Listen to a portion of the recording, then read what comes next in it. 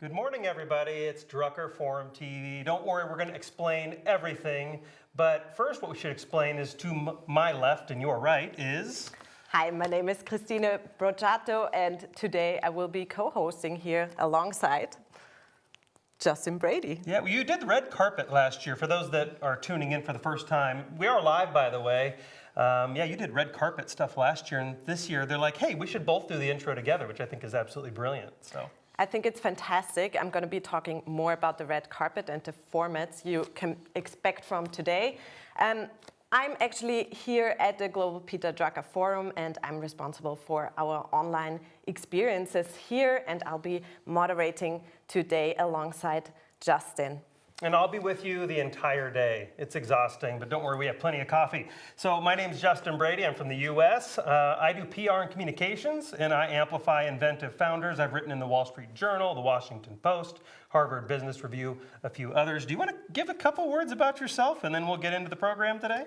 Yes, of course. I would love to. Justin really wants to hear about my background. So as I mentioned, I'm responsible for the online experience at the Drucker Forum. I've been with the forum for a few years now, and it's been a really interesting experience to see how the forum has developed over the years. We're doing this Drucker Forum TV for a few years now.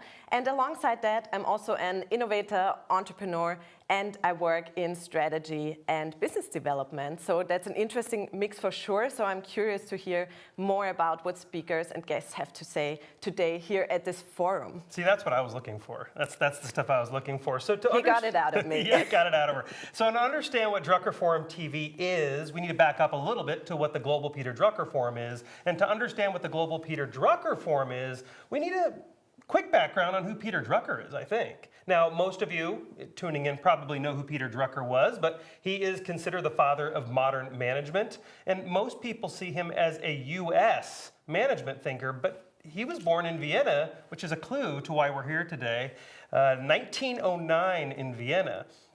That was still when the city was like a vibrant city center, and kind of the monarchy was still around, if you remember that. Drucker began his career as a journalist and moved to London in 1933, where he found work as a trainee at an insurance company, and then became a chief economist of a private bank. And by 1937, Drucker had come to the USA, where he worked first as a freelance journalist, chiefly for Harper's and the Washington Post. Isn't that weird?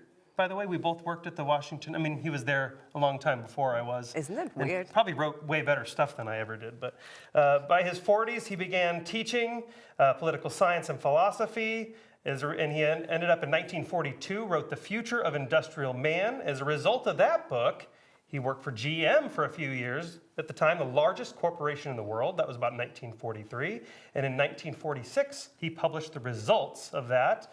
Now that brings us to the 15th year of the Global Peter Drucker Forum. Richard and Ilse Straub created this thing when on his 100-year birthday, they realized absolutely nothing was happening to honor the legacy of Peter Drucker.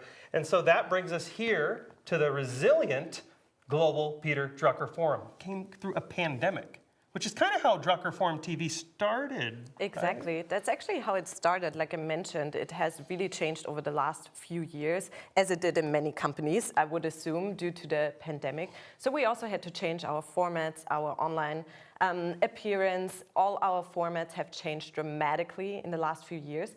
And this is actually why we are here today streaming live for you for the Drucker Forum TV.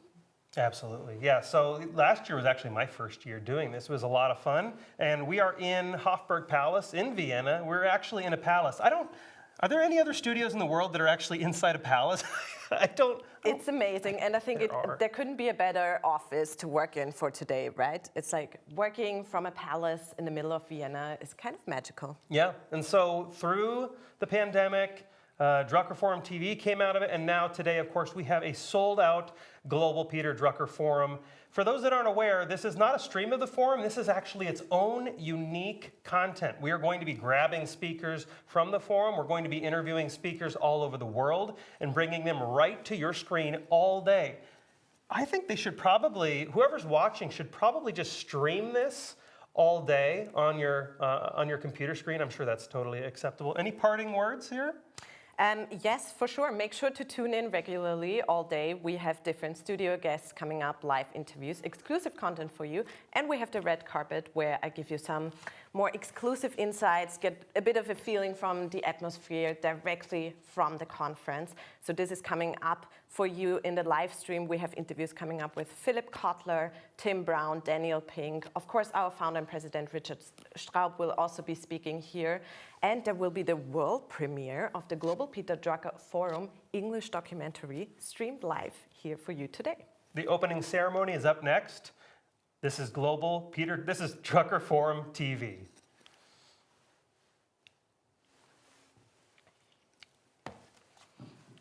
Great, thank you. Thank you. Thank you. Went over a little bit. Yes. I talk you over a little bit.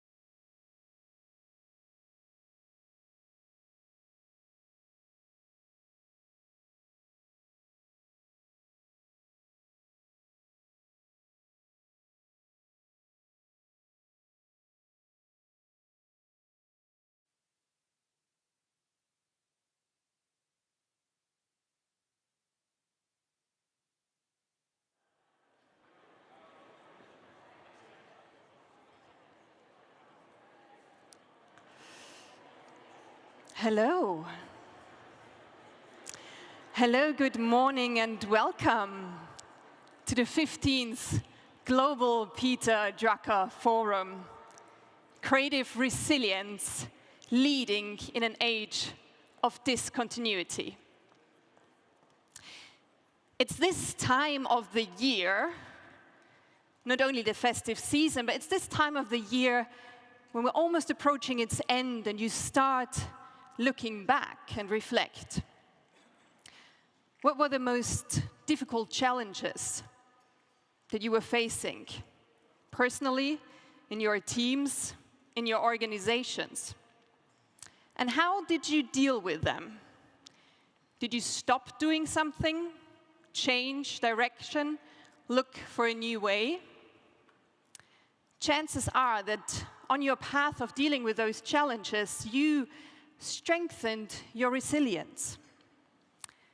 And chances are that you found that in this rapidly changing, ever so complex world, we will not solve our problems with the same mindset that created them. In order to find new ways forward, we have to strengthen our creative resilience.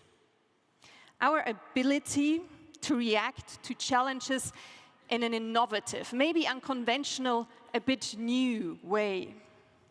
So that when in a few weeks the year comes to an end and you stop looking back and start looking forward to the new year, we will be able to envision new paths that will help us to navigate through this age of discontinuity. Ladies and gentlemen, my name is Katharina. It is my great pleasure to welcome you for the third time as the chair of the Drucker Forum here in the beautiful Hofburg in Vienna. And just to double check, who's been to the Drucker Forum before? A lot of people. Who's here for the first time? Oh, wow. Ooh, amazing. Good to have you. I hope we're going to make a good first impression on all of you. Well, to the ones who've been here before, you might be aware that we have a bit of a ritual on how we start our conferences and how we actually arrive in a space consciously. And that helps us to actually increase our attention span, memorize things better, and in the end, make our time more worthwhile. And the way how we do that is we first remember we've got a body who's here now for 2 days in those beautiful halls, and maybe we just start to slowly roll our shoulders a bit and just activate the body so we don't forget about it in the upcoming 2 days. And if you're a bit more brave, you can also start stretching a bit without hitting any of your neighbors. Can be a nice icebreaker though, so could be beneficial. All right, just kind of activate that a bit. And as we're at the body, it might also be good to just take a moment to focus on our breath.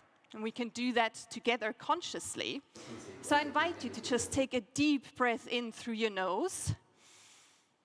And then for a second, just hold your breath and give your lungs a really good oxygen boost before you breathe out through your mouth, a bit longer than you did the breath in. And we just repeat that once more. We breathe in, we hold it, and we breathe out again.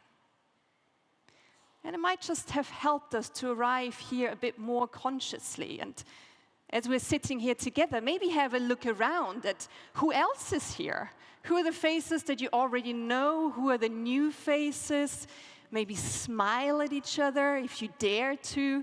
Look at each other for one moment long enough that it gets awkward, because this is also the moment when you start connecting with each other. Right. Which does not mean you can already talk to each other. You will have a lot of time to do that in just a second. But maybe let's just have another look of who's actually in the room. Who are the people who live in Vienna? Wonderful. Look out for them. These are the city guides. Okay. Who are the ones who live in Austria? Oh, not too many. These are the ones that can help you with the weird German that we speak here. All right. Who are the ones who are coming from Europe in general? Yes, quite a lot. Anyone who's made his way from outside Europe? Wonderful. Thank you for making your way. The ones in the backs, like, yeah, we haven't found our way to the front yet. It's great to have all of you here, and just to give you a few more informations.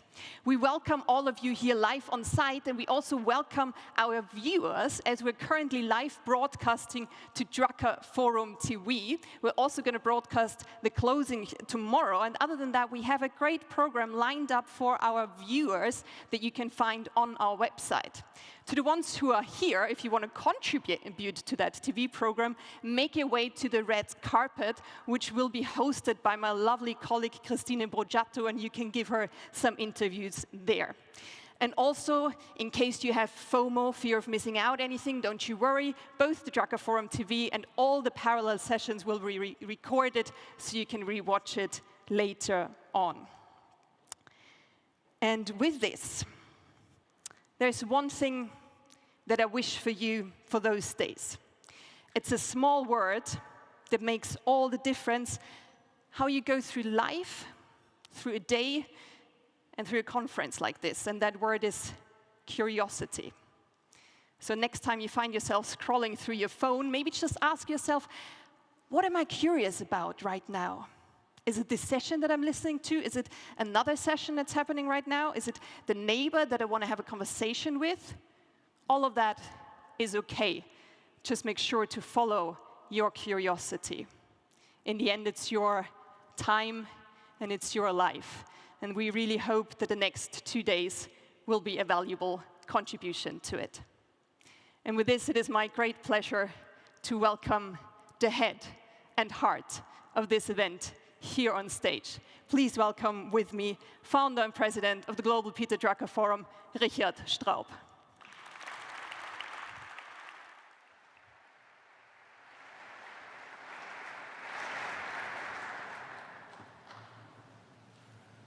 Good morning, ladies and gentlemen.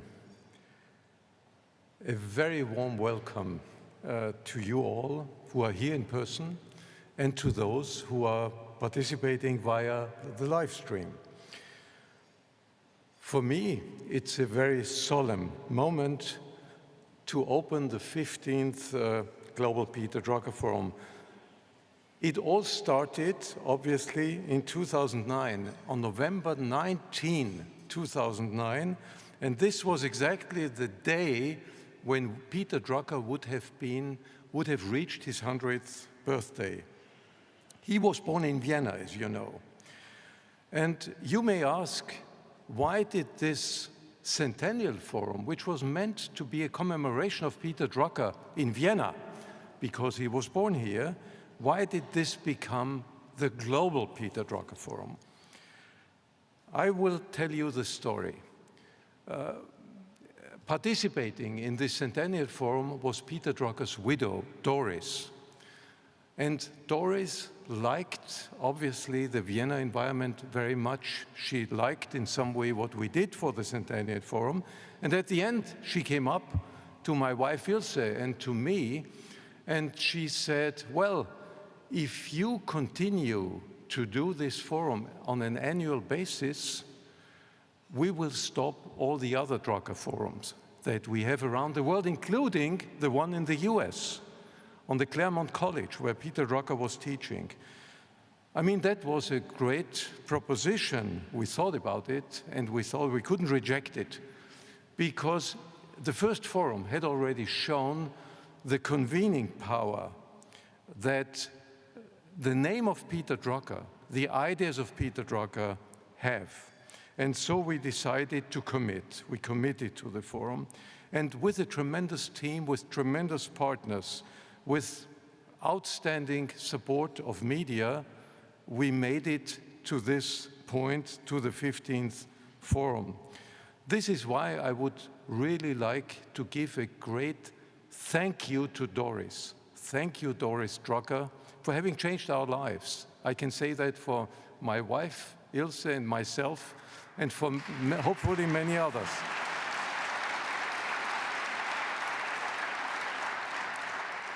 Doris was also a friend and mentor during several years. She lived until she was 103 years old. And she said, don't drive the forum just as a commemoration of Peter Drucker, as an archive, as a museum. Stand on his shoulders and look to the future and what's required in the time ahead. And so we took this to heart. And I would only like to announce that at the very end of this forum, I plan to make a major announcement for the next years. We are now looking to the 20th forum, and we have something which gives us a guideline how we move to the 20th forum. So please join us also for the closing session, and that's the second session, by the way, that will be live streamed. So also those on live stream will have an opportunity to be part of this announcement.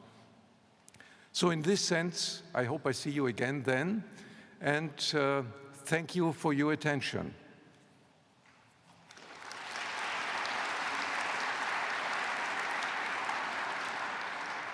It is now my great pleasure to invite our guest of honor on stage, His Excellency Jaideep Mazumdar, who is the ambassador of India to Austria.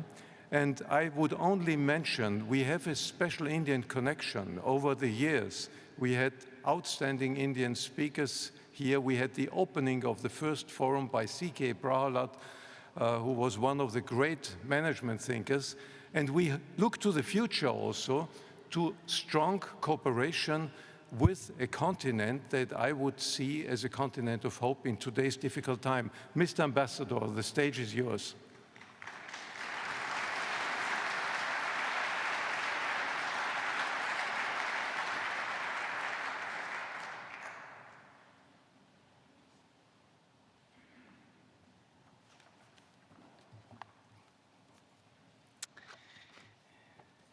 Thank you very much, Mr. Straub. Namaste and good morning to you all. I am very privileged to be addressing the 15th Peter Drucker Forum, although I am not sure how qualified I am to do so. Apart from the fact that I do have an MBA, for whatever that is worth, and the fact that Drucker spoke of people-centric management.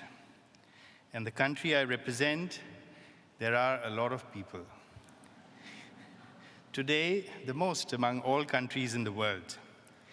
And to speak before this galaxy of corporate and thought leaders is daunting indeed. I am told I have 5 minutes to speak on Peter Drucker and on India. This too is a daunting proposition. But let me try. My friend Uni Krishnan tells me that Peter Drucker was prescient about India. He apparently said as early as 2003 that India is fast becoming a knowledge powerhouse. I tested ChatGPT to find out all that Peter Drucker said about India and failed to elicit anything. It appears that one still has to read books, and that is a good thing. On a more serious note, it is true that India is fast growing and Indians have always been innovative, but let us see how we seek to do things differently. Take the example of the digital revolution. Digital India is growing at a phenomenal pace, and this growth dividend is not geared for the benefit of only the shareholders of a few mega corporations of the digital world. The digital public infrastructure that has been put in place is an open source infrastructure designed to liberate the creative energies of the Indian people. With a median age of 29 years and an internet user base of 700 million, it is in every sense a young democracy of the digital world. And this infrastructure is of the people, by the people, and for the people. This infrastructure not only provides direct services to citizens, eliminating, to put it politely, rent-seeking, but has resulted in creating the third largest startup environment in the world with over 110 unicorns valued at $330 billion, many of them based on this infrastructure. We are offering this open source digital platform to all countries that seek to have it, because we believe that the digital world, much like the real world, should belong to the people. And that is why even our cell phone companies in India offer data at a few cents a gigabyte. So when we talk of the world of tomorrow, it will increasingly be a digital world, one where artificial intelligence permeates every aspect of life, and hence the concerns and the attempts to develop national policies governing AI. The overwhelming consideration in the governance of AI has to be AI in the service of humanity. God forbid it is the other way around. And what about the individual? Drucker said that success in this knowledge economy comes to those who know themselves, their strengths, their values, and how best they perform. This also happens to be the essence of Indian philosophy and practice. Know thyself, look within you. This is essentially what Indian philosophy and practices of yoga and meditation offer. Pandemics and human conflicts reinforce our ancient Indian belief that we live in an interconnected and interdependent world. It is impossible today to think of safety, security, and prosperity in isolation.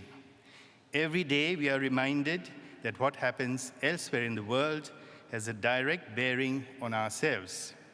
And in managing today's world, this belief is captured in the ancient Sanskrit expression, Vasudhaiva Kutumbakam. The world is one family. And from this sprang the theme for India's presidency of the G20 this year. One Earth, one family, one future. To this end, we successfully lobbied to bring the African Union to the G20 table and to espouse the causes of the Global South.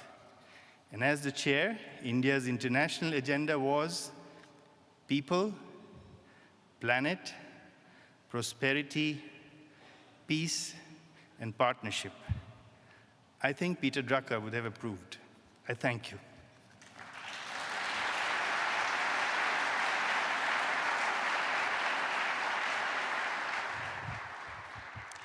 Thank you so much, Ambassador. Thank you so much, Richard, for opening this up. As you said, we can't think about challenges in isolation, and also at the Drucker Forum, we're very happy to have a large community of partners and sponsors. We want to say thank you to our strategic partners as well. Please give it up for our partners.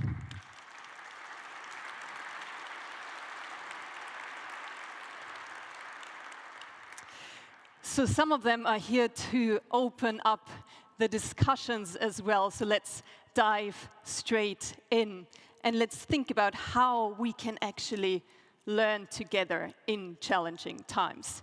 And in order to do so, it is my great pleasure to welcome on stage the moderator and the panelists of the first session. Please welcome with me the Chief Academic Officer and Professor at Halt International Business School and also a dear board member of the Global Peter Drucker Forum. Welcome Johan Roos and his panelists.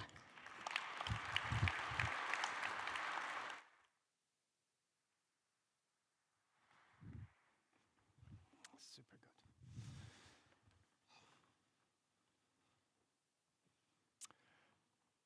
Creative resilience, leading in an age of discontinuity. What a wonderful phrase. What a grand phrase. Almost as grand as this beautiful room, in this beautiful building, in this beautiful city. And almost as beautiful as you are, participants and viewers from all over the world. We are here to discuss and to learn. I'm your moderator, and I am a professor, but I am a leader with all the scars you get from driving change in various organizations. And leading in an age of discontinuity is for all of us these days. I really appreciate the warm words from His Excellency, the Indian ambassadors, about the world being a family.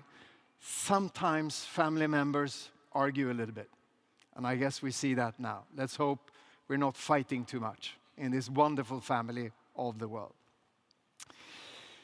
Every word of our forum matters. Forum theme Metaverse. This beautiful and a little bit scary theme. To understand something, sometimes we have to look at the opposite. So what would be the opposite of this grand theme of this forum? Static conformity, following in the era of stability. How many of you would have signed up for that forum? Hands up. Not even one person? That's fantastic.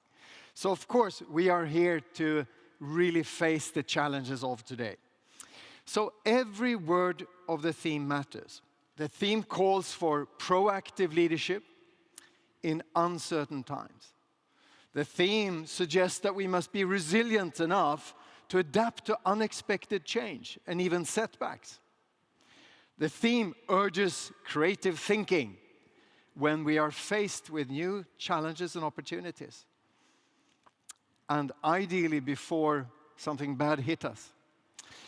So, we have gathered here today and tomorrow to learn from each other and also to be inspired by great speakers. And to kick off the discussion in this panel, I have with me four amazing speakers who are all leaders in these uncertain times, in these discontinuities. So, first of all, we have to my left here, Johnny Taylor, the CEO of the Society of Human Resource Management, a global organization with no less than 350,000 member organizations all over the world. During his time as a lawyer, he told me, he used to deal with problems and the people causing the problems. That made him shift into a career in HR, where he really is thriving at developing people and organizations. He's also the author of a national US bestseller called Reset. Interestingly enough, the subtitle is A Leader's Guide to the Work in the Age of Upheaval. He will talk about how AI displacement is really reshaping the labor landscape globally. Next, we have Alex, who's sitting over there. Alex Adamopoulos, CEO of Emergent. He spent his career in professional service companies, and he's worked in management consulting for a very, very long time. I'm sure also collecting some scar tissue from projects.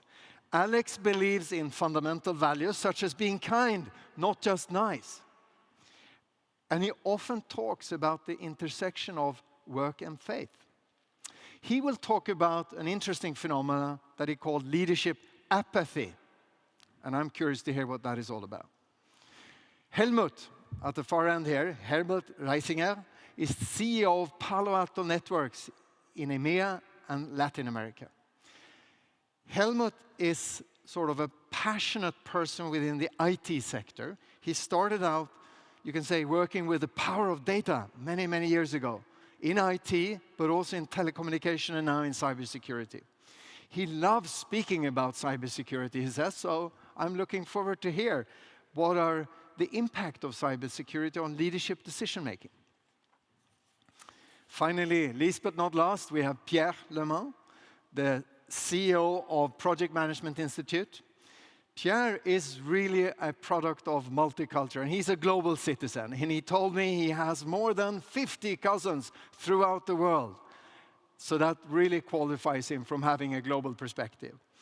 And he is a real big proponent of what we call purpose-driven leadership and data-driven decision-making and operational excellence. And he will talk a little bit about strategy and resilience. And we will do this in two parts. I've invited them to each present for 6-7 minutes to give us something on these topics. And then we will sit down again, metaphorically, and talk about a few of these issues that cuts across what you've talked about. That's the idea. And this brings us to our first speaker, Johnny. So in this world of rapidly transforming technology, including, of course, AI, the workforce, we here face a lot of challenges and opportunities. How is AI reshaping the labor landscape? And what does this mean for our capacity of resilience? And the floor is yours, Johnny, but you're welcome to say a few words about SHRM, should you want to do that as well. Well, in the interest of, thank you. Thank you for inviting me. Thank you, Richard, and your wonderful wife for convening such an amazing event. SHRM is the world's largest HR profession. We have 300,000 plus members around the globe in 165 countries. Although we're headquartered in Washington, D.C., where I live, and my team members have joined us. We have offices in India, Mr. Ambassador, we were just there for the B20, and Dubai, and around the world, globally. And so it's a great honor to be able to spend just a few moments, and I'll cede some of my time to my colleagues to talk about a topic that, frankly, you'd have to have your head in the sand not to think of, and this is AI. I think it's quite fortuitous that today is November 30th, 2023, which is the 1-year anniversary of the introduction of ChatGPT.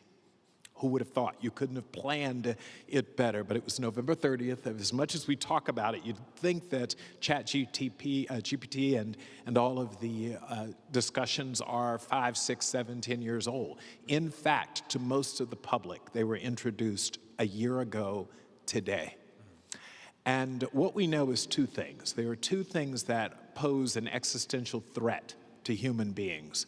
One is a threat to their lives, and COVID presented that to us in March of 2020. The other threat, existentially to human beings, is a threat to their livelihoods. So lives and livelihoods. And what we've begun to see is so far, ChatGPT, generative AI, and all of these new technologies are being perceived by the worker community as a threat to their livelihoods.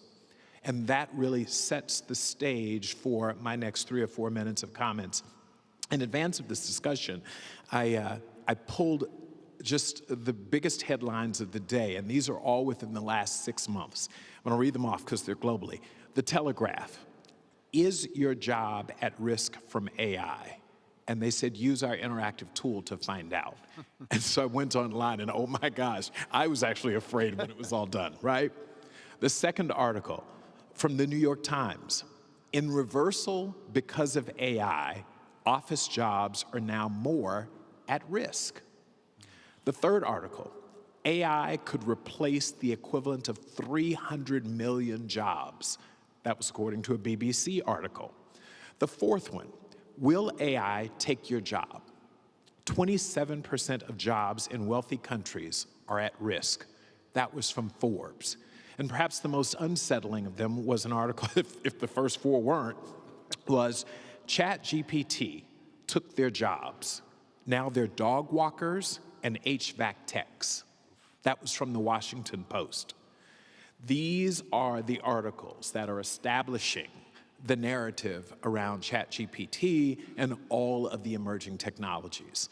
Understandably, human beings, the worker community, are struggling with this idea. On one hand, there's an appreciation for what these technologies can do to make us more productive, more efficient, better at everything that we do. But ultimately, if human beings believe that the goal is to replace their ability to earn a living, to provide for their families, to enjoy the dignity of work, then there will be a tension, and we are experiencing it right now.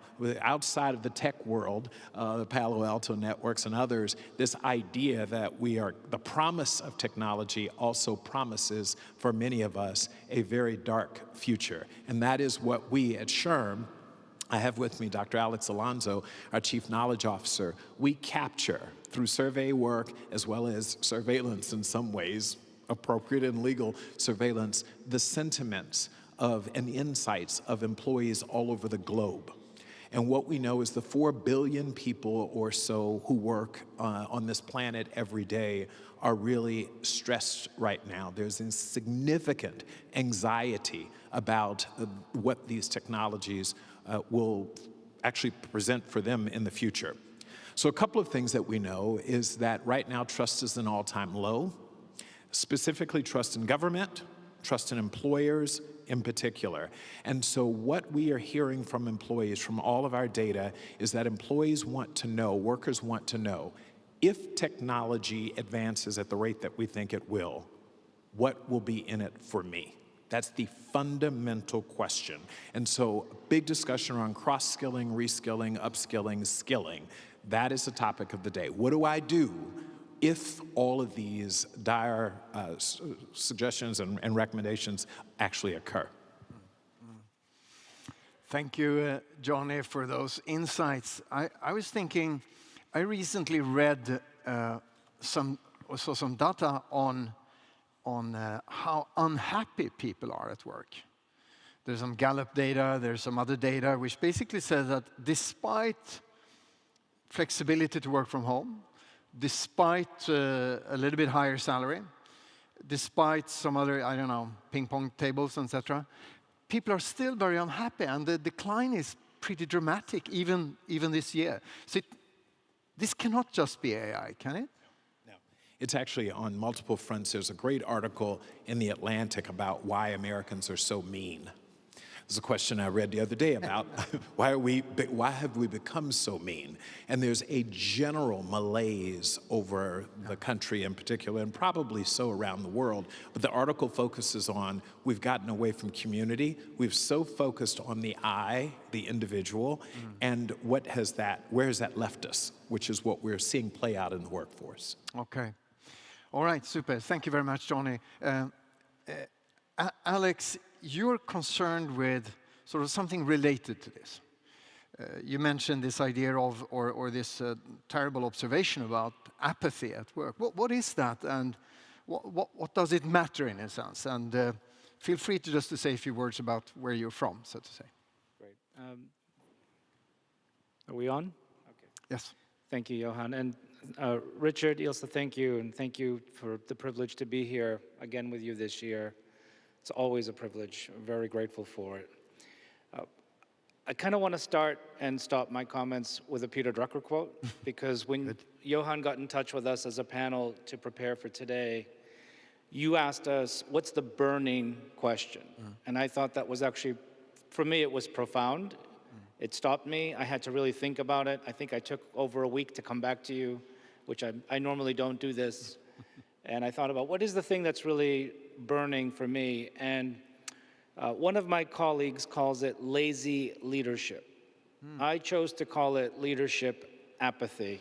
I want to be a little bit more forgiving because, you know, as a leader and a manager, I think this is something that is still a challenge for us, especially for the reasons Johnny also just shared. The first thing that came to mind was something that Drucker said about managers. First of all, management is a practice. And he said managers are the most expensive resource in most organizations, and the one that depreciates the fastest. It needs the most constant replenishment. Now, in these days, that could sound fairly harsh. It almost removes the human element from being a manager. But the reality is, it fits in perfectly with one of the Global Peter Drucker Forum themes we had a few years back around performance matters. And one of the things that I see, and one of the things that keeps coming up in our world, so for us, you know, just a side note on Emergent, our main business for the last 15 years is very simple. We teach companies how to run their change and transformation programs, how to do it themselves. It's a bit unorthodox, but we teach them how to do it well. And we teach them how to do it through upskilling, through reskilling, through process, and giving them the tools they need to do that. But for the same reasons we do it for them, we also have the same challenges ourselves. And I see this with my colleagues in business. So the last 42 months have been a series of black swan events for many of us. And they don't seem to be slowing down. And I think it's made a lot of us weary and has made many of us reconsider what the world of work looks like. And if you are in a position where you have the responsibility to lead or manage other people, it's become even tougher. But one of the things that I think I've noticed, even when bringing new people into an organization, their needs have changed. They want something different. They expect other things than maybe they would have expected a few years ago. But I also think this can be a trap for leaders. I think part of it is that we tend to put the responsibility and the challenge at the feet of the employee. But really, it sits with us. It sits with us first to kind of set the conditions for success. And this is what I mean by leadership apathy. If I explain this a little further, I'd say to you, so I'm a student and a fan of history. I love literature, even ancient literature. So I came across a proverb that's 3,000 years old that I thought was suitable for this conversation. The proverb says, trustworthy employees refresh like snow in summer, and they revive the spirit of their employer. I thought, gee, that's pretty profound, right? People have been discussing this for generations, even thousands of years, on how we actually get the best out of people and how we build trust in an organization. So I do think the word trust is important here. I do think one of the questions is, how do we get to a place of trust? Because if you look at this word, trustworthy, in this proverb, it actually speaks of someone who's stable, dependable, and has control of their work. What a thing for us to think about, right? Now, that's the employee and the manager responsibility. We should expect our teams to be stable, dependable, and have control of the work. We pay people well, all of us. We bring in people we believe will change our organizations, do quality work, help us become better people inside our businesses. And that is the responsibility we all have. But it is something that goes both ways. The second aspect, though, that I think conveys the apathy part for leaders is there are building blocks of trust that we have as leaders that sometimes I think get missed. So I really am a strong believer in fundamentals, in basics.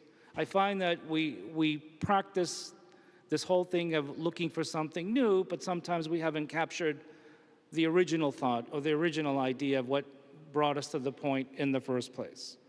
So one of the things that I think about here for leadership apathy is setting expectations. I think the whole idea around expectations is still largely missed in the role of a leader. I'll tell you a quick story about expectations. So I was having dinner with a really good friend and business colleague who happens to be the CEO of one of the largest banks in the world. And he said to me, as he was asking me about what I'd be speaking of at the forum, he said, that's interesting because last Thursday I was in my company's cafeteria getting a coffee and a group of employees walked by me and said, hey, see you next week, have a great weekend. And I thought, it's Thursday. So he said he went home and he really thought about why he had a reaction to that because people were working remote. They were in a hybrid situation. But the way that they said to him, see you next week, have a great weekend, conveyed to him that maybe expectations hadn't been communicated. And I think one of the aspects of this is that many organizations and many people in them have not been explicit about what they want others to do. And we're getting to a place where some research recently I saw from KPMG, they put out a report recently, they said 60% of bosses expect to see a full return to the office by 2026. In fact, most of the CEOs interviewed for this article said they were considering tying pay or promotions to days spent in the office. So lots to think about when we think about apathy. Super, very interesting, Alex. I think it was in the Atlantic article you referred to, but also there was a notion of like the honeymoon is over. And they meant that usually when we want to, what should we say, boost energy in the organization or in the team, we look for fresh blood, right? To also, there's only so much you can do sometimes with the team, and then you'd like to have some new, there should be some attrition and so forth. But they said that a study they made, they said that new hires do not have the same effect anymore. That there's a sort of a very quick deterioration of that energy level of that. I just want a quick comment on that. And also I was sort of in conjunction with this, I was recently with a very senior group of executives, and we had a conversation about management and so forth, and I was struck by the sense of negativity. Like there were not a lot of optimism and so forth in this. So do you think this is becoming a norm, this, what should we call it, indifference, a state of indifference, non-excitement, less motivation? Is that becoming a norm, or what's going on? I think to Johnny's earlier point, people are tired, and I don't know if it's becoming a norm because it's indifference as much as it's people don't know what to do with it. And I think this is the same for managers. I think managers who struggled managing when we were in the office have found it incredibly more challenging in a hybrid or remote setting because it's really hard to build personal and professional productivity when you're just at a distance. Yeah. All right. Thank you, Alex. We're talking about some threats here and some uncertainty as well. And Helmut, you're in the thick of it, so to say. and cybersecurity is, of course, an arena where leadership decisions have immediate and critical impacts. And the chairman of the board of HALT International Business School is in cybersecurity. And every time then he really scares me with the stories he's telling.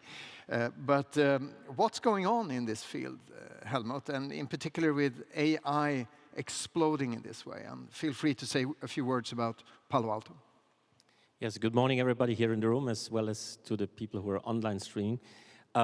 First of all, I tried to link AI plus the topic on trust, and I would agree there is so much negativity around in the world, and I would only say that optimists in general have a happier life. So we should take stock of that. And for cybersecurity, talking about creative resilience, which is the theme here, if I may start with what Peter Drucker as well was saying, it's not good enough to do things right.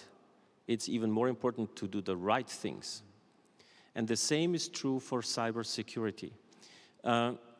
Today in the world that is more and more digitizing, I think there is no resilience if you are not cyber resilient. And this is not only a technical question, that's also a human question. Because trust, Alex just talked about trust, is at stake. And I'm facing and I'm interfacing with a lot of organizations or enterprises who face such a moment of truth, which is that they are breached and suddenly, just before a weekend, their whole factories are down. Now, what's going on in this space? In this space of AI, let me share with you that Palo Alto Networks, who is the #1 in cybersecurity around the world, it's a very fragmented market. We have not started 1 year ago to talk about cybersecurity, to talk about AI, because ChatGPT was born. We have been doing machine learning, now it's called AI, for more than 8 years, and they're embedded in our products. And AI, indeed, is an accelerator of the threat landscape. If we look first to the bad side, and then we come to the good side. On the bad side, what it means, you can create code with malicious intent much faster. You can replicate it much faster. Second theme, you can drive an even more and accelerated social engineering, which is the way how to enter into enterprises. Now, if we look what is happening in the scene, just in 2021, so it's only 2.5 years back, on average, the time between there was an infiltration into a company and then something was exfiltrated, whether it's your identity, whether it's your know-how of an enterprise, was about 44 days. This year, it's only 5 days. So it's going down. And we are seeing now the latest attacks, it takes only a few hours. On the other hand, you have regulatory requirements. In the United States, the SEC, Stock Exchange Commission, will put in force a ruling as of December this year that any organization listed in the United States needs to report on material incidents within 4 days. You cannot handle this if you only know 15 days later. So what we are saying is, and what we are offering is, you need to be resilient, or you have to be resilient. You can only be it if you have real-time cybersecurity capabilities, real-time. And second, it needs to be autonomous, highly automated. And with this, we can produce outcomes in a phase where we have about 70,000 customers around the world, and we detect every day 1.5 million new attacks that have not been there before. 1.5 million. We as human beings, as great as we are, and as bright as we might be, will never be able to correlate all this and to tackle it. But we provide an outcome which is 10-second mean time to detect and 1 minute mean time to remediate. And the threat landscape, therefore, is accelerated by AI. On the other hand, AI is the solution. And here is the positive side, if I may link this back to Johnny. AI is not only, it can be a threat to jobs, but it can be an enrichment to jobs if, for example, we are missing in the Western world round about 5 million cybersecurity experts. And the HR professionals in this room know they are hard to find, these competences. And it takes time to build. On the other hand, if we make sure that those cyber operations center experts have time to focus on the essential, again, not only do the things right, but do the right things, focus on the essentials, then it's an enrichment for the jobs. And we see that some of the security operations center staff, They are tired, if I take your word, Alex, and they are looking for to have this support. And the tool sets across network security, cloud security, and security operations center are there to enable that. So AI, threat, an enabler, but also part of the solution. I very much appreciate your balanced view on this, Helmut, but you paint a scary picture. You know, a little bit of reminds me of Terminator 3, a little bit. But how do we ensure that, in a sense, that these advances, these extraordinary and accelerating exponential advances, really brings out the best of us, best in us, rather than that we run by sort of we create a dystopian society where we run by algorithms who will know more about us than ourselves, which is very possible with all the sensors and everything, right? Any thought on the more... You need to have good cybersecurity telemetry data. Then you can handle and then you can protect the digital assets. If you go to the Ukraine, if you go to Baltics, close to Ukraine, you feel the pain, but you feel as well the imminent threat that is there. And I think what we need to do is just when I arrived here, I looked at this room here. If you read there upstairs, it says Viribus Unitis, which means together with the right forces. And this can be tactical forces, but also very skilled competences that we can drive that and protect the digital essentials. All right. Thank you very much, Helmut. And Pierre, you are working sort of in the PMI and engage a lot with companies and strategic thinking and strategic doing, so to say, and even planning and strategizing. So let's take this broader perspective on resilience. And how do you approach these challenges at, what should we call it, a strategic level, Pierre, particularly given your background? And feel free to say a few words about PMI, of course. Yeah, thank you. Good morning, everyone. PMI, in a nutshell, provides lifelong or career-long upskilling and reskilling to millions of people, of professionals who manage projects in all industries, in all countries.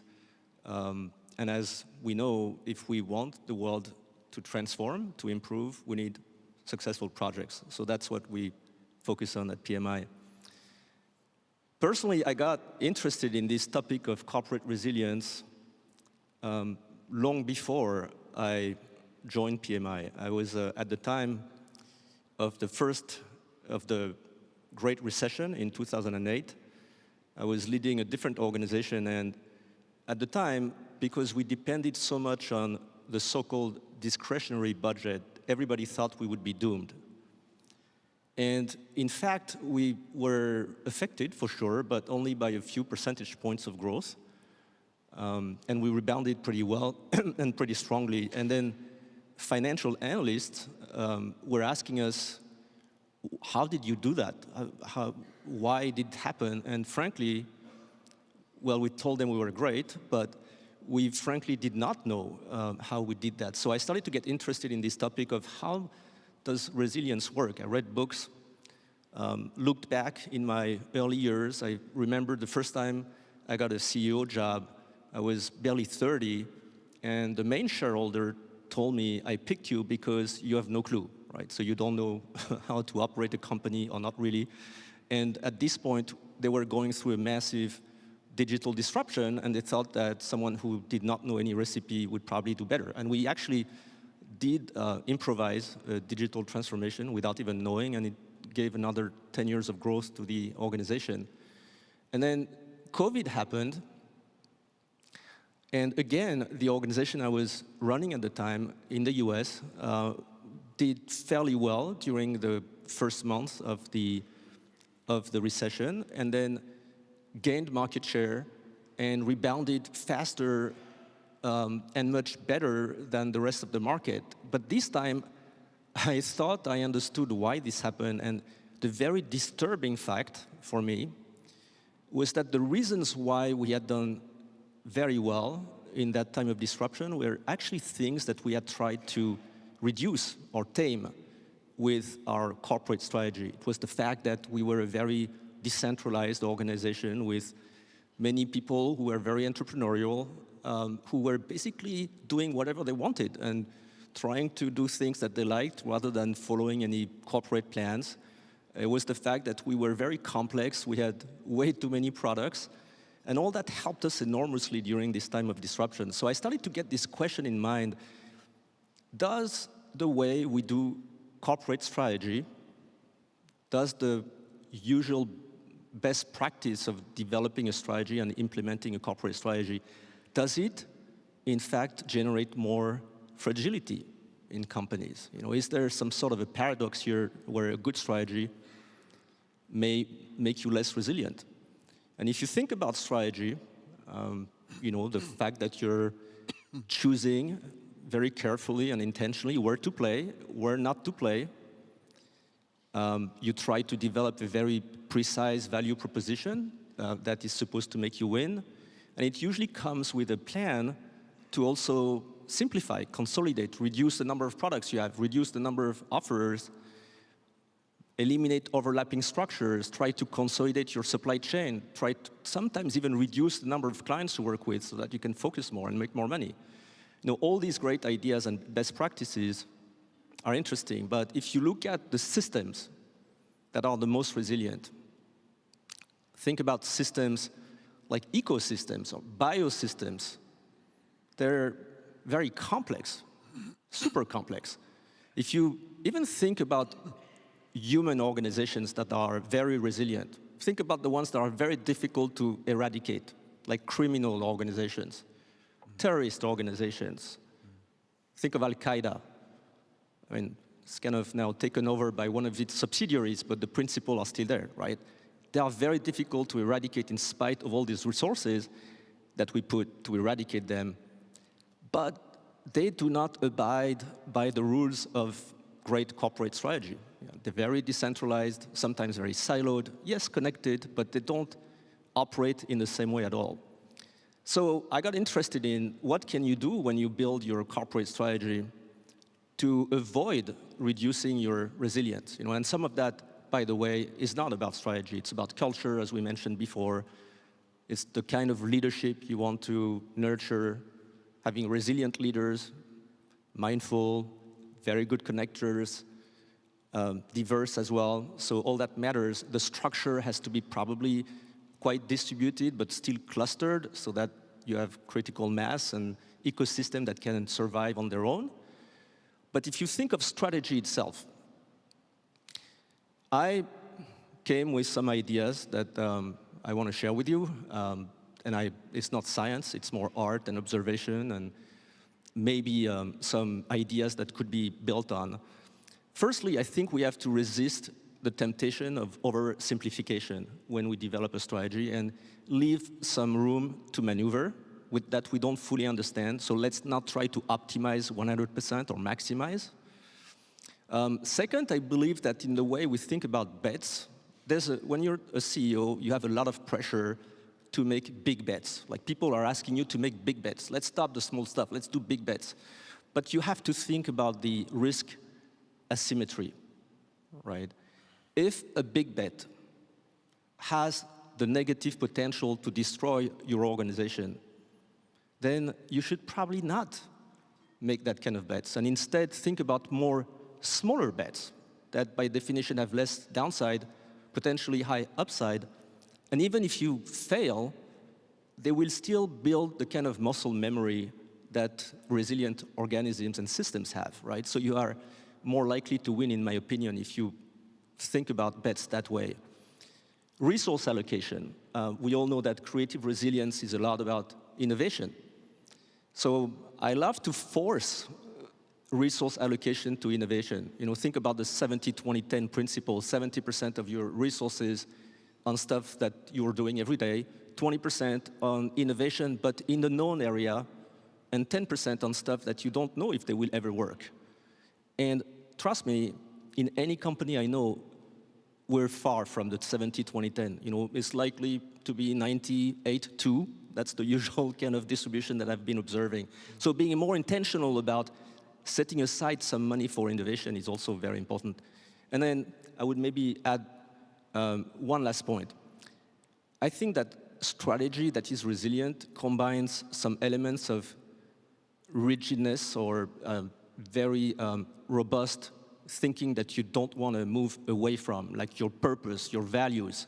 The rest should be more fluid, like we teach in project management, agility, right? This plans, actions can be iterative, can be incremental, can be fluid, but the values, the purpose are what will stay when the lights go off. And when the lights go off, your teams have to be able to operate without a clear direction, but know at least what is the beacon, how you behave through your values, what is the purpose of your organization, and then from there, when the light will switch on again, probably your organization will have made more progress than competition, and your goals will carry on. Okay, super interesting, because you're referring to examples of some terrible organizations, but there's actually quite some research on organizations that are extremely resilient, but more positive in a sense, like first responder organizations, even some military organizations, aircraft carriers. There's zero error margin for that.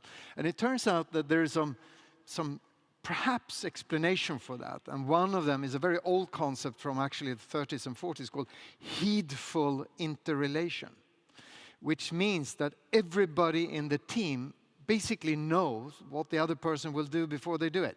Sort of super well-trained, almost anticipatory. Do you see that as also part of being more resilient in strategy making, that we try to kind of anticipate each other? Yeah, I think being very data-driven, like you mentioned that before, so in other words, understanding, having a lot of information that is shared is a critical element of building the right resilient organization and structure. I totally agree with that. But data is not just about the capability. It's also about the culture of accepting what the data says.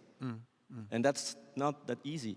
No. You can have a lot of data, but if you only believe data that says what you already thought, then that's not so useful. And this is a culture that you need to develop. All right. Thank you very much for your inputs. And I thought we'd now have some time for a few sort of different questions across the thing. And one of you mentioned Black Swan events, that there's so many Black Swan events happening right now. And I guess that's a feature of the age of discontinuity as well. As leaders of organizations, are you well prepared, but for the wrong things? So just to get your juices going a little bit. Anyone want to take that ball? Or? Mr. Black Swan. Mr. Black Swan. Mr. Black Swan. Are we well prepared for the wrong things? We see examples of that every day now. No, we're not well prepared. No, we're not. I think that's the point I'm trying to get across. Yeah. I think we want to believe we're prepared.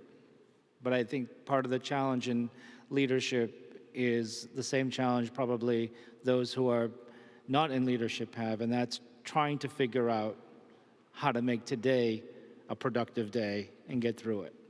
And I don't think being here and telling people we're prepared would be the right answer.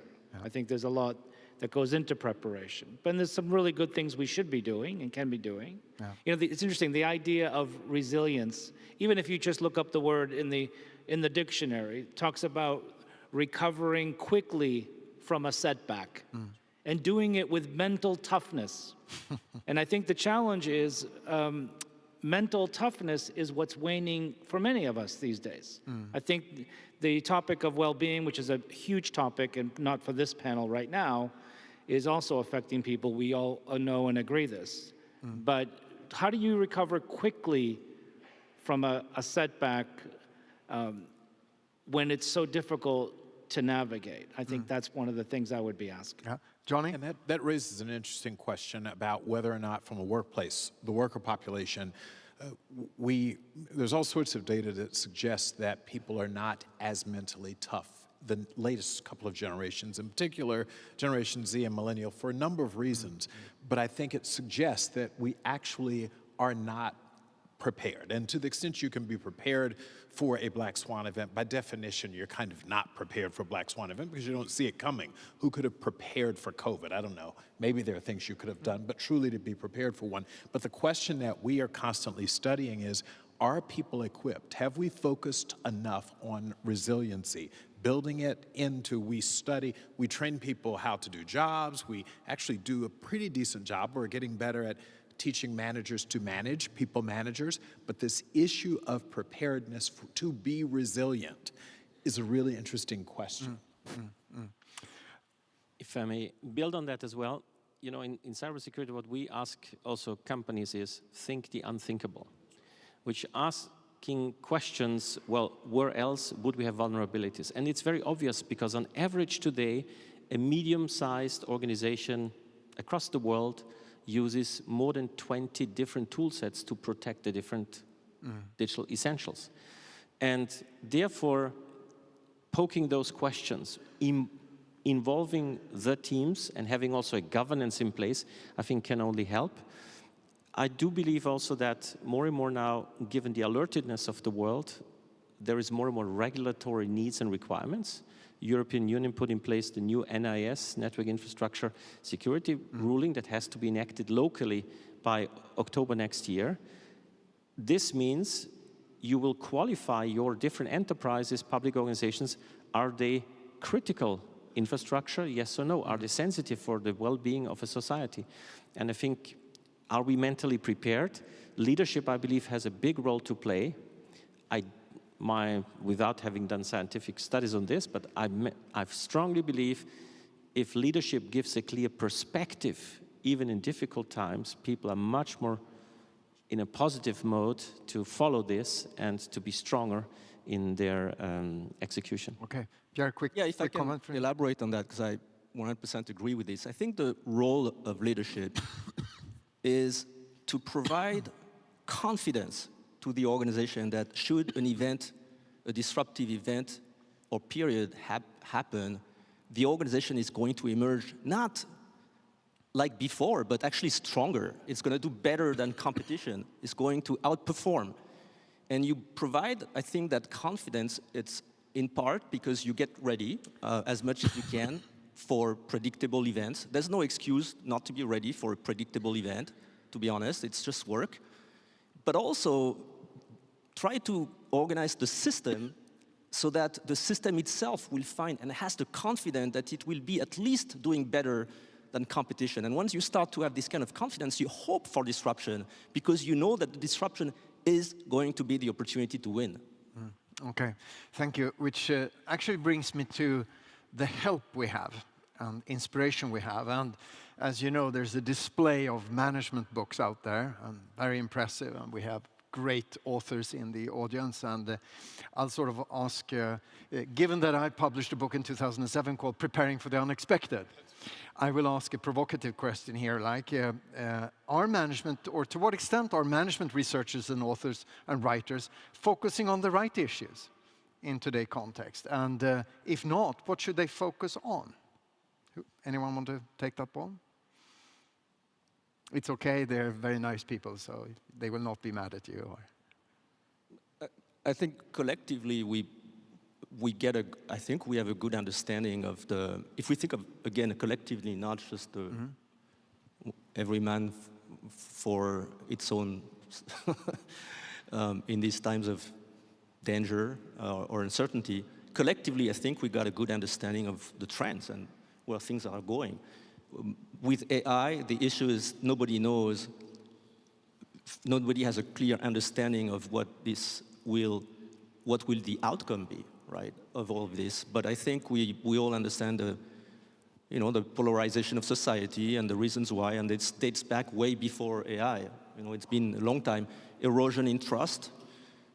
If you monitor trust in institutions, in the US, for instance, since 1960, it's been declining, right? So it's not a new phenomenon, this erosion of trust that, of course, is the bedrock of what we're seeing right now, decline in democracy and loss of faith in leadership. So I think we understand the context. Now the question is more, are we doing the right things now that we understand what's going on? That's a different story.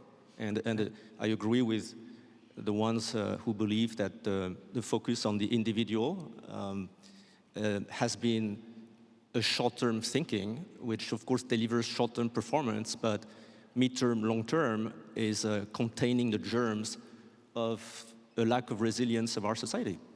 Alex? So are authors focusing on the right topics, yeah?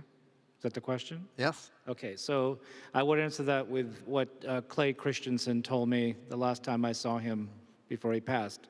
I had visited him in his office, and he said that, you know, at Harvard, we don't actually do much, and I don't actually do that much when it comes to all these things I write about. What I do is I go study the work of those who are in it and how they do it best. And I learn from them, and that helps me publish what I believe is really happening out there. And I thought what I took away from that is, if you're in the work and you know the work, then the book matters. Yeah.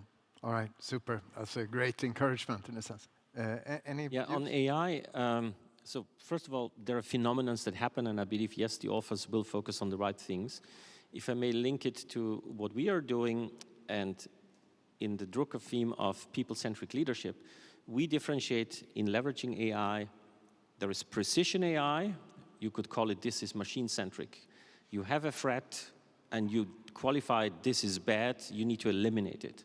So this has to be precise, and not to, oh, maybe, yes and no, could be, and so on, and not to avoid also those false positives, because they create a lot of noise, a lot of unneeded work for the people in your organization. So precision AI, but then there's the people-centric part, which we call, this is the ChatGPT kind of creative AI, which means supporting the experts in their daily life on how to do better protection of their organization.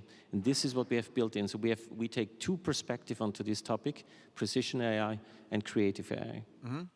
Johnny, your thoughts? No, I violently agree with what I've heard. I think the management writers of the day and thinkers here in the room are in the right place.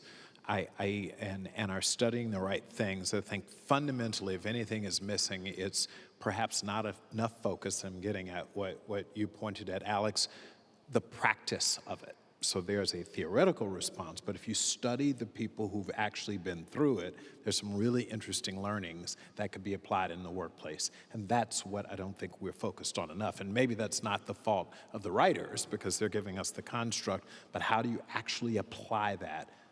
And their great experiences from organizations who've gone through these disruptive moments.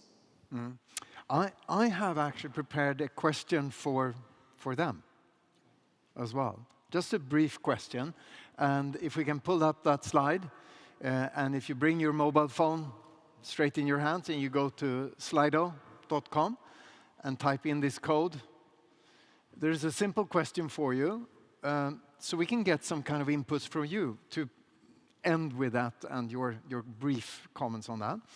And the question is basically, what are the top words or phrases that come to mind when you think about the forum theme? And it's not, remember now, it's not resilience, it's creative resilience, leading in the age of discontinuity. So that is the question for you. So the idea is to get a word cloud up here that I'd like to invite you to wrap it up with. So.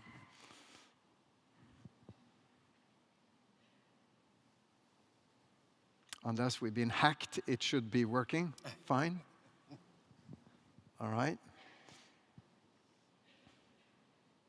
We give it another minute or so. And I will invite you for a quick 30 seconds ending.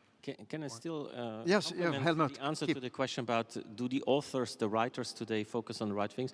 I would say yes, but what I would really encourage is be courageous as well to take an opposite opinion and to take an opposite stance. We are very mainstreamed, in my opinion, because there's so much wisdom floating around, but it's very mainstream. We need to have this good balance like in an enterprise. Then it's time. Then I can do the quick pitch, and that is, of course, to say, not a pitch, but actually compliment a great author that I think have done a fantastic job, and that's Joseph Heinrich, in his book about the weirdest people of the world.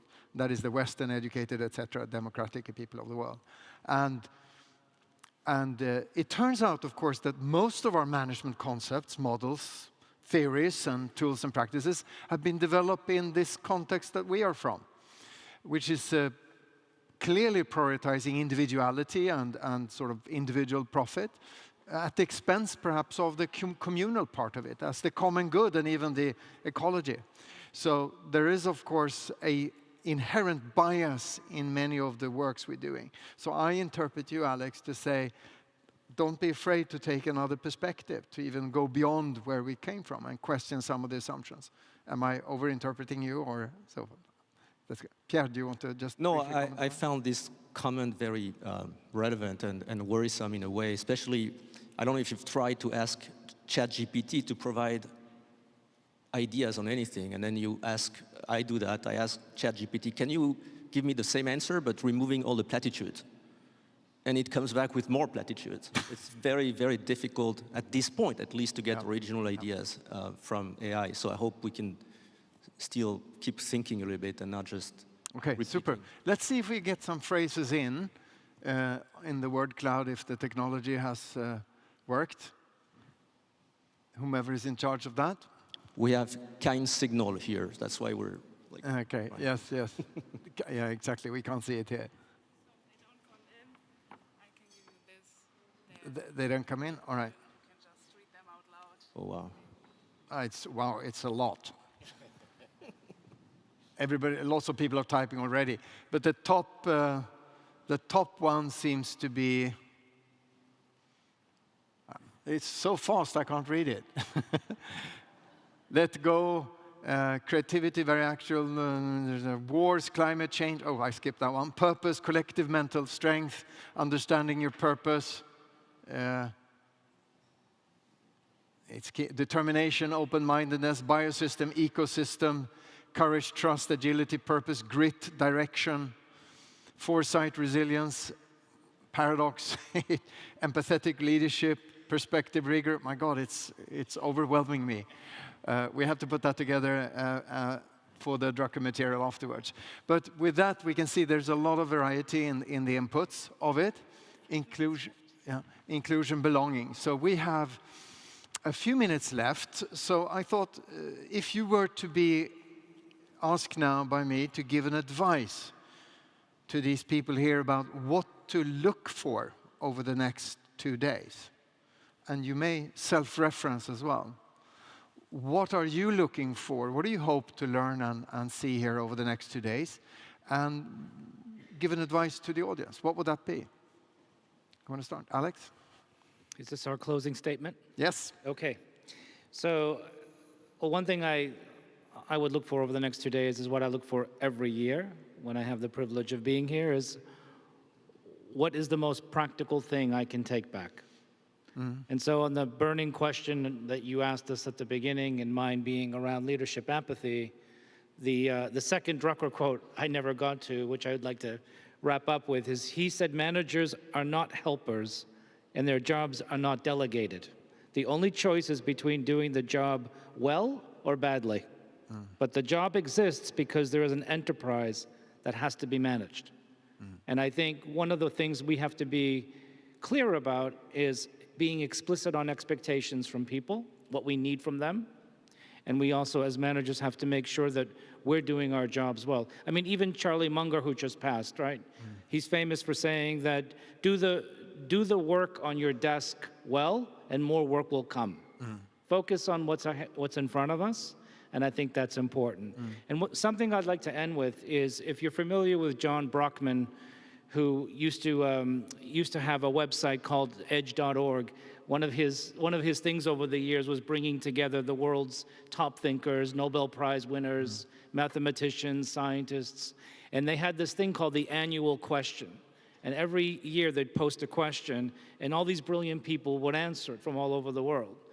They're not doing this anymore, but the last question they asked was, what is the last question? And if I could leave myself and everyone else with that today, I would say, why do you want to manage? Thank you. Helmut? No, I look very much forward over the next 2 days to learn from others how they have managed creatively to be resilient, because resilience can be in face of an external issue that has arrived, could be a black swan in the worst case, could be simply competitive moves and you need to preempt something else, but it could also be created within the organization, because maybe you discover the strategy is not working so well.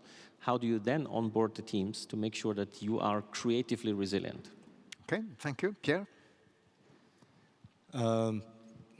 Like Charlie Munger, maybe, who used to say, I have nothing to add. You've already said the most important things. Maybe the only thing I want to add is resilience depends a lot on belonging and trust. There is research showing that rats that are isolated are way less resilient than the ones who are not. So this is an opportunity for us to create some connections. Some of them can be lasting.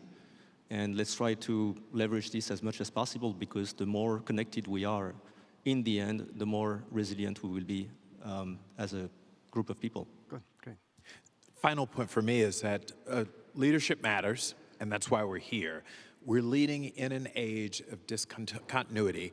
I remembered interviewing President George W. Bush just about 2 years ago, and I asked him his leadership secret in this environment where you are asked to lead a country when there are things over which you have no control and you don't know what's coming next. He was our leader during the 9/11 attacks, and he gave me the best leadership lesson. He said 2 words: project calm. And he said, that is the challenge of the leader, period, is you must project calm. We are all living through ourselves this age of discontinuity, but our employees are looking to us to give them confidence that things are going to be okay. Without that, we have no luck at all in leading the society to a better place on the other side of all of these Black Swan events. Thank you very much. So let's project some calm.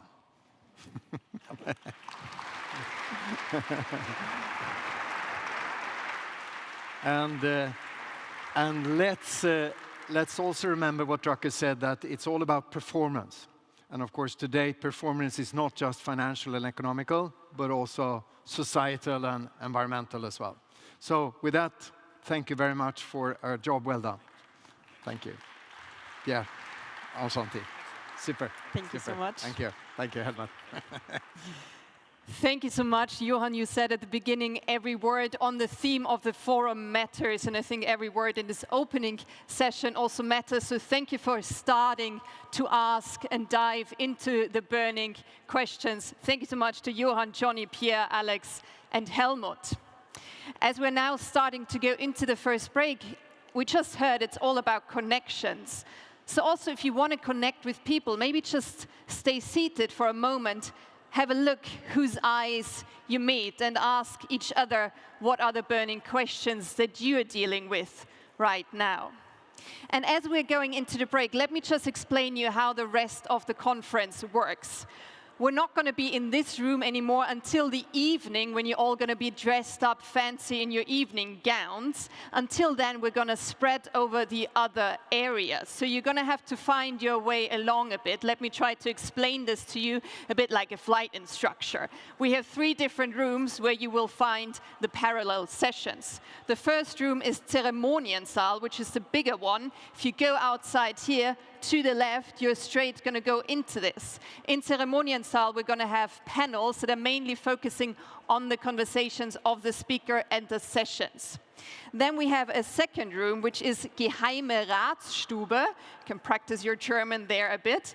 There are the more interactive sessions where you can also ask questions, and it will be hosted by my wonderful colleague, Eduardo Braun. You will find Geheime Ratsstube if you go outside, again, to the left, and then to the left again. No, I'm sorry, to the right. And then we have the third one, which is Wintergarten. And Wintergarten is the smallest venue. There it's really more intimate, exclusive, kind of 40 people with only 2 speakers. And you will find it if you go outside here to the left. You're watching Drucker Forum TV live across the world. You were just watching the opening ceremony, and that was, of course, Katharina Moser, the Master of Ceremony for Drucker Forum TV. She's pretty great, isn't she? So we're not going to be streaming the entire thing live. You do get a peek at panel 1, though. And panel 1 was Johan Roos, Chief Academic Officer and Professor of Huddle International Business School. Johnny Taylor, the CEO of SHRM. He'll be in the studio here momentarily. Pierre, the CEO of PMI. And Alex Adamopoulos, CEO of Emergen. And of course, Helmut Reisinger, CEO of Palo Alto, EMEA, and Latin America. And that was the opening ceremony. But like we said earlier, Drucker Forum TV is a bit different. We're offering you exclusive interviews and exclusive information that you're not going to find anywhere else. Actually, some of this is so exclusive, people at the forum aren't even going to see it. So we are live at Hofburg Palace in Vienna for Drucker Forum TV, and about a stone's throw away is the actual forum. And so today you can expect a lot of really fascinating content, like I said, that you're not going to see anywhere else. We have live interviews with high-profile guests and speakers here at the forum. We're going to bring in Daniel Pink. He's the #1 New York Times best-selling author, I think a few times over, of Drive and A Whole New Mind, which is one of my first, that's the first experience I had with Mr. Pink, was that book. And then, of course, his newer book, The Power of Regret. He'll be in the studio. Tim Brown of IDEO will also be here at 12:14. I should point out Daniel Pink will be here at 17:35. Of course, all of these times are local time in Vienna. Richard Straub, of course, the executive director of the Global Peter Drucker Forum, will be joining us today as well. And of course, Tiffani Bova, former SVP of Salesforce and the author of Growth IQ, and Christian Besson, author of Expand, will also be joining us. We're going to be showing highlights from previous years, red carpet interviews, and of course announcing the 2023 Global Peter Drucker Challenge winner. That's about 1,100 hours. But up next, Rebecca Kerr will be interviewing Johnny Taylor, the president and CEO of SHRM, on understanding the 3 key pillars of SHRM's strategy and emphasis on civility pillar. Why? Because given the increasing campus protests and the troubling trends of polarization in our societies, that's a very important topic. I will also be talking with Pierre, the CEO of the Project Management Institute. But right now, we're going to go to Christine Brigitte. She has some exclusive red carpet interviews with notable guests. This is Drucker Forum TV. Welcome directly from the 15th Global Peter Drucker Forum, streaming here live from the Vienna Hofburg Palace. What a beautiful place to be in today and tomorrow for this forum. Welcome to Drucker Forum TV. As I was explaining before, we have this red carpet format going on here at the forum, which, as you can see, is used to give you real glimpses and a really good feeling of the atmosphere here live from the forum. My name is Christine Brigitte, and I'm honored to be like some kind of a personal reporter from the forum to you. Today we have an awesome program lined up for you. We have many interviews going on in the studio as well as here on the red carpet with me. Maybe you can see in the background a few people are roaming around already. Our first panel just concluded. And we have another studio interview coming up in just a moment. Before that, I want to invite my first red carpet interview guest, actually, to my side. So, Christian Sarkar, if I may ask you to join me here. Hello, Christian. How are you doing? Great. It's great to be here, as usual, always. Wonderful. That's lovely to hear. Christian, you're here on the red carpet with me, and I would like to ask you about the conference theme. It's creative resilience. What does that mean in your organization at the Regenerative Marketing Institute? Sure. For us, it really means that, the times are so turbulent that we're in not just a poly-crisis world, but a perma-crisis world. So leaders have to step up way beyond the walls of their businesses, the walls of their institutions, the walls even of government, to really try to work together to solve these problems. And of course, Peter Drucker always inspires us in an age of turbulence to think new things and to step beyond our little boxes that we live in. Most definitely. And may I ask you, what do you do personally to keep up your resilience? Do you have any tips and tricks for us? I hang out with crazy people at the edge of the world, so Palermo, for example, or India, or Sri Lanka, or Texas, not that much.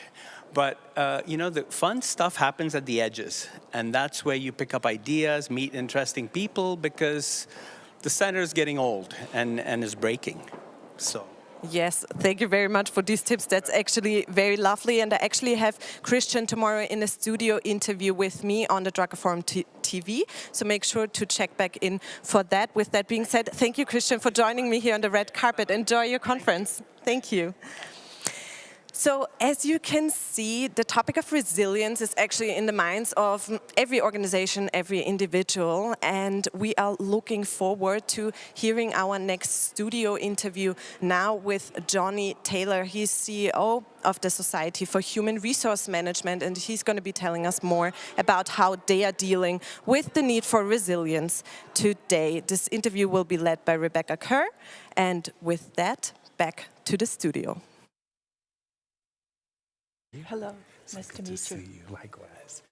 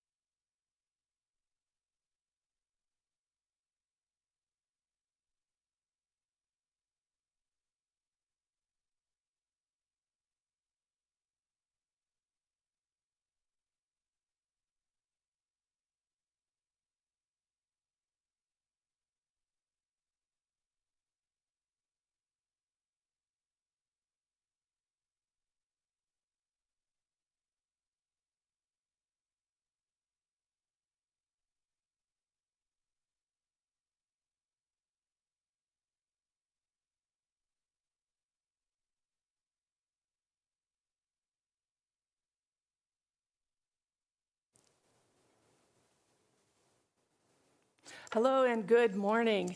I'm very fortunate today to have a chance to have a conversation with Johnny C. Taylor, the CEO and president of the Society for HR Managers, or SHRM, as I'm allowed to say. Yes. Yes, this is an organization that covers well over 300,000 HR leaders and 90% of the Fortune 500.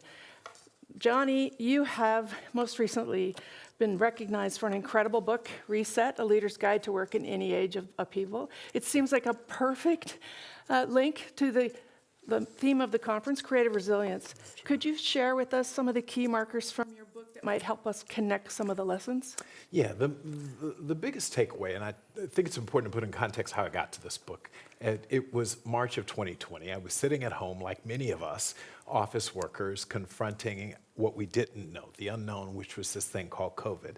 And working remotely, I decided that I was going to write a book, and the book was going to be called The Great Pause. Because if you recall at the time, we were told 21 days, 30 days, if you hunker down, we'll get back to normal. So I figured this is what life is like when you press the pause button, and then we start all over in 21 or 30 days. Well, fast forward 6 months into it, it was clear that we were not having a pause moment.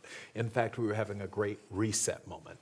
Some of the major takeaways is that we learned that while I was writing this book and that we've captured based upon our data at SHRM is, one, employees changed at the DNA level. They had a lot of time where, if you recall, in March and April, at least in the States, you couldn't go to a movie theater, you couldn't go to a coffee shop. You had nothing to do but engage in some serious introspection. On the other side of that, the employees started to ask themselves, do I want to work? For whom do I want to work? Where do I want to work? How long do I? So they really questioned their relationship with work. And as a result, they literally, on an individual level, had reset moments. And that started with that. Secondly, biggest one is that word that we used to formally refer to as a soft word, culture. Employees actually said, no, it's a pretty hard word. And I'm going to demand that you as an employer be able to articulate what our culture is. And this is more than foosball machines and, the stuff that we did in the tech space, right? It's deeper than that. I want to know how things work around here. I want you to tell me what I can expect. If I give you my time, what will I get in return from that? That was the biggest sort of second aha moment to me, is that culture was going to matter in ways after the pandemic that frankly had not mattered as much pre-pandemic. We call it culture 2.0. Culture 1.0 was the foosball machines and free food and et cetera. 2.0 is how do things really work around here. The third area is a big focus on skilling. And while AI, and I hope we get to talk about that more, because AI wasn't in this book because it was not a big topic then, but this idea of skilling. People were becoming very quickly aware that the degrees that they had earned, the preparation, all of their experiences were essentially made no longer relevant because of how much change we were experiencing. So the jobs they had today, we knew, Jenny Rometty at the time and I worked on the American Workforce Policy Advisory Board. We were members under the Trump administration, and I can tell you, big discussions around how do we get people reskilled, upskilled, cross-skilled. Those are the three biggest areas. Oh, one other, diversity, equity, inclusion. You cannot ignore that at that time, right about, so you had March 2020, the pandemic, shortly thereafter, George Floyd. So in a couple of months, we had a racial reckoning that opened up a broad discussion around not just racial diversity as one dimension, but diversity, equity, inclusion more broadly. Those are the three big takeaways. Thank you. That's very interesting. Now, I want to ask you about AI in a moment. Okay. But first, there is a very energized discussion around the worth of a college degree and the need to update skills on a much more frequent basis, as you're mentioning, and SHRM is innovating in this area. Yeah. Help us better understand the SHRM view of skilled credentials and the challenges and opportunities for hiring in this category. So the notion that we embraced, and frankly all of us did, it wasn't just the Americans, but globally, was this idea that degrees were a proxy for smart. And that came out of the information era, if you will. Now that we've gotten into a different era, one that includes fewer people. We have a birth rate problem in most of the developed world. We have a birth rate and replenishment problem. We also know that things are changing so quickly. So this reliance on the degree as the way to exclude people from jobs as opposed to finding ways to include them in job opportunities has changed significantly. We at SHRM recognized that, the SHRM Foundation, and said precisely that. We've got to figure out how to ensure that people who have the ability to do a job but don't have a degree get to do that job, that they are seen. I know at IBM, you all were very early on in this work in ensuring, I remember Jenny saying, 50% of our new hires won't have degrees. And that's something that 20 years ago, heck, 10 years ago, was not acceptable. We used the degree to decide who would get to the next, who would even get an interview. No longer is that the case. Well, so SHRM says, I don't think that should be the case because really smart companies, leaders like IBM said, not so. But then they said, well, how do we know if a person in fact can do the job? And that means how do you identify the skills that one needs? And to the extent one doesn't have the skills necessary to do the job, how do you train them to do those jobs? Because here's the catch. I finished law school, I hate to admit, in the 90s or so. Late 90s if I'm lying. But the idea is, but everything has changed since I finished law school. So I've got to, even with that college degree and the multiple college degrees, I've got to reskill myself. And that is now the discussion. The discussion is how do we help employees equip themselves to be employable over the decades? Very interesting. So let's move to the AI discussion. Yeah, everyone wants to talk about it. Yeah, but in fact, HR's been adapting and using AI and machine learning for quite some time. That's right. But with the latest developments with generative AI, how is HR changing and what's working well now? What are the problems you see as a longer term? And what has surprised you the most about this stage in technology evolution? We're going to talk about it. So the irony is today, November 30th, was the one-year anniversary of the introduction of ChatGPT. Is that really odd? We talk about it as if it's been around forever and it consumes so much ink in the media and time and space, but the reality is today, November 30th of 2022 is when you introduced ChatGPT. Now clearly the technologists have been working on this perhaps a decade or so, but to the average person, this is new. HR, to your point, we've used technology, but nothing like generative AI, nothing like it. And there's increasingly a conversation around, ultimately, singularity. The idea that perhaps, even in HR, and you all were leaders in this space in IBM, that the conversation is, do we need as many HR people? As a result of this, can this technology make us more efficient, more fair? The use of technology in terms of we know human beings don't. We're horrible interviewers and selectors of people. I mean, we just, as great as we think we are, we're not particularly good at it. Fast forward, AI can actually help us do it better. So here's the biggest takeaway. And I didn't get to talk about it in the book because we weren't talking about it then, this AI talk. Someone said to me, Johnny, will AI take some of the jobs in HR? And the answer is yes. But your bigger threat is not AI. What we know is people who know how to use and embrace AI, that's who's going to take your job. So if you're an HR practitioner who doesn't and refuses to embrace this technology, then you will lose your job to a person who does, not AI in and of itself, right? So AI is not the enemy. We have to embrace this thing. And we at SHRM, for example, right now are encouraging people to use it in talent acquisition. Do it in asynchronous reskilling. We talk about the need to reskill people, but we don't fully appreciate the advantages of what AI can help us do. As opposed to sending someone off to get an expensive 4-year degree, AI, we can help educate people in the moment, quickly, and quite efficiently, frankly, and most importantly, effectively.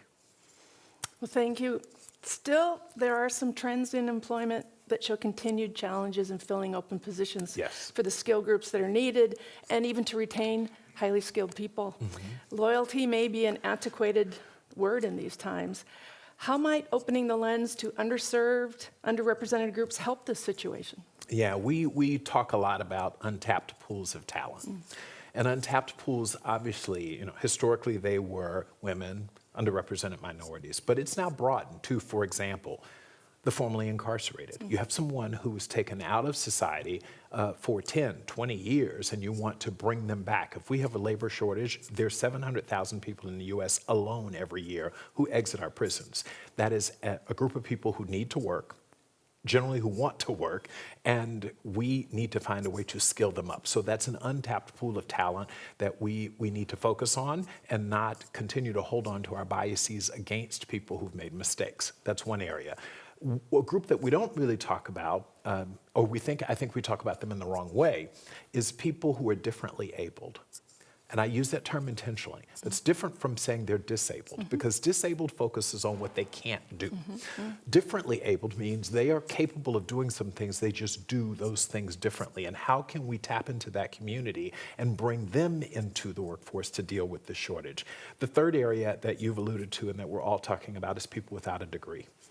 This idea, again, that historically where we've excluded people who didn't have the 4-year degree, we have to be willing as employers and HR professionals to think differently. That is a sea shift, as you know, from anyone who's been practicing in HR over 5, 7, 10 years. If you're 20 years or 30 years into practice, this notion that you would hire someone into an executive role, not just entry-level roles or sort of office-level administrative jobs, but into executive jobs who doesn't have that degree, and not just that degree, but degree with the right grades from the right school. I mean, we've been incredibly exclusive in our approach that I think that's a group of people who are willing and able to do great things for our organizations, but we have got to change our minds about their ability to do it. So these are the groups that we think of, and there are many, women, working mothers, there are a number of untapped pools of talent who will help us solve for the worker shortage.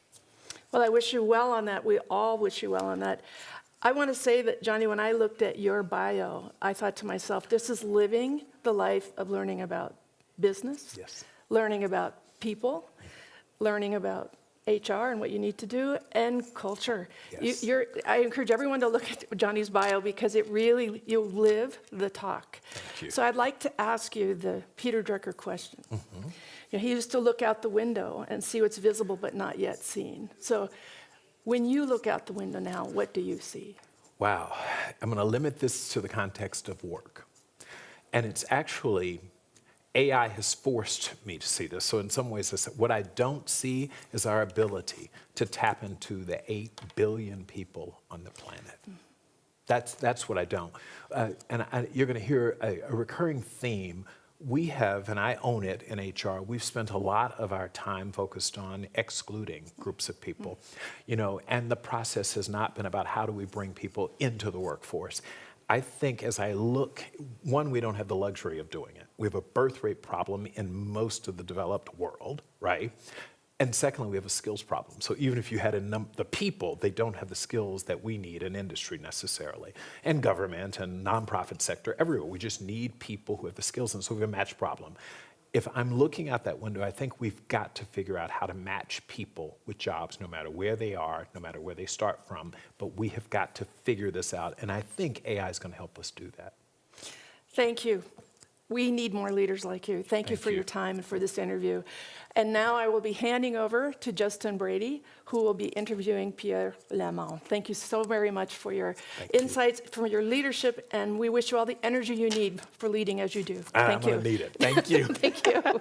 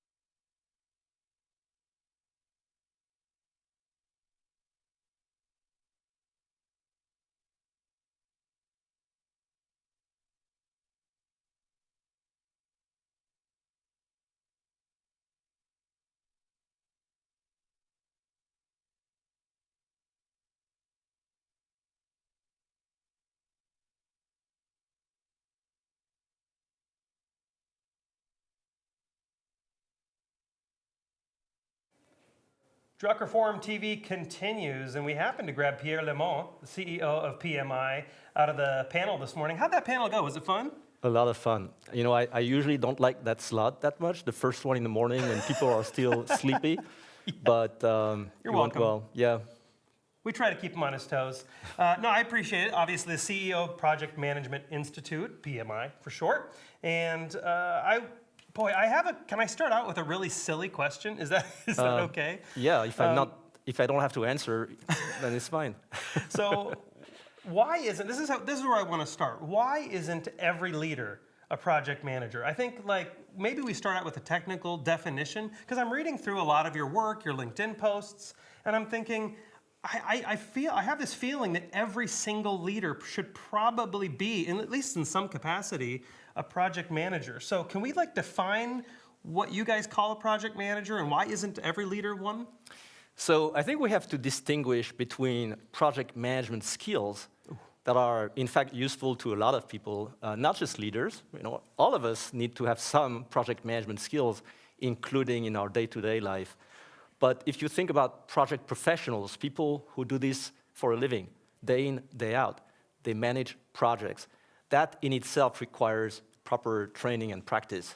That's the difference.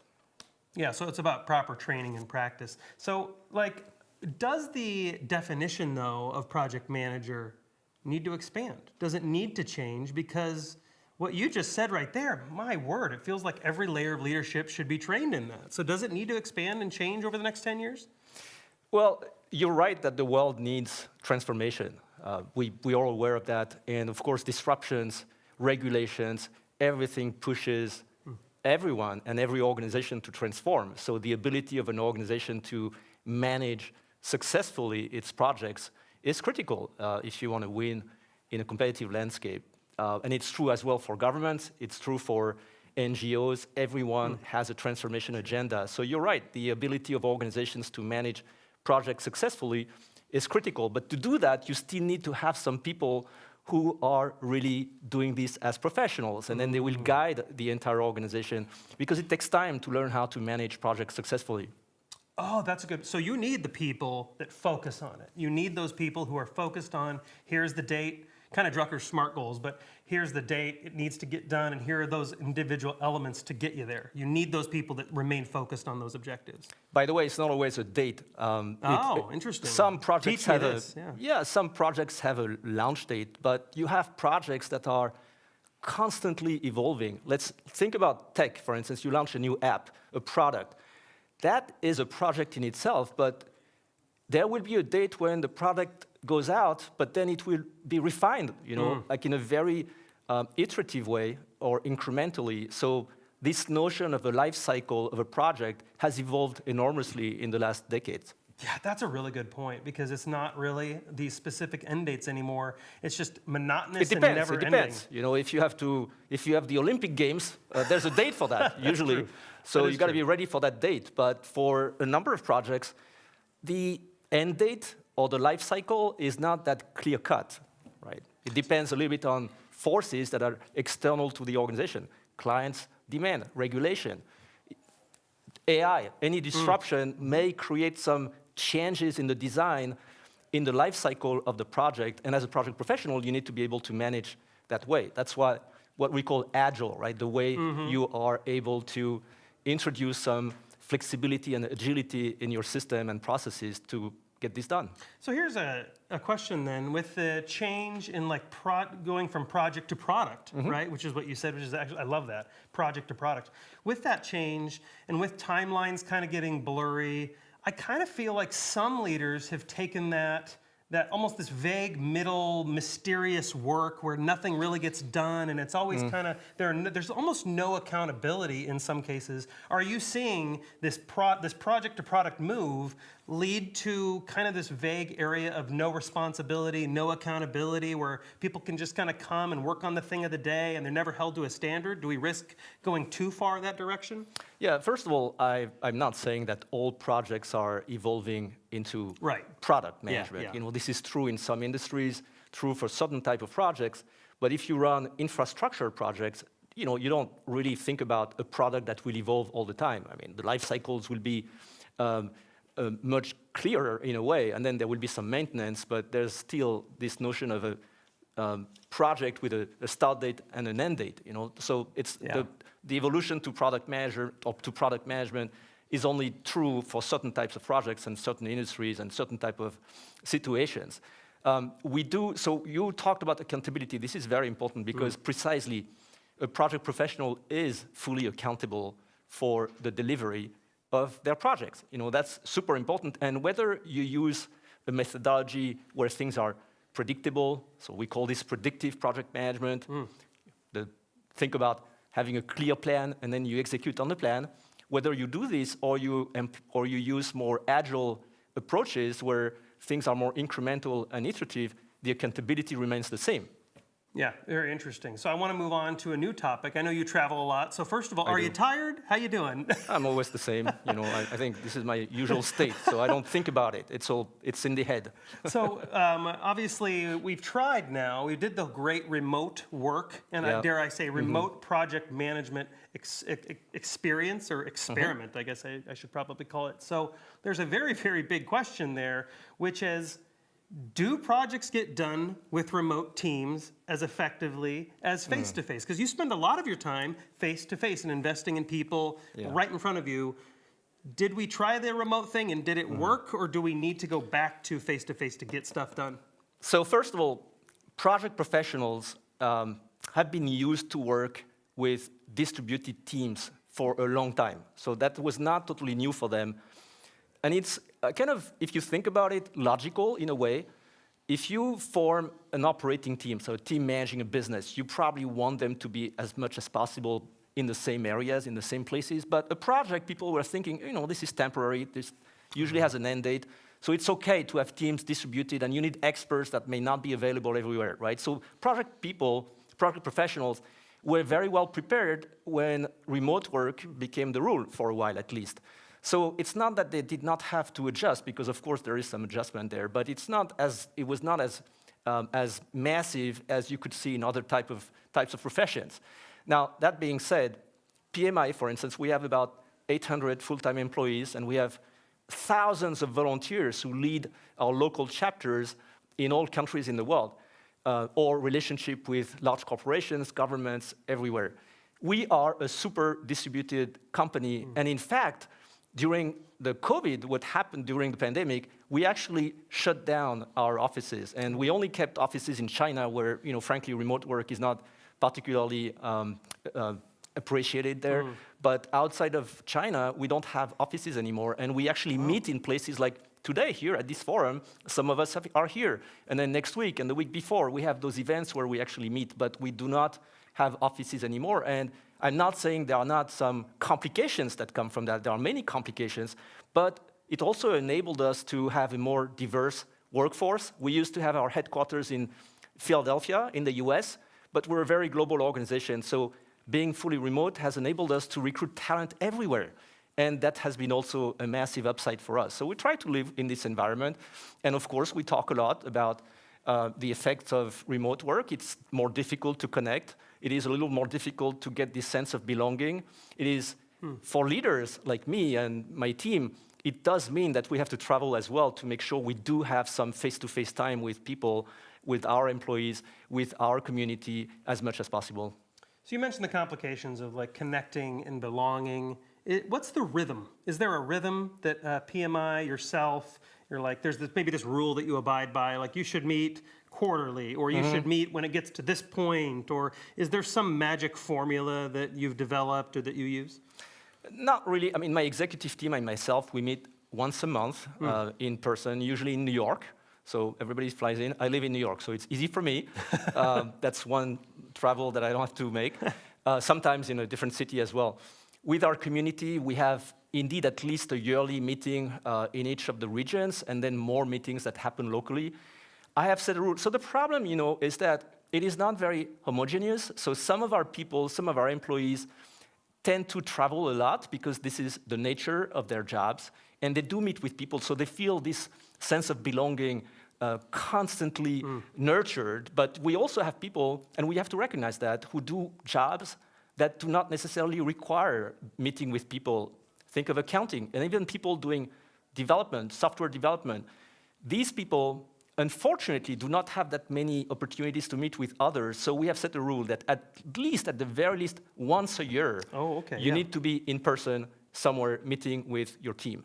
And we reinvested the money that we were spending in real estate in organizing such events, paying for travel, not being too cheap, right? Because there's nothing worse than asking people to come over to a meeting and treating them cheaply, right? So you have to spend some to make sure that you counterbalance a little bit the potentially negative effects of remote work. Yeah, I love that. I love the balance there. Once a year, at least for you guys, once a year. But it is interesting for everyone, right? For and everyone, for many people, it's way more than that. Yes. Yeah, and it's like a lot of people have this idea that like, oh, if we don't have real estate and everyone's fully remote, we'll save so much money. But it sounds like it's almost a wash. Like you either invest in physical real estate or you invest in getting people physically present. But either way, you have to invest in connecting and belonging and connecting with each other. You know, I'm saying, so people, the US is the country where people were, in the first place, more remote than any other market, right? Oh. It's the nature of the country is very large.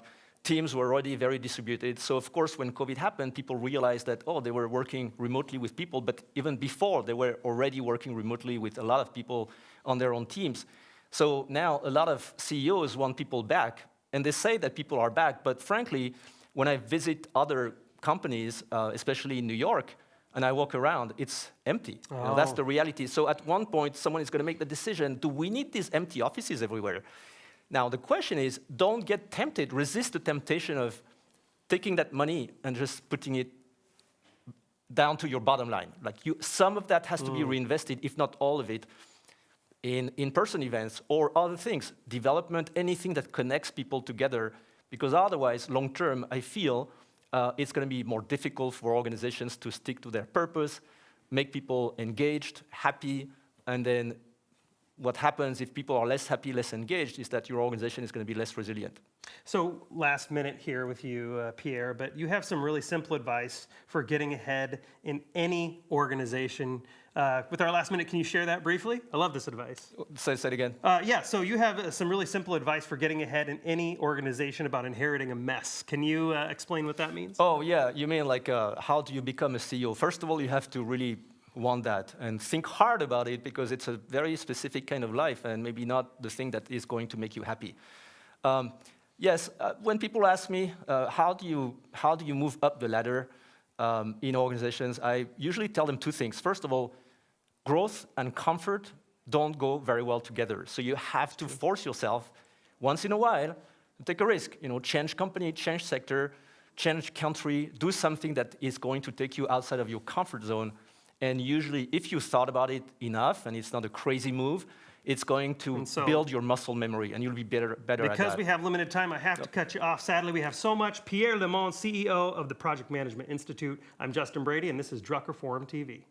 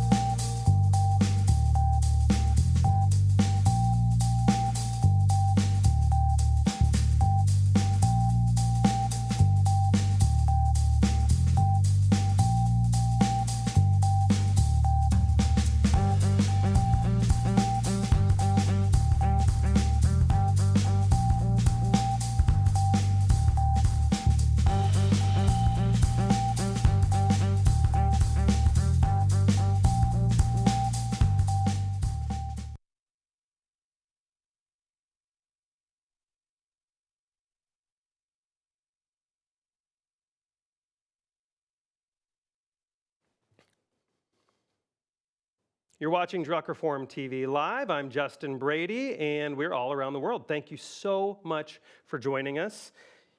I mean, if the last hour was kind of jam-packed, imagine what the rest of the day is going to be.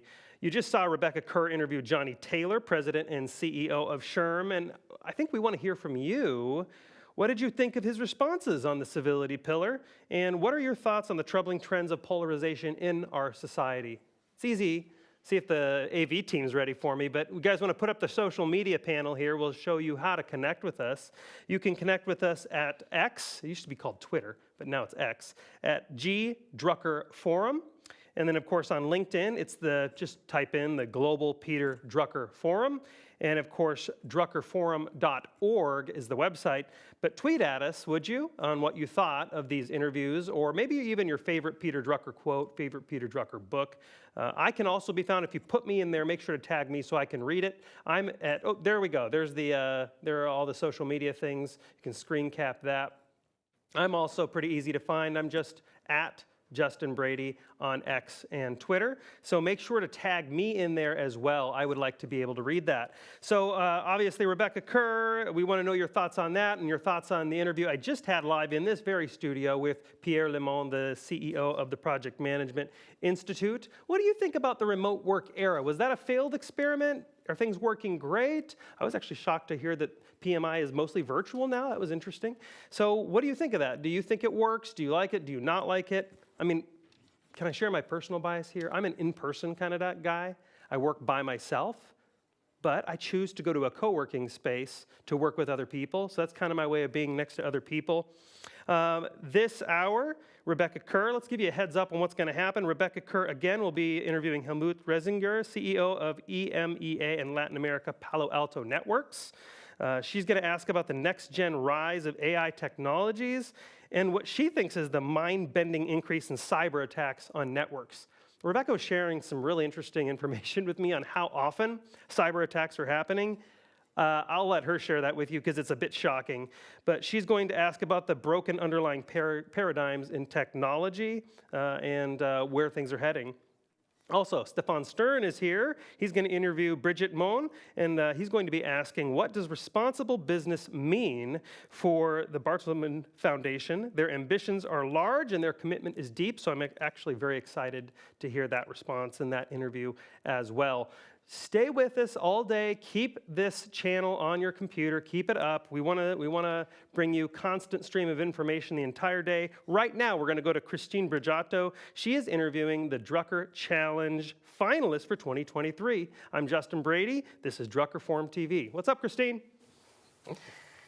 Thank you, Justin, and welcome back to another interview that we have coming up. My name is Christine Brigitte, and I have the honor now to interview two very special guests. We have two of our Drucker Challenge finalists here today. I want to say welcome, Daniela Cormack, and welcome to Mariana Dembowski. Thank you. Thank you. Welcome you too. Our Drucker Challenge is our annual essay contest that we are running each year, and this year's theme was actually on bouncing back, emerging stronger after setbacks. It connects nicely to this year's conference theme on resilience. And maybe my first question to you, Daniela, if I may ask, what was your personal motivation to participate in this year's Drucker Challenge? Well, I saw it online. Well, first of all, thank you for having us here. This is an amazing experience, so I'd like to thank you all for this experience. Thank you. So my motivation, I think, I was researching on the internet, and then I saw people talking about it. I saw it at the forum, and I was fascinated, really. And I was like, this is such an incredible opportunity. So I decided to take a chance, and I'm so glad I did. This is such an amazing opportunity to be here. That's wonderful. And you told me beforehand, before our interview started, a little bit about your topic. It was diving a little bit into creativity. Yes. It's something that comes from a very personal interest as well. You're also an artist. Would you care to give us a bit of an insight about your topic? Absolutely. So creativity to me has always been like such an important thing in my life, because before I knew what resilience was, I didn't know how to deal with tough circumstances or tough moments in my life, and that's when creativity really brought like some new perspectives into my life, and just like to reframe situations. I didn't know how to put words. I didn't know what like emotional regulation was, or adapt, or bounce back. But I knew that when I had ideas, things would go better because I would just reframe the tough situations, you know, and I would just like come up with new ideas. And I think that's the main, that's like so important, so fundamental to me, that the role that creativity played in my life, throughout my life, since I was a little girl. And I think that's like brought me a lot of inspiration to my essay, I would say. That's wonderful. Creativity can be an amazing tool for us to deal with complex challenges that we're facing. Mm-hmm. You mentioned that creativity has been with you ever since you were a little girl. Yes. And with that, I actually want to go over to you, Mariana, because you mentioned that your topic was very much focused on what we can learn from children in this regard. Do you care to give us a bit more of an insight about that? I'm curious. Yes, it was very similar to what Daniela was saying. I worked with children for a while, and it's very interesting when you stop to talk with them, because they have as much problems as the adults have. And when you speak with them and ask how are they doing, they always come with like, oh, I'm doing okay, I tend to play a lot, I tend to draw. They lend to creativity a lot, to take strength from that. So I looked at that and thought, well, maybe we adults should do the same thing as they do. Yes, for sure. There's so many things we can learn from children. Yes. I have a little daughter at home as well, so I learn from her every day for sure. Hello, if you're watching. So what was, Mariana, maybe coming back to your topic once more, what was an interesting insight you had during your writing process? Is there anything that comes up for you, anything you learned? From the essay? Yes. I think stopping to think about the things we could learn with children. Normally, I don't stop to think about that. We just go with it. Mm-hmm. And stopping to think and write about it made me look very much on the things I was doing at the time, the way I was looking at the problems, and noticing what I was doing wrong, maybe, and seeing what I could learn that I hadn't yet. So I think that was the biggest for me. Very nice. I love that. Also, letting go a little bit more, being maybe a bit more playful is something that I also try to implement a lot. And yes. I feel like this conference is a good opportunity to dive into that. And my next question to you is more about your process in the Drucker Challenge. I'm sure it was a very interesting endeavor for you, I could imagine, to kind of dive into the topics that you're interested in, that you feel motivated about.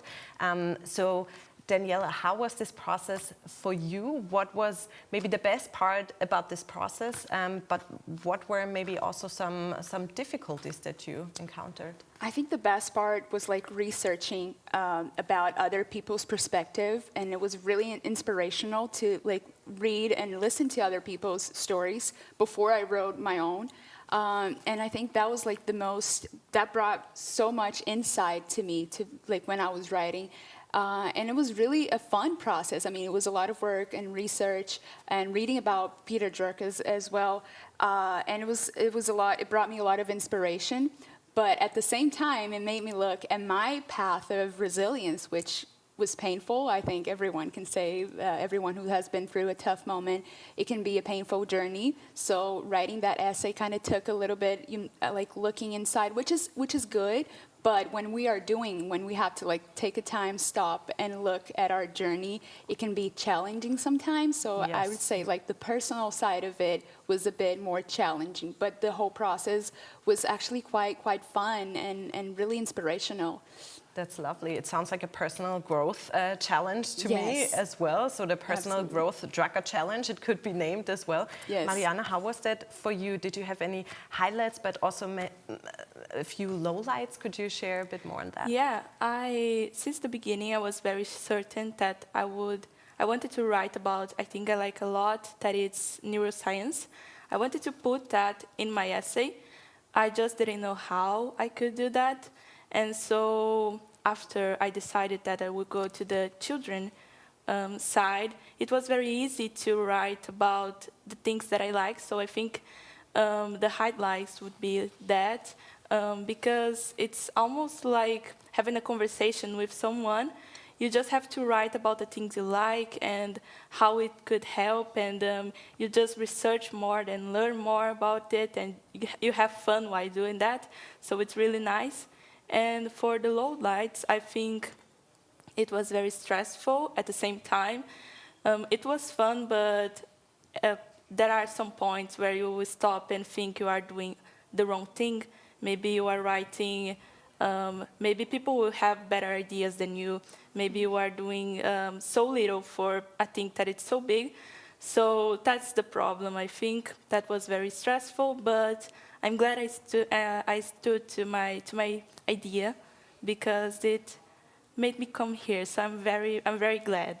We are glad too, Mariana, that you stood up for your idea and that you kept going, because I could imagine, like you mentioned, it must be tough sometimes. You're doubting, you might think others have better ideas, etc., etc.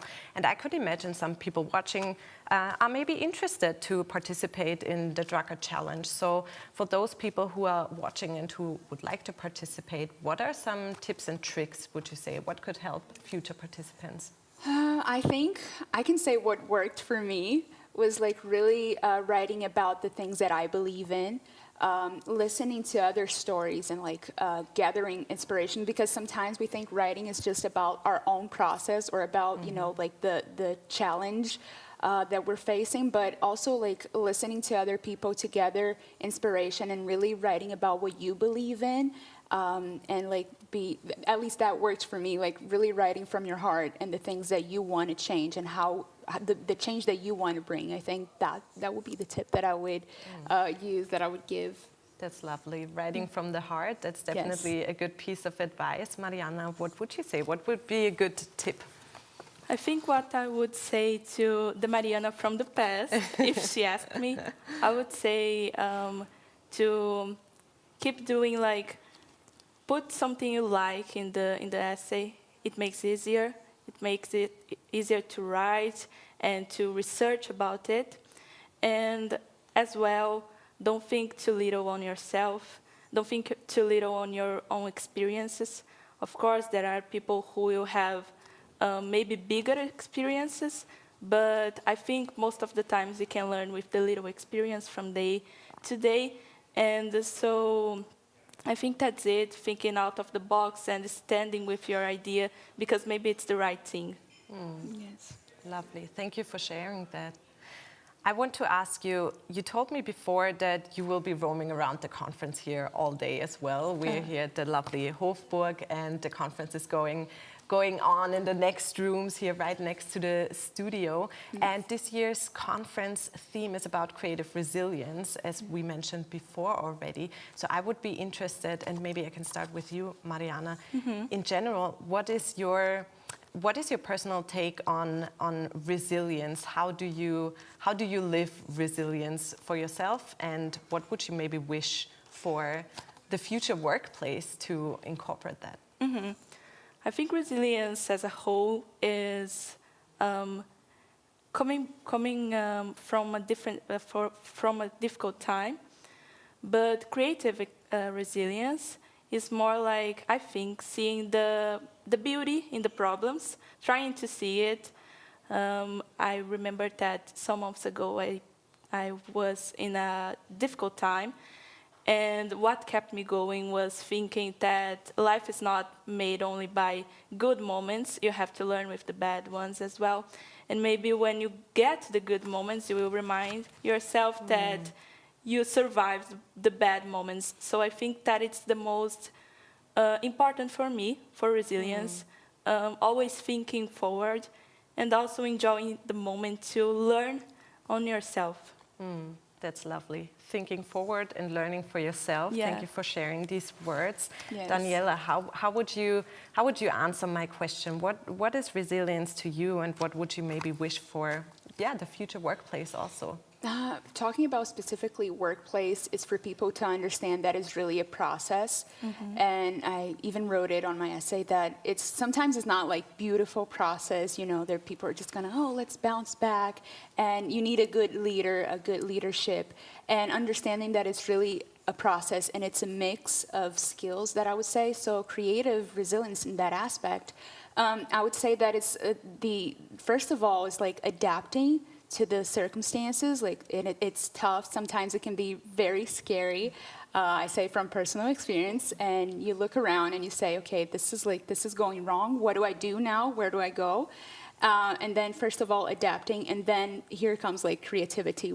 Sometimes you don't have the resources, you don't have the strength, but if you have ideas, you definitely have a way out. You definitely can think from there. So when you have a way to think from a different perspective, when the ideas give you more flexible scenarios, I think you have the perfect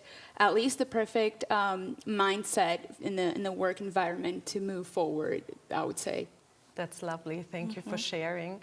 So what is your final question maybe? What are you hoping to take away from today's conference?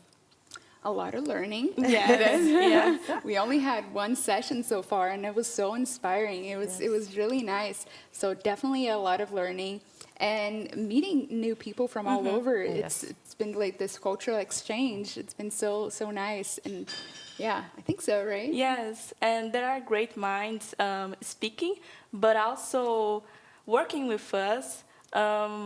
Everyone is so great. Everyone is so creative. And it's so inspiring to meet all these people, the speakers and the people from the challenge, the finalists, I mean.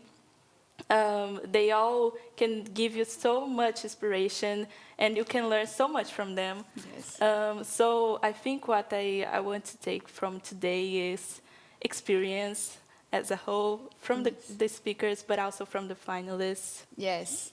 That's lovely. So a lot of experience, a lot of learning that you have ahead of you here at the conference today. That's definitely going to happen for sure. So many inspiring people that I'm also meeting here at the red carpet throughout the day. So I want to thank you, Daniela, Mariana, for taking the time to come to the studio here with me today, answering my questions. Thank you so much. Thank you. Thank you for having us. Thank you so much.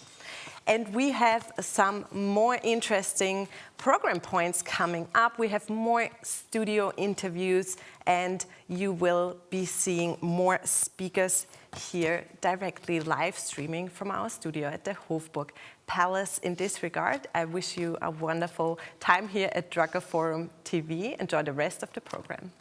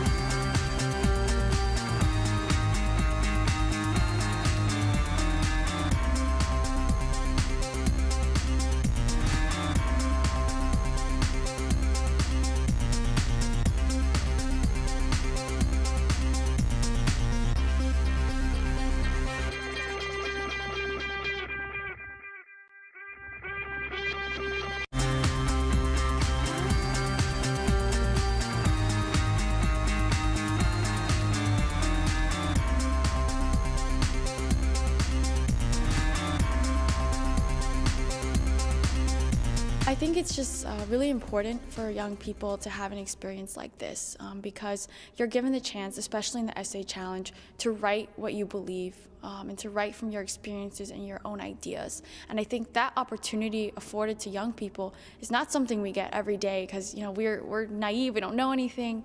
But the fact that in this forum, in this setting, you're recognized for those ideas is truly an empowering experience and something that will influence all of the winners here for the future. There's so many big names here, The funny thing was when I was coming over in the plane, I bought a copy of the Harvard Business Review, and it had Roger Martin, who was one of the speakers, and I'm on the plane and I'm reading Roger Martin and thinking, I'm going to be seeing him in a few days, and I mean that's how big it really is now, with Clayton Christensen and all that sort of thing, and I think Richard Straub was right when he said it's really the centre of gravity now for management thinking. It's been an incredible experience and getting to network and meet new people. Yeah. And the thing that I love the most is you get such senior management professionals, business and industry leaders, and when you hear them speak, they are actually still open to what you have to say. That is something which is not very commonly found anywhere across the globe. So Peter Drucker Global Forum gives you that opportunity to share your thoughts and ideas, and there are people who are icons in that field who are ready to listen to you and share their views about it. The people who would apply to the Drucker Challenge are people who are incredibly ambitious, incredibly talented, really interesting people who travel, who are entrepreneurs, who are researchers, who wear multiple hats. So being able to meet them and then have a new group of friends across the world, I think everything has been fascinating, but that would be the number one thing that I've loved.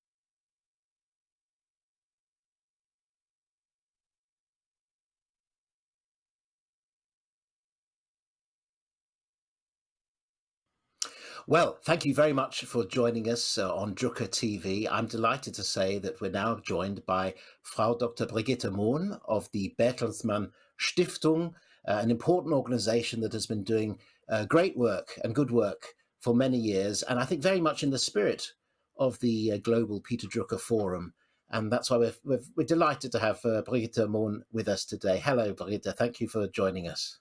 Thank you for the invitation. I'm delighted. Now, I mentioned the Bertelsmann Stiftung.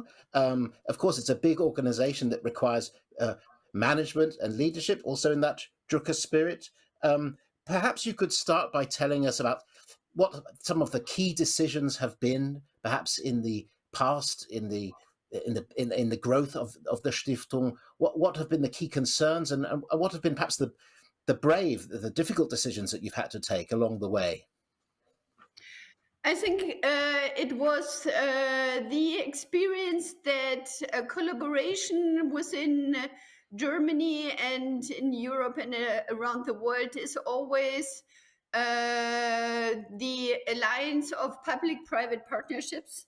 So I think none of the civil sector, private sector, or the governmental sector can solve problems by itself.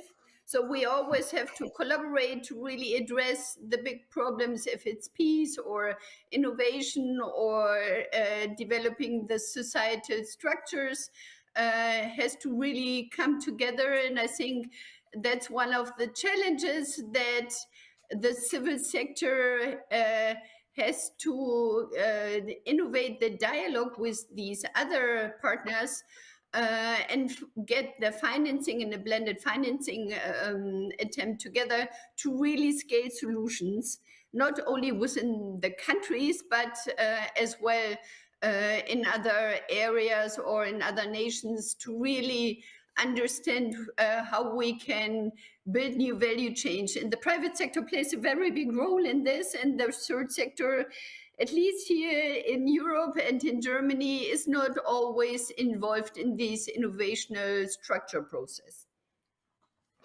Well, thank you. As you indicate, you're very broadly based in your activities through politics, academia, business, and civil society. This means collaboration and cooperation must, I suppose, are at the heart of the challenge, the task for the Stiftung. Perhaps you could tell us about one or two examples where you have been at the center of a network or of a process of cooperation and collaboration, and what the impact of that has been. Thank you for the question. Yes, I think within the pandemic experience the last couple of years, we saw that none of us can really solve this big problem alone. And in Germany, we started a huge movement in the public-private sector to work together with more than 700 organizations helping refugees and people from the Ukraine and other countries to really be helping them to arrive in the communities, get the civil services, start getting access to the labor market, to the healthcare market. And we see that this finding the vaccine and getting the healthcare implementation plans in the various countries can only work cross-border, right? And I think we see this in other areas, for example, like climate change as well. That's something we have to solve together. And we see that we need the political frameworks to really work together in that areas and find the solution, especially for countries who are in like the global south or other countries where we know that we depend on each other. So I think foundations, especially as our foundation, as we're a family foundation, that we have always taken the longer term perspective, that we're neutral, and that we are always our platform of convening powers to start the dialogue, transnational or transsectoral. And I think that's something that we learned over the time. It always takes very long to implement change in societies.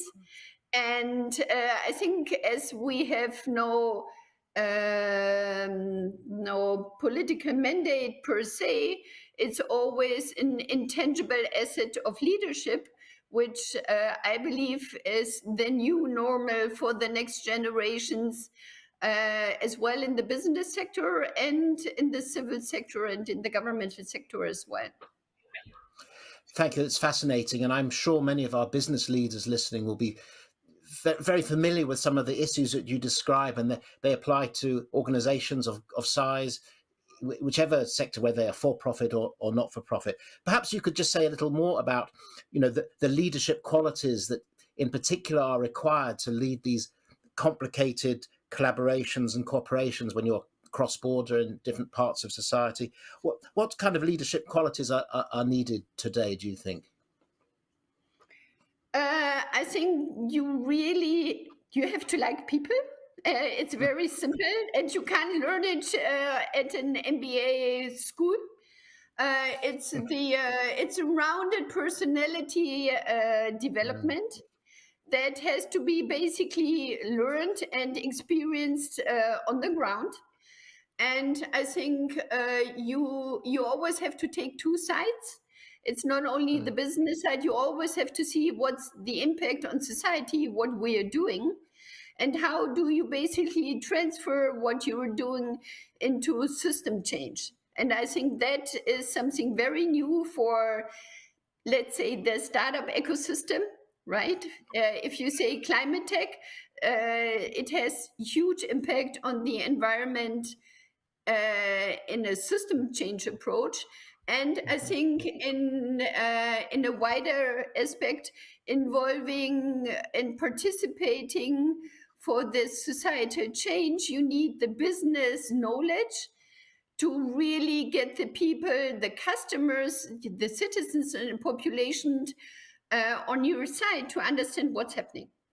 Because what we see right now that science and the business leaders and innovators are not collaborating together with the public, right, to really understand where we can drive change and how can we be the enabler for societies to be part of the solution process when you're saying zero hunger or changing the food industry or getting sustainable fashion, and that has a lot to do with consumer behavior. So I think these alignment across nations and sectors is super important to really get this educational process going, and therefore we need different educated business people who are the leaders of the next generation, who really understand how you can impact system with you, what you're doing in a business.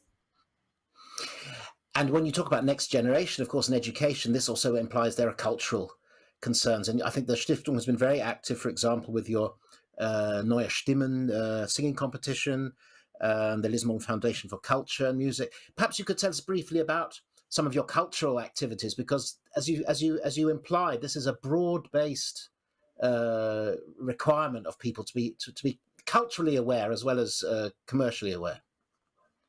Yes, I think what's really important is we had the religious monitor and we had the social value index and many, many other aspects, as well as singing, as it really bridges all the different ethnic groups and cultures and religious groups. It always brings people together and everybody understands the voice of music, right, in all the various areas in the world. And I think it's the bridging attempt that with music, even in difficult times, you can unite people again, and you can bring peace and different understanding of cultural synergies and cultural, how do you say this, community building efforts. And we just do this with an organization at COP28, where the Pope will be there and the Imam. And I think it's very important to say that when you really want to do something for the environment and basically protecting our living here on Earth, cultural is always an overarching understanding of common ground, and really keeping together communities and seeing what is our value framework worldwide. Even though we have differences and we have different languages and cultural backgrounds, we are willing to unite in an effort to really protect our home here. Well, that's culture, which goes deep and is perhaps comes from tradition. Let's quickly think about the future and much discussed technological change. Of course, artificial intelligence, machine learning. We just had a big event in just outside London at Bletchley Park.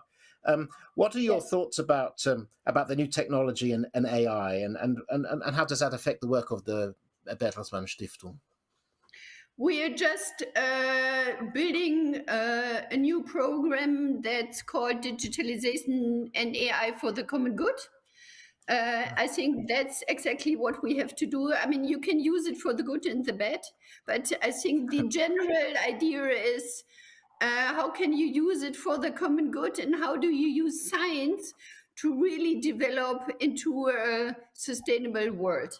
Right. And I think if you use, for example, AI solving the SDG problems, where we don't see so much movement, but I think that's a common ground. We, in the later whatever decades, we will see more and more. It's, for example, like, where do you get access to water and food? How can you basically use AI for risk assessments or for refugee movements coming out of this, or for protecting communities against certain climate change effects we're already seeing everywhere around the world? And how can we basically use AI to really spearhead the innovation in the different regions and use it for achieving the SDG goals? I think that's crucial. And right now, the financial markets are not really investing into these strategic lines, and we need the financial markets to support, for example, like young companies in climate tech or other areas for supply chains and everything like this, to really spearhead the innovational part, for example, like in India or in Latin America or in Africa. It's the future. It's very important, and I think Peter Drucker said that every social issue, every big challenge, whether it's climate or socially, is also perhaps an opportunity for business people to engage constructively and even profitably. And of course, it turns out that your father was even in correspondence with Peter Drucker 20 years ago when he in California, and we discovered some correspondence between the two of them. He was clearly a big fan of Drucker. Yes, I think he learned a lot, and they actually really met, and I think that was amazing. It was always that you give, and I think they're both very much aligned, and you see this in many young people right now coming from the next gen business community. It's the attitude to let people take over responsibility and participate in the change process. I think that's what it is. And it's intergenerational, intercultural effort, and we see this especially with young people. Take like the NOAA Forum in Zurich, or DLD, or Slash, or all these big conferences and summits around the world, like Senkalp in India and in Africa, where we see that the social mission-driven businesses with the expectation of a great return, they start really understanding that it has to be a strategic alignment with long-term outcomes for societies. And I think that's great, because that what was my father always, and I think Peter Drucker, they always understood that the private sector is part of the solution driving change in societies. Well, thank you. Well, clearly Bertelsmann Stiftung is also mission-driven. You have learned a lot. But lastly, final thought today, when you look to the future, has there been a number one lesson, a biggest lesson of the experience of the Stiftung, or any thoughts about the future? I hope there is some realistic optimism there, as well as the concerns that we see every day in the newspapers.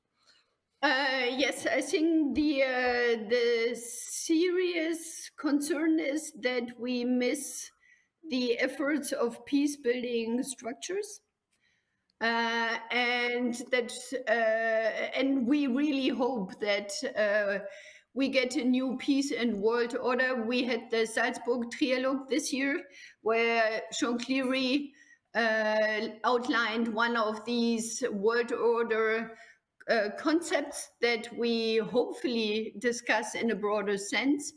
And I think that's very clear that we need this. And in a positive way, if there's a lot of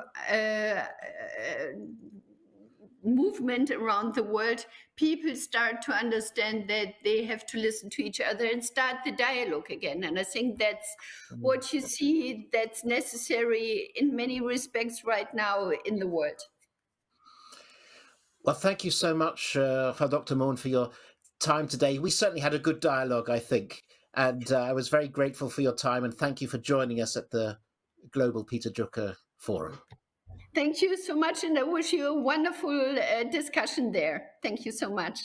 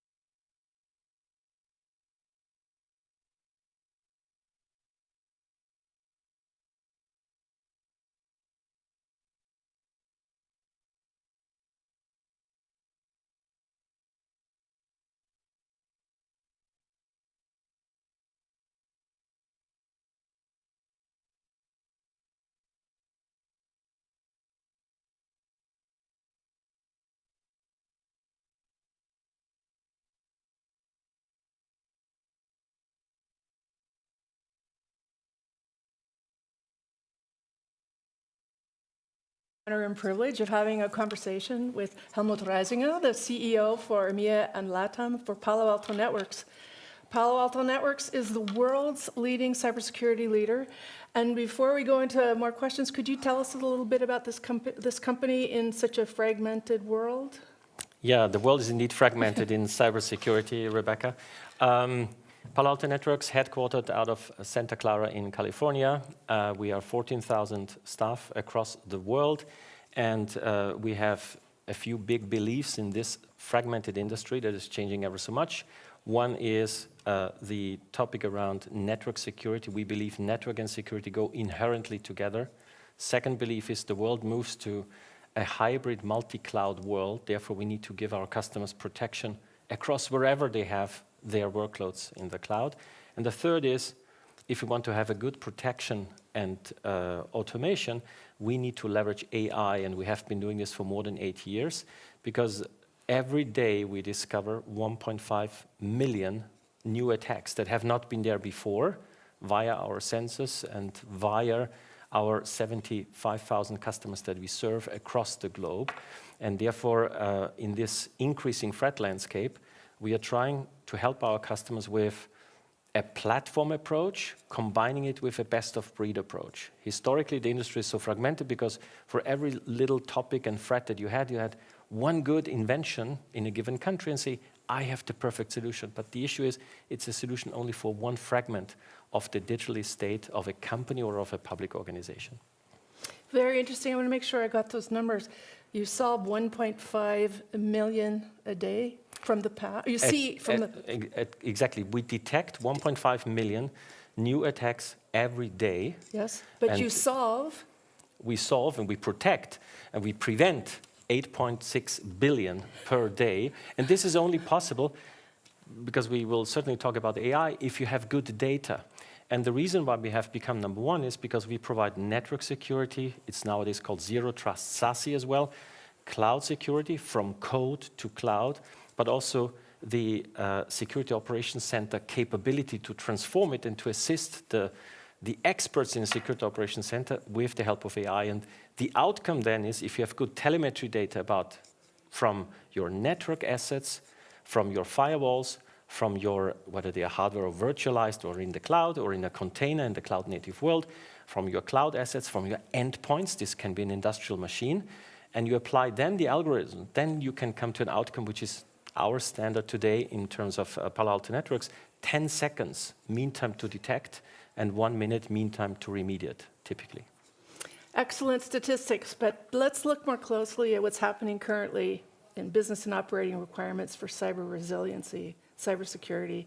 And of course, you know, with the stunning developments of generative AI, as well as the rise of bad actors doing generative adversarial networks and increasing the numbers of daily attacks, how is the paradigm for the technology sector going to have to change? Yeah, well, we believe that AI, there's good and bad sides in this context of cybersecurity on how to deal with with the AI phenomenon. If we talk about the bad side of the house, we see an increasing threat landscape that is driven by multiple factors. AI is one of them. It will drive an acceleration of the way how to produce, to program malware, much easier, much faster. You don't have to be a fantastic programmer to do that. Number two is much more social engineering capabilities. It does not take 2 hours to make a perfect clone of Rebecca, if I say it like this. You can do this with AI much faster and then apply social engineering, leveraging your voice and so on. This is bad. So in this case, AI will have a push effect in terms of the acceleration of the threat landscape. The other topics are geopolitics play a crucial role, particularly for us in EMEA, having a war directly within our territory. I can tell you that people in Ukraine or close to the Ukrainian border are much more alerted than if you go further away. A second topic is the increasing importance of critical infrastructure, because whether it's a nation-state attacker or a private attacker, they want to exploit the vulnerability also on your most vulnerable points, which is a critical infrastructure, critical society, critical entity, and because then it has a huge impact. And then, of course, our ongoing digital or AI transformation in the enterprises. The topic is that nowadays the softwareization is continuing, and we see 80% of today's software, whether it's produced in Seattle or whether it's produced in Asia, is actually done with open source components from the internet. Now, if one of these components that is done by everybody in the world contains malware, you have a huge snowball effect into your estate. Another topic in this is the move to cloud. More than 40%, according to our Unit 42 threat intelligence team, are actually not protected. And last but not least, it's also the new way of working. Historically, an enterprise, an organization had its headquarters, it had its sales outlet, production sites. Nowadays, every mobile phone that is connecting on a train to your application in an enterprise, wherever you have it, is actually one entry point. And therefore, you need to have a holistic view, not a fragmented view. And this is where Palo Alto helps with this platform approach to better protect the customers. Okay, so now that you've scared absolutely everyone with the threat landscape, what are real-time preventative solutions businesses can activate or communities can activate to protect their data and customers? Yeah, well, you mentioned a key word there, which is real-time. Let me frame that a little bit. We are now in the year 2023. In 2021, according to our statistics, on average, the time when somebody penetrated a digital asset of a company or a public entity to exfiltrate data and to do harm with it, basically this was about 44 days. So this was just 2.5 years ago. Nowadays, it's a matter of days. With AI, it's going to be hours. On the other hand, in the regulatory framework, if we think about the new SEC ruling for every public listed company in the States, you need to report on critical incidents within 4 days. So you need to have, that's why the world is going towards real-time cybersecurity. So your word is very appropriate. And we say, in addition, real-time and autonomous, which means highly automated, because if there's the influx of data is increasing heavily, we as human beings cannot cope with it. We always need to cross-correlate. That's why you need good data. So what's the answer to it? You need to have good telemetry data on cybersecurity, not your personal data, but telemetry data. And what we are permanently doing is we are permanently cross-correlating. We call it the user identity. So is this really Rebecca Kerr, as an example? Second, it's the device ID. So is this really still the device? Third, it's the application ID. And then we do the behavior and cross-correlation of it. And that's why we are able to see 1.5 million attacks per day that have not been there before. Okay, so given the speed of this change, how can anyone respond to these challenges alone? What are current trends you're seeing for collaboration, M&A, and cooperation across geographies? Well, we believe that this trend of platformization will continue. We have built those practices beyond network security into cloud security, partly ourselves, partly with acquisitions. We have just announced over the past 4 weeks 2 additional acquisitions to strengthen the portfolio in some areas where we felt this is going to be the next big trend. One in cloud security, one in the zero trust network security space. And in terms of ecosystem approach, we are serving our customers via partners. So we are very strongly dependent upon the skills, the competencies, and the cybersecurity awareness of our partners who are integrating our technology with customers. So ecosystem approach and collaboration beyond borders is key. Like it is key because we talk about trust in the cybersecurity space. We are not a law enforcement entity, but when we see something and we are called in by customers, and for example, our incident response team, Unit 42, then we might do the groundwork technically, but then we hand it over to the law enforcement. And also their ecosystem, you need to have a trusted relationship and trusted base of information sharing. I want to mix an economic issue with the issue about data. For the large language models and AI, the concept of high-quality data that you can manage, control, store correctly, et cetera, this is of a scale we've never done before. And to match it with an economic challenge, could there be economic barriers for smaller companies or smaller countries to participate at the same level, to be safe and secure with their data and their systems? Yeah, well, to some extent, yes. The topic is that we have the world's largest cyber telemetry data lake, if I may call it like this. And therefore, we are capable of doing this platform approach as well. And in this context, we say there is two versions of AI that we are offering to customers. One is if we see something that is bad based of correlation, and we are sure this is not a false positive, then actually we have to eliminate it. We call this precision AI. And the other piece, what we do in terms of, as we're here speaking at the Drucker Forum, which is about people-centric leadership, we are making it easier for the expert in cyber, which is then the generative AI. So that's the first one we have been doing for 8.5 years, and now we're introducing step by step also those co-pilots directly into the system. Now, the world, compared to 10 years ago, digitally is more fragmented nowadays. That's clearly visible. You see the big geographical data pillars of the world. You see US versus China, if I take two. And yes, there is, there is a fragmentation that is taking place. What we need to make sure is that our customers, wherever they operate, we have to protect their digital assets. Yeah? And therefore, we also have to, of course, make sure that our solutions are compliant with given local regulations, whether it's in the States, EU, or elsewhere. So as a last question, looking a little bit at the arc of the future, as the needs in cybersecurity and the markets grow, what are the key areas to watch where innovation is the most important? Innovation, I think, will be most important to adapt appropriately AI. Second is also, particularly within the cyberspace, that I believe enterprises, public organizations need to define their essential digital assets. And those essential digital assets are better protected with not another one of 20 different solutions that your team has to cope with and has to manage, but with a platform approach. So that's why we combine best of breed and platform across network, cloud, and security operations center solutions. And I think in terms of innovation, it will be to look at it really holistically, and therefore leveraging ecosystem partner where needed if you're an enterprise, and also making sure that you don't forget about your staff, which is the cyber awareness needs to increase. The biggest vulnerability nowadays are always, of course, software vulnerabilities.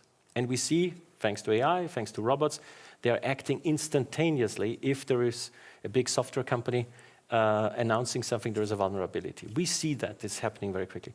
But the other big vulnerability is our human behavior. So we continue, even within Palo Alto Networks, even I'm exposed to this, that you get some very decent emails. Actually, it's just a test for you. Well, do you click on the wrong button, yes or no? And you only get better if you permanently train. I like that we finish on a topic that's about skills and training. So permanently train. Give me one example as we close out today for someone coming into the market to understand what permanently train and be trained means. Well, we are offering to our employees, we have an approach designed by our people's organization, which is about flex learn, not only wherever you are from, but also in which way you consume the new content that is there. And part of it is, of course, those topics that our security teams push to us, in this case via our internal corporate systems. Hey, you got an invitation for this or that, and you need to double check in your brain, hey, is this good stuff or is this bad stuff? Because the bad stuff anyhow we had blocked, but this would be an internal test. We could talk for a very long time. This is so interesting. Thank you very much for your time, and there's a deep dive tomorrow here at the forum. Thank you to everyone. Thank you, Helmut. Thank you, Rebecca. Pleasure to meet you. Yeah, thank you.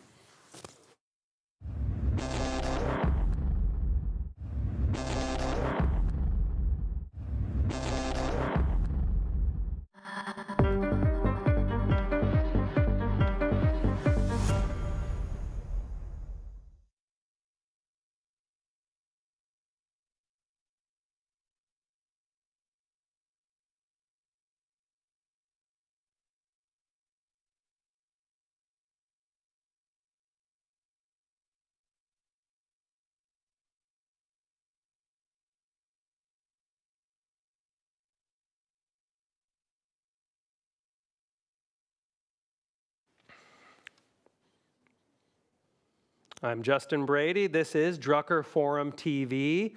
Thank you for joining us. It's going to be a long day. I hope you stick with us the entire day. There is a lot coming up, and we don't have a lot of time to get to it. So today, Stefan Stern, this is overlooking the whole day. This is why you should stick with us. All these times, by the way, are in local Vienna time, so make sure to use ChatGPT or whatever tool you have to translate them. But Stefan Stern will interview Tiffani Bova at 13:15. After years of senior level responsibility at Salesforce and 2 best-selling books, Tiffani will discuss the link between employee enthusiasm and customer experience. Jyoti Guptara will be interviewing Bloomberg columnist Adrian Woolridge, and Jyoti will also be interviewing Tim Brown of IDEO. Plus, there's going to be a live interview with Dan Pink and a Q&A at 17:05. If you're watching on YouTube, that's your opportunity to join. Up next, I'll be discussing this year's forum with President Richard Straub.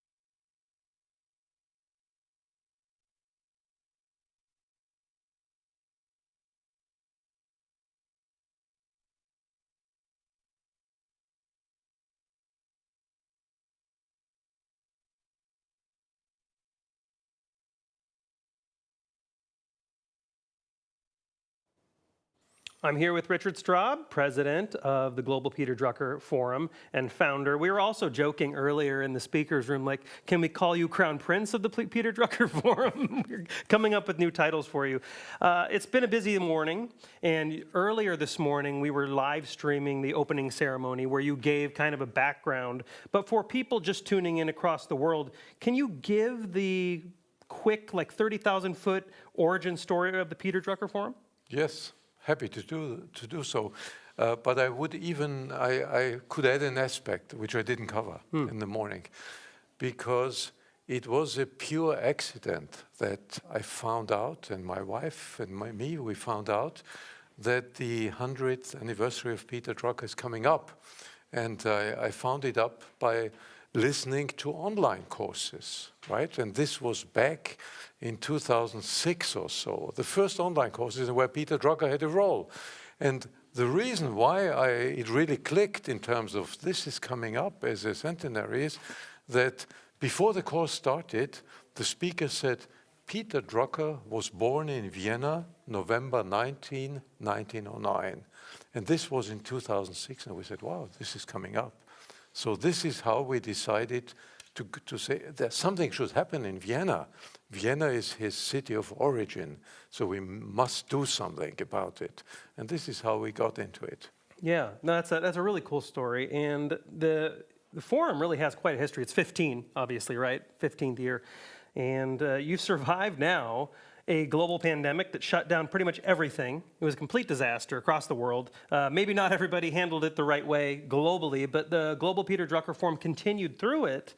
I was just talking to Christian Besson. He's the author of Expand. He's one of this year's speakers and panelists.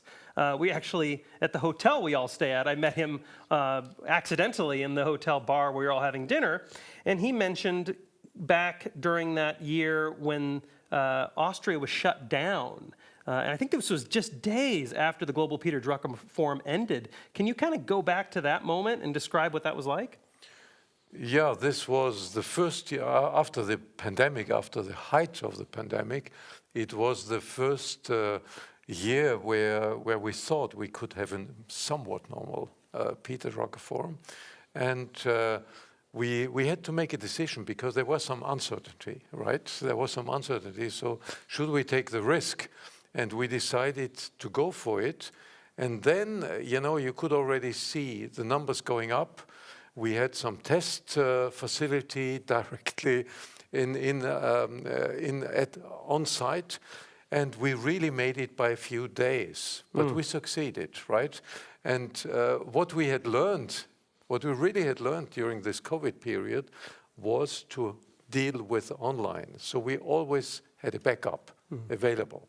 And in some way, this was the valuable part of the story, that we became quite good, relatively speaking, but quite good in running things online, and the Drucker Forum TV is a result of that. This is part of that, yeah. I mean, honestly, I was talking to my wife about this last night, and I was like, without the global pandemic, I wouldn't have this opportunity to be with you. You wouldn't be here. No, right? I would not be here. And so it's, and the pandemic was a terrible thing, but it did, as ugly as it was, bring some incredible silver linings, quite a few silver linings.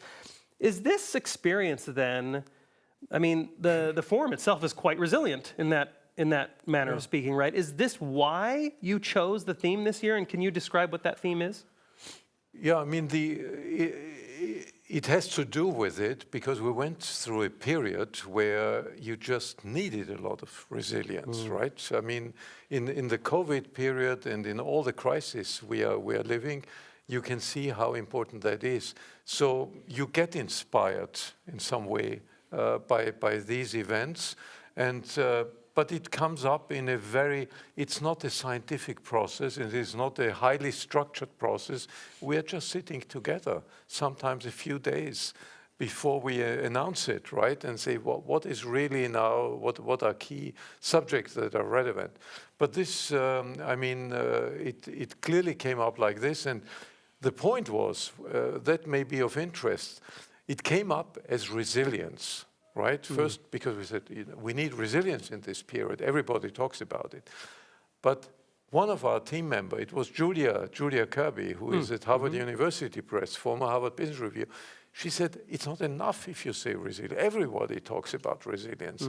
We need more than resilience. And this is how we came to creative resilience, because creative resilience means you're not only preparing to be resilient, but you always have in mind, how can I even come out better of all this, even if it's very difficult, right? Yeah, and to do that, I've been hearing a few themes, but to do that, we need to be really honest. I was talking to Rebecca Kerr, and she's like, we really need to ask some of these really tough questions. We need to, dig past the surfacey stuff that we're kind of used to sometimes in an interview process, which I respect that highly. If you haven't seen any of Rebecca's interviews yet, make sure there's going to be a replay in a few days. So you mentioned, you touched on the why Vienna thing, because this was obviously the birthplace of Peter Drucker. But for those that don't know, because I know there are a lot of new viewers who are very new to Peter Drucker, can you give us a quick background on who Peter Drucker was? I know some of you are like, oh, come on, who doesn't? But some people don't understand the full background. Can you break that down for us? Yes, if I give you in a nutshell some of this, because it would be a long presentation otherwise. But I relate it first to Vienna, because this is Peter Drucker is not only born in Vienna, he grew up in Vienna. That's important to know. Yesterday we had a salon. You know the idea of Vienna salons. We had a salon in his house, in the house where Peter Drucker lived. That's cool. And where he stayed until he was 18. And in this salon, he had the opportunity, in this house, he had the opportunity to listen in to salons that his parents organized. And he heard some of the most interesting people of their time. And he always said, this was my education. This was my real education. So this Vienna environment brought him a multidisciplinary, almost multicultural view of things, because it was the Austro-Hungarian monarchy at the time. And that equipped him very well to think about questions of society. This is how he started. He started as a political scientist, That was his original focus. And then he got into management, but he got into management because he felt it's such a vital role for society. This is how he got into it, and this is my very short version. Yeah. And then he was called, he was called the father of modern management because he thought this is all spread all over the place. It must be brought together. All this thinking about leadership, management, and what have you, we must put it in more in a system. And his big work was to create this discipline of management, which is based on the practice of management. The practice is what you do, and the discipline, how can you teach it? How can you transmit it?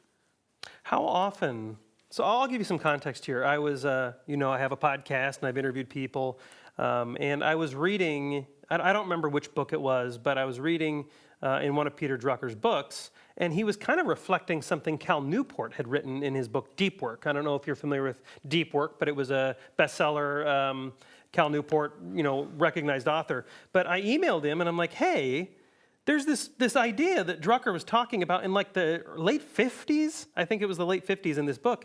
And I said, and it's similar to what you've said. I phrased it in a better way, of course. And Cal's immediate response back to me was, Peter Drucker was like decades on almost every management idea we've all come across. He was decades early on almost everything. So how often do you hear at the Global Peter Drucker Forum new ideas, that actually Peter Drucker had discussed decades ago? How often does that happen?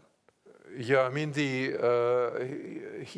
always said, you cannot predict the future, but you have to look out of the window and try to see really well, and you will see things that others don't see yet. So he had this ability to observe in a very careful way and not to have his opinion already about everything that is there.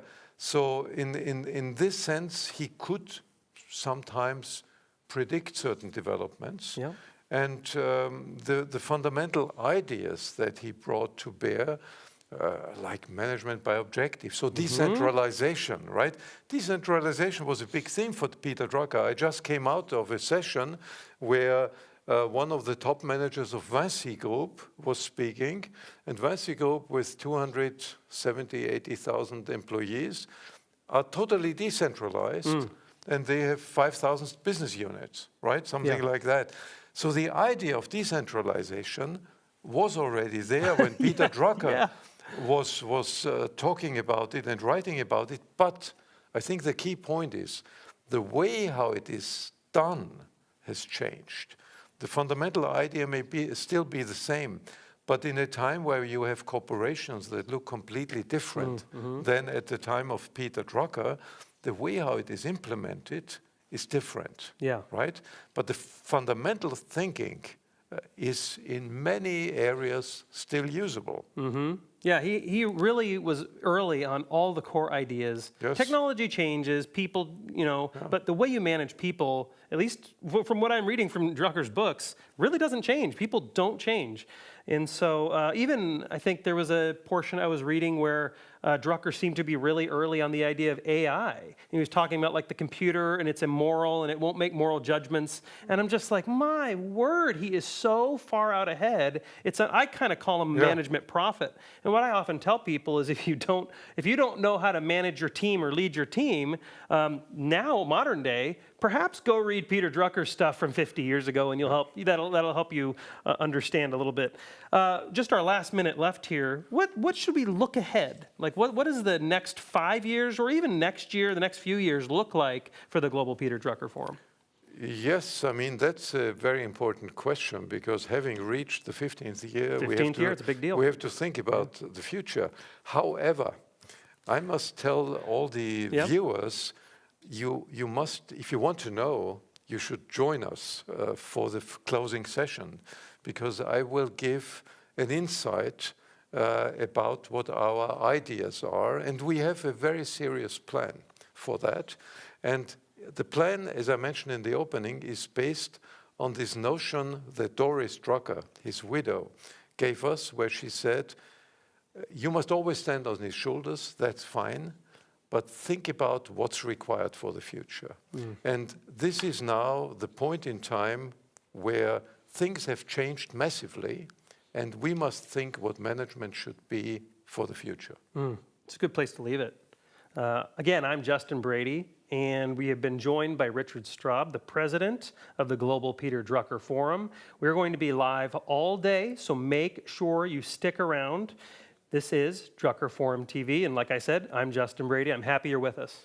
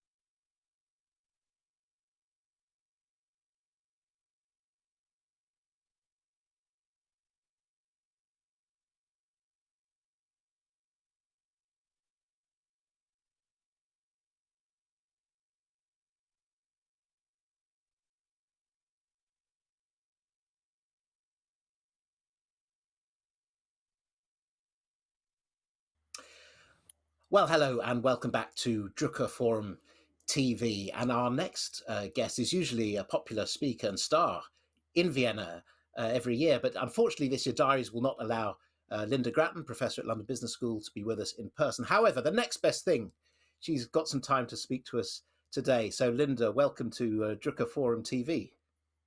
Thank you, and I'm so glad. I'm so sad I'm not in Vienna. I'm in Tokyo right now. But that's global business for you. Lynda, this year's Drucker Forum has the theme of creative resilience. I mean, emphasis on resilience as well as creative. I recently read a terrific piece by you in the Times where you were making the point that, in a way, in order to be resilient, you've got to recognize what sort of challenge you're actually facing. And you drew a distinction between two different types of challenges that professionals might be facing. I gather in your new book, you're actually exploring further types of challenges, but perhaps you could start off by talking about these different sorts of challenges we need to recognize in order to display that resilience. Well, thank you, Stefan, and lovely to see you, by the way. Well, I'm writing, I'm old enough now. When you get to my age, everybody writes about their life, doesn't it? As my publisher says, Lynda, nobody wants to listen to you writing about your life. But anyway, I think I've made it a bit more interesting. And one of the things I've looked at is the challenges that I faced. And when I looked at them, Stefan, I realized that they weren't all the same. They came in different categories. And let me just tell you the three categories, because they do have, as a consequence, rather different ways of dealing with them. So the three that I've got are, first of all, life stage challenges, secondly, era challenges, and third, challenges of loss. Let me just say a bit about each of them. Life stage challenge. You've just had a baby. You're at home. You're exhausted. You think, oh my God, how am I ever going to do this? You become 60 and think, hang on, what am I going to do next? All of those things. And the point in here, Stefan, is you're not the first or only person that's faced that challenge. I wrote these stories about my life, and one of them was being absolutely exhausted with my eldest son, Christian, who was a baby. I was trying to write. He was exhausted. I was exhausted. We just ended up sitting there crying for hours and hours on end. So how do you face life stage challenges? Well, I think you do so by reaching out to others who are in the same life stage facing the same challenge, and just sort of find out how are they dealing with it. It's really a process of empathy, but also realizing that when your mum says, "Oh, Lynda, it's like this," remember that she's not the same as you. And in my case, my mum wasn't working, I was. So that's the first. Second is what I'm calling era challenges. And oh my goodness, Stefan, haven't we had some of those big ones recently? First, the two that I'm speaking of particularly, or thinking of particularly, is the pandemic and now generative AI, which are things that are sort of unexpected, but probably not, which affect everybody together. It's nobody managed to escape the pandemic. Nobody managed to escape generative AI. And often I'd thought these are things that you don't really know how to deal with it. I mean, I don't know if you remember, Stefan, but I kept diaries of the pandemic. They are my 30 pandemics, probably more, 30 pandemic diaries. And I wrote a book, as you know, and a couple of HBR articles about it. So I think that's much more about experimenting. It's about trying to learn. It's about observing. It's about taking lots, little risks. And the third, which is the challenge of loss, is just, you don't get promoted. Your mum's dying, things. And when I looked at these, they were always about loss. They were always about something you thought you would have and you haven't got any more. And so for me, the solution in a way for that was about resilience and friendship. How do you deal with your parents dying? Well, you have friends around you, you're resilient. So that's where I think resilience really comes in. And just to finish on that, we need to have a good working life to be resilient. I mean, if you're completely exhausted, and in your 50s or 60s when your parents die, you don't have anything to give them. So three types of challenge, Stefan: life stage, era, and loss. The final chapter of my new book. That's perfect. Well, we're looking forward to reading it. But one thing that's perhaps common to those three is that, and you mentioned in the outset, this business of opening up, of being accessible to advice, to support. I think you've written about this in the past, that the managers sometimes, and I won't say it's only men who do this, but it may be often men who do this, that they hunker down, that we adopt the defensive crouch, and we're nervous to admit that we might need help. And there's something about resilience requires that honesty, and even you might say vulnerability, perhaps. Yeah, I think that's such a good point. And when I was thinking about these, Stefan, one of the things that I was wondering about is, how do you face up to this stuff? And in fact, I wrote about, I have examples for myself of each one of these things. And, you're right. I mean, it is a feeling of vulnerability. You can't get over the fact you've just had a child who's not sleeping and you're exhausted. You can't get over the fact that it's a pandemic and everybody's locked down. You can't get over the fact that your best friend dies. And I think that understanding that and realizing that, one of the things I've been doing for years, and that, Stefan, you're very aware of, is I've tried to help us understand that work doesn't happen in isolation. Work is part of your whole life. And these are all life experiences, but they're often focused on work.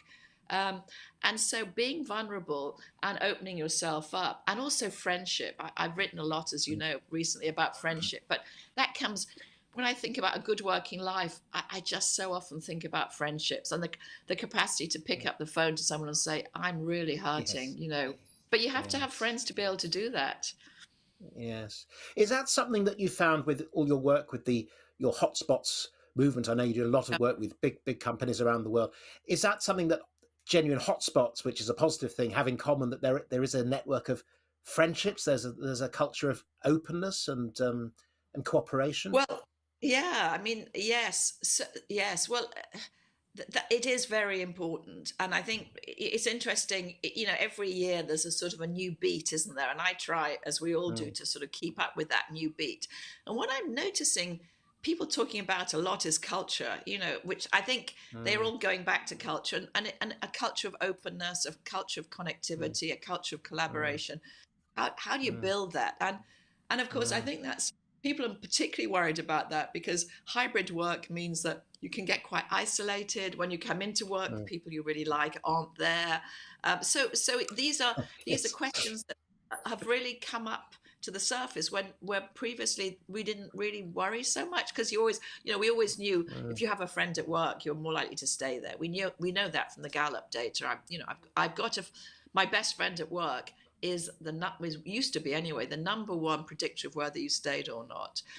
But that's becoming more complex, and that means in a way that we just have to be more thoughtful about it, and we have to design it. And I guess if there's one thing I'm learning in the last few years, is it's this issue that you have to design for stuff. You can't just hope that everything's going to happen. You can't hope, that you can meet these challenges. You have to design for them. And if your resilience, as I said to you this morning, my resilience is terrible because I had one of my teeth out last night. So although I put all my makeup on, I am actually inside exhausted. And that's fine for a day. But if I did that for a week, I'd really be exhausting myself. So, because these challenges come in ways that you don't anticipate, if you don't have some sort of basis of resilience, and I don't know if you remember in the 100-Year Life, Andrew Scott and I have this, even a survey take for free, which looks at your resilience around issues of, am I learning? Do I have friends? Am I building my reputation? And it's like a bank account, you can go into the red occasionally, but if you go into the red for too long, then when these challenges come along, you don't have the capacity to deal with them. This sounds like a much more interesting and I dare say healthier version of resilience than the sort of pre-pandemic world, where there was a kind of slight macho tinge to resilience, it seems to me, and that, bosses might have been urging resilience on their organization. And what that kind of meant was, this is going to be tough and you've just got to take it. You've got to suck it up. That's what resilience meant. But what you're describing seems much more sophisticated, much more human and healthier for the long term. Well, I think so. And I think it's interesting. I'm at the age now where I am beginning to survey, all these books I've written and all the people I've trained and the life I've had. And I think that, a good working life does, you have to design it. It's not just going to emerge. And you have to ask questions. You have to be reflective. You have to make observations. And you have to realize that, if you exhaust yourself psychologically, emotionally, physically, you're not going to be able to deal with these. And I think both you and I, Stefan, over the years have written quite a lot about these new issues. And of course, every time we think, okay, that's it. We've talked about the pandemic. I don't need to keep any more diaries. I don't need to write another book. And then ChatGPT, I can promise you I'm not going to write a book about ChatGPT, but I am writing a lot about it. And then something else is going to come, and we don't even know what that is. I have some ideas, but I don't know what they are. So you just always have to be energized, don't you, and observant and curious, and that doesn't happen if you're exhausted. And the organization of work, as you say, I mean, it sounds like a traditional, very, a decades-old discussion, but in a world of hybrid, and that's a very nice point you make about why go in if the people you want to see aren't actually there. Or equally, if you're a younger worker, why go in if they're not letting you meet mentors, if they're not organizing the work system so that you can actually learn from people? These become really practical questions. They do. And that's why quite a lot of the writing I've done recently, I use the word intentional. You have to be intentional about the way you design work. It was fine when everyone just came into the office in the morning and stayed there all day and went home at night, and they're mostly the same. You didn't have to be intentional about anything. But now they're coming in at different times. They're very different people. They're doing different things. I mean, I'm fortunate enough in many ways to be both a professor and the founder of a consulting practice, which moved from hotspots to now being called HSM, but that happens. So just to make it a bit easier on the and so I actually can experience it. I can experience what it's like running a company where half the people are on sabbaticals or hybrid or I don't know, whatever. It's difficult. And so, this intentional design of work is really, really crucial. And Drucker told us, didn't he, that management is a practice. It is a liberal art. It's about doing, not just thinking. And so once again, there's some inspiration to be found in the old man's writings. He covered most of this at one point or another. Yes, no, I absolutely agree, actually. And I think that some of the people who carried on his work, like Charles Handy and Warren Bennis, and I think me to a certain extent, have really tried to keep that going. I mean, it's interesting. I don't know if you remember, Stefan, Diane and Kirsten and I wrote a book about managers for Harvard Business Review, not a book, sorry, an article. And that really said, God, they are so important. You know, if you think they're the frozen middle, you're not getting it. They are actually the golden thread. I'm proud to say that got the Warren Bennis Award. Best article Oh, of the quite year. right. Here you go. Quite right. So the direct look, Drucker. A thread. We'll look Thread. forward to the next article and the next book and what else you have to teach us about the eras that we're going through, the life stage challenges we're going through, and this question of loss, which I would love to talk to you about another time. I don't think we'll have time today, but that's clearly, I mean, one of the things that people are experiencing first during lockdown and after it is the loss of a familiar, the former life that we were comfortable with. And that's another call for resilience to recognize that we're in a new moment and some of the old tricks won't work. We need a new outlook, perhaps. And actually, you know, in terms of loss, there are things that you'll never get back. Then that was one of the things that I was realizing when I thought about the losses that I've had in my life. These are things that you can't return to, and really understanding how you can keep walking on is really important. Well, we won't end on a downbeat. We'll end on a positive note.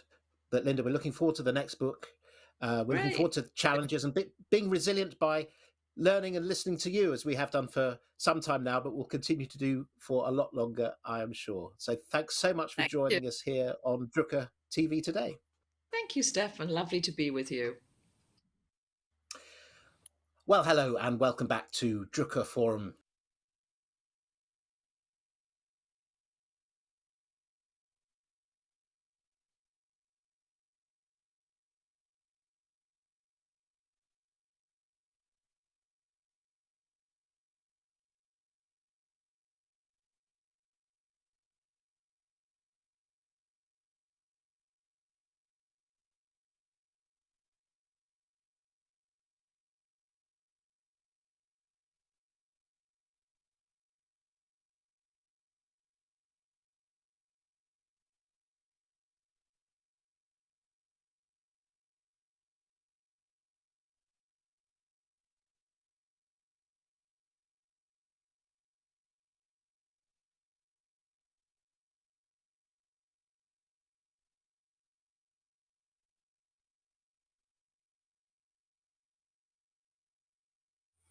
Hello, everybody. Joining me today is Professor Philip Kotler, co-author of Regeneration and Distinguished Professor of International Marketing at the Kellogg School of Management at Northwestern University. Professor Kotler, thank you so much for joining us on Drucker Forum TV.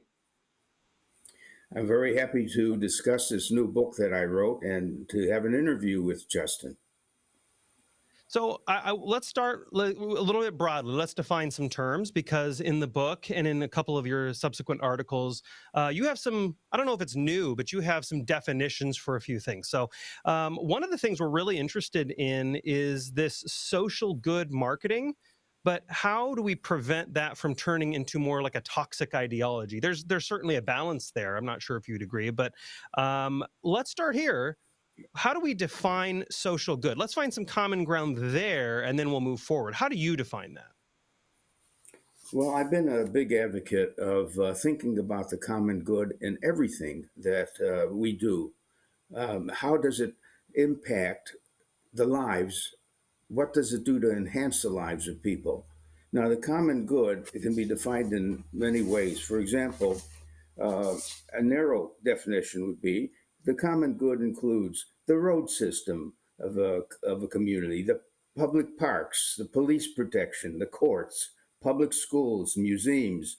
All of those, and the list goes on, are part of the public good. That is, these are public goods, and every community should have public goods as well. But we're also interested in the way a business operates. And fortunately, more and more businesses believe that they should not only maximize profits As a matter of fact, they don't use the term anymore of maximizing. But under Milton Friedman, my former professor at the University of Chicago, he convinced so many businesses that they have no other responsibilities but making money. And that has now changed seriously.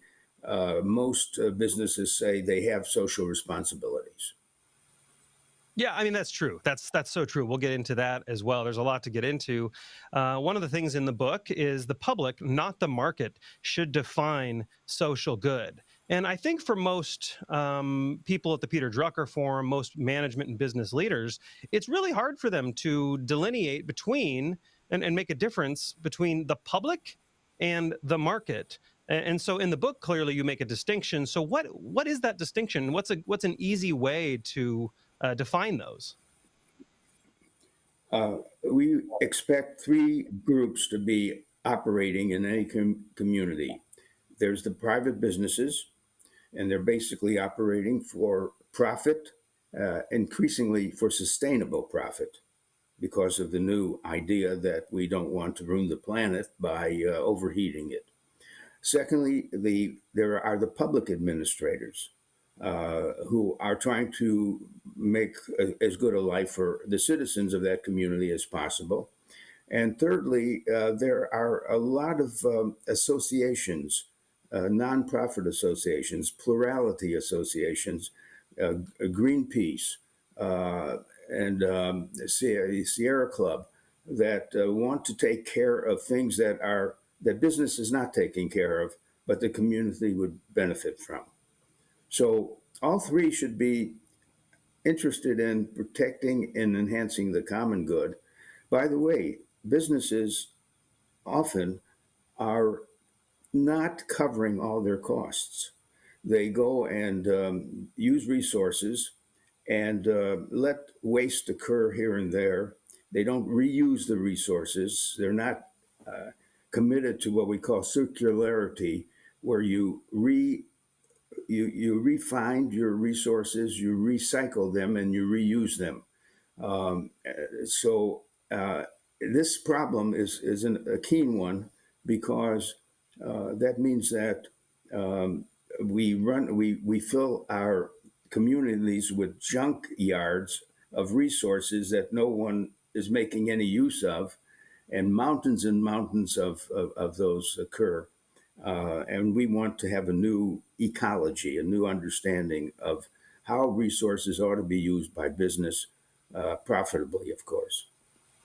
Yeah, and I that makes a lot of sense. I think the confusing thing for most leaders, though, is understanding what is the public versus the market. Like, who do we actually listen to? Because some of the stakeholders you mentioned, which I agree with you, but some of the stakeholders you mentioned, in my opinion, I would call those the public. So finding a common definition of common good, I think, is a challenge.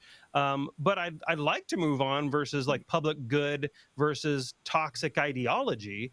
I guess I should start here. Do consumers still expect brands to stand for their beliefs? I know that this is in marketing. This is something a lot of marketers believe. Is that still true, or has that changed?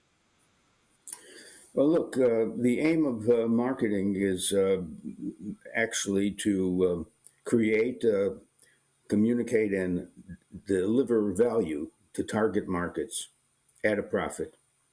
And in doing that, companies are operating in the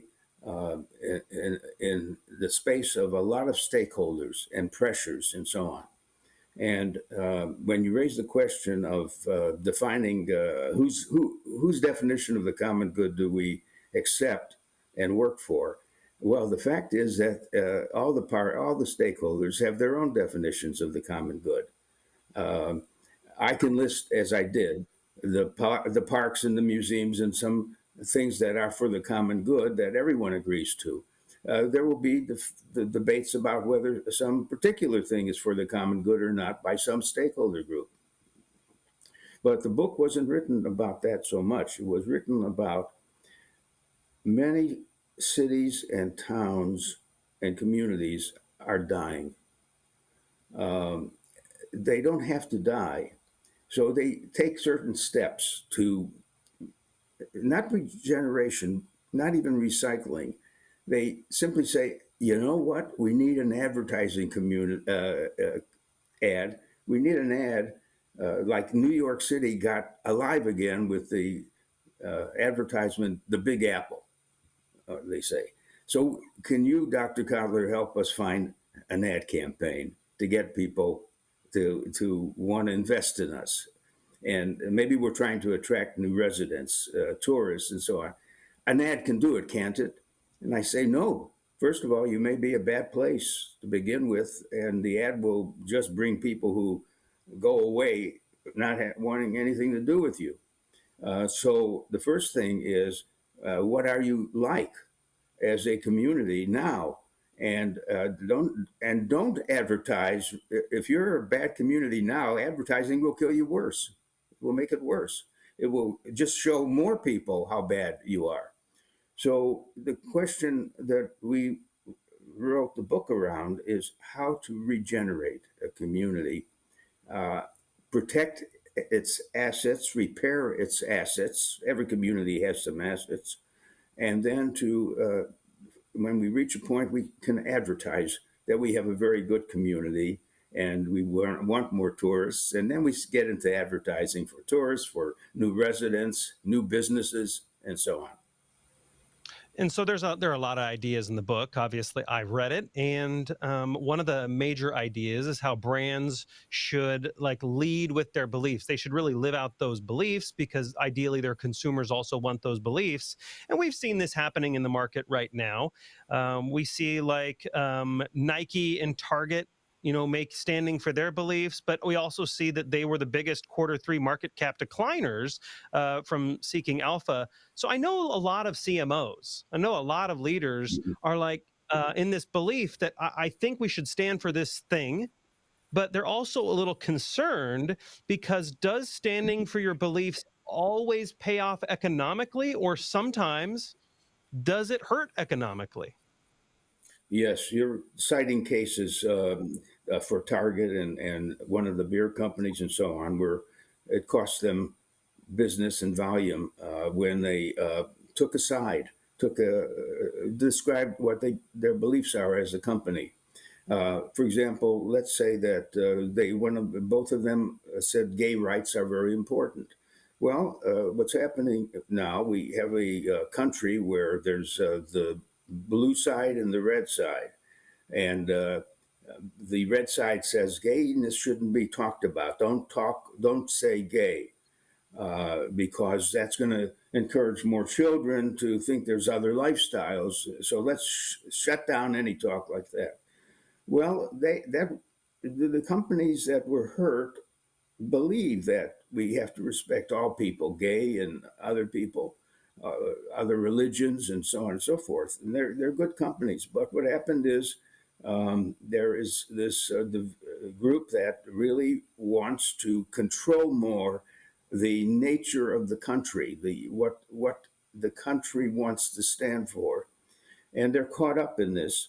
Now, the safest thing for companies is not to take any value position, any social issues, unless they're very high consensus issues. Yes, when there's a water shortage, they could advocate doing things to improve the water supply, and no one is upset with that because it affects everyone. So, sure, there's a lot of issues where there's high consensus and and the company should express its support. But it's kind of daring to take issues that are toxic now or made toxic by one political party or the other. And I don't know if that means Target should go, both of those companies, the beer company and Target, what they started to do is talk about the gay. What you're talking about, that's a great point. Yeah, they put it in the background now. They want to soften and maybe disconnect temporarily with pushing that idea. So you're raising an excellent question about, because on the one hand, we like to know what kind of companies we're buying from.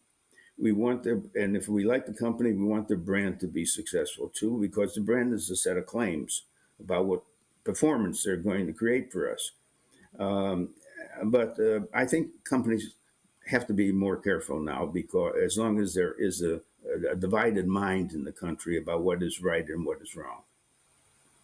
And that's absolutely correct, right? Because I wouldn't say, like, I don't want to make, I'm not going to get into the politics of everything, obviously. We want to remain neutral on Drucker Forum TV, but obviously someone on the one extreme side or someone on the other extreme side, neither one of them think that they're wrong. They all think they are pursuing a common good, which is why finding that definition is a challenge when it comes to pursuing that common good.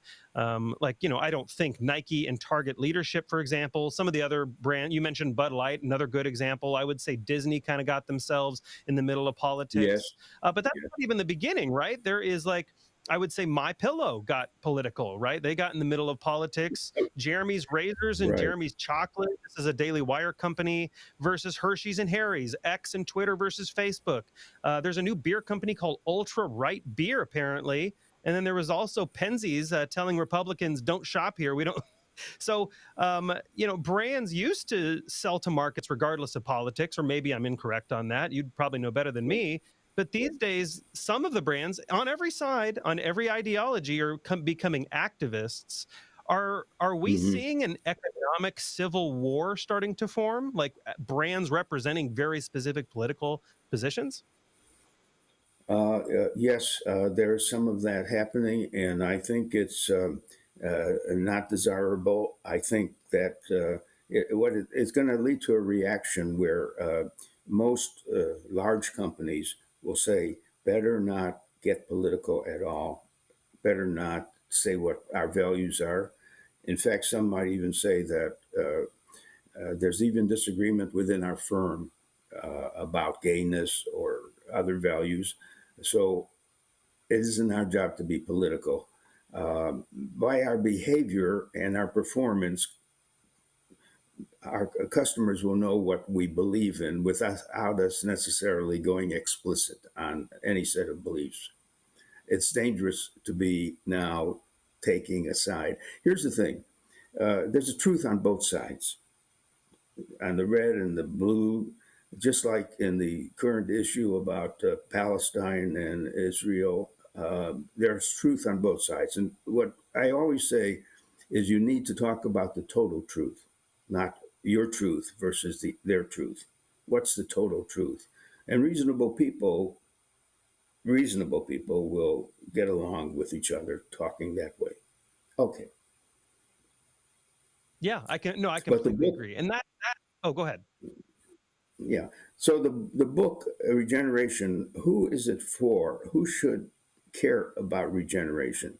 And I would say it has to do with the fact that you can drive through many towns in the United States, and they're shrinking. They're losing the young people because there aren't the opportunities. I mean, is it possible to thrive as a small town?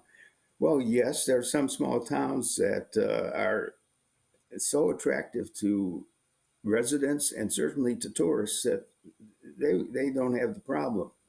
But the question is, the town that has been losing population and support has to sit down with the mayor, with a commission that is set up to attract tourists or to attract new residents, whatever, or to even attract business firms to locate in that town, and develop a plan. And it's not going to be based on an ad.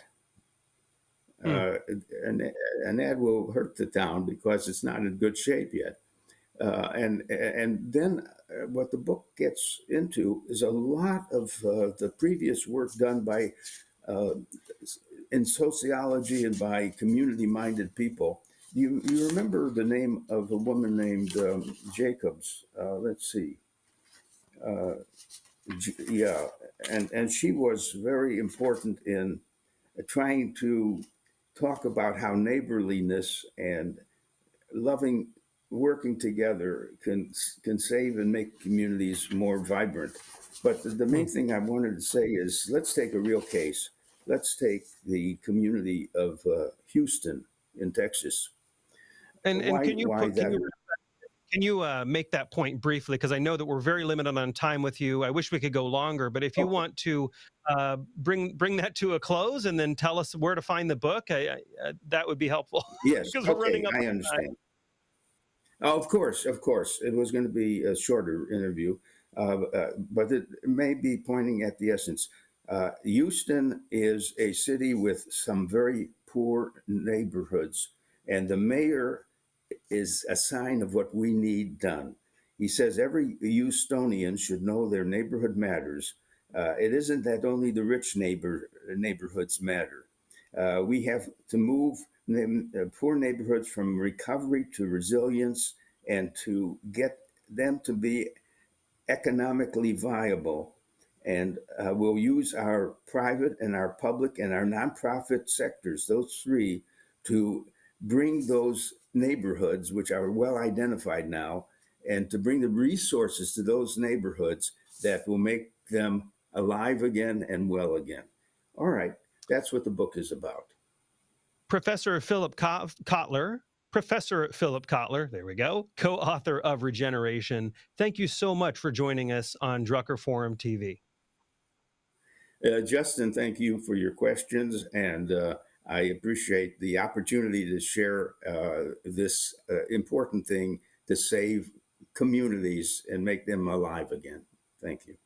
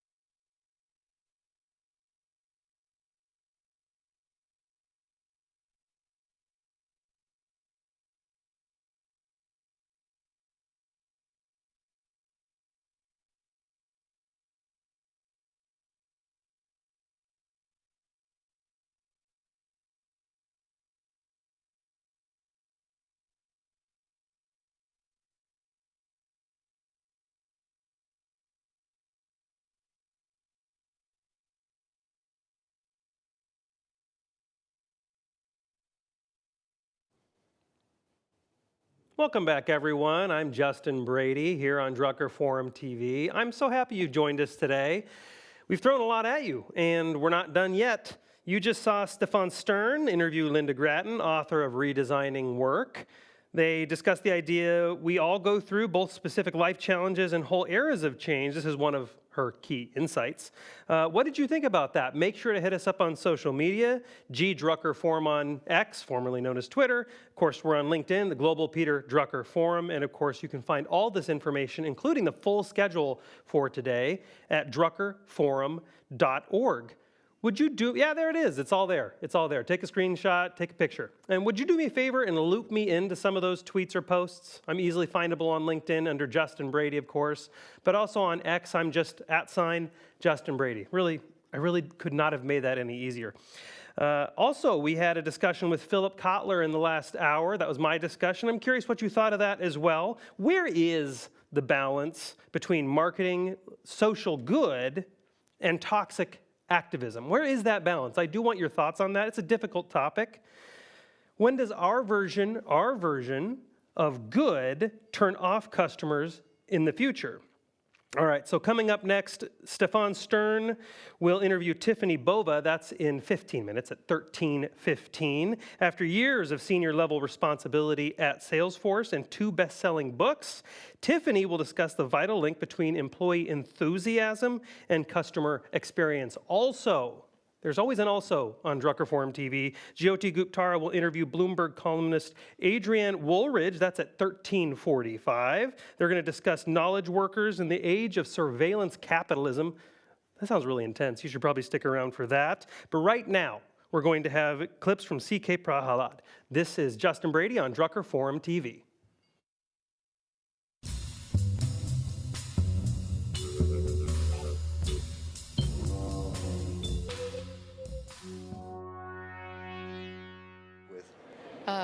Well, I grew up when he wasn't famous. In fact, he was looking for work.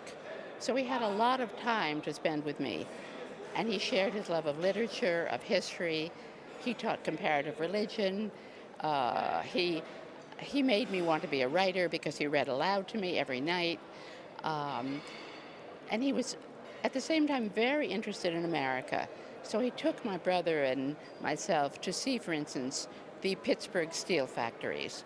We went to the Ford Motor Company. I remember at a young age watching a car being put together. He was very curious about everything, but he hadn't discovered that word automation, and I think he was more a political and social historian at that time, and of course interested in the history of work and things like that.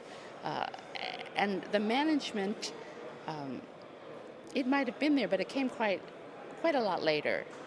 So I didn't, and in terms of his work, you want to know what the difference is between the man and his work? Well, he tried to manage the family.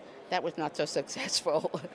But actually, he was very fun-loving and funny, and we had a lot of fun.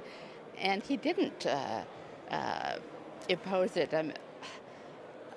I can remember we played charades.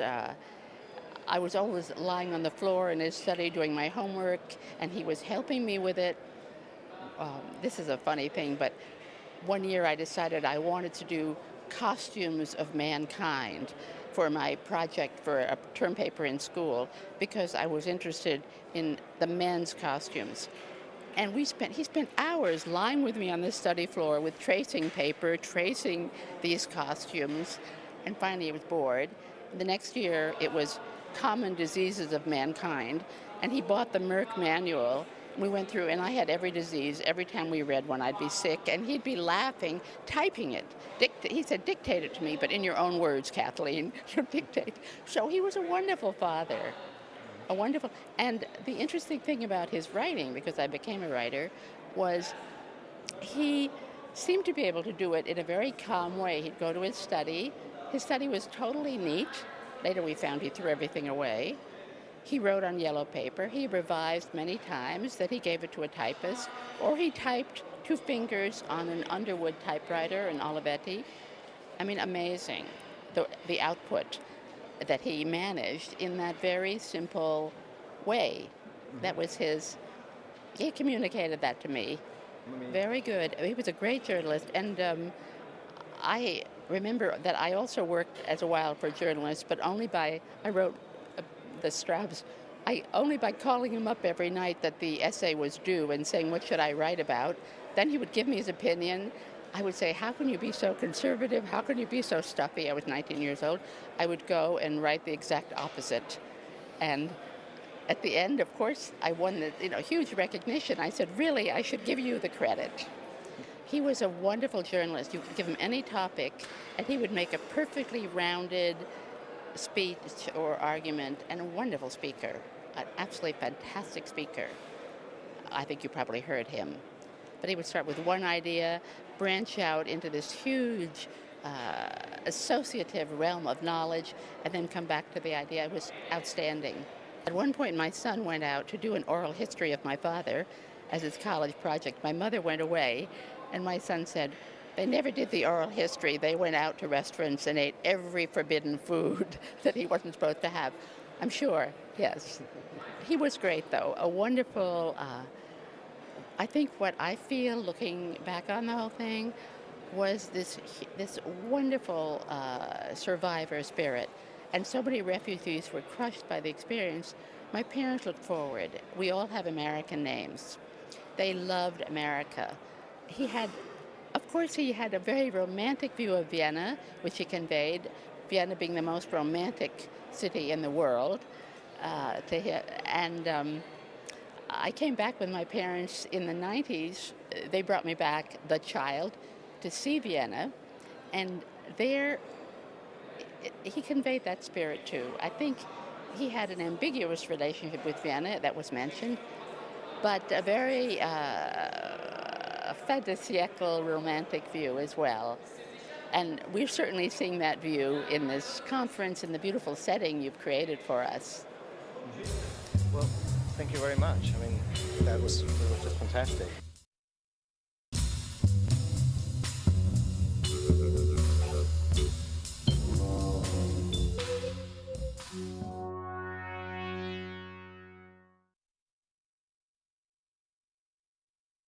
I think the question that all of us have to ask is, how do we, like Peter Drucker, overcome our own intellectual inertia? I also think that age never stopped his curiosity and his willingness to experiment with new ideas, and that, I think, is quite important. So what I try to do, to start with, is to just look at the sheer volume of what he did. And as you can see, just the books, not the articles, you can't fit into any slide. So I have 2 slides.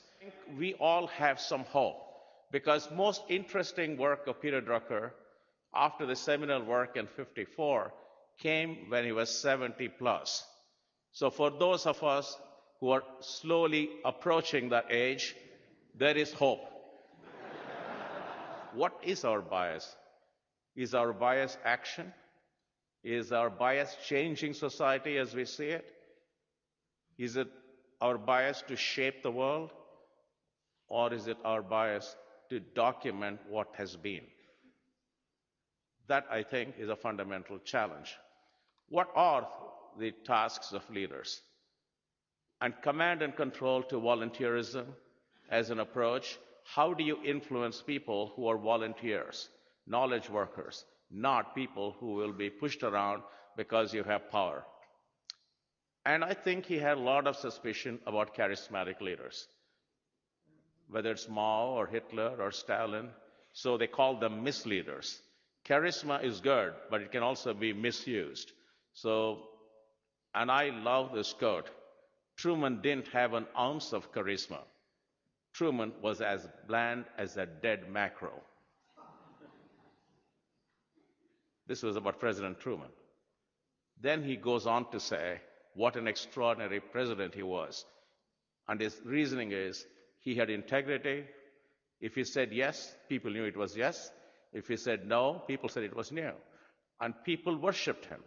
So in other words, you could be an extraordinary leader without charisma. He was a master in synthesis, not necessarily analysis. Analysis is easy for most of us because that's how we are trained. Synthesis requires a deep understanding on how to see connections that others don't. And look beyond the corporate world for ideas. Can entrepreneurship be democratized? I think Peter's question was more profound. It is not whether it can be taught.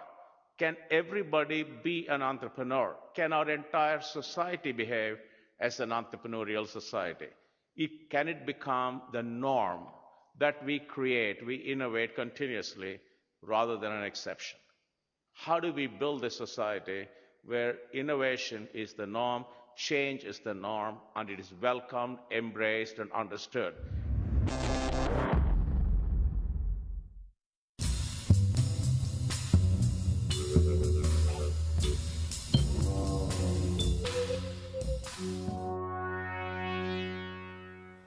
I think it's very clear that Peter Drucker belongs to the whole world.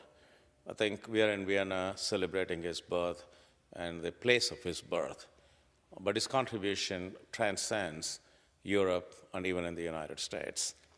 The basic idea of systematizing management practice, connecting practice with theory and operational requirements of practicing the theory, which is what he excels so much in, that has worked like magic across the world. Whether you go to Japan, or whether you go to China, or South Korea, Vietnam, or India, or United States, the principles are the same. The idea of a purpose-driven organization, accountability for performance, focusing on customers, focusing on value, that is universal. Contextually, Peter Drucker may have to be changed differently because of different contexts, but the basic principles do not change. The fact that entrepreneurship and innovation are key, that is universal. When you go to poor countries, you see it even more dramatically, because unless you innovate, there is no market there. So Peter is more applicable in those markets than people believe. So I think his message is universal, and I think he belongs to the whole world, not just to Europe and the United States. The metaphor I'll use is fairly straightforward. If you're driving a car, you have to look in front, but you also have to look in the rearview mirror. To get perspective on where we are going, we need to do both. But you cannot drive the car only looking at the rearview mirror. So continuity is important, perspective is important. History gives us perspective. It allows us to make good judgments. But you also have to look at the future. So when we look at change, when we look at discontinuities, when we look at opportunities, we must be future-oriented. When judgments are called for, we need to also have a perspective on the past. So I do not see a conflict at all between having continuity and change, perspectives and future orientation, historical insights with shaping the world as it should be. So these are all two sides of the same coin. And I think Peter understood this very well. And I also think in his work, he was clear that you can't just settle for one. If you just settle for the past, you become a historian. If you just settle for the future, you may be a futurist, but you may also create a lot of problems for yourself. So my metaphor is driving a car. You need both.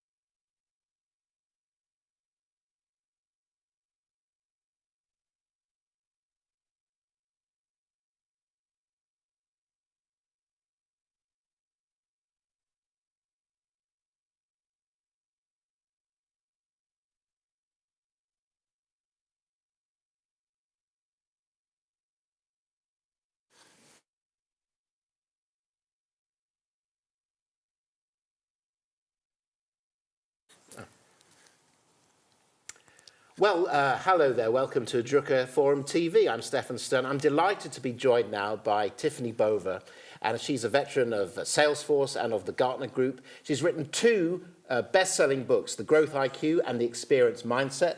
And Tiffani, thanks so much for joining us here at the Drucker Forum. I'm thrilled to be here. First time in Vienna. It's just lovely. It's an extraordinary place. So you're sold on Vienna. Can you see my link that I'm doing? You're sold on Vienna, and you know all about selling, right? You know about the proposition, the value, the customer view.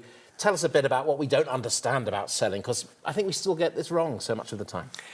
Oh, there's so much to say with that one question. But I would say this. I'd say, look, you can have fantastic products. You can have a healthy organization. You can have engaged employees. If you can't sell anything, it doesn't matter.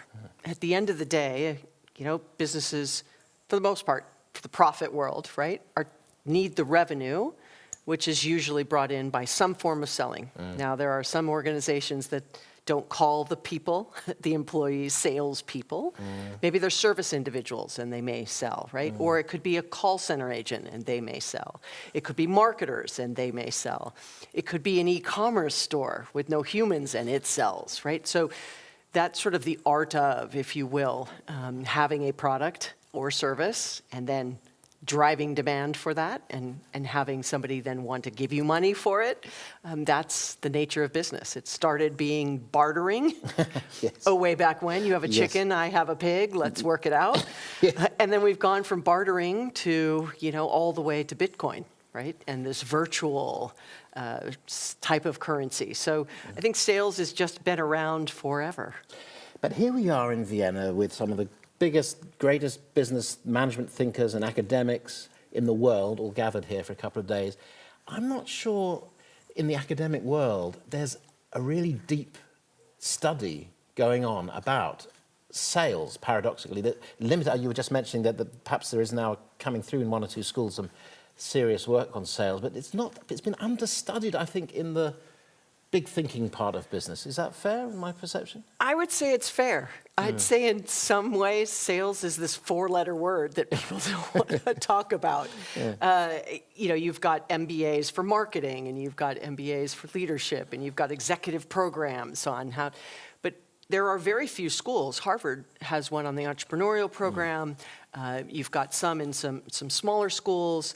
Wharton's got some things, but ultimately, at the end of the day, I think it's sort of like, well, when you learn business or you go and you learn your MBA, of course you have to know how to sell. But and I think from a very young age, we've all learned how to sell, right? Oh no, Mom, I really want to come home at midnight, Yes. right? And parents, no, you really do want to take out the trash. And so this art of persuasion, right? This communication style of I need something, you want something, let's discuss what that's going to look like. But you're right, I think that there is not as much rigor in the art of selling as there is in other parts of the business, especially as things like AI or changing customer demands and what they're thinking about, the pace by which technology is entering corporations, that we don't want to spend the time on, hold on a second, is the way in which we are going to market or we're selling our wares still as effective as it used to be? And so many aren't willing to do the hard work because they're worried about disrupting the revenue apple cart. Because if you disrupt the revenue, you can't make the investments in the rest of the business. So you're giving us a taste here of some of the thinking in your last book called Growth IQ.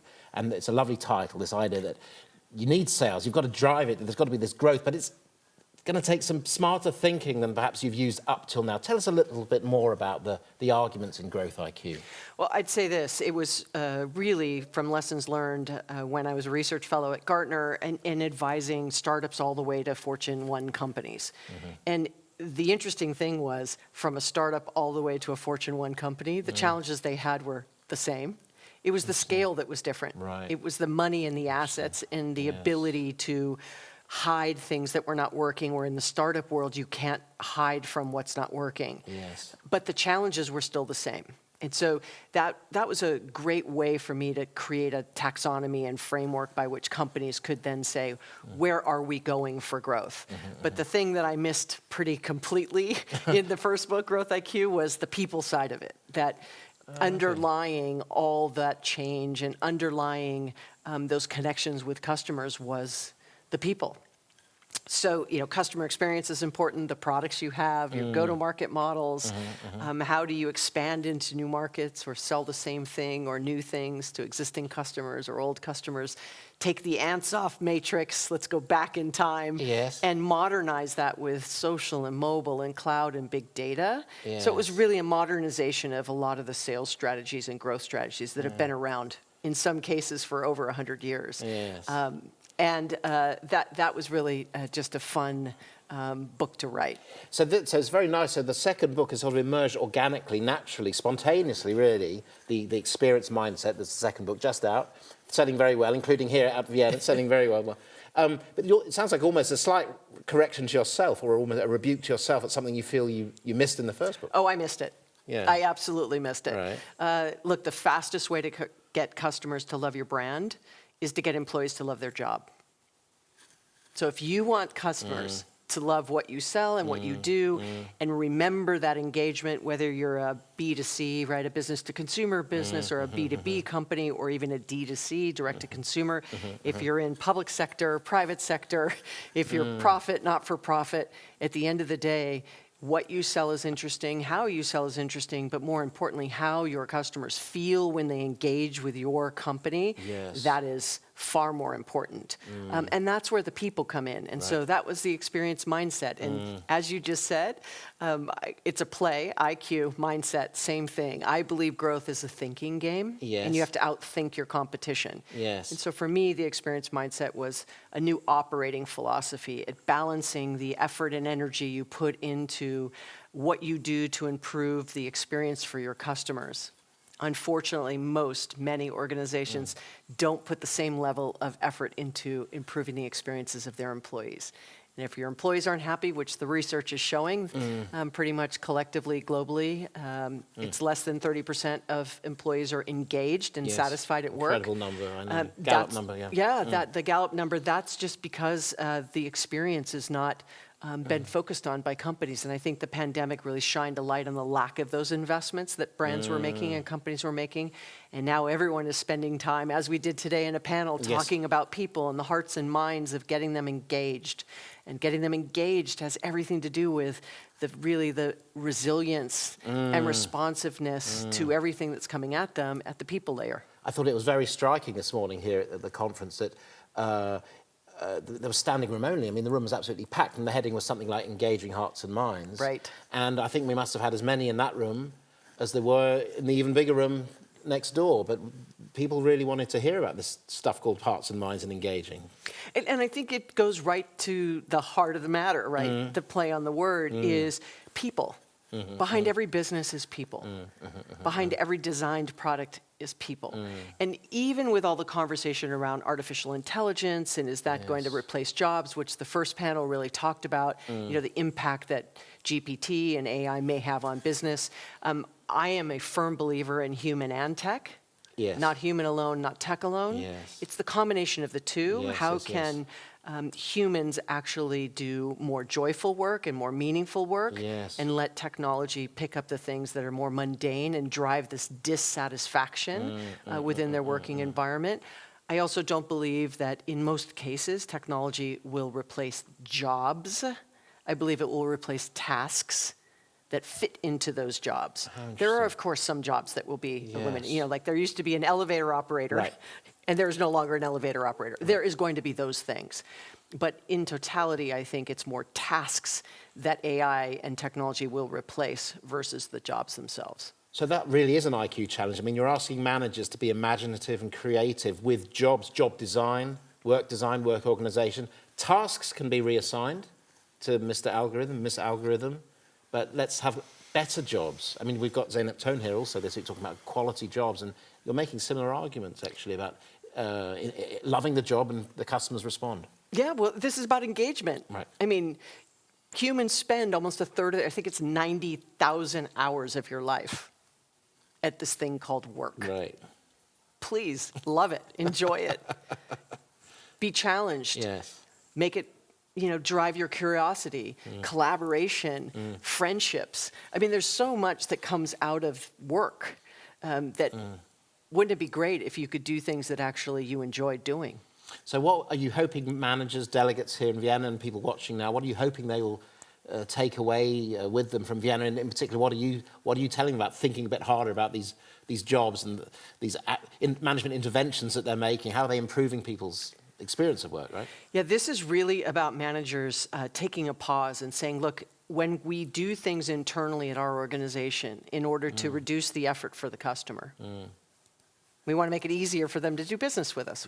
Less friction, all the buzzwords that are used, in order to increase their experience. Just take a beat and say, are we then passing that effort over to our employees?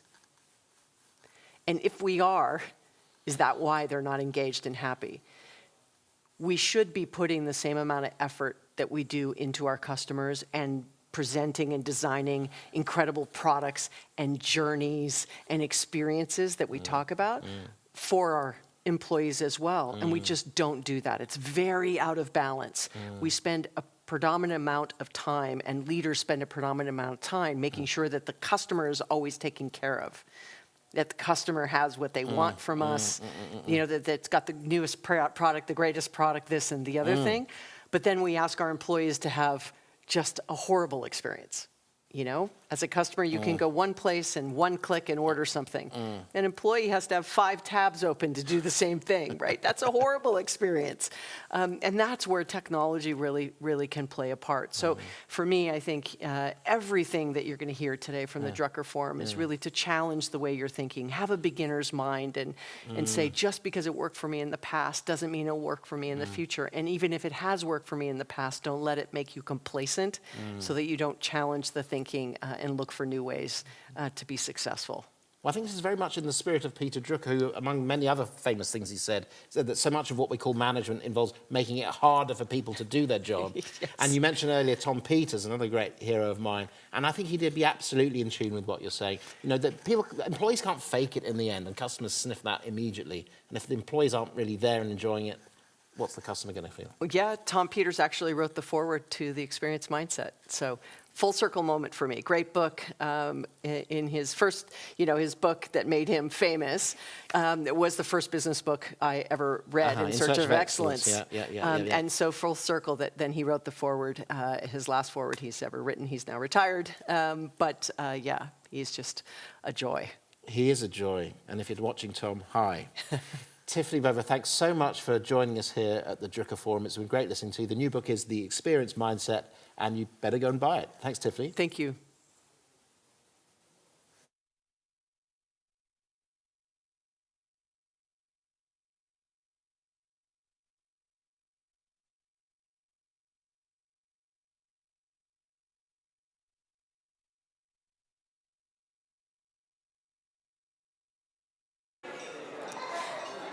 Hello and a warm welcome back directly to our red carpet here at the 15th Global Peter Drucker Forum, streaming here live from the beautiful Vienna Hofburg Palace. I don't know about you, but I feel very inspired because I've been roaming around the halls of this conference, and so far it's been really cool talking to people about their experiences at the conference. I've heard a lot about resilience, how we deal with failure, how we go about different challenges we have in organizations.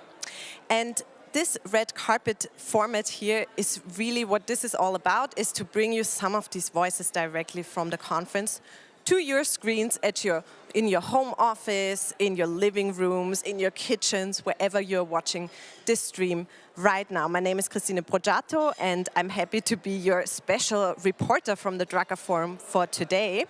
For our red carpet, I now have 2 special guests that I would like to invite here. My first guest is Lalita Taylor. She is executive producer and director of events at BBC. And with that, welcome Lalita. Hi, how are you? very happy to be here. Thank you so much for inviting me. And what a brilliant red carpet.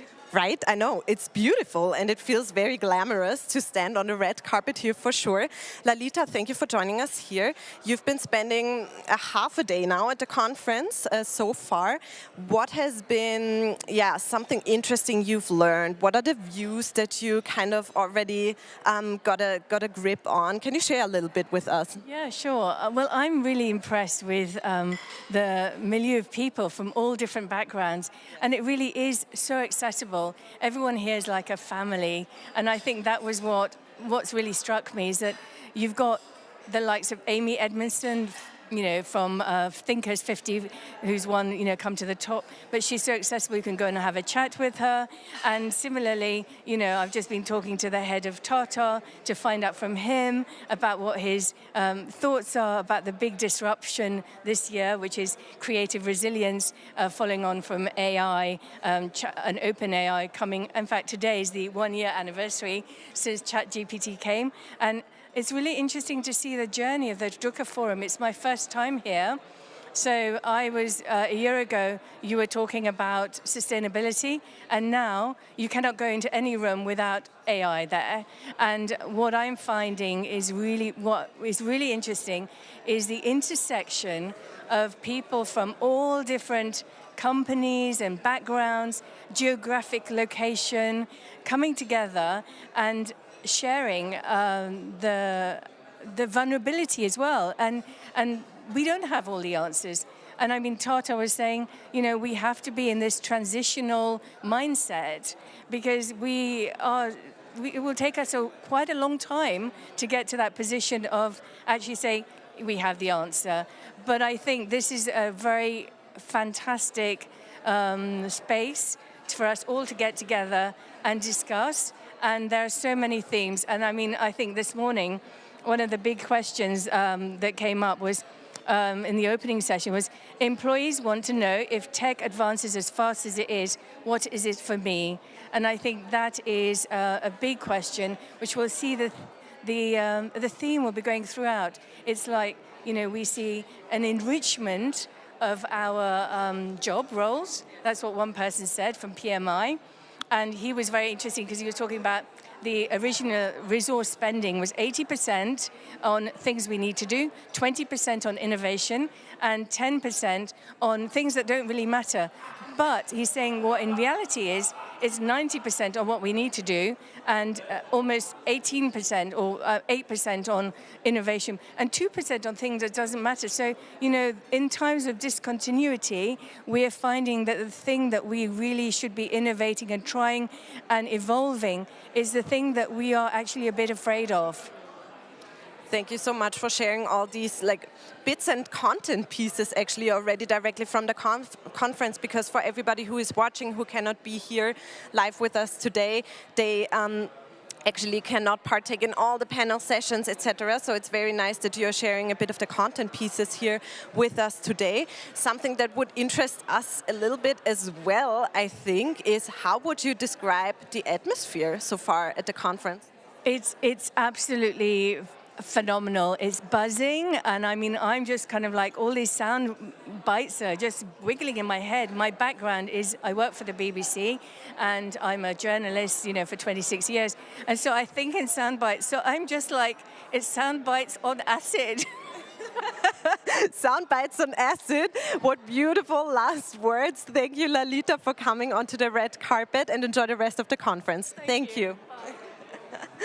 So this was Lalita from BBC, and she was sharing with us her insights on what the content is like, which questions still need to be answered. And I think really one takeaway is that there are still many questions raised and many answers we still need to find. This is what these conferences are for. I want to pose my next questions to my next guest. My next guest is Anne Dunant. She's Chief Business Development Officer at the International Institute for Management Development. With that, welcome, Anna.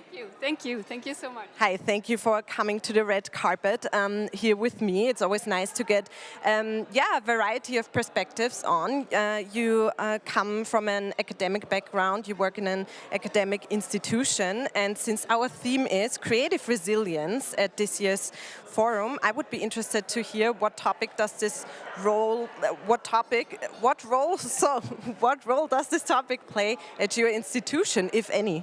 So of course it plays a huge role these days, right? It's on everybody's mind, both on our own as an academic institution, having gone through COVID, etc. We had to actually be resilient and be tenacity, and I think this is super important for us going forward to remember that it's not actually a passive act; it's an active act. You actually choose to be resilient.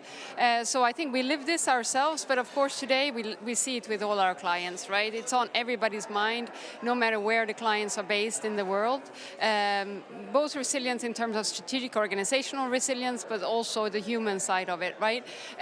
Change fatigue and burnout, etc., plaguing most corners of the world today, right? Yes, for sure. And you touched upon the human side. May I ask, what is your personal take on resilience? How do you make sure to stay resilient in everyday life? Yeah, so I think this is interesting and something that I'm very passionate about as a senior leader at IMD.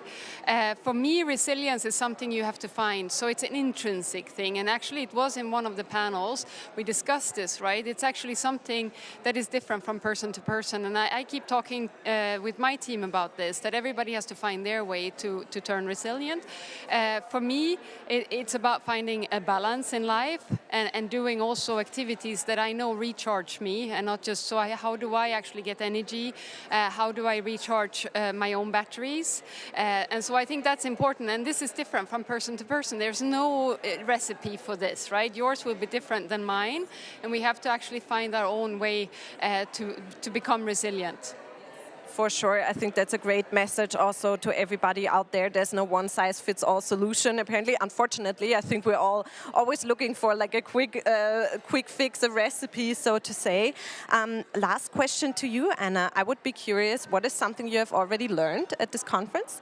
So I've learned a lot already, of course, but one thing that actually I found really interesting was in the last session where the thought was, do something that you're basically not good at doing or that actually scares you.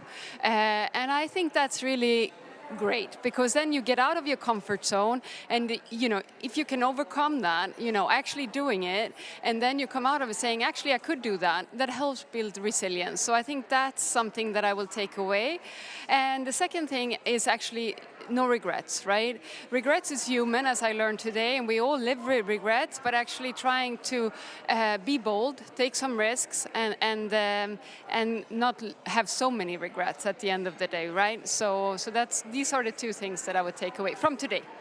That's lovely, and that was just half the day here. So thank you for sharing your key messages and these learnings, and enjoy the rest of your conference. Anna, thank you. Thank you. Good. I'm very inspired, I have to say, by all these conference guests that are joining me here on the red carpet. I have heard messages about resilience, how we build up resilience from the inside out and not from the outside in, because I feel like oftentimes we're trying to do it the other way around. So I think in this regard, these are really some good key messages we can take away here from the red carpet. As you can see behind me, the break is currently ongoing. People are roaming around the halls, enjoying their lunch and coffee. We also have a book section right behind me where people can buy the books from the speakers that are present here today. So there's a lot going on. We have more interviews coming up today. And right after this red carpet, we will be back with another studio interview for all you live stream viewers out there with Adrian Wooldridge. And Adrian Wooldridge is a global business columnist at Bloomberg Opinion. This interview will be led by Jyoti Guptara. And with that being said, I wish you a wonderful next part of the live stream, and I'll see you back soon.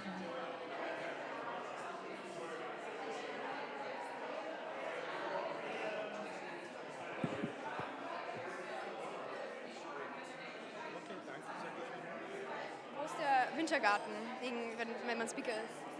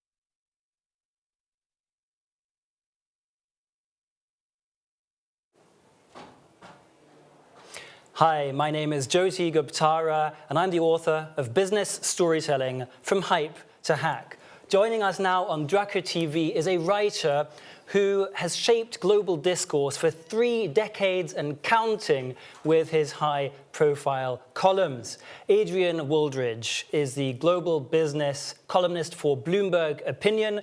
Before that, he worked for The Economist for 32 years.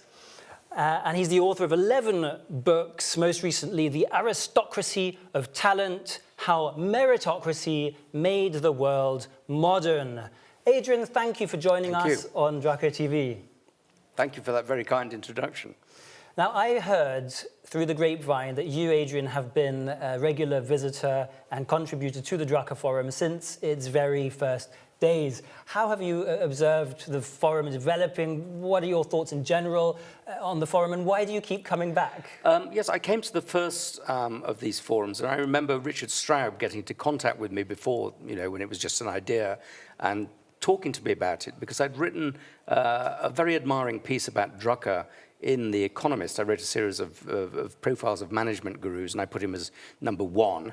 as the sort of the guru's guru. And so Richard got in contact with me. And also I'd met Peter Drucker. I used to live in the late 1990s. I lived in Los Angeles, and one day I got a phone call from a very gruff-voiced person. I thought, this must be Henry Kissinger.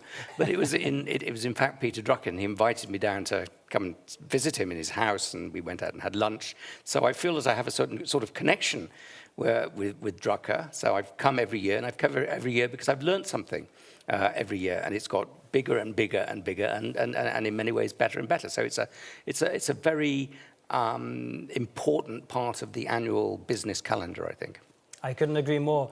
You write on an incredibly vast array of subjects. You recently wrote columns on everything from the military-industrial complex to the new Napoleon film by Ridley Scott, and of course, politics.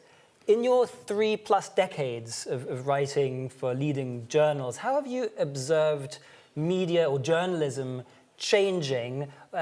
Nowadays, mainstream media, some would say legacy media, has quite poor ratings, historically low ratings, but also trust is at an all-time low in these established media outlets. Why do you think that is? And what can we do to ensure we're getting good sources of news and journalism? Well, I'd say in response to your first point that I specialize in generalizations. So I throw generalizations out about a very wide range of things. I would say the core of good journalism has remained remarkably the same. There's been all of this noise and all of this sort of superficial change with things like Twitter and the rest of it.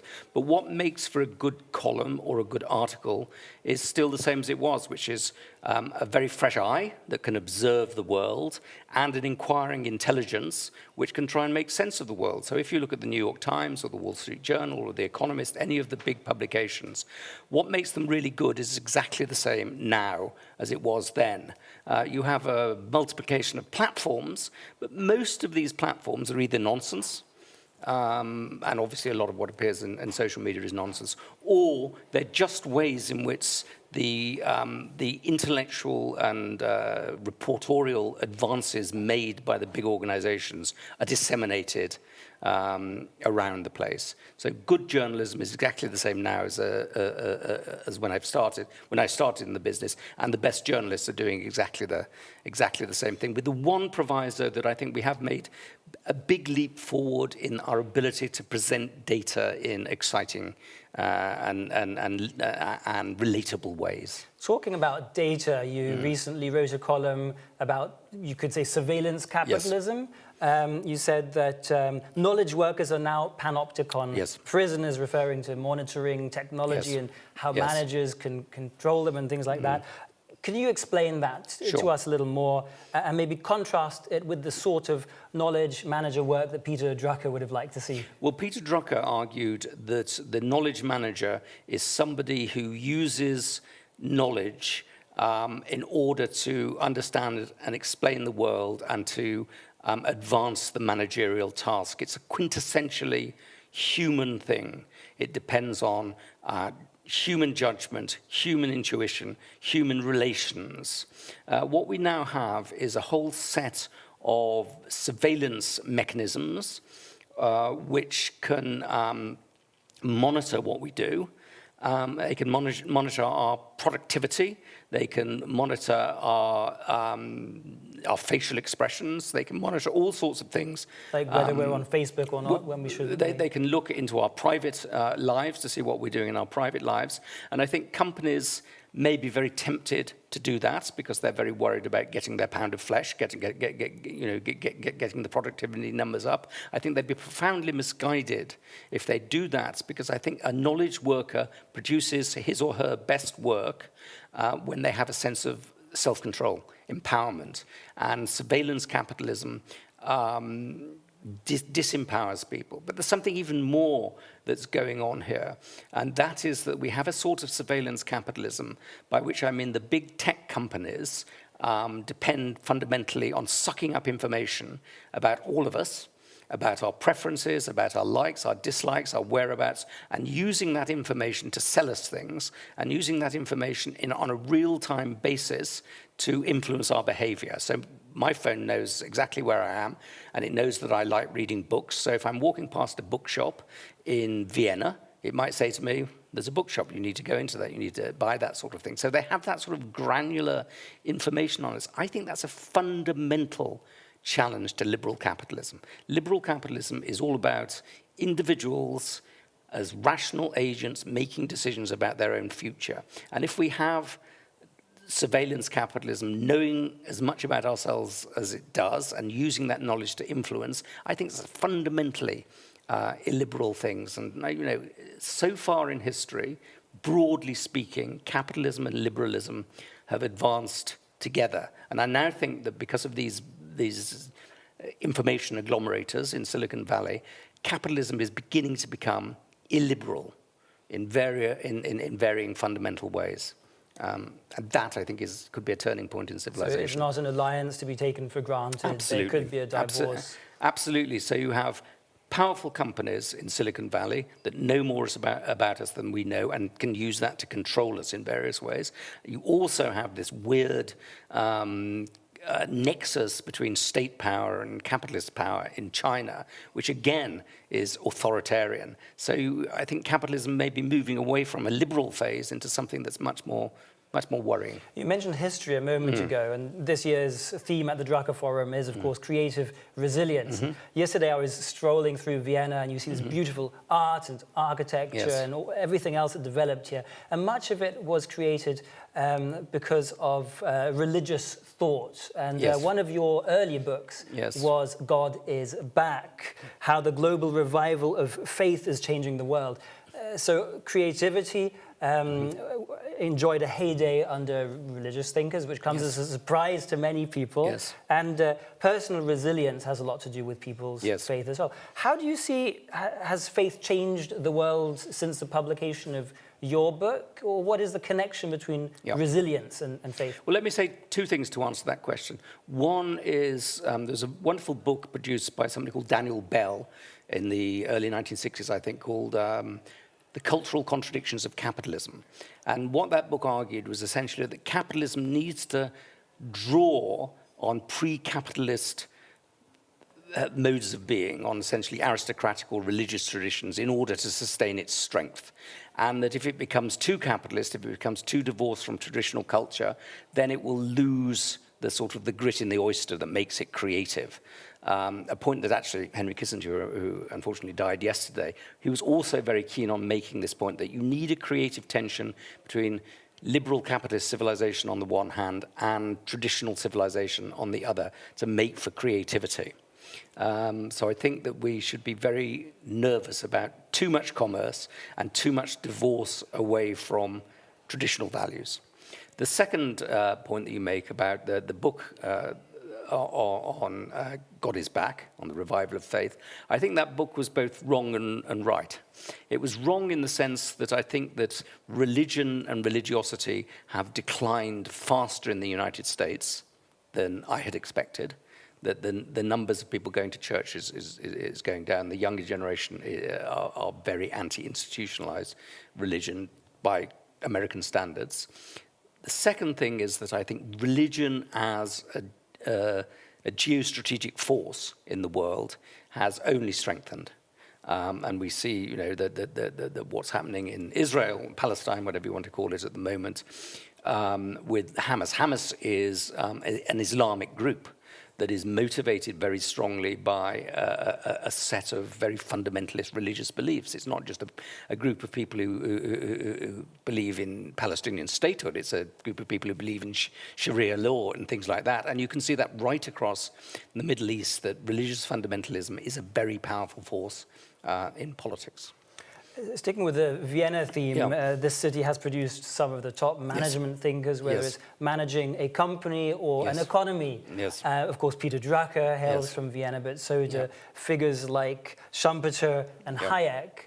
What, if anything, do we still have to learn from these sorts of Viennese management thinkers? Well, when Peter Drucker phoned me up, in that remarkable meeting that we had in the late 1990s, he invited me down to his house, to visit him in his house, and he also took me out to lunch in a sort of restaurant, which was, let's say, it was a very Orange County place. It had a plastic wagon wheel on the wall. All the waiters and waitresses were all dressed up as cowboys.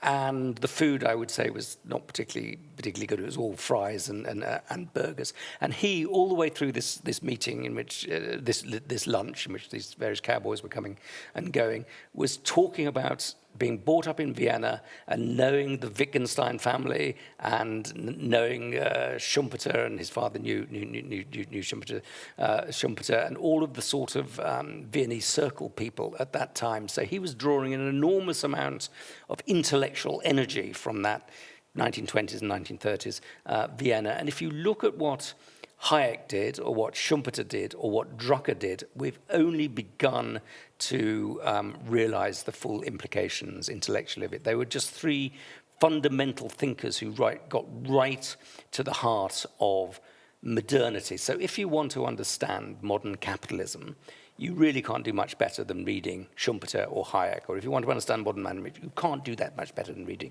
Drucker. So I think there was an extraordinary explosion of wonderful notes to end on. Of course, we would love to unpack that more. Adrian Wooldridge has written, as mentioned, a wonderful book, The Aristocracy of Talent. I do encourage you all to get your copy and, of course, check out Adrian's other work. Thank you so much for joining us on Drucker TV. Thank you.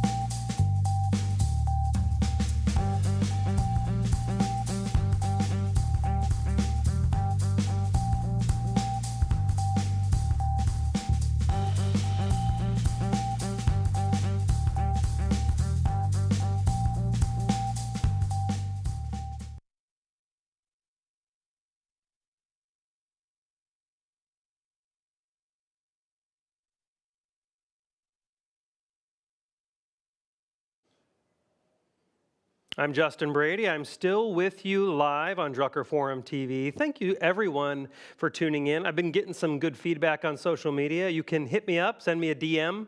They're open on X, formerly known as Twitter. There we go. Just easy to find me. Just search Justin Brady on X or LinkedIn. Send me a message. Say hello. I'd appreciate that. It's 7 a.m. in Chicago, I think. 2100 in Hong Kong. The U.S. is waking up, so welcome to all our U.S. viewers. We're glad to have you with us. You just saw Stefan Stern interview Tiffani Bova in the last hour, and they were talking about, after years of senior level responsibility at Salesforce and 2 best-selling books, what is the link between employee enthusiasm and customer experience? Now, some of you just joining are probably thinking to yourself, wait, I didn't see that. I just tuned in, Justin. How do I find that stuff? Great question. It'll be posted usually within about a week, but right now you can obviously watch it live, but we'll be chopping all these up into their own segments and putting them back on druckerforum.org. And we'll talk about this later, but there is also a premium. If you become a member of the Global Peter Drucker Forum, there's a keyword way to get access to all the Global Peter Drucker videos. So we'll be talking more about that later. We also heard from Jyoti Guptara, who was interviewing Bloomberg columnist Adrian Woolridge. And of course, we had red carpet interviews from Christine Brigitte, Lalita Taylor from the BBC, and Delia Fisher, Academic Management Institute. And this hour, we still have a lot more content coming up. The world premiere of the Global Peter Drucker Forum documentary in English. That'll be premiering right here, so stick around at 14:15. And of course, Michael Watkins will be interviewed by Esther Clark. And so that's also coming right up. But right now, up next, I'm going to interview Dr. Reinhard Schlemmer and going to ask him about AI, technology, sustainability. Stick with me.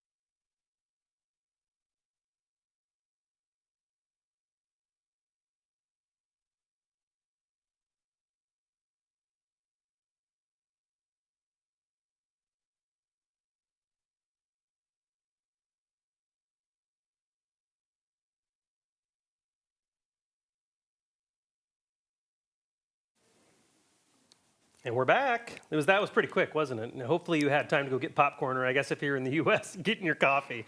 We're here with Dr. Reinhard Schlemmer, the executive board member of Vinci Energies. Thanks for coming. Well, thank you for having me. How's the forum been so far? Good. I'm fully energized. That's good. You're gonna need it because we're gonna grill you. No, just kidding. We'll talk about it's a topic that is maybe being discussed quite a bit, but I feel like it's a huge topic. AI, of course. You've been you know all about this topic. Can't stop talking about it. But there are some concerns that people are, scared of robot armies and that kind of thing, which, is kind of silly. Obviously we should be cognizant of this stuff. But I think one of the big concerns is there an energy concern with AI? Because it's very energy heavy. Oh, yeah, of course. It's also consuming a lot of course, computing takes a lot of, up a lot of energy. But then at the end of the day, if you use it properly, and AI is going to help us to optimize the use of our resources. So yes, we will use more energy by using AI, but on the other hand, the benefits of using AI to optimize the way we do things will balance it and will outnumber it. So at the end of the day, it's well invested, I say. So will these limitations then, the energy limitations, actually going to throttle AI future at all? Like maybe in the immediate, not the long term, or how does that practically play out? We always thought computing power will throttle down the development. But at the end, it doesn't. At the end, we always find new ways, better ways to do it. And the next thing to AI will be to combine AI for certain applications, for certain problems to be solved with quantum. Of course, quantum is very energy intensive, but it also shows that, and we did a first small proof of concept for an AI solution where classical generative AI just came to its limits. And we made a hybrid approach. It's about the optimization of ventilation ducts in a large building. And really, this is very promising. If you combine classical AI, generative AI, with the power of quantum computing. Yeah, so I want to talk about that later, if we can put a pin in that, because that's a really good topic. But so am I hearing that AI will accelerate quantum computing? Is this what I'm hearing? No. Or are they are they interdependent? How does Well, AI is as an approach is on a software level. Quantum computing is one of the underlying technology, whereas classical computing, you use quantum computing for certain problems. It's just more massively parallel. So you put AI on top, and you use either classical conventional computing or AI or quantum to solve your problem. Yeah, so and in some cases, hybrid. Yeah. Now, what's the impact on the grid then? Because I know that you guys are also working on that. Yeah. So specifically heating and cooling. Well, I'm not so much concerned about the energy consumptions from computing, even though it's, of course, going up dramatically. And the more we use AI, the more it will go up. The grid stability and consumption is more impacted by us going to EV, to electrical vehicles. That's where really, or replacing conventional heating with heat pumps and all of these things. That is the real challenge for the grid. Yeah. The rest is doable. The engineers know how to do it. And that's good. I'm glad you brought that up, because you guys work in efficiency. Yeah. Making things more efficient. And like, as you point out, some people worry that like EVs are going to suck too much energy and it's going to cause this problem on the grid, on energy. It's going to choke out energy and our ability to produce it. But I mean, aren't these technologies going to be the very thing that usher in more energy efficiency in the long run? Yeah. If you take total energy consumption, fossil fuel versus, at the end of the day, we will be more efficient. And it will push us to be more efficient, to cope with the limitations of the grids. I mean, you cannot expand the grids exponentially, so you have to cope with what's there. We will see, and we see already a large reinforcement and extension of our grids. But that's going to give us limits, physical limits that are there. And so we have to cope with being smart and being more efficient, how to use and when and how and where to use the energy that's available. So are we going to see a scaling up then? Because I often think of like computers in the 90s. Yeah. Like we would probably need its own power plant to scale. They sucked so much energy down. And like modern laptops, and this is just like back of the napkin math, so you probably know the better numbers at your company, but modern laptops are like 70, somewhere 90% way more efficient, but they can do way more. So are we going to see that same principle then apply with all the modern forms of transportation and lighting and heating and cooling? Is it safe to say that trend continues, or are there exceptions and concerns that you have? Short term, maybe some concerns. It's always a matter of speed. But the engineers out there and research that's going to improve the battery concept, the battery storage, the whole energy management concept, which needs more AI to do that, will bring us there. That it will be much better at the end. It will work. Technological progress will push us there. It's just a matter of how fast do we push from the governments, the use of electric vehicles, etc. Is technology ready, or is it just, does it take another 5 or 10 years? But looking back in hindsight, the technological advancement was always much faster than we had thought, especially when it comes to computing and also energy efficiency. Yeah, I like what you said about, I don't know how you said it. I wish I could rewind in live, but you said something about needing AI. I know that there's obviously the fear of AI, which is one extreme, but do you think a lot of the problems that you're dealing with, a lot of the problems in energy, a lot of the problems of sustainability are finally solved with AI's development? I would not say finally solved, but... okay, so I'm taking it a little too far. I'm getting a little too excited. Be an absolute. I don't like to talk in absolutes there, because, absolutely. Technical advance will be continuing. So, yes, AI will help us to master it, because we need... massively more power to react, and it needs to be real time to go into the full efficiency. So we cannot do it with conventional approaches, and for sure we cannot do it just as humans, manually optimizing systems. That needs to be done on a constant basis, and there, generative AI is a perfect tool. Yeah. Yeah, because I've heard, I mean, it's not your industry. Well, I mean, you're probably actually helped this industry a little bit, but I often hear like industries like trucking, and they'll say like, well, AI is going to replace truck drivers. And meanwhile, the carrier industry is like, thank goodness, because we don't have enough drivers. We need some kind of help, you know? So I see that down the board, a lot of people fearing AI replacing jobs or AI setting us back. It actually is solving a lot more of the problems than we thought. And based on at least your writings, you kind of agree with that. Fully. Yeah. You know, we see a severe shortage of skilled workers, and if you know, especially here in Europe, if you look back, you know, a couple of years in the future, demographics are such that we will be missing a lot of necessary people in our workforce, engineers, etc. So the only solution to stay competitive for us will be to use robotics and high power computing and AI to improve it, to do more with the people we have that remain. Right. Be more productive and also change the jobs of people. So you take away let's say the tedious routine work from people, and they can concentrate on the real value added, on things that a bit more fun than just doing an Excel spreadsheet in a very repetitive manner. It's not exciting.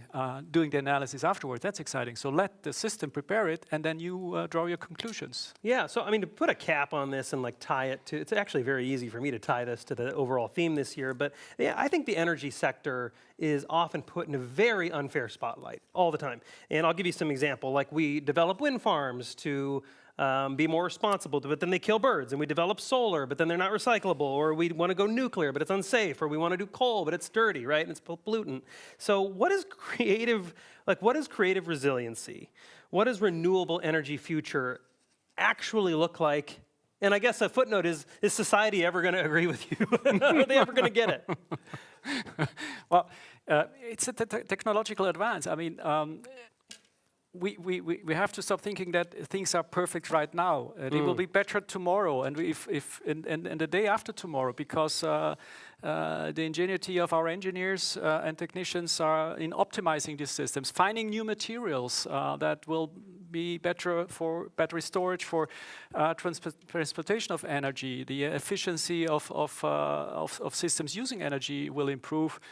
So 10 years from now, we will look back and we will think, wow, gee, we thought, this it's not going to work, but it's going to work. We just need to be open in terms of what technology, when, and how to apply. And certain technologies today maybe are a bridge technology anyway. So so what are some examples of that? Because you were mentioning, like, you mentioned some clues there that let me know that you see a few things in the future that most consumers do not. What are some of those things with our last minute? What are some of those things that get you really excited that's going to happen in the next 10 years? Well, that's... with the next 30 minutes. The next 30 minutes, yeah, no. Yeah. Well, maybe the way we see electrical vehicles today, maybe transition technology. Maybe, in 20 years from now, interesting. We will have different, maybe hydrogen will come back in a different form. That's, there's different avenues, and I think that could be one of the solutions, that we are more open for certain applications, yes, for certain applications, not. Yeah, I mean, it will be maybe more diverse. Not one solution, not this one key that fits to it all. It's not going to be one silver bullet. We'll maybe need a couple of them to, With our last minute, actually 47 seconds, really, in your most recent Vinci speed dating event, because that's something you're really excited about. Just last 20 seconds, can you just talk about what's a couple future new technologies and great startups you're seeing? Well, it's... they're all around the idea of bringing in smart approaches to solutions which are today done rather conventionally. And the nice thing with this dynamic startups is they really go at it with a totally fresh approach. And so they're helping us and our clients to let's think differently. And you thought this doesn't work? Well, it does work, but you have to do it. So that's why we're so excited about these startups, because they're just they don't have the borders of this classical operations performance thinking, which of course our clients and we need to have because we need to, at the end of the day, deliver. Well, I could talk to you all day. It's a fascinating field. I'm glad you're with us. Dr. Reinhard Schlemmer, Executive Board Member of Vinci Energies, and I'm Justin Brady here on Drucker Forum TV. Thank you.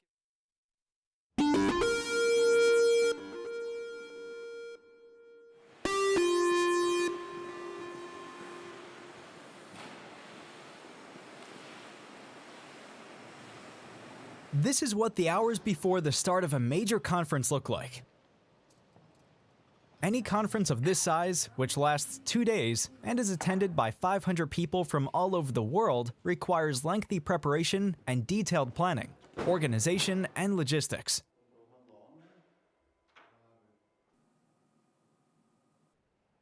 Or in other words, it needs management. But this conference here is even more than that, because it's also a conference about management, perhaps the world's most important and best known in this field. This here is the Global Peter Drucker Forum in Vienna.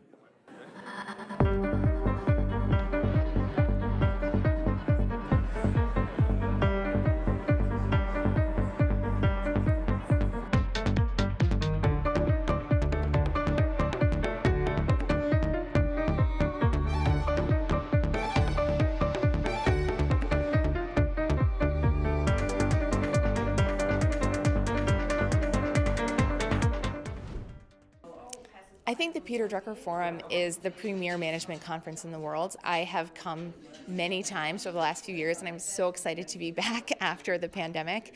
There are not a lot of management conferences, and this one I think really stands head and shoulders above the rest. The people here, the community, the ideas that are being discussed are really important, and it's just a lovely group of people to get together with and get to meet and to talk to about the future of management.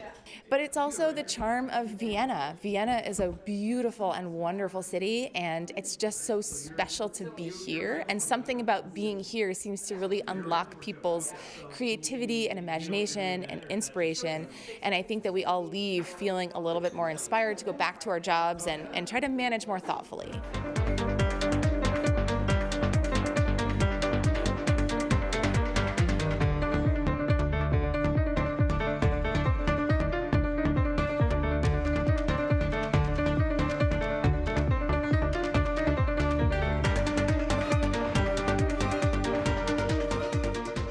For an insider interested in business and management, it's actually like coming home. It's really profound experience if you are leading organizations or advising organizations or interested in the trajectory of how the world works, actually, which is what I'm interested in my writing. This is my tribe, the Drucker Forum, and you have conversations, sessions, debates, presentations, and really what you have is ideas, invisible ideas that float around and cram in and pass from person to person. And it's a very interesting, unusual mix. And those of us that come are devotees.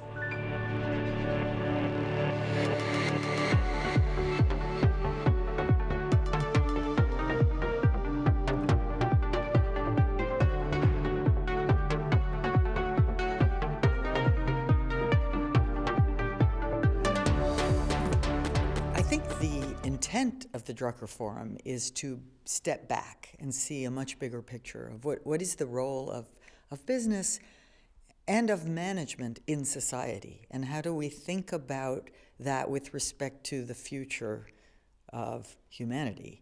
So it's a much bigger lens, a bigger perspective, and that forces us to confront the things that businesses do and that management does that are not in support of creating a healthy and sustainable future. And so the conversations, I think, are meant to be deliberately provocative and thoughtful.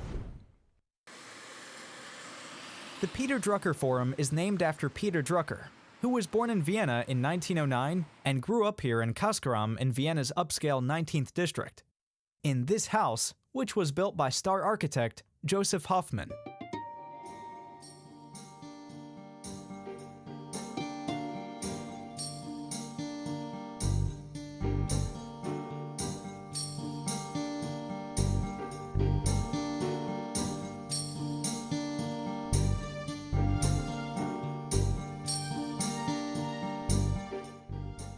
In the living room of the house, Peter Drucker's parents regularly hosted salons to which leading minds from the fields of medicine, science, and economics were invited.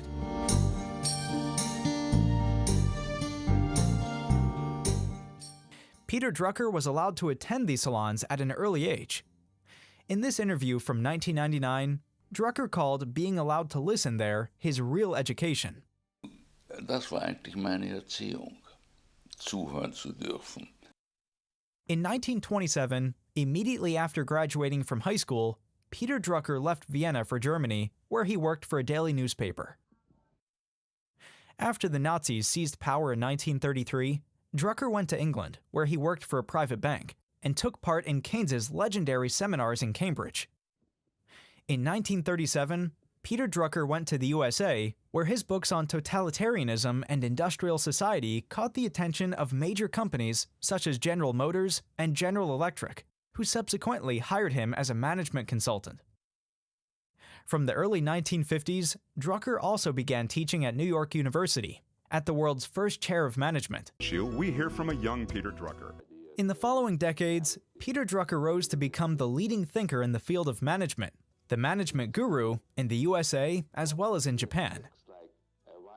A whole series of classics of management literature originated from the pen or typewriter of Peter Drucker. Drucker remained active as a columnist and book author into old age, and he was still giving lectures at the age of 90. He died in California in 2005 at the age of 95. The first Drucker Forum took place in November 2009 to celebrate what would have been Peter Drucker's 100th birthday. To mark the occasion, fans, friends, and family members of Drucker gathered at the House of Industry in Vienna. Among them, the Pope of Marketing, Philip Kotler, and Drucker's widow, Doris. He never told me, he never explained why he felt impelled to leave Austria. Perhaps he felt the diminution of the territory. As you know, they had shrunk considerably between 1909, the year of his birth, in 1927 or so when he left. Perhaps he thought there were fewer opportunities for a young man. I really don't know. He was not much of a coffee house fellow.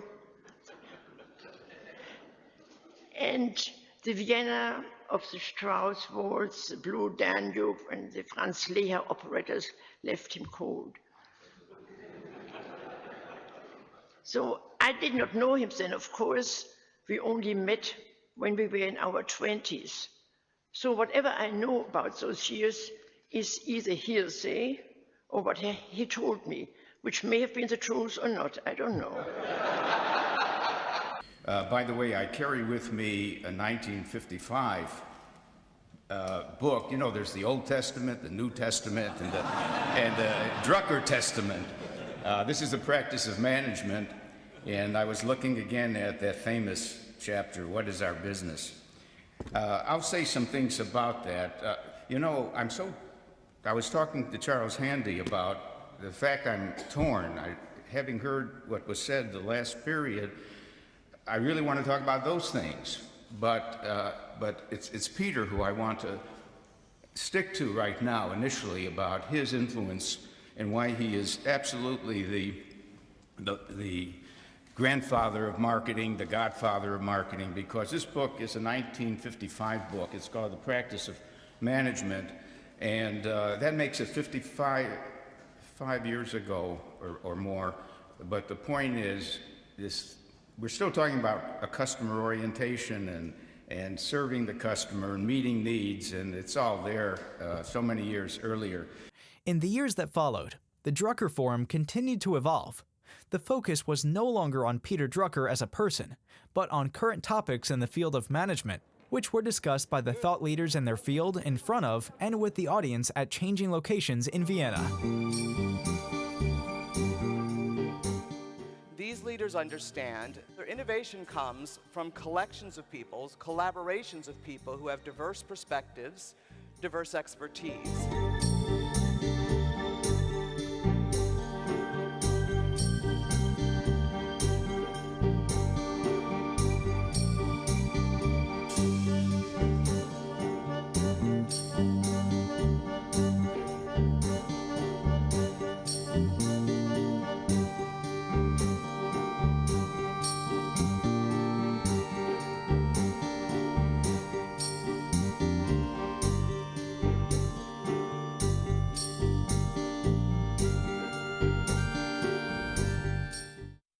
Peter Drucker remains really one of the preeminent thought leaders in the field of management. I have met so many people who will tell me that his articles on managing themselves, on leadership, have reshaped their careers. If you think about, we all go to work every day, work can be a grind. We should all be fortunate enough to have jobs that we find meaningful and that we enjoy. But I think Peter Drucker really helped put his finger on the human side of management, and that's kind of what people like me and all the rest of us are now trying to do. We're just trying to catch up with him.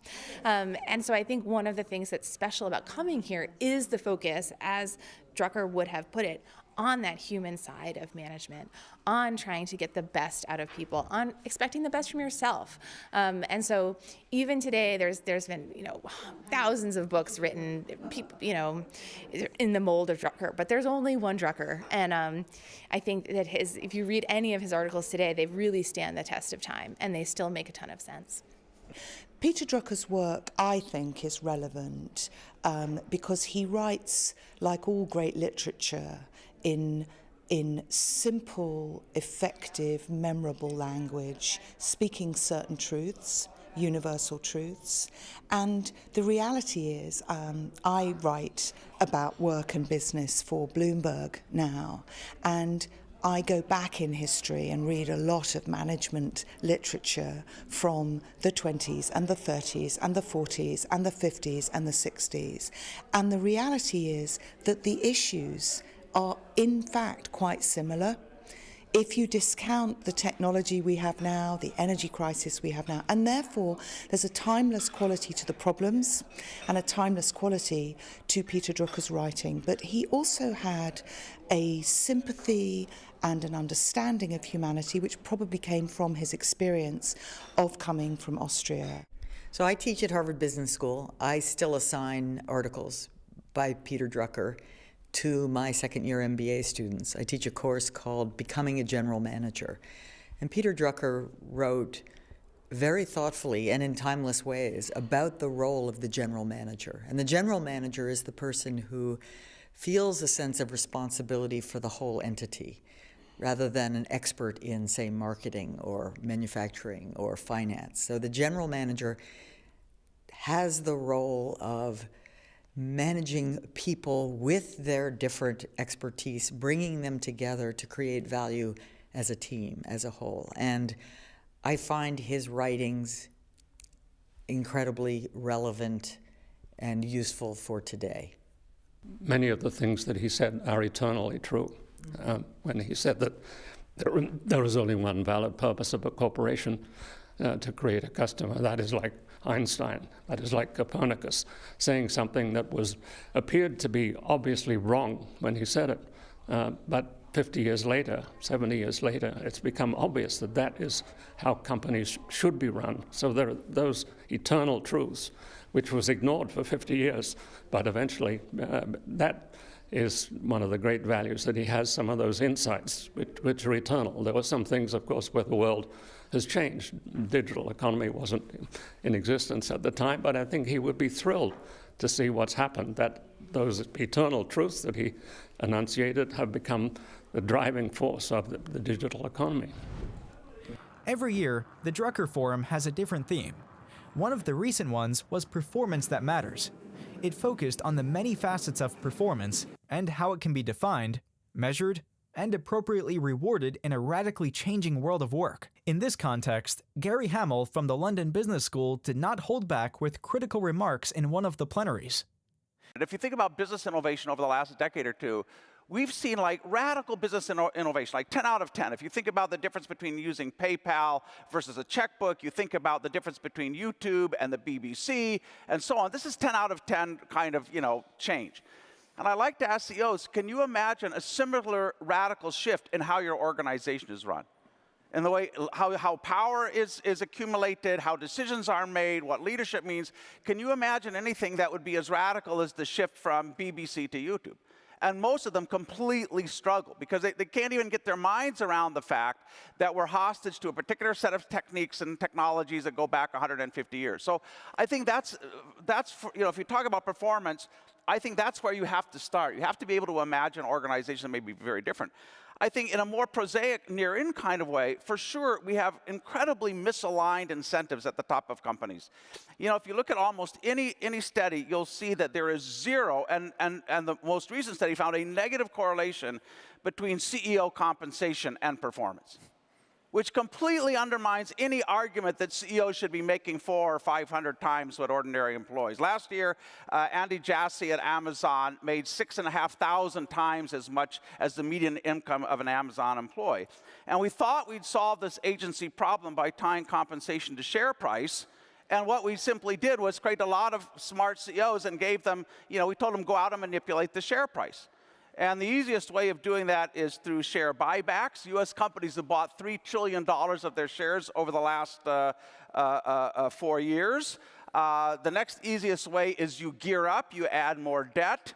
Debt of U.S. companies has been growing at 9% a year for the last decade, far faster than GDP, far faster than their capital spending. The next way you try to create this illusion of resilience and growth is through killer acquisitions and M&As. Even if they long-term destroy value, they at least create some sense of doing something. By the way, about half of that growing debt has been used for share buybacks. So clearly something is wrong here. And my simple, I hope, rather simple solution would be to start measuring CEOs by changes in enterprise value, not share price, but look at the market value, corrected for changes in GDP growth, changes in the broader stock market, sector-specific changes. So you really only get paid well if you're growing enterprise value faster than your peers, faster than the market overall. And I would pay them on probably a 3-year rolling basis. Would that deter some CEOs from taking the job? Yeah, the mercenaries and the manipulators, but that's maybe okay. So I think there are fundamentally misaligned incentives, and we've seen that play out over the last decade. And it's a question of when investors, institutional investors, and so on are going to have the courage to really address this as a problem. The Drucker Forum was also the ideal place for the Australian management thinker Steve Denning to ask some very crucial questions.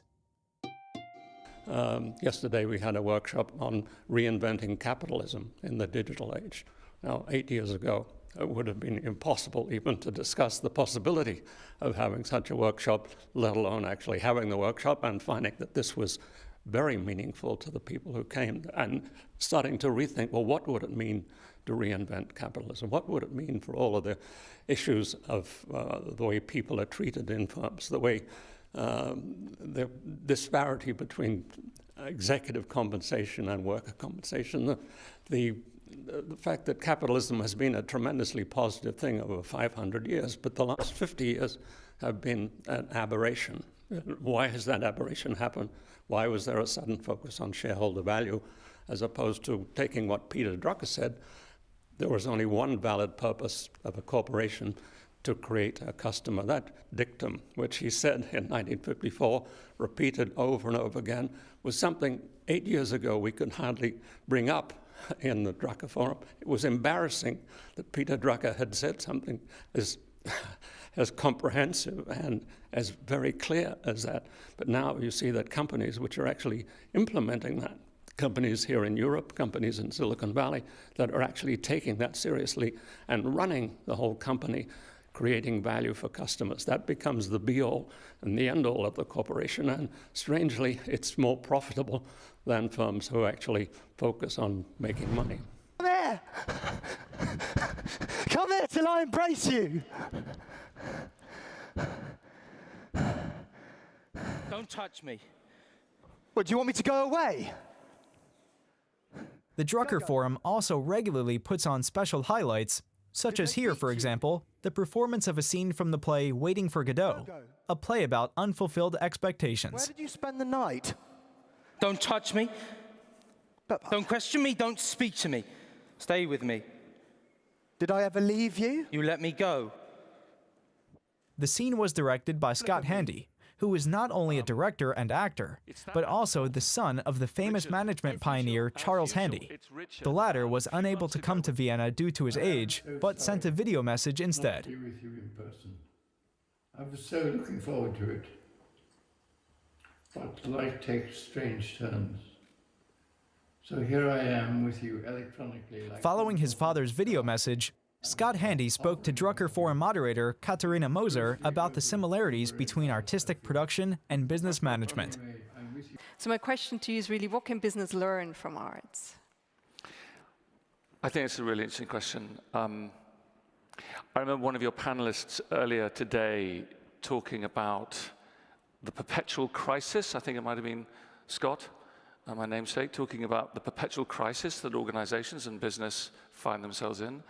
And I was just thinking, I think the arts and business can help each other, because the arts crisis is the sea in which the arts live and swim. Not only do arts organizations, but artists and performers have to learn to manage crisis, but frankly, crisis is the defining active ingredient that makes performance happen.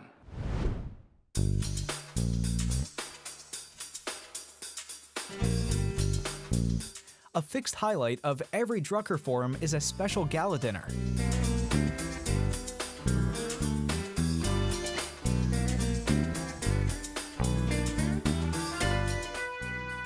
This gala dinner traditionally includes an artistic supporting program and short speeches. Here, for example, by Adi Ignatius, editor-in-chief of the renowned Harvard Business Review.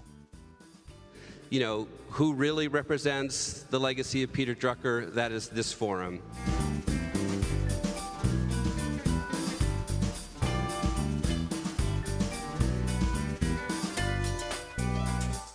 Accompanying the Global Peter Drucker Forum is Drucker Forum TV, a dedicated online channel broadcasting impressions from the conference and numerous interviews live from the conference.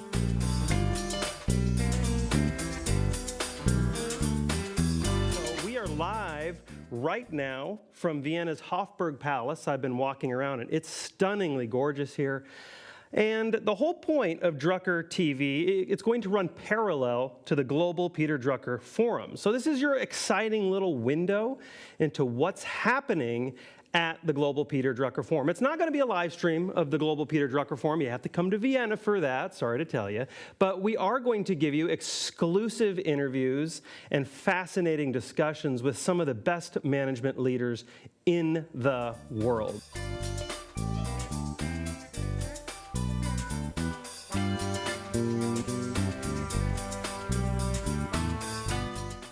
The Peter Drucker Challenge is also traditionally part of the Drucker Forum. This is an essay competition that has been taking place since 2010 and is aimed at students, young managers, and young entrepreneurs. The best are invited to Vienna for the Drucker Forum. This way, an ever-new connection between the Drucker Forum and the younger generation is created.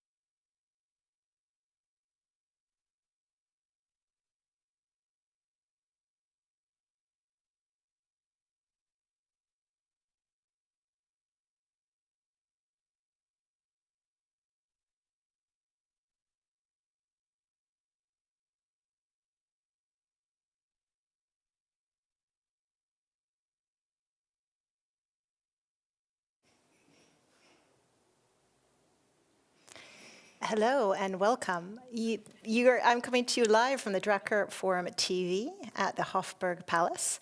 It's such a great pleasure this afternoon to be interviewing Michael Watkins. So I'm joined by Michael Watkins. He is co-founder of Genesis Advisors and a professor of leadership at the IMD Business School. Welcome, Michael. How are you doing today?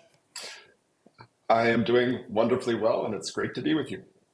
Yeah, well, Michael, it's really interesting. I have had a sneak peek at your latest book called The 6 Disciplines of Strategic Thinking, which is kind of the theme for today's discussion. And I have a few questions prepared for you. But I wanted just to start off just by telling the audience a little bit about you. You are inducted into the Thinkers 50 Hall of Fame. Recognition for all of your outstanding contributions. And I think you've spent the last 2 decades working with leaders as they transition to new roles. And I think this is particularly apt for this theme's, the theme of the conference this year, which is creative resilience. So without further ado, let's delve into the book, 6 Disciplines of Strategic Thinking. So can you tell me a little bit about why you wrote this book? Sure. So just, by the way, on the Thinkers 50 Hall of Fame, I tell people I was really hoping for the Rock and Roll Hall of Fame, but I guess I'm just going to have to, make do with what I've got, right? So, the genesis of the book was really in work that I do with my clients, which these days are mostly CEOs, either CEOs coming in from the outside or my personal favorite CEOs, first-time CEOs have been promoted from within. And of course, you don't work with those folks very long before, you're talking strategy with them, right? And what you see pretty quickly is that some of them are just kind of exceptional in their ability to really understand, engage with the environment, see what's happening, what's emerging, and others are, maybe not quite as strong on that. And so that really got me thinking. It got me thinking about, okay, what is this thing called strategic thinking anyhow? Is it something we can develop in people? And if so, how? And that was really the genesis of this particular inquiry, Esther. So, key question for me is, are we born with it or can we nurture it? And maybe that's what this book is really trying to explore. But is there a case for one or the other, do you think, more strongly? Yeah, it's like all great questions about human capability, right? The answer is yes. Yes, it matters sort of what your endowment is, and yes, it matters how hard you train, and that's the analogy I use, right? I don't know if you're a runner, but if you're I'm not, I should say up front.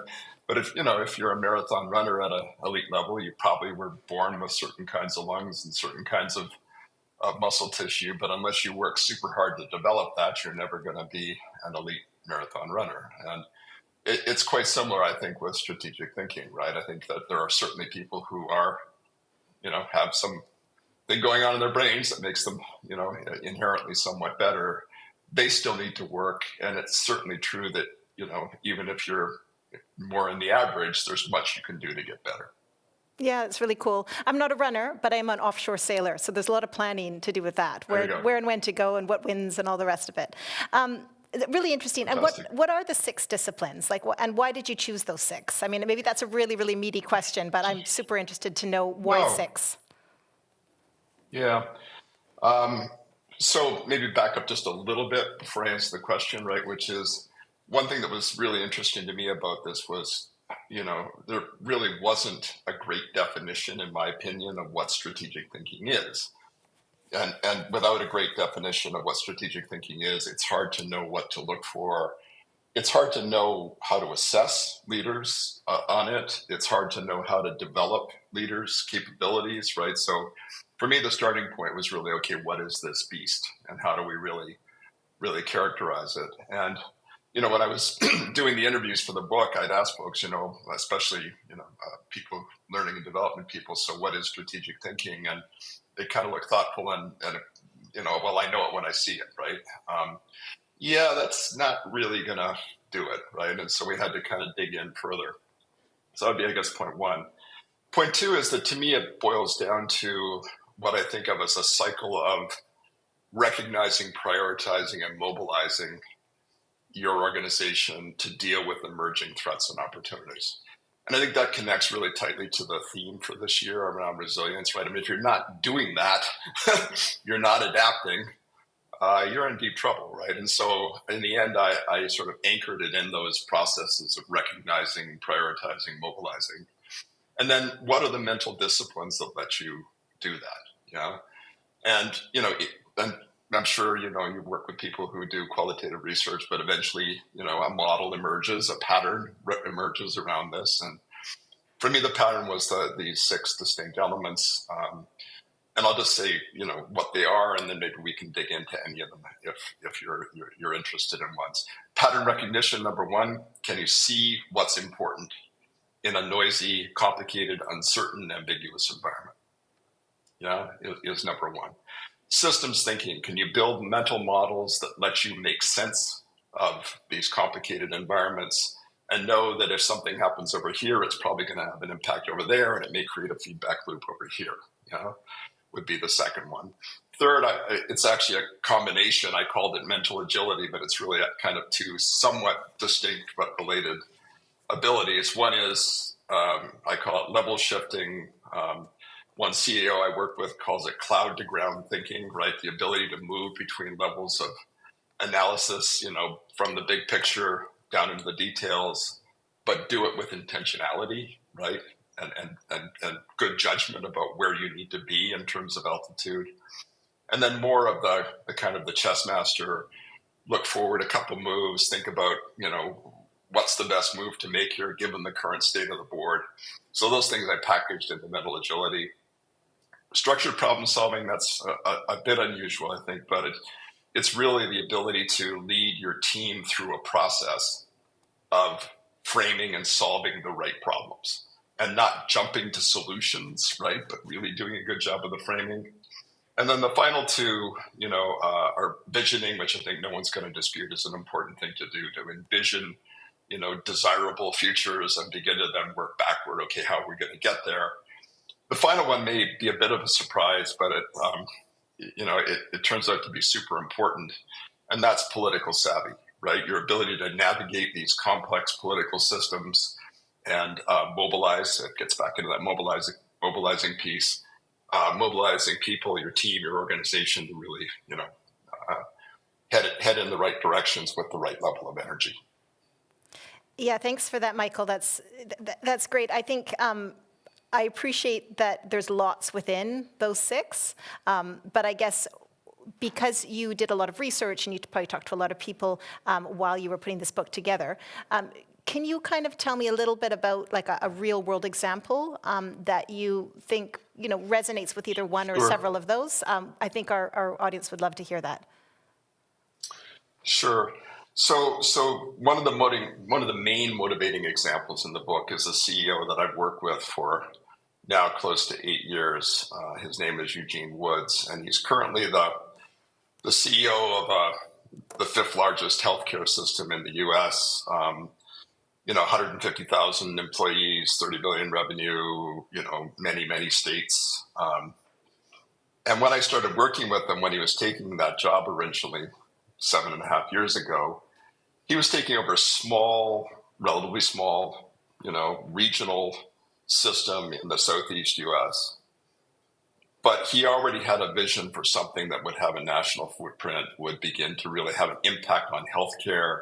He's African American, so he's a big believer in health equity and access to care issues. And so there was a part of a vision for that. He defined the mission of the organization as health, hope, and healing for all. So there was an inclusivity to what he was doing. But he's just masterful at imagining, engineering. You know, he's a consummate deal maker. You know, he was able to pull things off that I don't think anyone thought was going to be possible. And to me, he just exemplifies, you know, all of these elements, right? And by the way, it's unusual for people to be good at all of this. You've got people who are really good on pattern recognition and, you know, systems thinking and visioning, but they couldn't organize their way out of a wet paper bag, right? Or, you know, really build an alliance to do what needs to be done or lead their team through a process. And he's kind of like a fully formed strategic thinker in the way I think about it. That's really interesting. I think the second discipline of strategic thinking, you actually mentioned it as well. It relates to the creative resilience theme of this year's forum. We're exploring, leadership and leading in an age of discontinuity. So what do you think what role does strategic thinking play in building these kind of forward-thinking, creative organizations? Yeah. So, to me, I guess strategic thinking is kind of the tip of the adaptive spear, as it were, right? I mean, unless you're really, sensing and responding to what's going on in the environment, I guess resilience would still be a good thing until you really got beaten to a pulp, right? But you're not, you're not going to adapt, you're not going to flex, you're not going to shape the game in a way that needs to happen, right? Because that's what is so essential these days, is to understand and make sense of what's happening. And it's so complicated, right? I'm personally very interested in AI these days. Wow, right? It's mind-blowing what's happening. Political environments, economic environments, right? So you need to be able to sense and respond to what's going on, and you need to be proactive in shaping it. Right. And in the end, that's what I think strategic thinking lets you do, and so without it, and by the way, I don't think it's enough. Right. I mean, I always say that I view organizational agility as being kind of complementary and co-equal. Right. It's not like strategic thinking alone is going to help you, but the absence of strategic thinking is going to be a very large problem. Yeah, and I think it's interesting that you mentioned that it's not standalone. I mean, you're an international bestseller the first 90 days. That's the onboarding Bible. It's considered the onboarding Bible, and there's lots of sort of expressions that you've coined. So I agree, it's not sort of a standalone thing. I do have a bit of a cheeky question for you, and take it as you will. Can you separate strategy from thinking? Because it's strategic thinking. Can you separate them? Yeah, no, I think you can, right? And I think that part of what was so interesting for me in going down this road was to see that most of the time when people were trying to talk about strategic thinking, they were talking about strategy and not about thinking, right? They were talking about strategic frameworks, they were talking about strategic analysis, I mean, they're kind of wrapping the strategic thinking label around it, but really what they're talking about is strategic analysis, and that's only a very small part of strategic thinking in the end. So I think you really can separate those things. And part of what I hope the contribution of the book is going to be is to focus really on the thinking part, right? Not so much on the strategy. I don't think you'll find a strategy framework in the book, right? There's no 5 forces, there's no handbook, there's no strategic diamond, there's no blue ocean strategy. Because I think, a lot of really terrific work has been done on strategy, not so much on strategic thinking. That's really interesting. I think the last question, because we're running almost out of time here, it relates to kind of the younger generation. So I think, I'm going to put on my younger generation hat here, because years ago I came to the Drucker Forum. It's really not fair of you, Esther. Because years ago I came as a Drucker Challenge winner, and I just wonder, how did you get into this? What can you say to inspire these young people that have come today, that have written these amazing essays? What is it that got you interested in this stuff, and how was that journey? What did that journey look like? Okay, so back in the early Paleozoic era, right, when I was doing my PhD at Harvard, I had a professor who taught us qualitative methods of research named By Barnes. And his basic tagline was, wade into the swamp, right? Wade into the phenomenon, dig into the phenomenon, sink yourself, into the ooze and let it kind of flow into you. And as you do that, you begin to see patterns, right, emerge. You begin to see consequential phenomenon, right? And so, in the book, I basically say that, to be a great strategic thinker, you need to be immersed in a domain or a discipline. Research is no different, in my opinion, right? And so that would be the advice. Like, don't be shy about wading into the swamp and getting into the phenomenon and really, seeing what happens when you do that. Amazing. Thank you for that.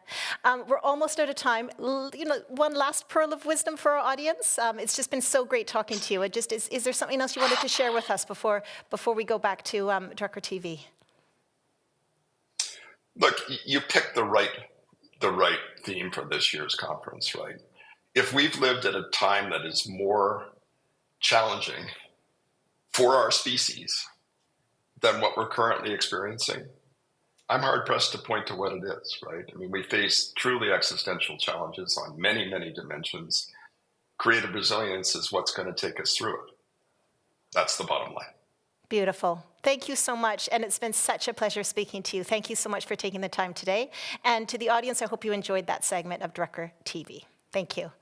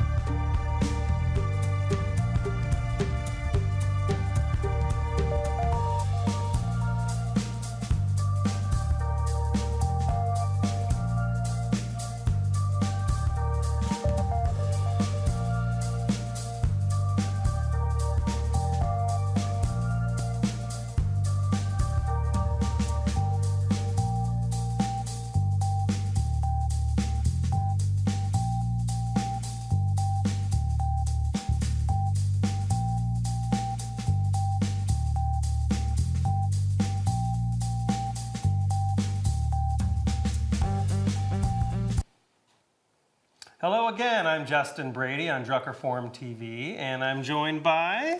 Christine Brotato. Hello, welcome. You just saw the world premiere of the Global Peter Drucker Forum. I hope you enjoyed that. Let us know. I'd like to hear comments on how you received that. Also, Michael Watkins, interviewed by Esther Clark. And of course, my interview with Dr. Reinhard Schlemmer about the grid, smart grid, renewables. Lots that we've covered and lots still to come up. And of course, tomorrow as well. Just a heads up really quick. Today, there's a lot coming up. Can I say a lot more? Yes. Yeah, I probably can, I because think you there's a lot to go over. We have an interview and a Q&A with Daniel Pink. So you can actually watch the stream live and ask questions in real time, because that's what live is all about. It's kind of fun. Of course, his new book, The Power of Regret, it's a couple years old now, but it's still very much applicable. That'll be at 17:05 CET, and of course, East Coasters, that's 11:05 on the East Coast in the United States. I'll be honest, I struggled a little bit with regret until reading that book. I had an earlier company that failed a while ago. That was kind of hard for me, but reading through that book is actually kind of helpful. So well, that's good to hear. Yeah, I'm actually excited to talk to him about it and talk to you about it as well. And of course, Christian Basson, author of Expand, will be up as well at 17:58. That's coming up soon. That book makes the case for what he calls expansive thinking. It argues we should expand the skill of design thinking in the scope of human-centered design. And so, of course, you have a lot more red carpet stuff coming up, a lot more exclusive interviews. But what are the reflections so far? Are you hearing any patterns, any insights? Yeah, I mean, it's been really interesting so far for those of you who just joined us for the first time here. I've been roaming around the halls here at the conference trying to get a bit of a glimpse of an atmosphere, I would like to call it like that. And it's been really interesting so far. One participant over lunch told me that he heard some interesting discussions about the topic of failure. So what he told me is they suggested to look at failure just like looking at successes. So when you review successes, you could also review your failures like that, right? Kind of like a list that you go through and daring to actually look there so it gets more comfortable over time and to actually acknowledge those. I thought that was really nice, a really good approach actually. Yeah, that is really smart. A lot of people ignore either failure or success. I've seen Yeah. both. Right? And true. both of them are really good learning opportunities. Acknowledging failure is good because you can correct, but then acknowledging success is good because you can go back and retrace your steps on, wait, why were we actually successful? What else? Yes. Anything else stand out? Yes, for sure. I mean, there was another theme, a pattern for sure around the topic of resilience. I mean, it makes sense. It's our conference theme, of course, so it comes up a lot. What one red carpet guest told me actually about resilience is her approach is it's definitely an inside job. So you better start on the inside and then work your way out. And there's definitely no recipe for it. So there's no one size fits all solution. Unfortunately, I know it would be great sometimes, but that's true. These are like the main takeaways so far, and yeah, I'm excited to hear more from participants. I will do my best to bring this directly to you into the live stream. And for what people who don't know, what is the red carpet? Because some people are joining and they're like, who are these red carpet people? So who are you kind of grabbing from the audience for the red carpet? Yes, so for everybody to understand, the red carpet is actually situated in the middle of the conference, so you get like an actual glimpse of the people who are running around there during the breaks. And we're trying to pull in interesting conference participants, interesting speakers, thinkers who like to share their opinions and their experience in the conference. So this is really what the idea is, and whoever likes to can join me on the red carpet, and it will be streamed live to you. So we're in Hofburg Palace, which is where the Global Peter Drucker Forum happens. And the studio that we're standing in is, of course, I don't know, like a stone's throw from your red carpet space? Yes, it really is. So I just walk here for like 10, 15 seconds until I'm at the red carpet. So that's super cool. The whole conference is going on and the next room's over there. Yeah. So you're really in the middle of the conference here, one could say. And that's why we're able to grab people in. A lot of people, I was just talking to an attendee here a moment ago. They didn't know that we're running two completely unique streams of content these couple days. So there's the Global Peter Drucker Forum that's completely unique. And then, of course, there's Drucker Forum TV in this studio, also completely unique. So it's almost two conferences happening simultaneously. Right now, up next is Jyoti Guptara. He's going to sit down with Tim Brown of IDEO fame. Jyoti is going to ask him about designing a better career in business and whether design thinking has become maybe a little bit too successful. And then, of course, you have more red carpet too, right? In the future?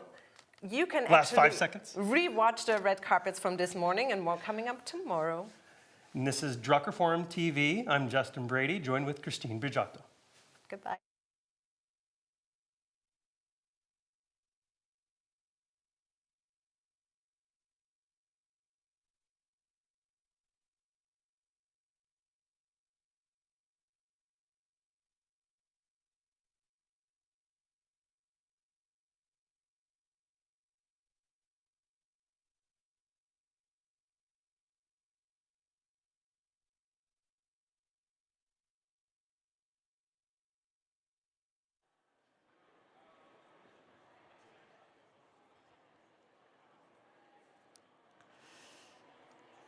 Hello. Hello, good morning, and welcome to the 15th Global Peter Drucker Forum, Creative Resilience, Leading in an Age of Discontinuity. It's this time of the year, not only the festive season, but it's this time of the year when we're almost approaching its end and you start looking back and reflect. What were the most difficult challenges that you were facing, personally, in your teams, in your organizations? And how did you deal with them? Did you stop doing something, change direction, look for a new way? Chances are that on your path of dealing with those challenges, you strengthened your resilience.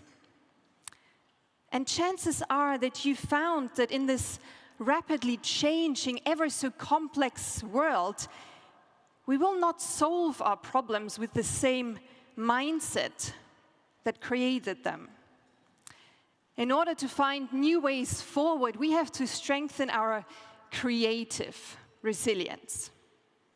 Our ability to react to challenges in an innovative, maybe unconventional, a bit new way.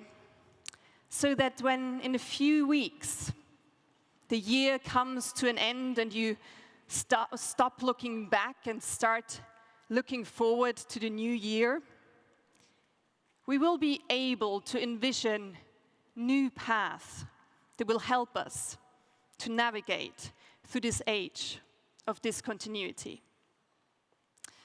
Ladies and gentlemen, my name is Katharina. It is my great pleasure to welcome you for the third time as the chair of the Drucker Forum here in the beautiful Hofburg in Vienna. And just to double check, who's been to the Drucker Forum before? A lot of people. Who's here for the first time? Oh, wow. Ooh, amazing. Good to have you. I hope we're going to make a good first impression on all of you. Well, to the ones who've been here before, you might be aware that we have a bit of a ritual on how we start our conferences and how we actually arrive in a space consciously. And that helps us to actually increase our attention span, memorize things better, and in the end, make our time more worthwhile. And the way how we do that is we first remember we've got a body who's here now for 2 days in those beautiful halls, and maybe we just start to slowly roll our shoulders a bit and just activate the body so we don't forget about it in the upcoming 2 days. And if you're a bit more brave, you can also start stretching a bit without hitting any of your neighbors. Can be a nice icebreaker though, so could be beneficial. All right, just kind of activate that a bit. And as we're at the body, it might also be good to just take a moment to focus on our breath. And we can do that together consciously. So I invite you to just take a deep breath in through your nose. And then for a second, just hold your breath and give your lungs a really good oxygen boost before you breathe out through your mouth, a bit longer than you did the breath in. And we just repeat that once more. We breathe in, we hold it, and we breathe out again. And it might just have helped us to arrive here a bit more consciously. And as we're sitting here together, maybe have a look around at who else is here. Who are the faces that you already know? Who are the new faces? Maybe smile at each other if you dare to. Look at each other for one moment long enough that it gets awkward, because this is also the moment when you start connecting with each other. Right. Which does not mean you can already talk to each other. You will have a lot of time to do that in just a second. But maybe let's just have another look of who's actually in the room. Who are the people who live in Vienna? Wonderful. Look out for them. These are the city guides. Okay. Who are the ones who live in Austria? Oh, not too many. These are the ones that can help you with the weird German that we speak here. All right. Who are the ones who are coming from Europe in general? Yes, quite a lot. Anyone who's made his way from outside Europe? Wonderful. Thank you for making your way. The ones in the backs, like, yeah, we haven't found our way to the front yet. It's great to have all of you here, and just to give you a few more informations. We welcome all of you here live on site, and we also welcome our viewers as we're currently live broadcasting to Drucker Forum TV. We're also going to broadcast the closing tomorrow, and other than that, we have a great program lined up for our viewers that you can find on our website. To the ones who are here, if you want to contribute to that TV program, make your way to the red carpet, which will be hosted by my lovely colleague Christine Brogiato, and you can give her some interviews there. And also, in case you have FOMO, fear of missing out anything, don't you worry. Both the Drucker Forum TV and all the parallel sessions will be recorded, so you can rewatch it later on. And with this, there's one thing that I wish for you for those days. It's a small word that makes all the difference how you go through life, through a day, and through a conference like this. And that word is curiosity. So next time you find yourself scrolling through your phone, maybe just ask yourself, what am I curious about right now? Is it this session that I'm listening to? Is it another session that's happening right now? Is it the neighbor that I want to have a conversation with? All of that is okay. Just make sure to follow your curiosity. In the end, it's your time and it's your life. And we really hope that the next 2 days will be a valuable contribution to it. And with this, it is my great pleasure to welcome the head and heart of this event here on stage. Please welcome with me founder and president of the Global Peter Drucker Forum, Richard Straub.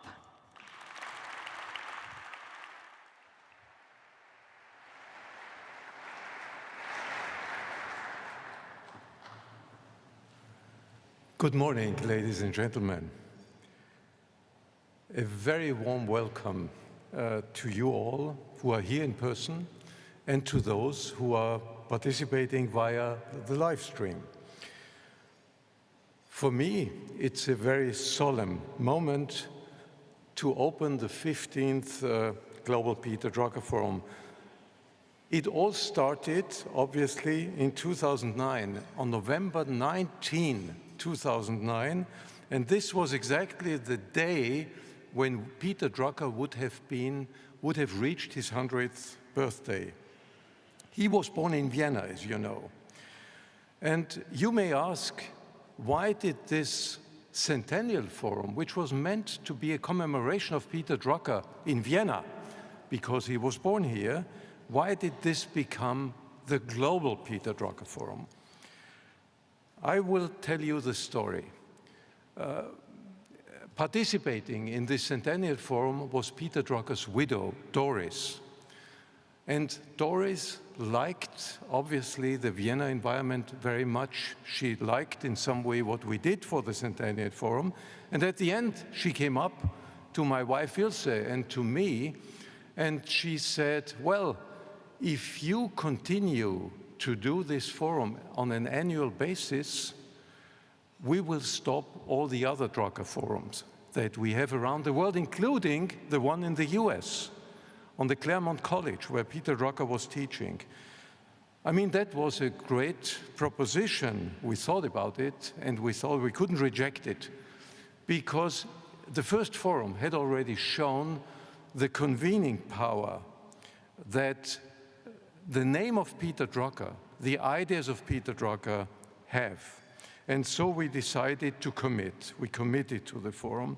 And with a tremendous team, with tremendous partners, with outstanding support of media, we made it to this point, to the 15th forum. This is why I would really like to give a great thank you to Doris. Thank you, Doris Drucker, for having changed our lives. I can say that for my wife, Ilse, and myself, and for hopefully many others.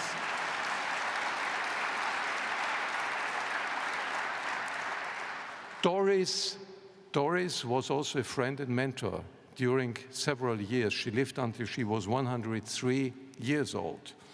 And she said, don't drive the forum just as a commemoration of Peter Drucker, as an archive, as a museum, stand on his shoulders and look to the future and what's required in the time ahead. And so we took this to heart. And I would only like to announce that at the very end of this forum, I plan to make a major announcement for the next years. We are now looking to the 20th forum, and we have something which gives us a guideline how we move to the 20th forum. So please join us also for the closing session, and that's the second session, by the way, that will be live streamed. So also those on live stream will have an opportunity to be part of this announcement. So in this sense, I hope I see you again then, and thank you for your attention.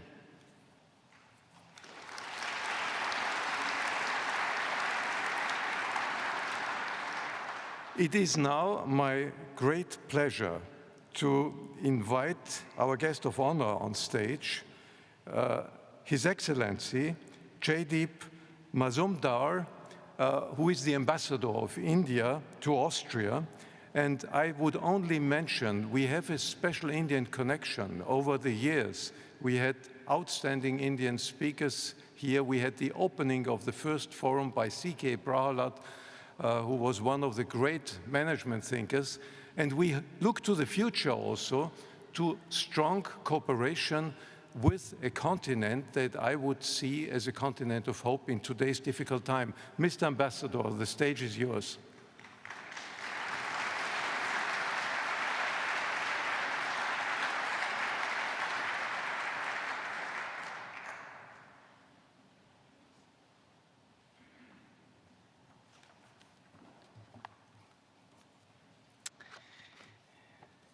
Thank you very much, Mr. Straub. Namaste and good morning to you all. I am very privileged to be addressing the 15th Peter Drucker Forum, although I am not sure how qualified I am to do so. Apart from the fact that I do have an MBA, for whatever that is worth, and the fact that Drucker spoke of people-centric management. And the country I represent, there are a lot of people. Today, the most among all countries in the world. And to speak before this galaxy of corporate and thought leaders is daunting indeed. I am told I have 5 minutes to speak on Peter Drucker and on India. This too is a daunting proposition, but let me try.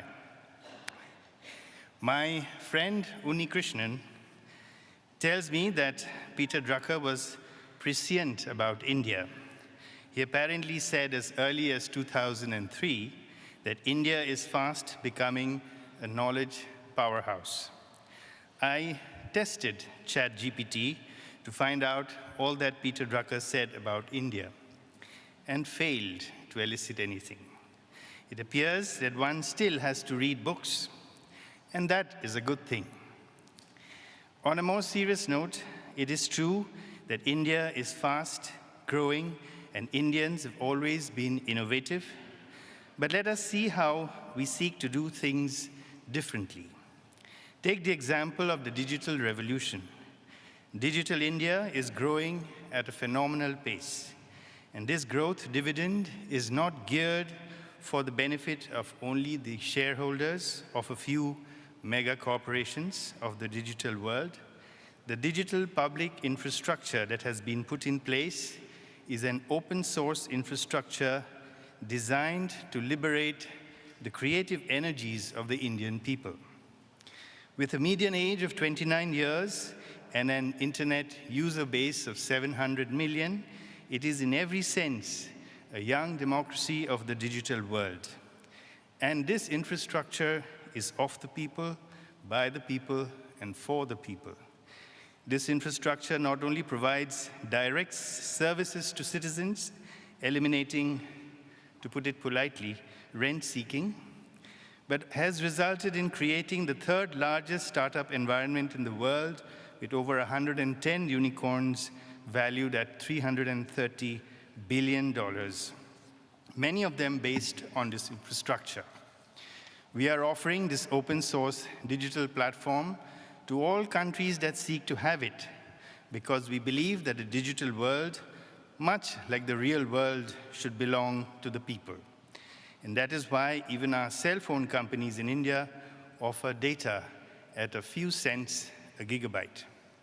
So when we talk of the world of tomorrow, it will increasingly be a digital world, one where artificial intelligence permeates every aspect of life, and hence the concerns and the attempts to develop national policies governing AI. The overwhelming consideration in the governance of AI has to be AI in the service of humanity. God forbid it is the other way around. And what about the individual? Drucker said that success in this knowledge economy comes to those who know themselves, their strengths, their values, and how best they perform. This also happens to be the essence of Indian philosophy and practice. Know thyself, look within you. This is essentially what Indian philosophy and practices of yoga and meditation offer. Pandemics and human conflicts reinforce our ancient Indian belief that we live in an interconnected and interdependent world. It is impossible today to think of safety, security, and prosperity in isolation. Every day we are reminded that what happens elsewhere in the world has a direct bearing on ourselves. And in managing today's world, this belief is captured in the ancient Sanskrit expression, Vasudhaiva Kutumbakam. The world is one family. And from this sprang the theme for India's presidency of the G20 this year: One Earth, One Family, One Future. To this end, we successfully lobbied to bring the African Union to the G20 table and to espouse the causes of the Global South. And as the chair, India's international agenda was people, planet, prosperity, peace, and partnership. I think Peter Drucker would have approved. I thank you.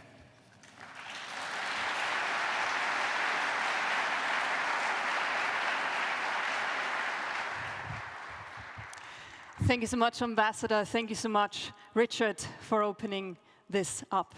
As you said, we can't think about challenges in isolation, and also at the Drucker Forum, we're very happy to have a large community of partners and sponsors. We want to say thank you to our strategic partners as well.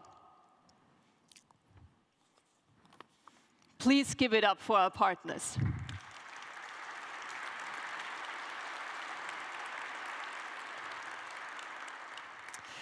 So some of them are here to open up the discussions as well. So let's dive straight in and let's think about how we can actually learn together in challenging times. And in order to do so, it is my great pleasure to welcome on stage the moderator and the panelists of the first session. Please welcome with me the Chief Academic Officer and Professor at Alto International Business School and also a dear board member of the Global Peter Drucker Forum. Welcome Johan Roos and his panelists.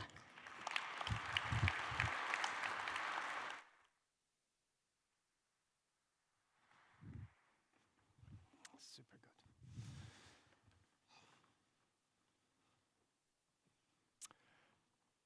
Creative resilience, leading in an age of discontinuity. What a wonderful phrase. What a grand phrase. Almost as grand as this beautiful room, in this beautiful building, in this beautiful city. And almost as beautiful as you are, participants and viewers from all over the world. We are here to discuss and to learn. I'm your moderator, and I am a professor, but I am a leader with all the scars you get from driving change in various organizations. And leading in an age of discontinuity is for all of us these days. I really appreciate the warm words from His Excellency, the Indian ambassadors, about the world being a family. Sometimes family members argue a little bit, and I guess we see that now. Let's hope we're not fighting too much in this wonderful family of the world. Every word of our forum matters. Forum theme Metaverse. This beautiful and a little bit scary theme. To understand something, sometimes we have to look at the opposite. So what would be the opposite of this grand theme of this forum? Static conformity, following in the era of stability. How many of you would have signed up for that forum? Hands up. Not even one person? That's fantastic. So of course, we are here to really face the challenges of today. So every word of the theme matters. The theme calls for proactive leadership in uncertain times. The theme suggests that we must be resilient enough to adapt to unexpected change and even setbacks. The theme urges creative thinking when we are faced with new challenges and opportunities. And ideally before something bad hit us. So, we have gathered here today and tomorrow to learn from each other and also to be inspired by great speakers. And to kick off the discussion in this panel, I have with me four amazing speakers who are all leaders in these uncertain times, in these discontinuities. So, first of all, we have, to my left here, Johnny Taylor, the CEO of the Society of Human Resource Management, a global organization with no less than 350,000 member organizations all over the world. During his time as a lawyer, he told me, he used to deal with problems and the people causing the problems. That made him shift into a career in HR, where he really is thriving at developing people and organizations. He's also the author of a national US bestseller called Reset. Interestingly enough, the subtitle is A Leader's Guide to the Work in the Age of Upheaval.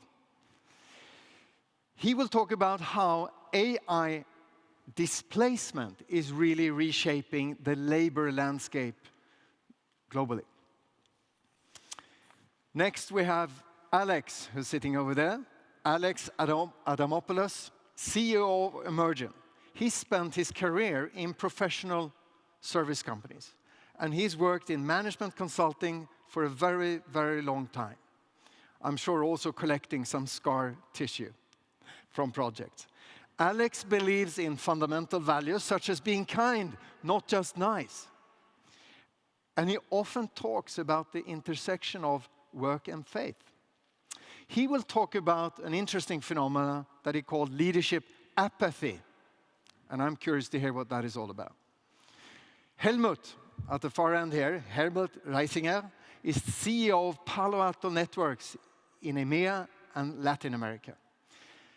Helmut is sort of a passionate person within the IT sector. He started out, you can say, working with the power of data many, many years ago in IT, but also in telecommunication and now in cybersecurity.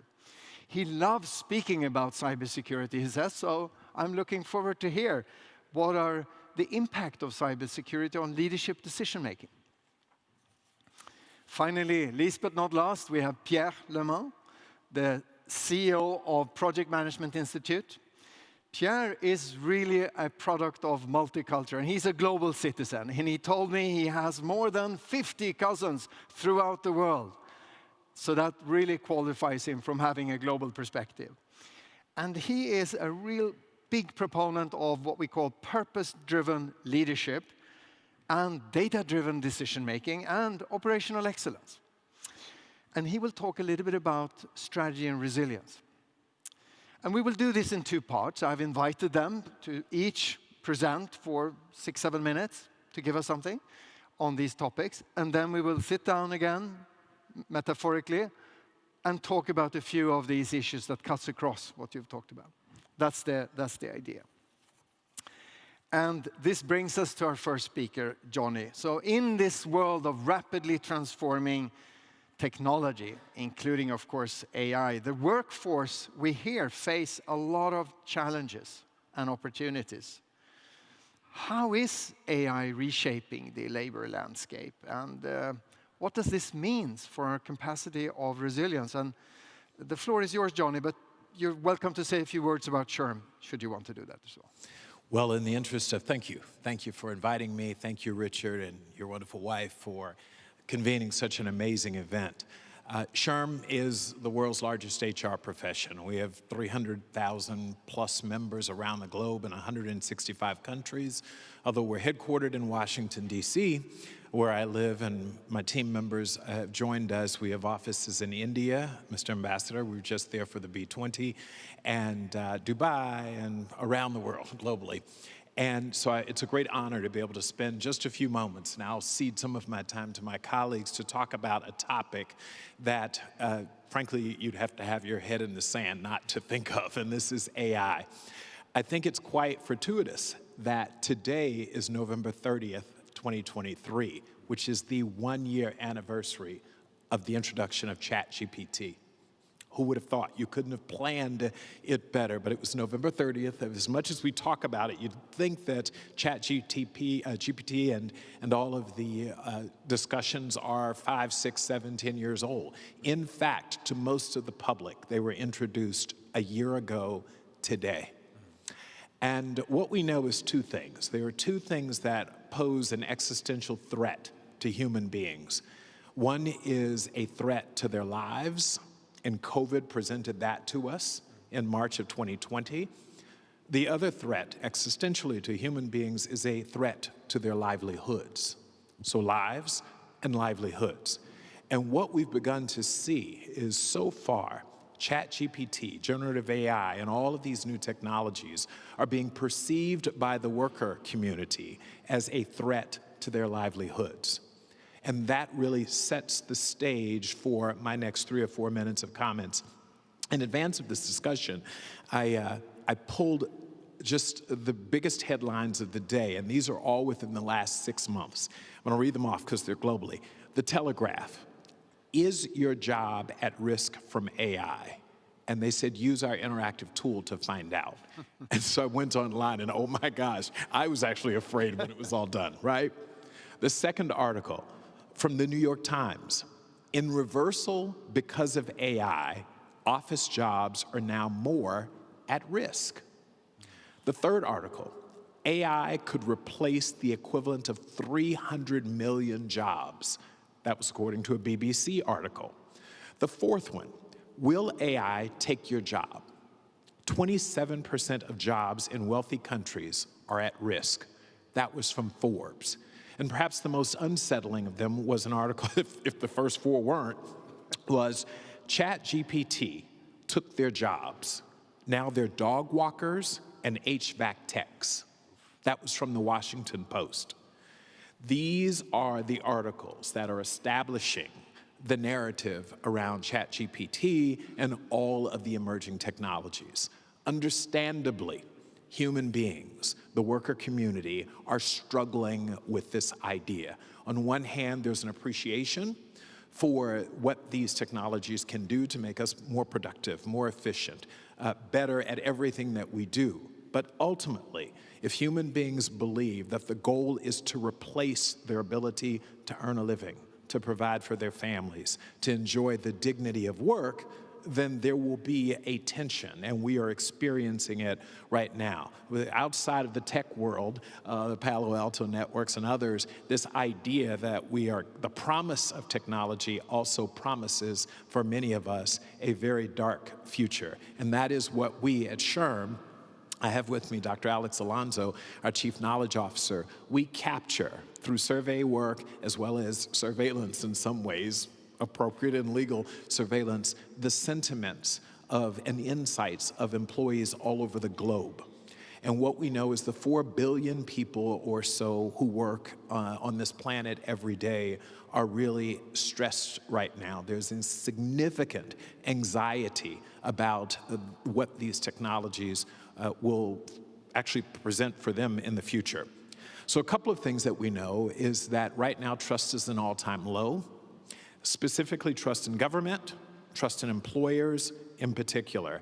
And so what we are hearing from employees from all of our data is that employees want to know, workers want to know, if technology advances at the rate that we think it will, what will be in it for me?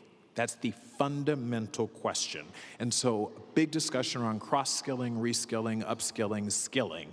That is the topic of the day. What do I do if all of these dire suggestions and recommendations actually occur? Thank you, Johnny, for those insights. I was thinking, I recently read some data on how unhappy people are at work. There's some Gallup data, there's some other data, which basically says that despite flexibility to work from home, despite a little bit higher salary, despite some other, I don't know, ping pong tables, etc., people are still very unhappy, and the decline is pretty dramatic even this year. So this cannot just be AI, can it? No. It's actually on multiple fronts. There's a great article in The Atlantic about why Americans are so mean. There's a question I read the other day about why have we become so mean? And there's a general malaise over the country in particular, and probably so around the world. But the article focuses on we've gotten away from community. We've so focused on the I, the individual, and where has that left us? Which is what we're seeing play out in the workforce. Okay. All right, super. Thank you very much, Johnny. Alex, you're concerned with sort of something related to this. You mentioned this idea of, or this terrible observation about apathy at work. What is that, and what does it matter in a sense? And feel free to just to say a few words about where you're from, so to say. Great. Are we on? Okay. Yes. Thank you, Johan. And Richard, Ilse, thank you, and thank you for the privilege to be here again with you this year. It's always a privilege. I'm very grateful for it. I kind of want to start and stop my comments with a Peter Drucker quote, because when Johan got in touch with us as a panel to prepare for today, you asked us, what's the burning question? And I thought that was actually, for me, it was profound. It stopped me. I had to really think about it. I think I took over a week to come back to you, which I normally don't do this. And I thought about what is the thing that's really burning for me, and one of my colleagues calls it lazy leadership. I chose to call it leadership apathy.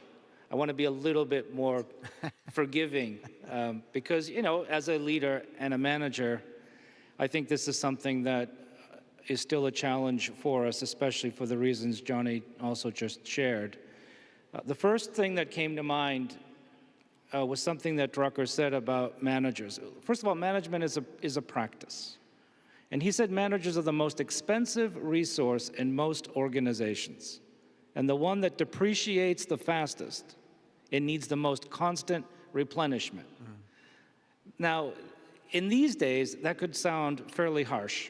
It almost removes the human element from being a manager. But the reality is, it fits in perfectly with one of the global Peter Drucker Forum themes we had a few years back around performance matters. And one of the things that I see, and one of the things that keeps coming up in our world, so for us, you know, just a side note on Emergent, our main business for the last 15 years is very simple. We teach companies how to run their change and transformation programs, how to do it themselves. It's a bit unorthodox, but we teach them how to do it well, and we teach them how to do it through upskilling, through reskilling, through process, and giving them the tools they need to do that.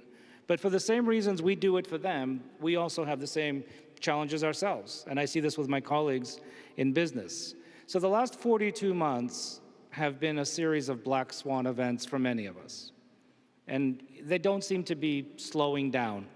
And I think it's made a lot of us weary and has made many of us reconsider what the world of work looks like. And if you are in a position where you have the responsibility to lead or manage other people, it's become even tougher. But one of the things that I think I've noticed, even when bringing new people into an organization, their needs have changed. They want something different. They expect other things than maybe they would have expected a few years ago. But I also think this can be a trap for leaders. I think part of it is that we tend to put the responsibility and the challenge at the feet of the employee. But really, it sits with us. It sits with us first to kind of set the conditions for success. And this is what I mean by leadership apathy. If I explain this a little further, I'd say to you, so I'm a student and a fan of history. I love literature, even ancient literature. So I came across a proverb that's 3,000 years old that I thought was suitable for this conversation.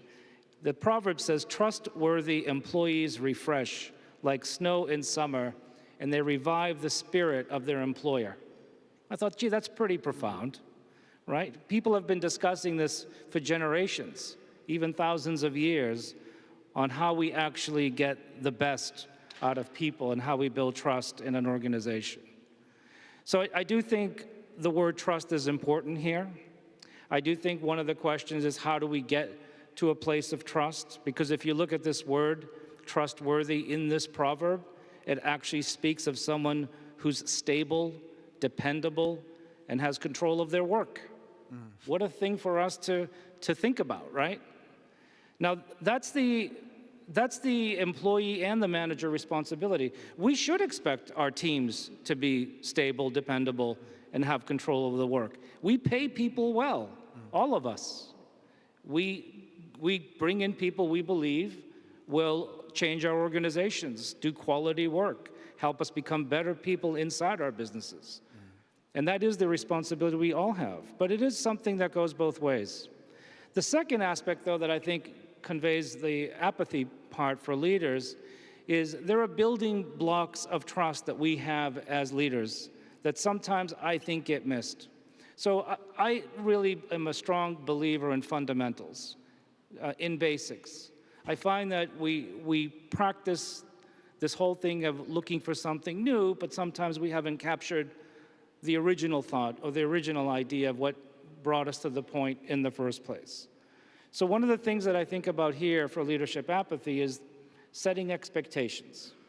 I think the whole idea around expectations is still largely missed in the role of a leader. I'll tell you a quick story about expectations. So I was having dinner with a really good friend and business colleague who happens to be the CEO of one of the largest banks in the world. And he said to me, as he was asking me about what I'd be speaking of at the forum, he said, "That's interesting, because last Thursday I was in my company's cafeteria getting a coffee, and a group of employees walked by me and said, 'Hey, see you next week. Have a great weekend.'" And I thought, it's Thursday. So he said he went home and he really thought about why he had a reaction to that, because people were working remote. They were in a hybrid situation. But the way that they said to him, "See you next week, have a great weekend," conveyed to him that maybe expectations hadn't been communicated. And I think one of the aspects of this is that many organizations and many people in them have not been explicit about what they want others to do. And we're getting to a place where some research recently I saw from KPMG, they put out a report recently, they said 60% of bosses expect to see a full return to the office by 2026. In fact, most of the CEOs interviewed for this article said they were considering tying pay or promotions to days spent in the office. So lots to think about when we think about apathy. Super, very interesting, Alex. I think it was in the Atlantic article you referred to, but also there was a notion of like the honeymoon is over. And they meant that usually when we want to, what should we say, boost energy in the organization or in the team, we look for fresh blood, right? There's only so much you can do sometimes with the team, and then you'd like to have some new, there should be some attrition and so forth. But they said that a study they made, they said that new hires do not have the same effect anymore. That there's a sort of a very quick deterioration of that energy level of that. I just want a quick comment on that. And also I was sort of in conjunction with this, I was recently with a very senior group of executives, and we had a conversation about management and so forth, and I was struck by the sense of negativity. Like there were not a lot of optimism and so forth in this. So do you think this is becoming a norm, this, what should we call it, indifference, a state of indifference, non-excitement, less motivation? Is that becoming a norm, or what's going on? I think to Johnny's earlier point, people are tired, and I don't know if it's becoming a norm because it's indifference as much as it's people don't know what to do with it. And I think this is the same for managers. I think managers who struggled managing when we were in the office have found it incredibly more challenging in a hybrid or remote setting, because it's really hard to build personal and professional productivity when you're just at a distance. Yeah. All right, thank you, Alex. We're talking about some threats here and some uncertainty as well. And Helmut, you're in the thick of it, so to say. And cybersecurity is, of course, an arena where leadership decisions have immediate and critical impacts. And the chairman of the board of HALT International Business School is in cybersecurity. And every time then he really scares me with the stories he's telling. But what's going on in this field, Helmut, and in particular with AI exploding in this way? And feel free to say a few words about Palo Alto. Yes, good morning, everybody here in the room, as well as to the people who are online streaming. First of all, I tried to link AI plus the topic on trust, and I would agree there is so much negativity around in the world, and I would only say that optimists in general have a happier life, so we should take stock of that. And for cybersecurity, talking about creative resilience, which is the theme here, if I may start with what Peter Drucker as well was saying, it's not good enough to do things right, it's even more important to do the right things. And the same is true for cybersecurity. Today in the world that is more and more digitizing, I think there is no resilience if you are not cyber resilient. And this is not only a technical question, that's also a human question. Because trust, Alex just talked about trust, is at stake. And I'm facing, and I'm interfacing with a lot of organizations or enterprises who face such a moment of truth, which is that they are breached and suddenly, just before a weekend, their whole factories are down. Now, what's going on in this space? In this space of AI, let me share with you that Palo Alto Networks, who is the #1 in cybersecurity around the world, it's a very fragmented market. We have not started 1 year ago to talk about cybersecurity, to talk about AI, because ChatGPT was born. We have been doing machine learning, now it's called AI, for more than 8 years. And they're embedded in our products. And AI, indeed, is an accelerator of the threat landscape. If we look first to the bad side, and then we come to the good side.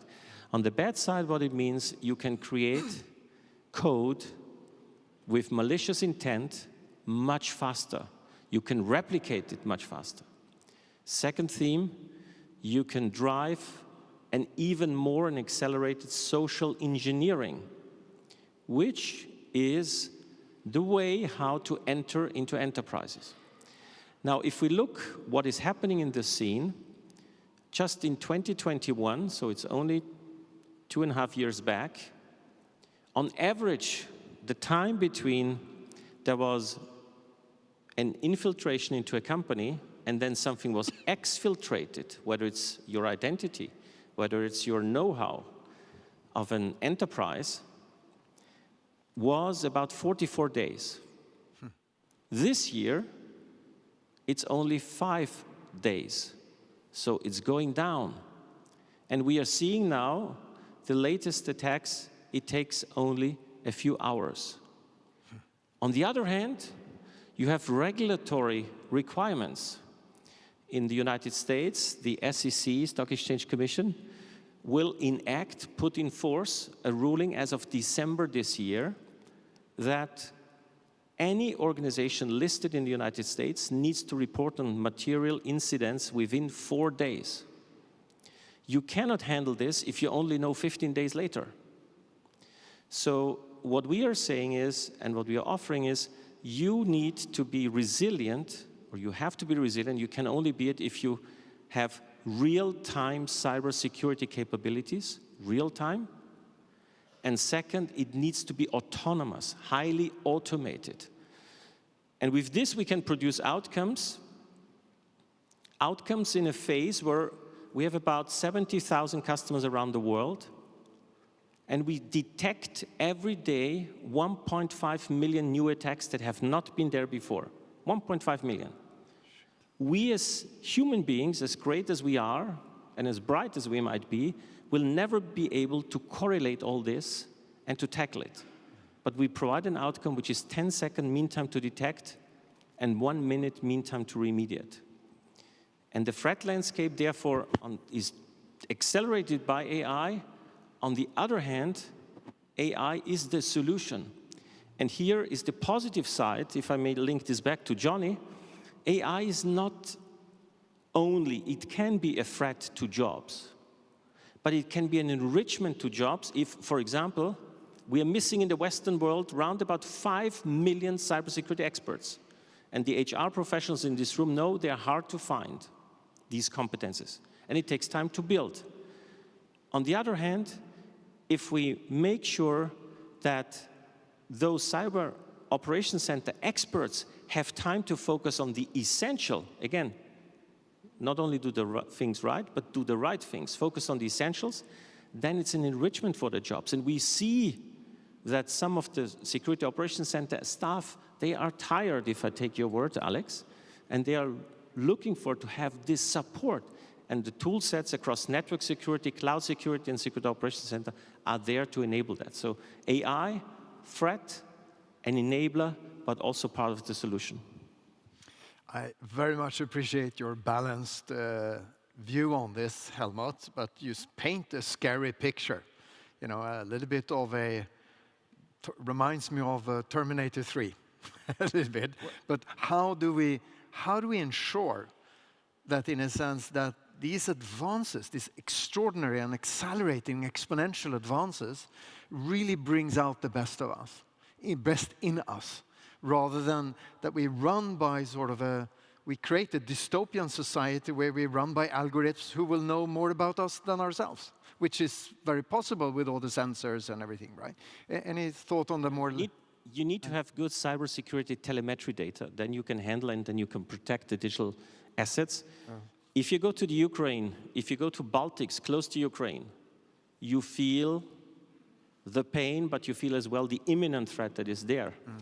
And I think what we need to do is just when I arrived here, I looked at this room here. If you read there upstairs, it says viribus unitis, which means together with the right forces. And this can be technical forces, but also very skilled competences that we can drive that and protect the digital essentials.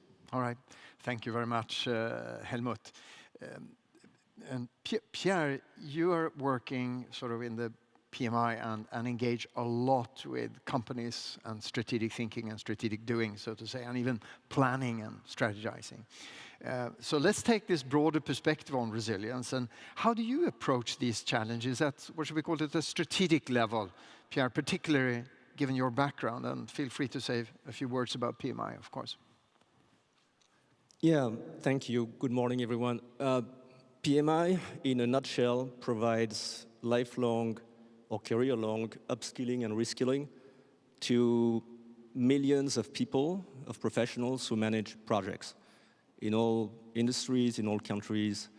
And as we know, if we want the world to transform, to improve, we need successful projects. So that's what we focus on at PMI. Personally, I got interested in this topic of corporate resilience long before I joined PMI. I was at the time of the first of the Great Recession in 2008. I was leading a different organization, and at the time, because we depended so much on the so-called discretionary budget, everybody thought we would be doomed. And in fact, we were affected for sure, but only by a few percentage points of growth. And we rebounded pretty well and pretty strongly. And then financial analysts were asking us, how did you do that? Why did it happen? And frankly, well, we told them we were great, but we frankly did not know how we did that. So I started to get interested in this topic of how does resilience work? I read books, looked back in my early years. I remember the first time I got a CEO job, I was barely 30, and the main shareholder told me, I picked you because you have no clue, right? So you don't know how to operate a company or not really.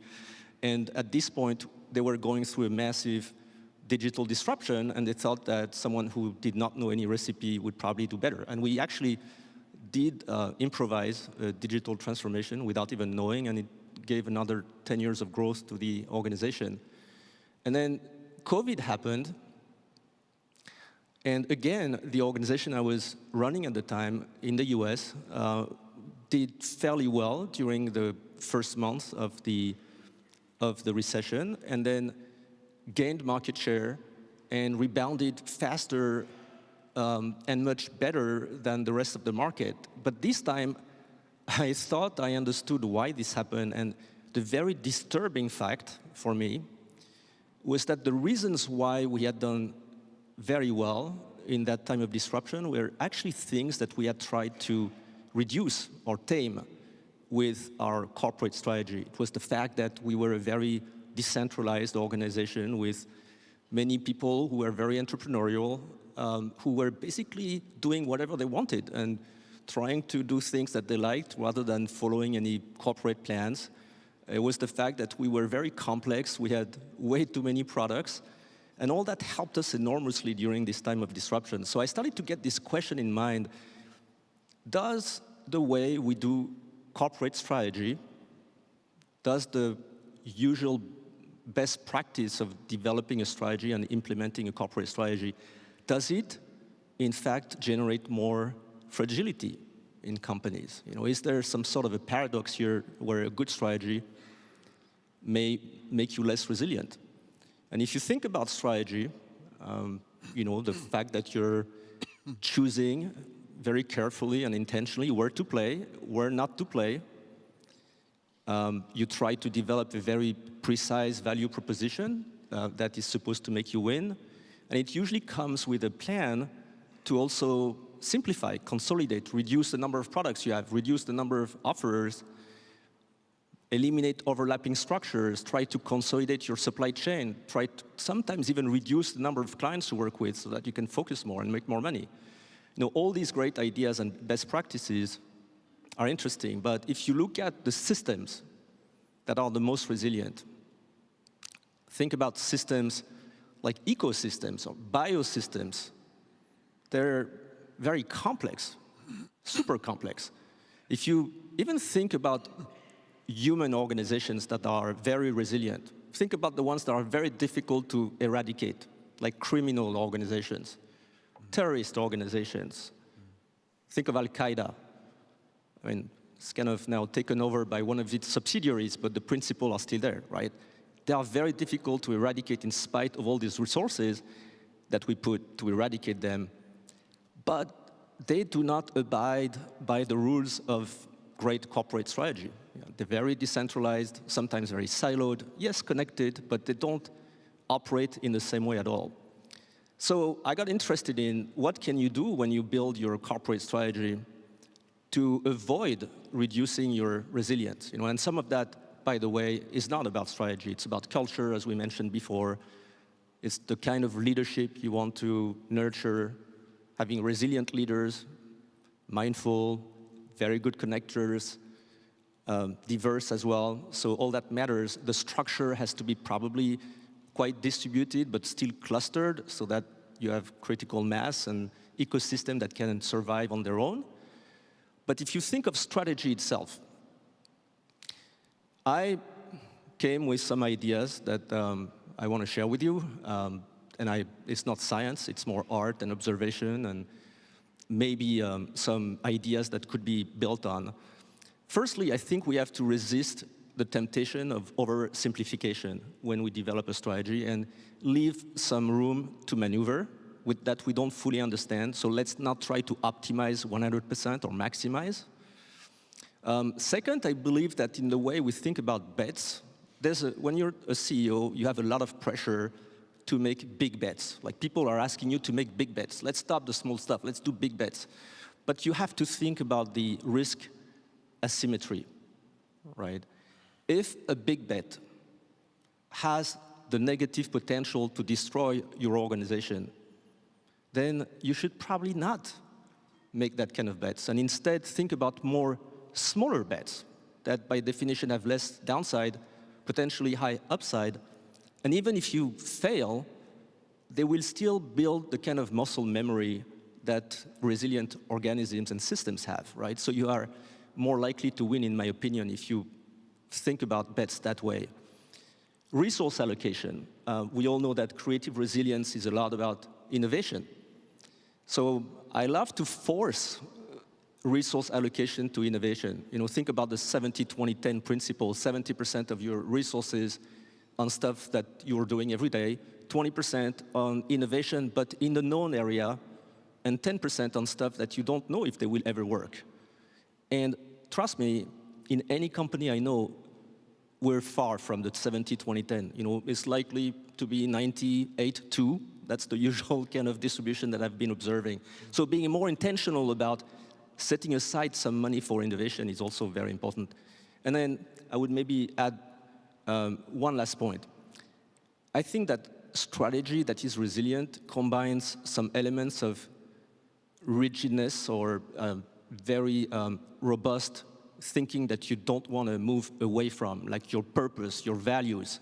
The rest should be more fluid, like we teach in project management, agility, right? These plans, actions can be iterative, can be incremental, can be fluid, but the values, the purpose are what will stay when the lights go off. And when the lights go off, your teams have to be able to operate without a clear direction, but know at least what is the beacon, how you behave through your values, what is the purpose of your organization, and then from there, when the light will switch on again, probably your organization will have made more progress than competition, and your goals will carry on. Okay, super interesting, because you're referring to examples of some terrible organizations, but there's actually quite some research on organizations that are extremely resilient, but more positive in a sense, like first responder organizations, even some military organizations, aircraft carriers. There's zero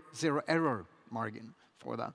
And it turns out that there's some perhaps explanation for that. And one of them is a very old concept from actually the 30s and 40s called heedful interrelation, which means that everybody in the team basically knows what the other person will do before they do it. Sort of super well-trained, super almost anticipatory. Do you see that as also part of being more resilient in strategy making, that we try to kind of anticipate each other? Yeah, I think being very data-driven, like you mentioned that before, so in other words, understanding, having a lot of information that is shared is a critical element of building the right resilient organization and structure. I totally agree with that. But data is not just about the capability. It's also about the culture of accepting what the data says. And that's not that easy.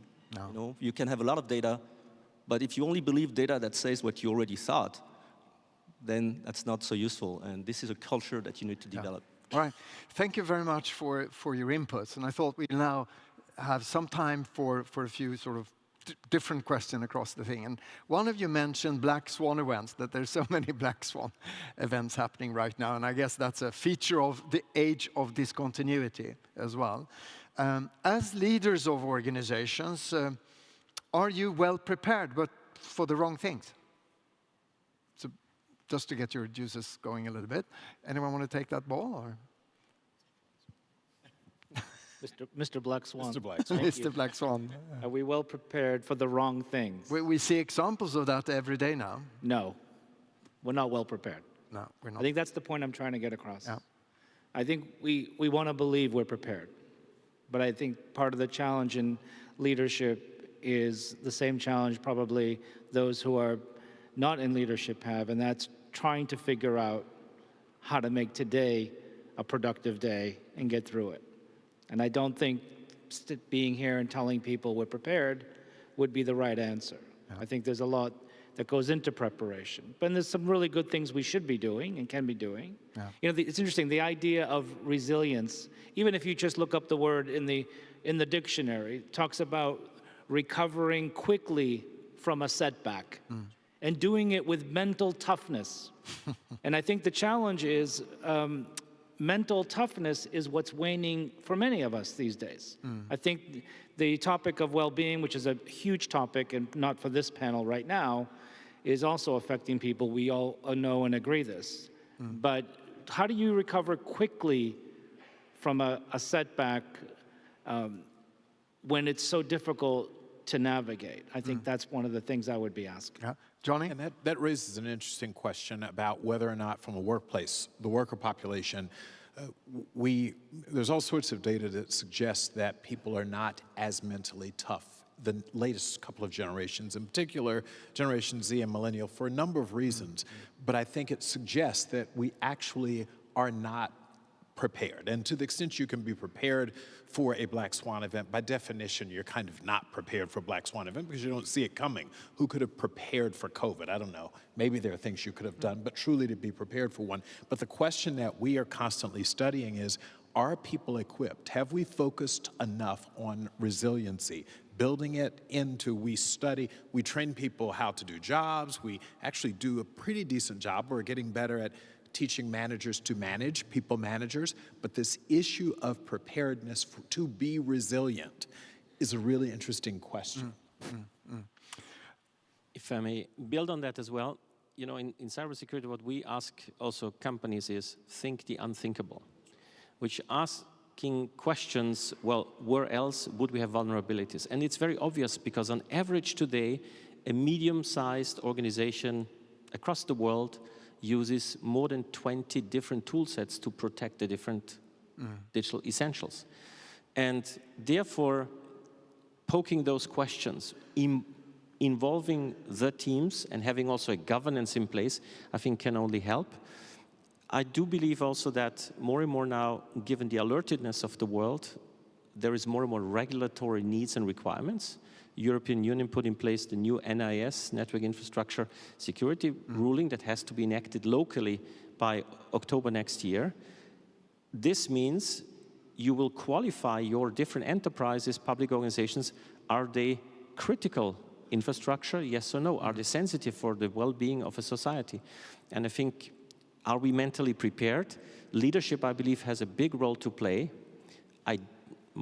Without having done scientific studies on this, but I strongly believe if leadership gives a clear perspective, even in difficult times, people are much more in a positive mode to follow this and to be stronger in their execution. Okay, Pierre, quick if I can comment. Elaborate on that, because I 100% agree with this. I think the role of leadership is to provide confidence to the organization that should an event, a disruptive event or period happen, the organization is going to emerge not like before, but actually stronger. It's going to do better than competition. It's going to outperform. And you provide, I think, that confidence. It's in part because you get ready as much as you can for predictable events. There's no excuse not to be ready for a predictable event, to be honest. It's just work. But also, try to organize the system so that the system itself will find and has the confidence that it will be at least doing better than competition. And once you start to have this kind of confidence, you hope for disruption because you know that the disruption is going to be the opportunity to win.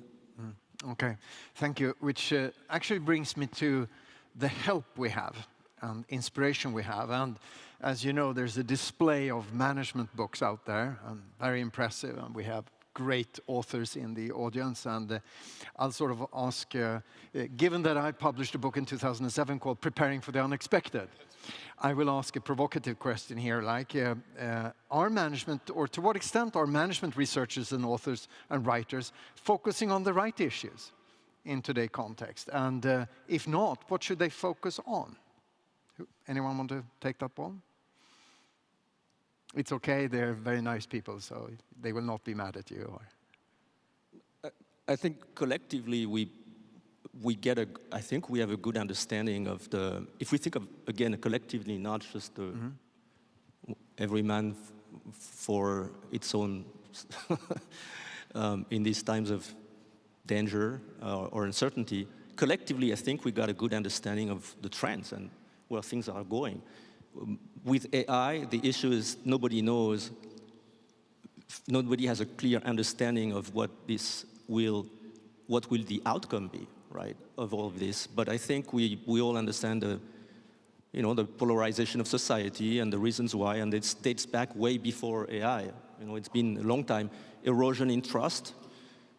If you monitor trust in institutions, in the US, for instance, since 1960, it's been declining, right? So it's not a new phenomenon, this erosion of trust that, of course, has is the bedrock of what we're seeing right now, decline in democracy and loss of faith in leadership. So I think we understand the context. Now the question is more, are we doing the right things now that we understand what's going on? That's a different story.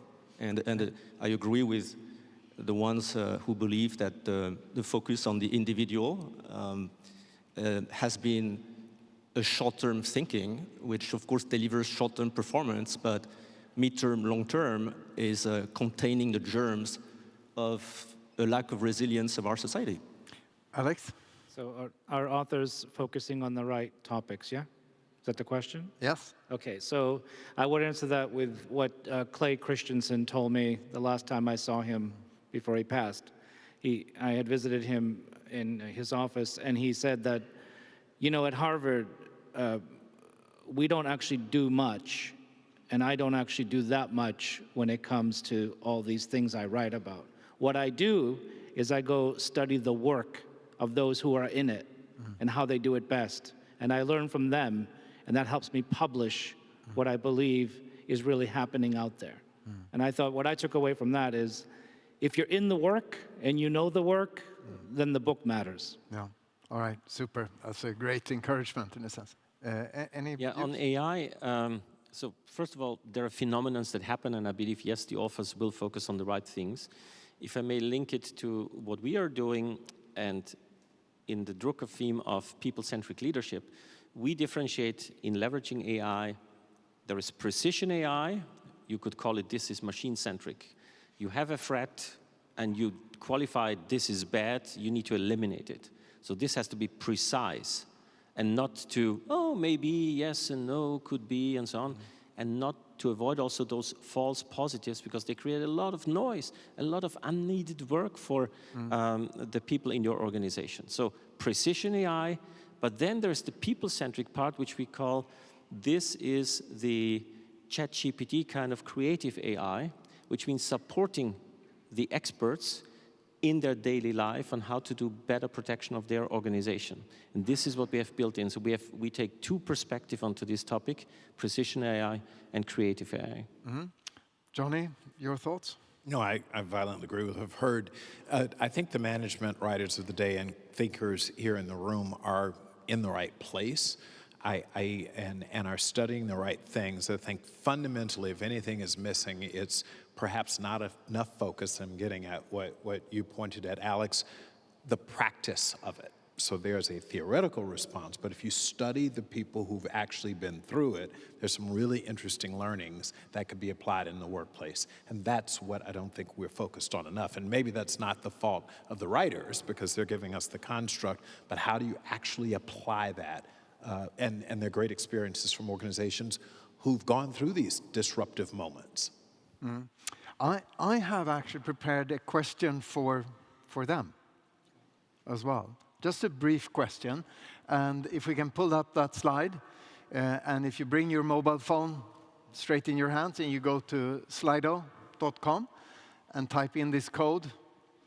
There's a simple question for you, so we can get some kind of inputs from you to end with that and your brief comments on that.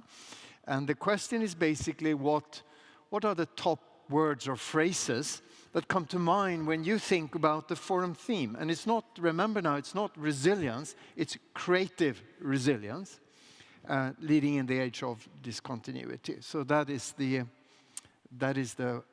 question for you. So the idea is to get a word cloud up here that I'd like to invite you to wrap it up with. So.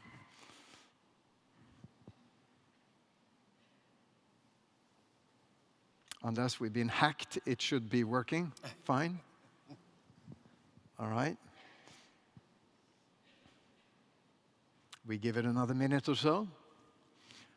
And I will invite you for a quick 30 seconds ending. Can I still yes, yeah, Helmut, the answer to the question about do the authors, the writers today focus on the right things? I would say yes, but what I would really encourage is be courageous as well to take an opposite opinion and to take an opposite stance.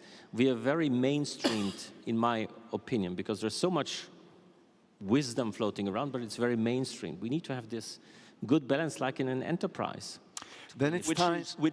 Then I can do the quick pitch, and that is, of course, to say, not a pitch, but actually compliment a great author that I think have done a fantastic job, and that's Joseph Heinrich in his book about the weirdest people of the world. That is the Western educated, etc., democratic people of the world. And it turns out, of course, that most of our management concepts, models, theories and tools and practices have been developed in this context that we are from, which is clearly prioritizing individuality and sort of individual profit at the expense perhaps of the communal part of it, as the common good and even the ecology. So there is, of course, a inherent bias in many of the works we're doing. So I interpret you, Alex, to say, don't be afraid to take another perspective, to even go beyond where we came from and question some of the assumptions. Am I overinterpreting you or so? That's good. Pierre, do you want to just... No, I found this comment very relevant and worrisome in a way, especially, I don't know if you've tried to ask ChatGPT to provide ideas on anything, and then you ask, I do that, I ask ChatGPT, can you give me the same answer but removing all the platitudes? And it comes back with more platitudes. It's very, very difficult, at this point at least, to get original ideas from AI. So I hope we can still keep thinking a little bit and not just repeating. Super. Let's see if we get some phrases in the word cloud, if the technology has worked. Whomever is in charge of that. We have kind signal here. That's why we're like... Okay, yes. Yeah, exactly. We can't see it here. They don't come in? All right. Oh, wow. It's a lot. Lots of people are typing already. But the top one seems to be... It's so fast, I can't read it. Let go, creativity, very actual, wars, climate change. Oh, I skipped that one. Purpose, collective mental strength, understanding your purpose. It's determination, open-mindedness, biosystem, ecosystem, courage, trust, agility, purpose, grit, direction, foresight, resilience, paradox, empathetic leadership, perspective, rigor. My God, it's overwhelming me. We have to put that together for the Drucker material afterwards. But with that, we can see there's a lot of variety in the inputs of it.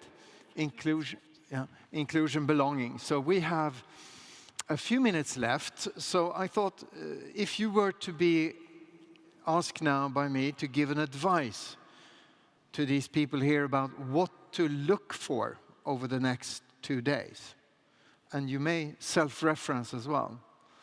What are you looking for? What do you hope to learn and see here over the next 2 days?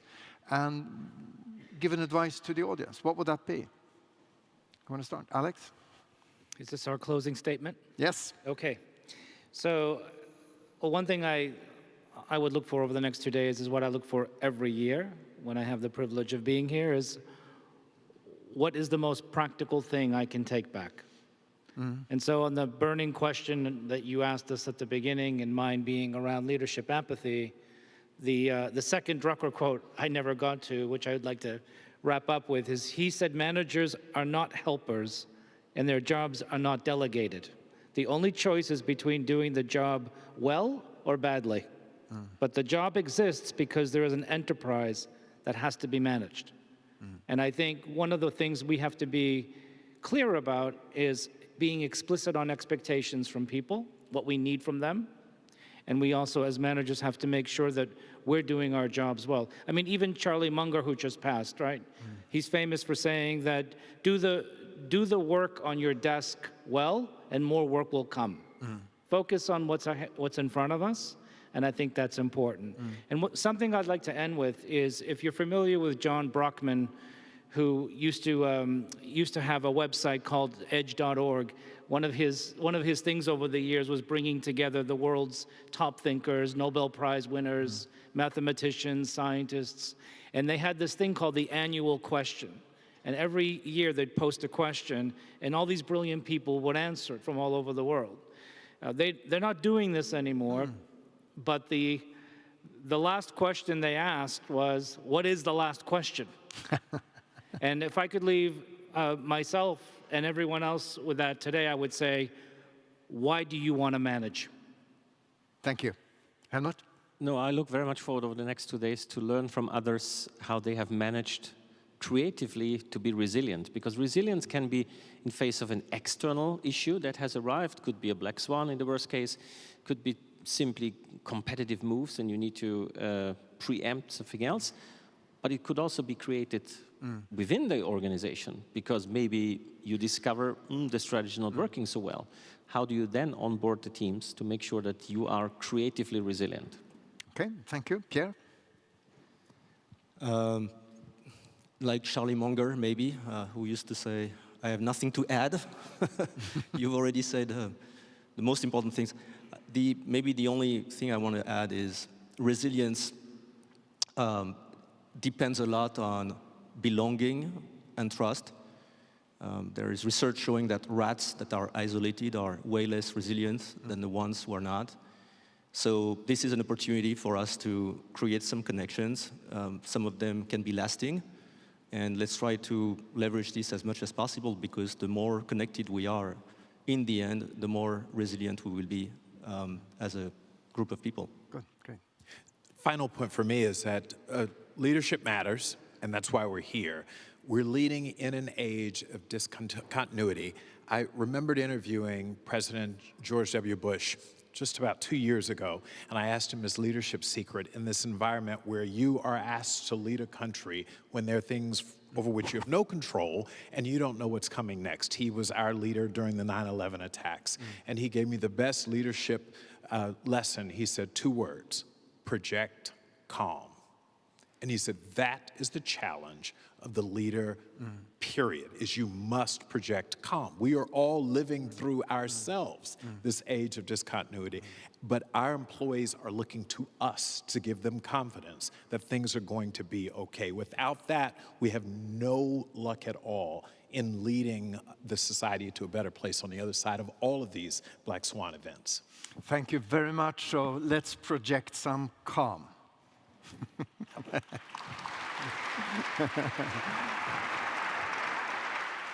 And let's also remember what Drucker said, that it's all about performance.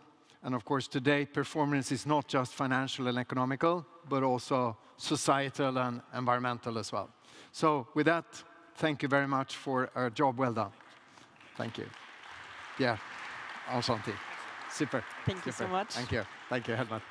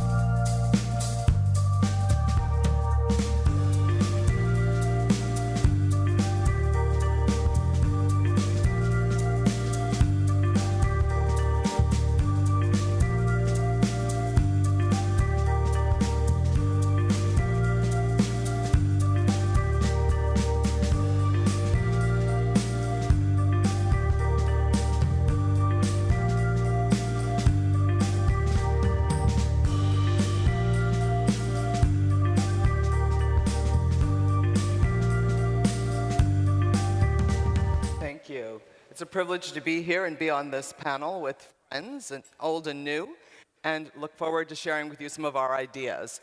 So what we have been looking at is men and women who have built organizations or ecosystems that could innovate time and again. And in looking at these organizations, what we have found is that although there are differences in how these leaders go about doing their work, there are real commonalities in what they do and why. And I'd like to share some of those commonalities with you. These leaders understand that leading innovation is not the same as leading change. Leading change is about setting direction, communicating that direction, and inspiring people to want to go in that direction. That is not what leading innovation is about. Leading innovation is about shaping context. These leaders understand that most innovations are not the result of some individual genius having an aha moment. Rather, innovation comes from collections of people, collaborations of people who have diverse perspectives, diverse expertise. And innovation involves them engaging in a discovery-learning kind of process together to address problems or opportunities for which they need an innovative solution.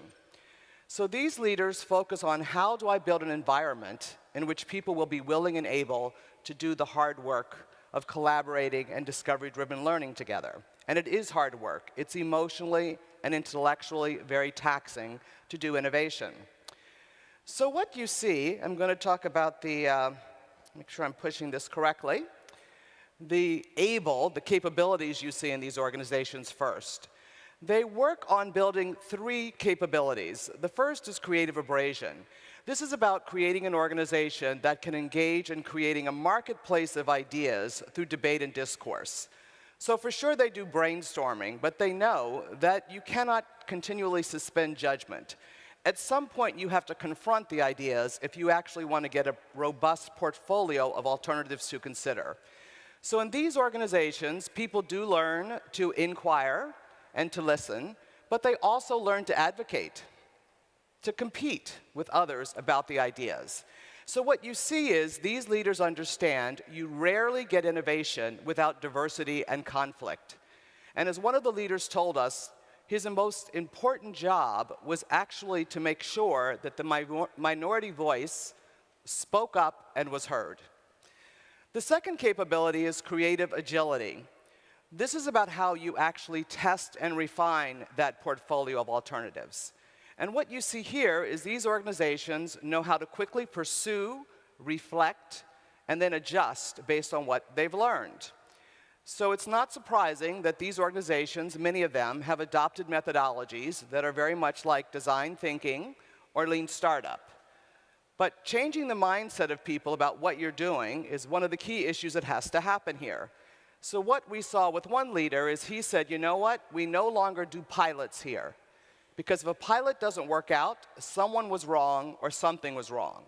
Instead, we do experiments here. Because if we get a so-called negative outcome, as long as we learn from it, it's fine. The final capability is creative resolution. And this is about how these organizations go about doing decision-making. And in some ways, this is the hardest one we found. So what you see with organizations that can innovate is they do a kind of decision-making that we refer to as integrative decision-making, because they do what is referred to in Roger Martin's sort of space, more both and as opposed to either or decision-making. So in these organizations, people will not compromise to go along, just will not do it. They also will not let one group dominate. They won't let the bosses dominate. They won't let the experts dominate. And the experts are a particularly complicated group we could talk about. But for sure, what they do instead is they have very clear decision-making rights, but they have a more patient and inclusive way of doing decision-making, so they're more likely to be able to combine so-called opposable ideas and come up with innovative solutions. So the leaders work very hard on building these capabilities in their organizations, and this is what allows people to be able to do innovative work. They also, of course, need to worry about building the culture to support this innovative work or those capabilities. And this is a schematic that captures that culture. And we ended up referring to this kind of culture as a community culture, because there's a deep sense of connectedness and belonging in these cultures. And the glue of the culture is around the shared purpose and the shared values. We've heard a lot about that earlier, so I won't say more about that. The grease is really about what we refer to as rules of engagement. And these rules of engagement are about how we're supposed to act together and how we're supposed to think together. And I want to be very clear, data-based actually can include emotions, and often does include emotions. But you need to have an explanation, you need to have evidence for your point of view, and if you don't, we designed the experiment to figure it out. So what you have here is a picture, a snapshot of an organization's culture and capabilities. I'm an ethnographer. I love to tell stories. Luckily for me, you've heard the stories of two of my research sites, one being Brigitte, the other being Ed Catmull. Been doing work with them for over 10 years. So what I want to say, though, is this is a company, we created a diagnostic so that companies could get a snapshot of where they were, so that we also could do research faster and more efficiently. And we could work with companies that are going through the transformation of becoming more innovative. And what you see here is a snapshot of a culture of a supply chain company, a supply chain organization in a pharmaceutical company that has been going through a digital transformation for 3 years. And despite investing millions of dollars, they haven't got the outcomes that they'd like to see. And the leaders decided it was because there was something wrong with their culture. And where they started was what the shared purpose of this organization, because they really were made up of a number of mergers. And they began to send teams out to actually spend time with patients who took their drugs and find out in a very intimate way, and that's the word they use, what was the experience of the patient. So when they worked on that, green is better here, red is not so good, they began to build a cohesive culture. And they use that culture now to begin to tackle some of those capabilities. And so they shared these snapshots with the top 200, and people volunteered to work on them, to figure out how are we going to get more creative abrasion? Why are we so polite? Why aren't we telling people what we really think? And so consequently, we're not really abrading enough so that we come up with the right ideas to meet the needs of, quote, Jane, the diabetic patient who they're really trying to serve. And as they begin to do this, more energy was released, and they're beginning to actually use the functionality of this digital platform. So what we see is that you cannot, if you will, tell people to act differently and break those habits. You have to let them practice. And for sure, we see new furniture, new space, new ways of working. This is a so-called positive shock experience for a global team of marketeers in an auto industry company. And what you see is they don't have any place to show those PowerPoints they brought with them to share with their strategies with people. Instead, they have to tell stories. They have to write them on these boards that can be moved around, erased by other people, written on by other people. So to end this, what I really just want to say, and it was very affirming to me to hear what was talked about today, is that you only get these kinds of capabilities, this kind of culture, if you change your leadership. So leadership today is not about setting direction and getting people to follow you. Leadership is really about how do we co-create the future together. And that's about you as a leader changing your own mindset and understanding your job is to, as Ed Catmull, the founder of Pixar, would say, is to actually unleash the slices of genius in your organization, their talents and passions, and then harness those talents and passions to serve the collective good. Thank you.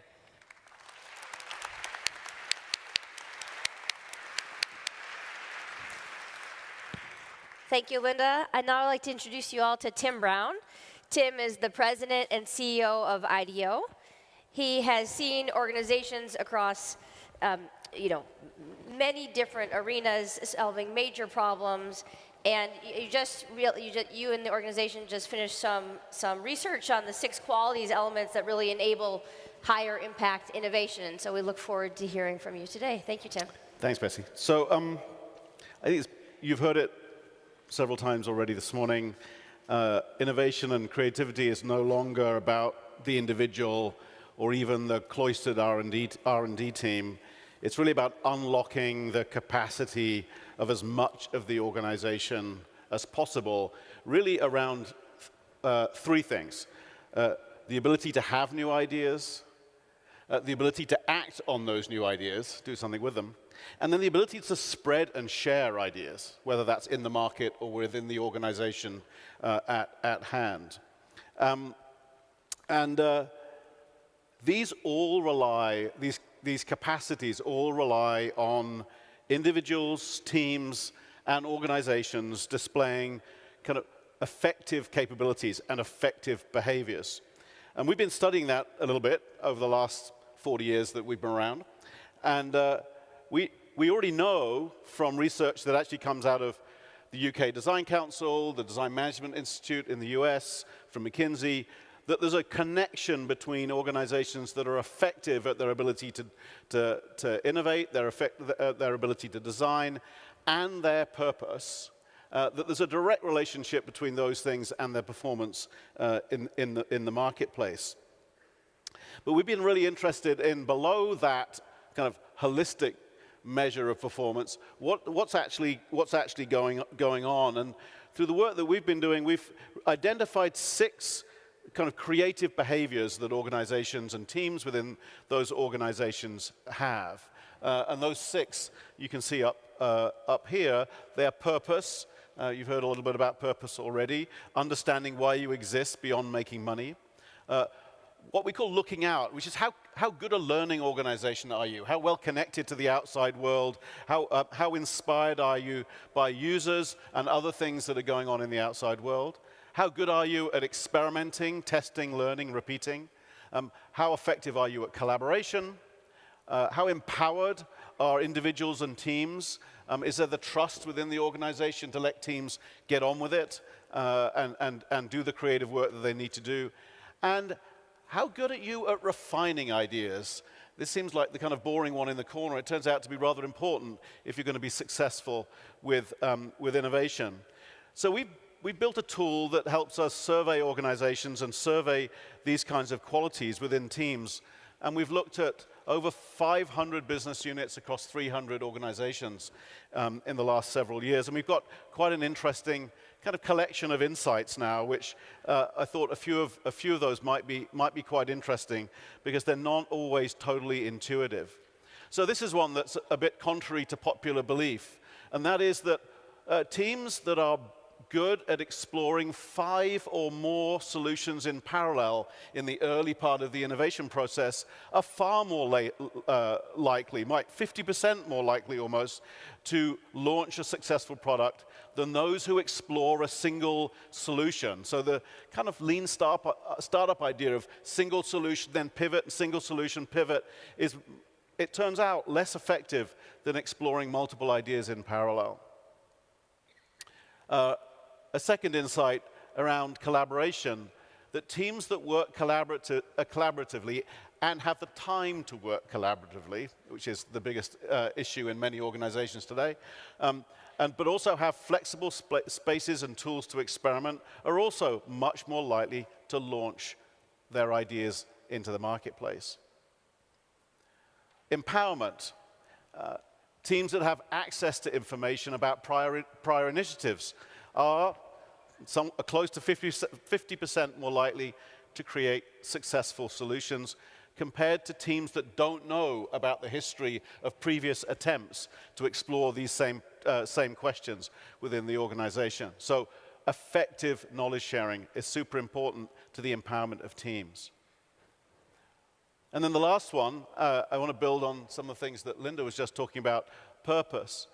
Teams who use purpose to guide their decision-making, again, far more likely to launch successful products than teams that don't. And the interesting kind of adjunct to that learning is that as teams get better at experimentation, as organizations get better at experimentation, so actually purpose becomes steadily less important.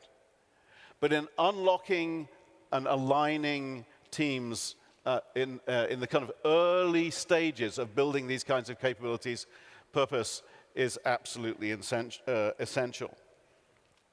So we're seeing organizations now that are taking these kinds of capabilities very seriously and following along in the trend of talking about companies that are not in Silicon Valley and that are not tech companies. I want to mention one that's based in Peru, a company called Intercorp, led by the fellow in the middle of this image here, Carlos Rodriguez Pastor. They're a bank, but they have 27 other businesses, and they've been measuring these capabilities religiously year on year for the last several years, improving all of these capacities based on a purpose that's very clear, which is to be the best place, to make Peru the best place to raise a family in Latin America. So they've got a social purpose, not just an economic purpose. It's caused them to launch totally new businesses, like a whole new school system that's now 3 times more effective than the national school system at literacy and mathematics, new healthcare systems, as well as improving their banking operations and various retail companies that they have. And they've created environments for innovation that are now distributed across these 27 business models. So here's a company in a relatively emerging market who's been very successful at building these qualities and turning them into successful business, but also successful social impact. Okay, thank you very much.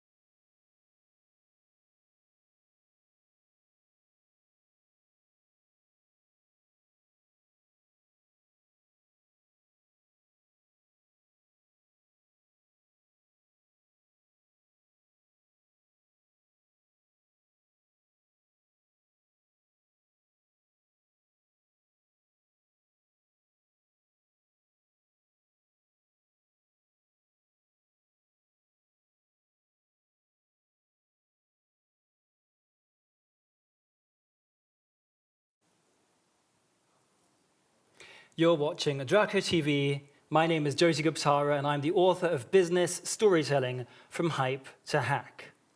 In an increasingly competitive and fast-moving business environment, imagine if there were a process that could turn challenges into opportunities for innovation. Enter design thinking, a creative process to better understand your users, challenge assumptions, and create products that make a difference. Ultimately leading, of course, to better products and processes. Joining us now is Tim Brown, co-chair of the global design and innovation firm IDEO, of legendary renown.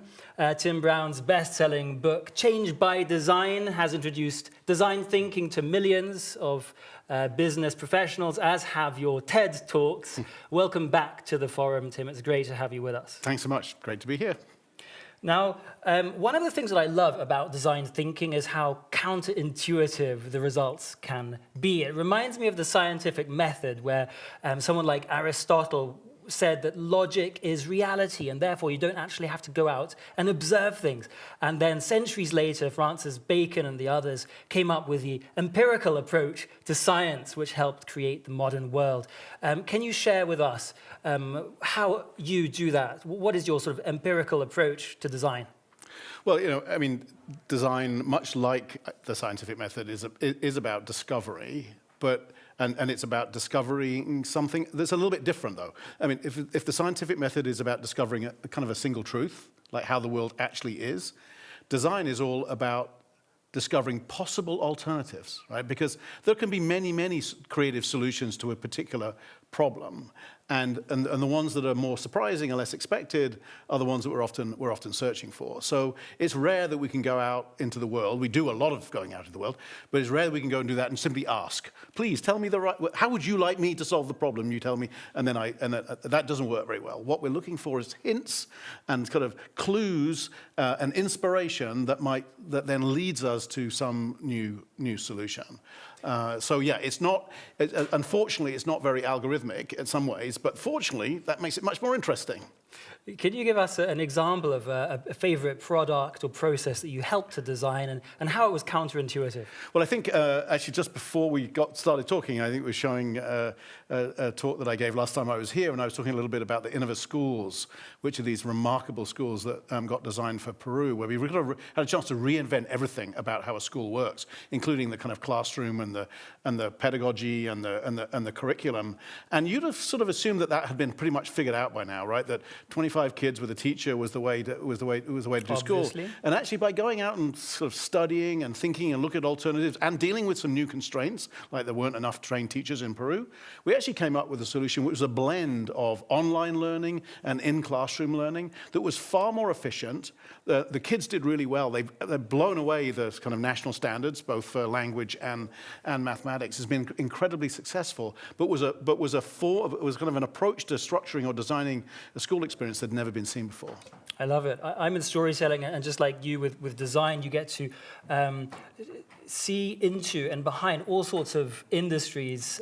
You mentioned constraints beforehand, and something that people are often surprised in my workshops to learn is that constraints can actually help us to be more creative. Can you tell us about the kind of constraints that you may either be forced on you, or that you actually force on some of your clients to help them become more creative? I mean, design by nature has to have constraints, and in fact, the proverbial blank sheet of paper is the worst place to start. And if we have no other constraints, then we often turn time into a constraint. We have to get something new by a certain time. But no, I mean, constraints are essential because they give you something to push against. They give you. Sometimes you try and break the constraint, right? I mean, if maybe it's we have to do something for this kind of cost. Well, if we did something for a bit more, we create maybe multiples in value, maybe that's worth doing. So it just gives you a way of thinking about the problem creatively. So understanding the constraints, understanding how to challenge the constraints is an important part of the design process. This year's theme at the Drucker Forum is creative resilience, and our website has featured a big quote from you, where you say creativity is essential to resilience. It brings the new and unexpected ideas so necessary in times of disruption. Now, you'll be speaking on a panel tomorrow about which companies bounced back better from the pandemic years. And since our audience can't join us in person in Vienna, would you give us a sneak peek and maybe share with us what kind of organization did bounce back better? Well, I think it's interesting. So organizations with creative resources in general can respond well to a crisis. And we saw this in the pandemic, right at the early moments of the pandemic, when we saw organizations that had large design organizations like Ford Motor Company or Dyson in the UK switch a lot of those resources to helping solve problems for society, like how do we make PPE or ventilators really quickly because our hospitals don't have enough of them. And my own personal experience was I found myself invited into a whole bunch of those kinds of projects, and it changed my sense of the pandemic, right? From one where I felt like a helpless victim to one where I felt like I actually had some hope because I was involved in sort of solving the problem. But there was a lot of examples of organizations applying their creativity on behalf, if you like, of society. But the other thing I think is very important to think about and to recognize is that a creative mindset doesn't just help organizations be more resilient, it helps individuals be more resilient. And so there's quite a lot of research now that indicates that that organizations who encourage people to have creative mindset have people that are more connected, they're less lonely, they're more optimistic and more curious and more open to new thinking and new ideas. All of that, as you can imagine, helps with resilience. So there's a kind of an individual level as well as an organizational level. So let's say an organization has not yet been investing in their people in that particular way, they're maybe not innovative. What would you recommend they start doing now so that they can benefit from that holistic virtuous cycle you were talking about. Well, I think we've had a relatively long period now of a sort of, maybe you call it a movement or whatever, of bringing design thinking into organizations. I think, it's a mistake to thinking about it overly as a method. It's less a method than more of a mindset or a set of mindsets of approaching, being human-centered, learning by making and doing, storytelling, which is a hugely important part of design thinking, and that we can learn those things, right? We may not learn their practice, so we have to literally practice them, and we get better at them. We can't necessarily sit in a classroom, learn them, and then expect to be brilliant. We have to actually go and put them into practice. But there are plenty of examples of organizations that have brought these mindsets, these approaches in, and applied them not only in the department that might do R&D, but also in talent or in supply chain and other parts of or marketing, other parts of the business.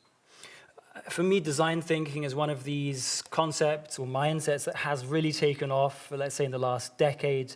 It seems that I've seen design thinking a lot of the organizations that I've been working with.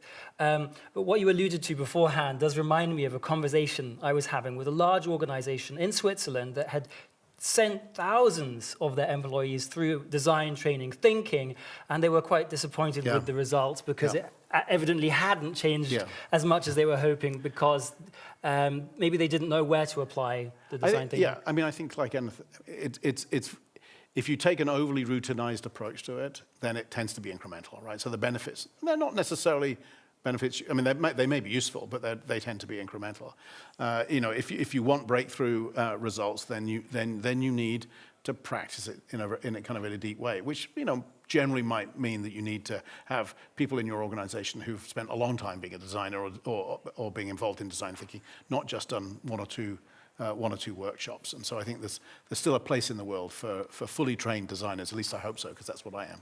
Oh, absolutely. Yeah, you can't just tick the box after a two-day training. You could say the same with science, right? We can all learn the scientific method, and it is useful when we're analyzing a problem in business. Does that make us all into Nobel Prize-winning research scientists? Probably not, right? We still need those. We need those people in our organization, but it's useful to apply the scientific method to a lot of our analysis. So I think the equivalent holds true for design thinking. Will you and I have a job in a couple of years' time with generative AI? It's pretty good at making art. How good a designer is AI? It's very good at making derivative art, and it'll be very good at making derivative design. It'll be very good at looking for incremental variations on things we have today. And it may actually be quite good at creating things that we hadn't thought of before. But whether those things will connect to other human beings, I'm less sure of. And I think that is one of the things that design does, right? We don't just make things that functionally work. We make things that other people want. Other people want to engage with, other people want to use. That means you have to make an emotional connection as well as a rational or functional connection. I think that's a deep human skill that it's going to be quite some time before AI knows how to replicate. And so I'm feeling fairly confident that when it comes to you creating stories that are genuinely meaningful for me and get me to think in a totally new way, I think that AI may be able to help you do that, but I don't think it'll replace you. Just in the way that I don't think when it comes to creating designs that really connect with you as a human being and make you kind of want to desire to engage with that thing, I think that AI might help me do that. Maybe it'll help me do it faster, but I don't think it'll replace me. Let's hope so. No, I'm sure it won't. You're irreplaceable, Tim. Your book, Change by Design, has a chapter dedicated to storytelling. And I remember when I switched from being a novelist to getting into business storytelling, one of the ways that I tried to position my services was design thinking for your message. And I thought that was brilliant, and I was in love with that piece of copywriting on my website. Then I went out and actually talked with potential clients, and I found out some of them still didn't know what design thinking was. So that was, of course, very bad of me from a design thinking point of view. But now I have the expert on the subject. So what do you think of this framing of storytelling as design thinking for your message? It's perfectly rational. You're right. If people don't understand the language, then your story hasn't connected. But storytelling. We tend to think of storytelling as something we do after we've done everything else. But for me, storytelling is an integral part of bringing any new idea to life. right? And whether that's about introducing an idea that you found in the world to somebody who hasn't heard it before, or whether it literally is a new idea that nobody's seen before, and unless you have stories, you don't have any way of expressing that thing, right? And you know, as any new idea moves along the journey towards getting out into the world, storytelling becomes more and more and more and more important. And yeah, you can craft that journey, right? You can think about, because it's, I suspect, I mean, you're the expert, not me, but it's not like one story is all you need. You often need multiple stories, different stories at different moments in the journey of an idea. And you need to connect to all the different users and stakeholders you've got in that process. And that's really maybe where the biggest kind of connection to design thinking is if you don't have empathy for your users, if you don't understand who your audience is and how to craft a story that works with that audience, and if you don't know how to surprise them, and if you don't know how to kind of connect to them in their hearts as well as their heads, you're probably not going to be successful. And that's true for what I do as a designer.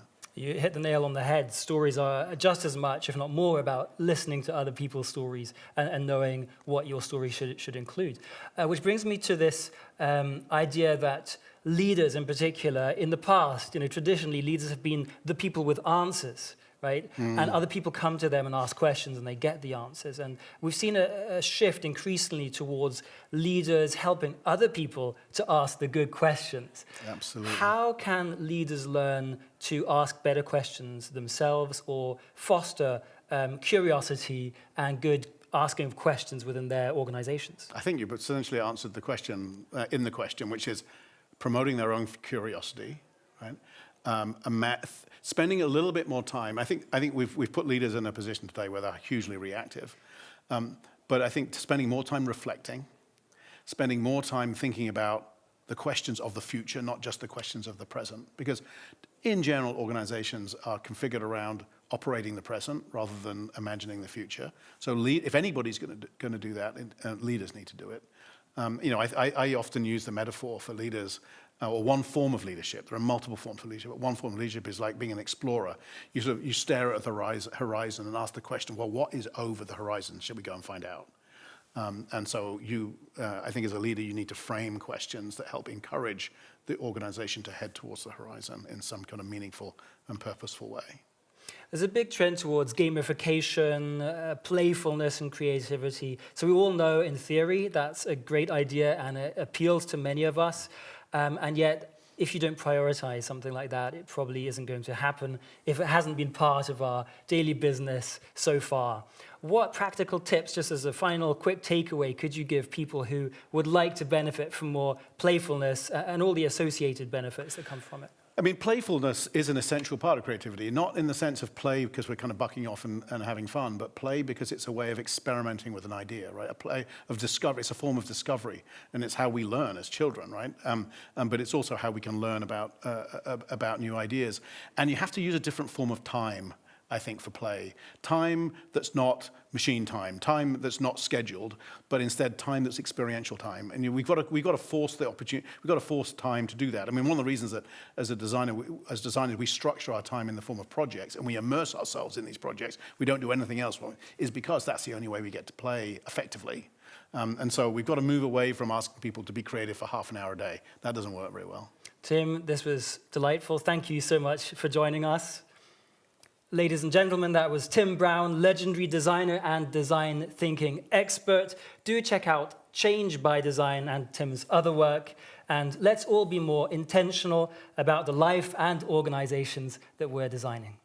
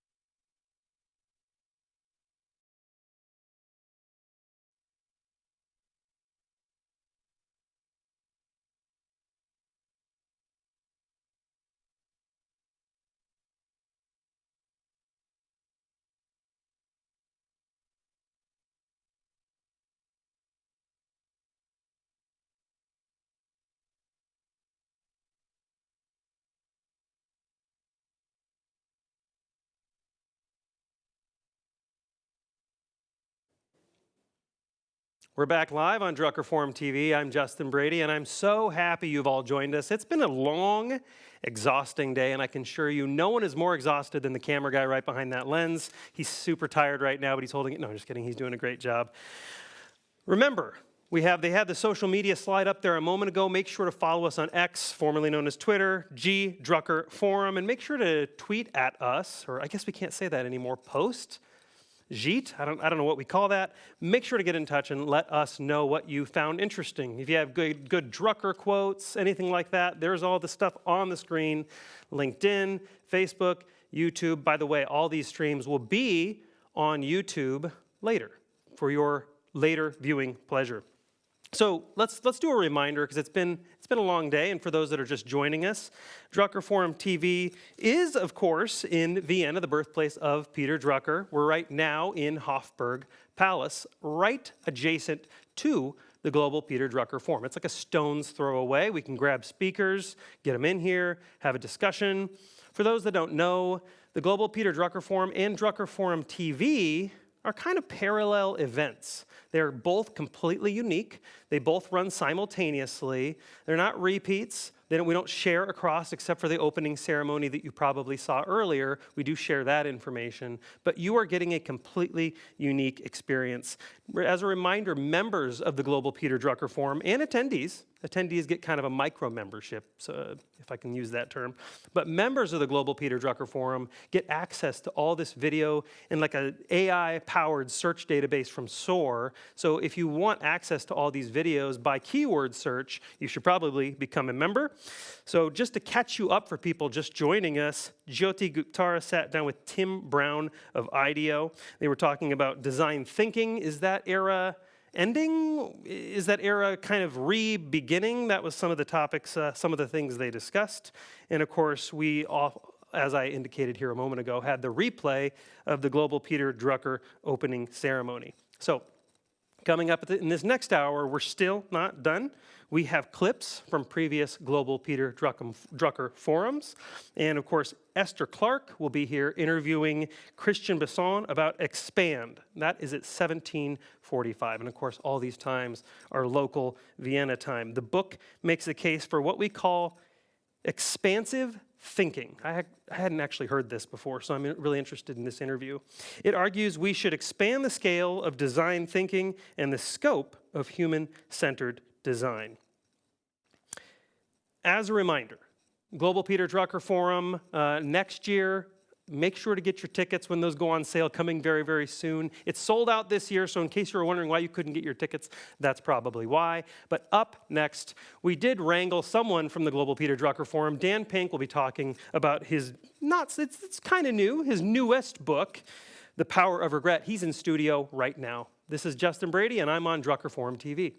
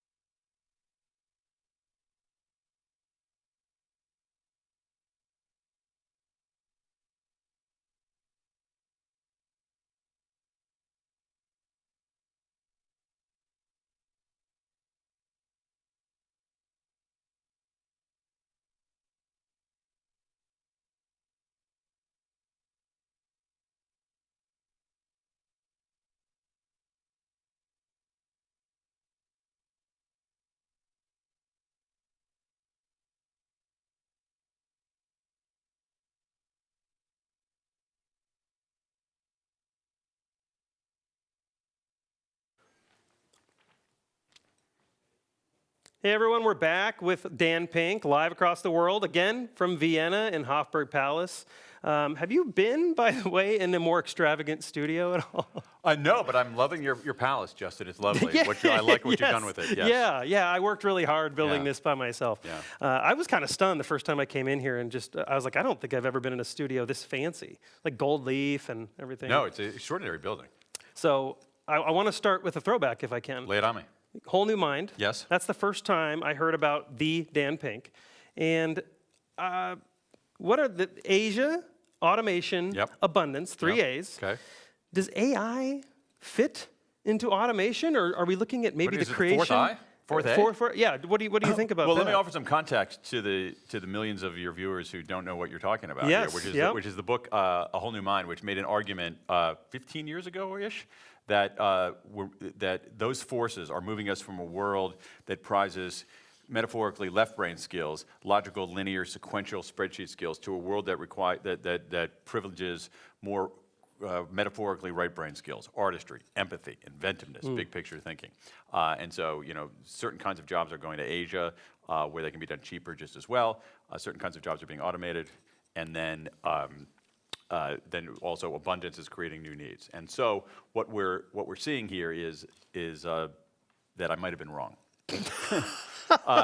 So here's the thing. I think AI is. Well, in what way? We can't just hang on. I think it's right, but I think in some ways it's understated. Okay. Because what I said is that it's going to be a long time before we can automate certain kinds of creative tasks. It's going to be a long time. So I'll give you an example, Justin. Please. So I said something about facial expressions. I said at the time in that book, this is 15 years ago. This is a while ago. Computers, software can barely detect. Identify a face, let alone the emotion conveyed in that facial expression. And now, I mean, we have scanners that when you get on an airplane, just look into something and it identifies your face immediately. Right. And it can. So I think that AI is a big deal, and it might. I think where it's right is that we want to have the jobs we'll be doing are jobs where we use our human skills to augment machine intelligence, rather than compete with machine intelligence. And I'm not sure we know what the contours of that actually look like right now. So maybe a fourth A then. Could be. It could be. Or it could be that the and I said of the A's, automation was the most important. This is almost like A+. Yeah. So like as AI begins to take over, people are worried about the taking over jobs thing. Yeah. If you want to comment on that, that's fine. I'm not particularly worried about it based on all the interviews I've done about experts in the AI field. I think it's going to add more jobs than it takes. But as AI begins to replace jobs like coding, accounting, those are the immediate ones. Are we still asking companies to hire people that are artists? Is that still advantageous? Probably. I think we're asking. I mean, I think what does it mean to be an artist today? I think that's a really interesting question. So in the old days, if you go into some of the museums here, what it meant to be an artist was that you took a paintbrush and you took paint and you laid it onto a canvas manually. Now, when you look at what artists are doing, they're using technology. I mean, I guess paint is a technology, but they're using technology in all kinds of ways to tell stories, to convey ideas, to demonstrate emotions. And so I think you want that artistic sensibility. What can artists do? Artists can give the world something it didn't know it was missing. Artists have the great skill of composition. Not only visual artists, but musical artists, theatrical artists can compose. So you want to have inventiveness, composition. You're just going to be using a super powerful tool to help you do that. I mean, a really powerful tool, and it is going to cause some dislocation in kinds of jobs. So at this point, I have an email newsletter. ChatGPT is pretty close to writing subject lines as good as mine. Yeah, it's interesting, isn't it? It's a little nerve-wracking, actually, but I think it's good because all I want is good subject lines. Yeah. And so I think another thing that it puts a premium on, the generative AI, is it puts a premium on taste. You have to know what's good and what's not. Point. Yep. And artists know what's good and what's not. So if I see as a writer, a quasi-artist of sorts, if I say to ChatGPT, generate 20 subject lines for this newsletter. Yeah. I have to be able to go through and say, okay, these 18 are terrible. Yeah, that's true. And between these two, this one's mediocre, but this one's pretty good. So taste matters a lot too. So those are all artistic sensibilities. Yeah, I've noticed that like prompt writing, which I never thought would be a thing, but I've noticed that some people that, because I'm a writer, I'm able to, I don't know how to say this, but when you actually need to write a prompt, when you actually need to tell AI to do something, sometimes it becomes quite difficult. It's like, how do I explain this sufficiently in a couple sentences? And so I've noticed that writers have an easier time communicating with artificial intelligence because they know how to get their thoughts in distilled, crunched ways. I don't know, not crunched. Can I see you and raise you on that point? Please. I actually think that certain kinds of journalists have an advantage because one of the things because what journalists are typically good at, the good journalists are good at, are follow-up questions. Yeah, And true. typically with at least the way that generative AI and large language models work now, your first prompt is probably not going to get you what you want. Right. So you need to be able to follow up and say, can you do it this way? Can you try it this way? And so I think that kind of follow-up, which is a form of conversation. It's a conversation with a machine, but it's still a conversation. Absolutely. So should we talk about regret maybe? Yeah. We'll talk about anything you want. It's your Really? palace. It's your palace. That's right. It's my palace. Yeah. The whole city of Vienna is going to come and attack me. So it's fair to say leaders have made quite a few mistakes in the last couple of years. Yep. We're not going to call out any names or point fingers, but it's fair to say they've made quite a few mistakes. So if a CEO or leader is watching this and they're kind of thinking to themselves, I don't have any regrets at all, should that be raising a red flag in their mind? Yes, if you say, people who say they don't have regrets are often either misguided or they're not willing to confront their regrets. Let's talk about what regret is. Regret is an emotion. Good starting point. The regret is an emotion. It's that emotion we get, that painful feeling we get when we look backward and say, if only I had done this or hadn't done that. It makes us feel bad. What we know from 60 years of research is that regret is one of the most common emotions that human beings have. It is ubiquitous in the human experience. And if you're talking about people who don't have regrets, there are people who don't have regrets. Little kids don't have regrets because their brains haven't developed the ability to do counterfactual thinking that underlies regret. People with certain kinds of neurodegenerative disorders don't have regrets because they're literally the processes in their brains are interfered with. And sociopaths don't have regrets. So, but if you're not a kid, have brain damage or a sociopath, you probably have regrets. Interesting. And so I think it's an interesting question about this.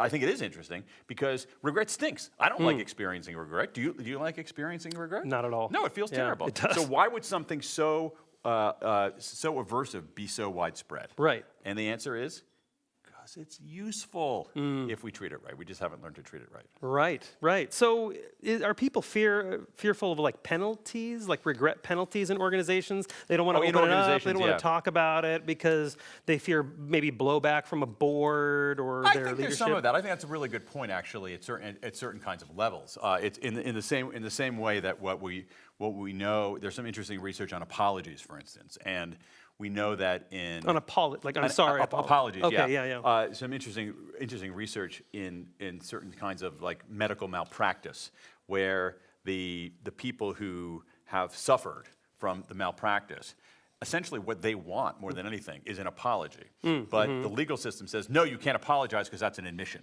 And so we have barriers like that. It's a huge problem. We have barriers like that there. But I think the bigger barrier is personal, is that what we'd rather do, what we've been taught to do in some ways because we're over-indexed on positivity, is just essentially when we hear that cry of regret is to put our fingers in our ears. Yeah, right. And say, I don't hear anything, I don't have any regrets.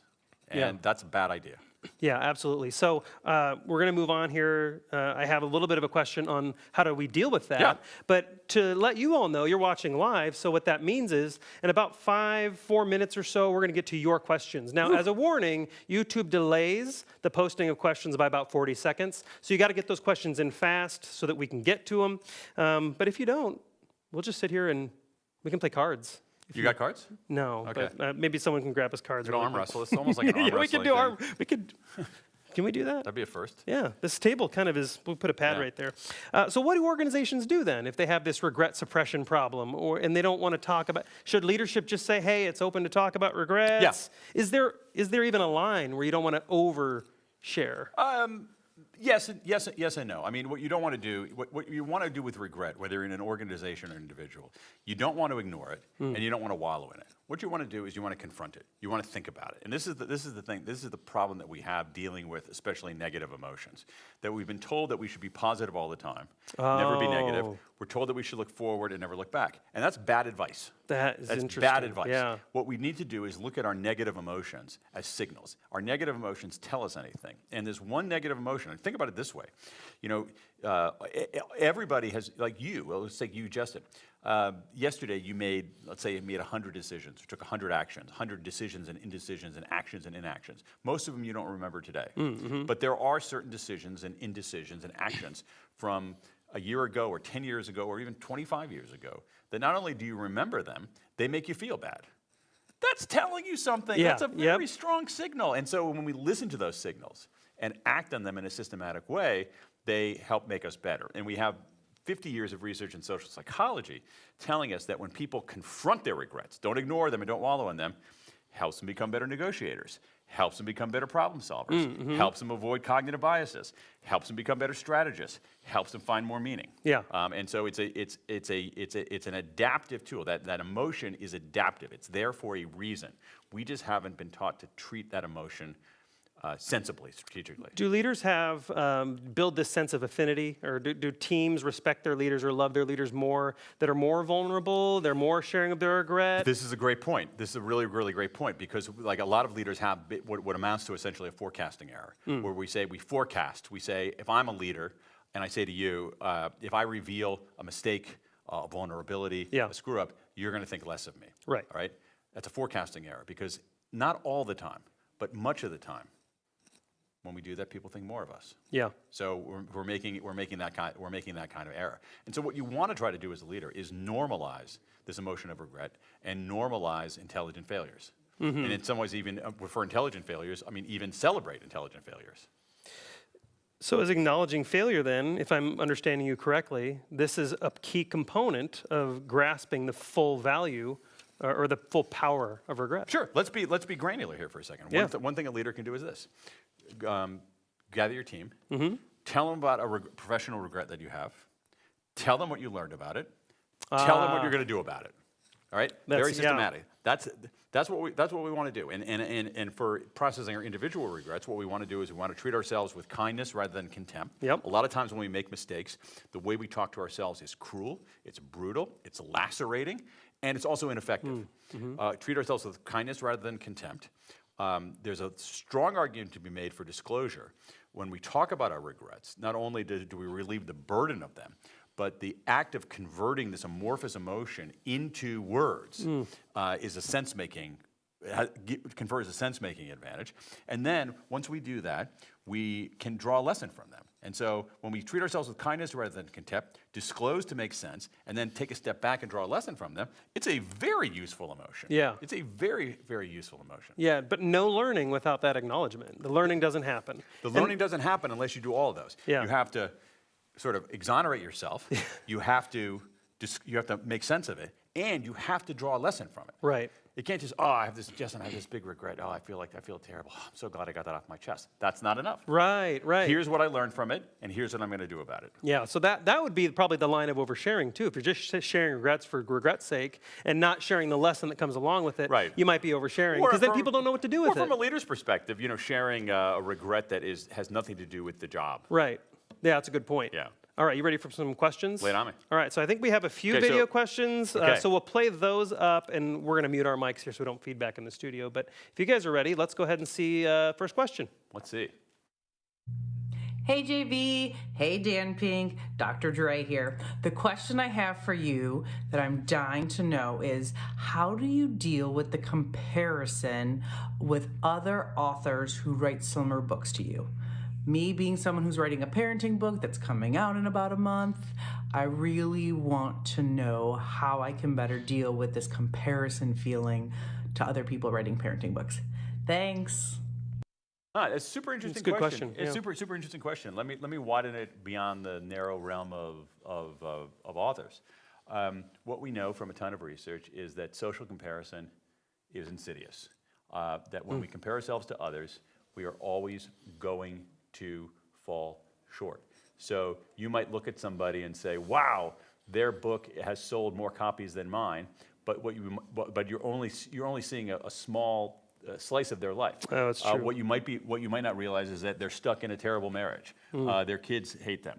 They're not in good physical health. They have no sense of meaning in their life. So in general, social comparison is, not in all cases, is not very good for us, because what we're doing is that we are comparing the totality of ourselves with a tiny portion of someone else's self. Right, and then we're duplicating that tiny portion that is probably highlighted. We're taking that tiny portion, and we're comparing our full selves, which we know fully, and we know all the flaws, with somebody's very narrow self, and that's dangerous. What you're better off doing is there's certain kinds of things where comparison can help performance. Certain kinds of athletic things. There's a famous study where you put somebody, you say race around the track as fast as you can, and then they do it again, and you have somebody else who's running fast. You'll run faster. So some of that there's elements of comparison when it becomes benchmarking and so forth can be useful.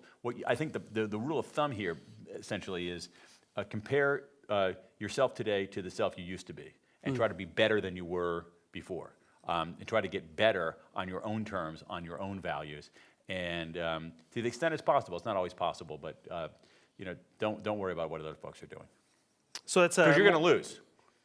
I don't mean you. I mean you, but everybody, all of us, all of us will lose if we. It's a build-up thing. So if you're comparing yourself in a build-up manner to build yourself up, great. If you're comparing yourself and it's tearing yourself down, bad. If you're comparing, if you're comparing yourself in a way that enhances your performance for your own sake, that's valuable. That's but great. if you're comparing yourself in this kind of doom loop of they're better than me, they're better than me, they're better than me, what's wrong with me? That's insidious. Right. Let's see if we have another question. I know we have another video question. Let's go ahead and Coming in from all over the world. Coming in from all over the world. Hey Dan, this is Brian in Kentucky. I read The Power of Regret earlier this year, and it was super helpful for me in a lot of ways. One of which is that it confirmed that a lot of the decisions that I've made to this point in life have been investments in those really powerful things that people regret if they don't take care of them later. Things like family, community, faith, things like that. I'm at the point in life, though, where I'm seeing other people around me who maybe haven't made those decisions achieve more success in career, business, ventures, things like that. And sometimes, honestly, I still struggle with the fact that the investments I've made in the really important things have maybe held me back from some of those other status markers that other people seem to enjoy. So I wonder if you have any tips for how to reconcile those feelings and how to find some contentment around the satisfaction of knowing that I have invested in the most important things, even if that means my life might not appear as successful or impressive in the short term. Thanks for all you do. Okay, Brian. That's good. Brian That's from good. Brian from Kentucky. It's a version of a social comparison question. I would say a few things. Number one is that I'm not sure that your analysis is necessarily right. That there is some kind of inherent trade-off between doing the things that are kind of psychologically, socially important, doing things that accrue some kind of professional success. So it could be that actually the fact that this is bugging you a little bit means you want to actually do something different professionally or do something in a different way professionally. So I wouldn't dismiss that impulse right there. The other thing that I would do, though, is ask yourself what they might think of you. And my guess is that if they know the totality of your life, they're saying, oh man, this guy did it right. Yeah, it's almost inaction versus action. Regret a Yeah. little bit. But it's also this idea. Here's the thing. And I'll expand on that. Like basically, if Brian had not taken action, there's a chance that he actually may regret that to a higher degree. Yeah, I think so. I mean, we do regret inactions more than actions. But here's the thing: what was bugging him, I think, part of it was what other people thought of him. All right, I think that was part of it. I missed that. I think that was part of what he was saying. So when people look at me, they don't see as much professional success. And here's what I would say. This is really important. It was liberating to me when I figured this out, which is that I was concerned at one point in my life about what people thought about me, and then I discovered what people thought about me. And you know what they thought about me? They didn't. Yeah. They weren't thinking about me. Yeah. They were thinking about themselves. That's very true. So do your, so do your thing. And so the ability to, not in a sociopathic way, not to care what other people think is a superpower.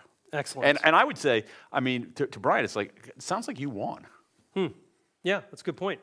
Got another one here coming on through YouTube. I believe this is probably YouTube. A question for Dan. What will it take to shift the scorecard and accountability for leaders regarding right brain aspects of being a leader? Performance review, bonuses, awards. Yeah. Well, I mean, I think that we need to. I mean, I'm not against measurement, you know, of in general. It depends on, and I'm not even not. I mean, they mentioned, you know, bonuses and things like that. I'm not against variable comp on its own. I mean, I think what we want to do is we want to have measures that matter, that are simple, hard to game, and that connect meaningfully to what the organization is trying to do. One of the things that bugs me is that I think the problem is that we have some of these performance management systems where there are 38 different criteria on which people are measured. Yeah, it's so or we true. have bonus systems. We have bonus systems that is so true. you know, we have bonus systems that, you know, take, you know, 15 pages to describe, and, you know, a law degree to be able to interpret what it means, and endless gaming, and then a whole administrative apparatus. So I think there's something to be said for simple measures that matter and that are hard to game. Yeah. And so that's true for, you know, and also the other thing is that when we look at the research on motivation, one of the things that is destructive about certain kinds of rewards is the contingency part of it. Is if you do this, then you get that. Yeah. Because that contingency is a form of control. And what we know from human civilization is that when people are controlled, they have two reactions.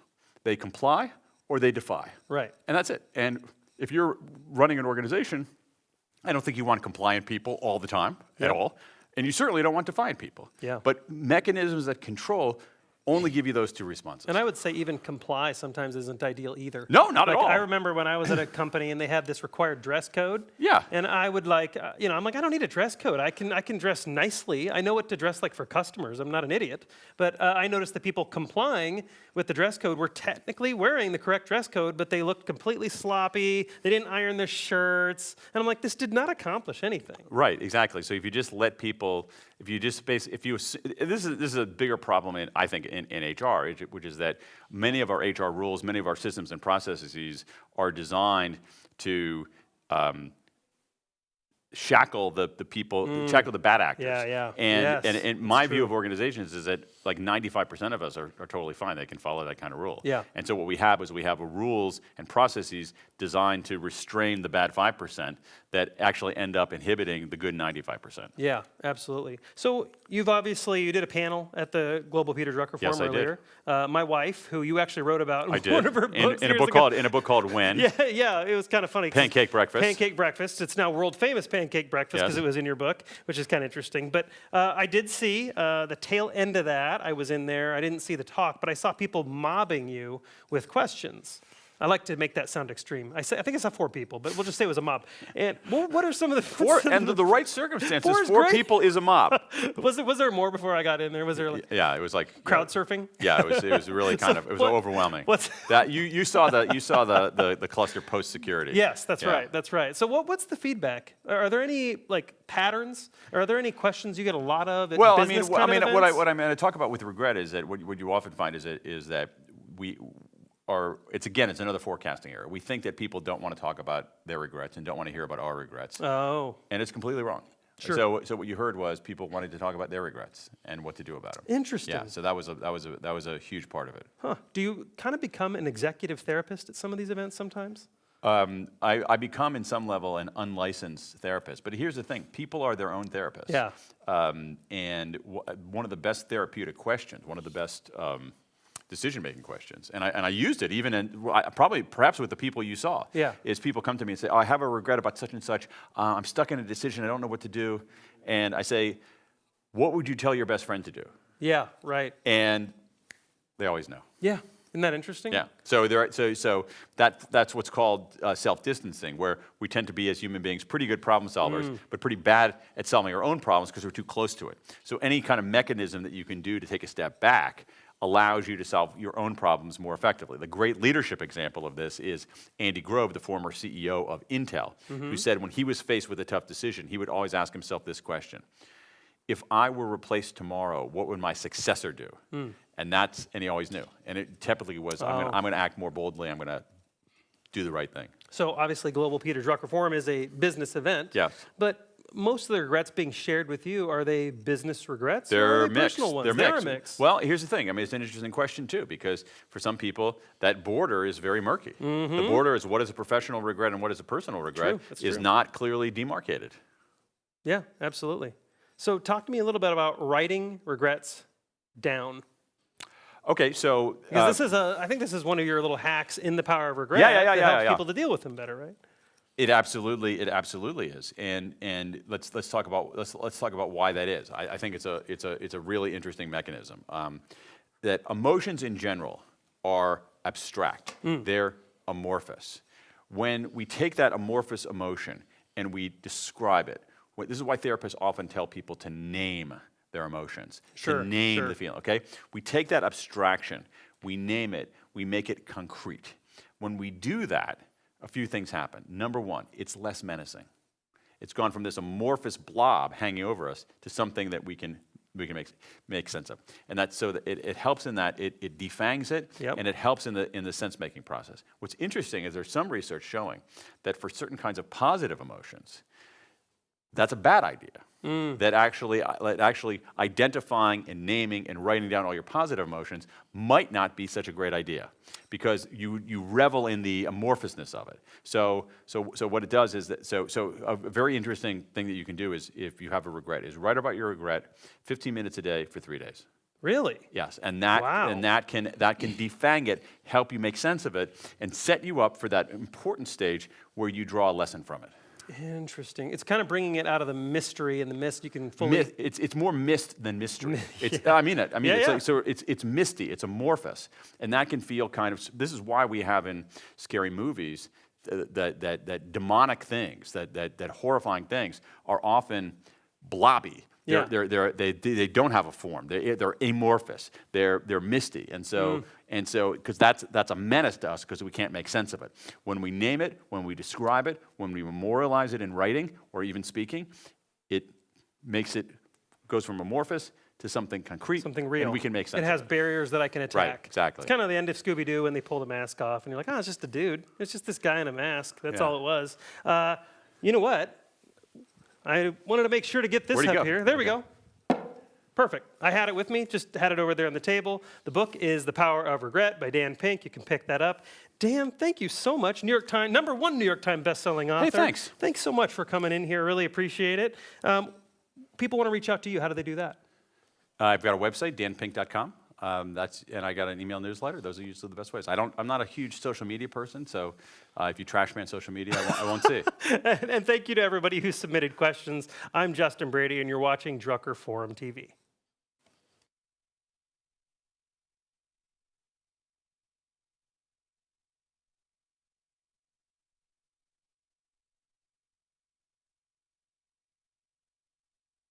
Let me come back to this later and introduce Amy Edmondson, who's a wonderful professor at Harvard. And we're going to start with Amy, and she has sort of invented this notion of psychological safety, which in hindsight seems rather obvious. And in fact, Google's Project Aristotle, their research project on effective teams, said that psychological safety was the #1 predictor of effective teams. But Amy stumbled on this, a little bit by surprise, and I'll ask her to talk about why she was surprised. And you'll see this is a photo of a old Model T Ford assembly line factory, and I'll ask her to explain why I might be showing this picture, but also how she stumbled on the idea of psychological safety, and in particular the implications for leaders. So Amy, can you talk a little bit about how you discovered the notion of psychological safety and what it means for leaders in this current new world? Rookie error. Thank you, Aaron. I'm so glad you changed the question. The first question was, or the first statement you said was that I invented psychological safety. I did not. I discovered it, or rediscovered it, as the case may be.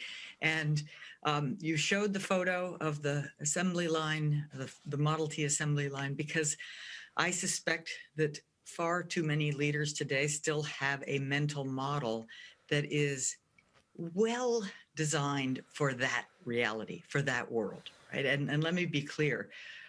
It was okay, at least in terms of the profitability and the products, for Henry Ford's employees to be afraid at work. In fact, they were largely terrified of the boss. You could get fired for smiling, it turns out, in a Ford plant in 1900. And so that works, right? I got to admit it, that works incredibly well. Fear-based management works when the work is individual, the tasks are individual, the tasks are standardized, there is a right way to do it, and the results of those tasks are objectively observable, right? When all three of those conditions are met, go ahead, use fear as a tool. I think very, very few of you out there have work that is characterized that way. And I see Stephen nodding because, in fact, nothing is further from that world than life sciences work. So nowadays, nowadays that mindset just doesn't work. And yet far too many employees are still in a context where they are afraid, not in a position perhaps of outright terror, but with a kind of subtle reluctance to bring their ideas forward. And so I did indeed stumble into psychological safety quite by accident.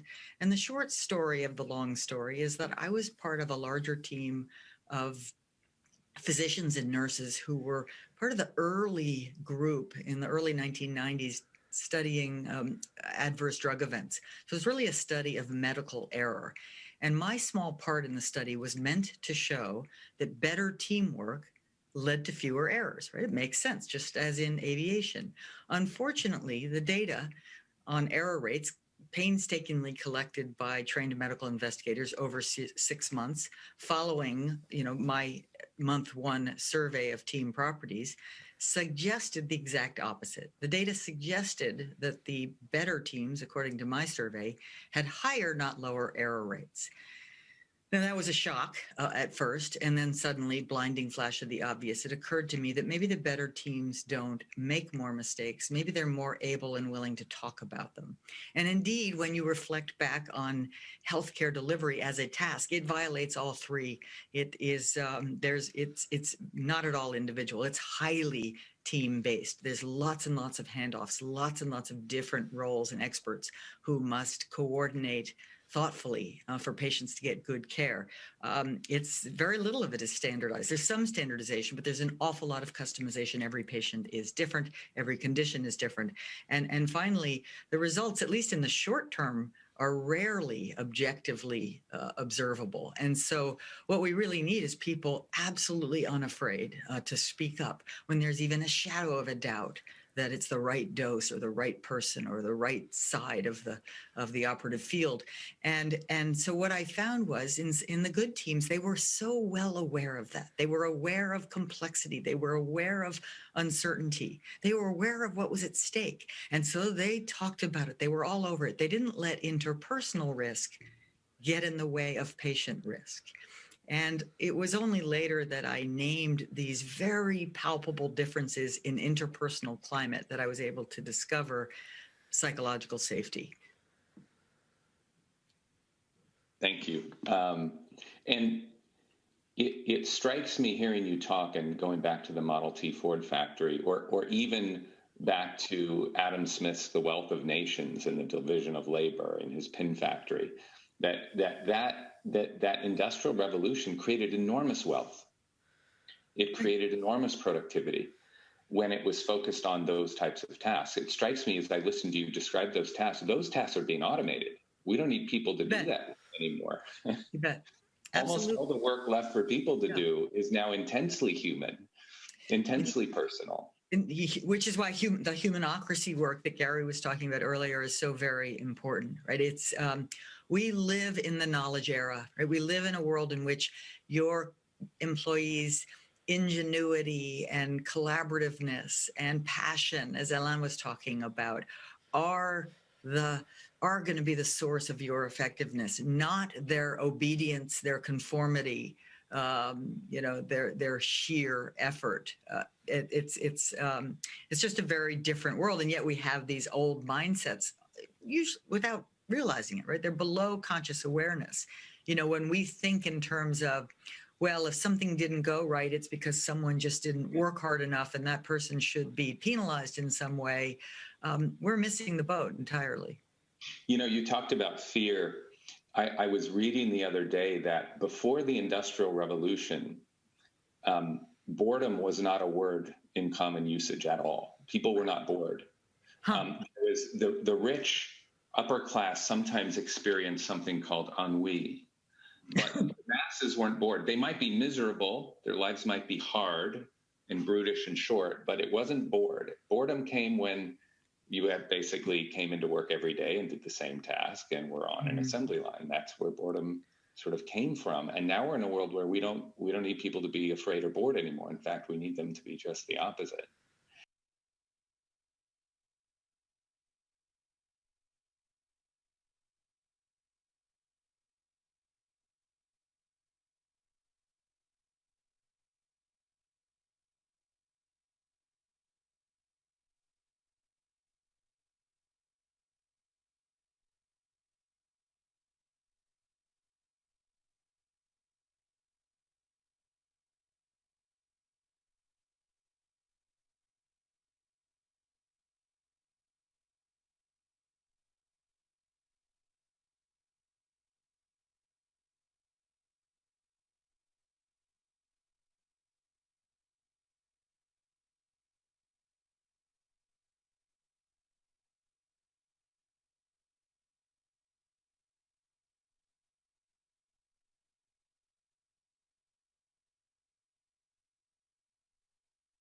Hello and good evening. Welcome to Drucker Forum TV.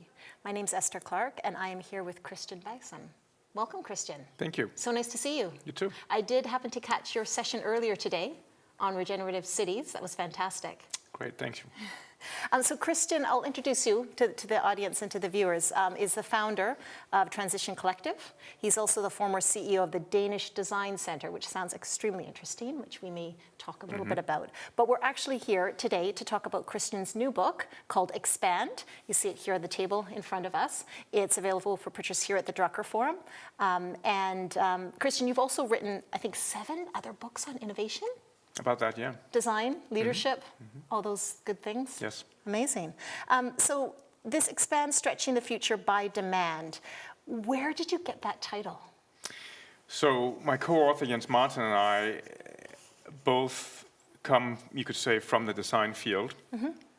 And we sat down and had a chat and discussed where's this field heading, or where should it go? Where should the field of design, innovation move? And we began to use words like expanding, stretching, opening, talking about the future, talked about sustainability, what kind of world do we want?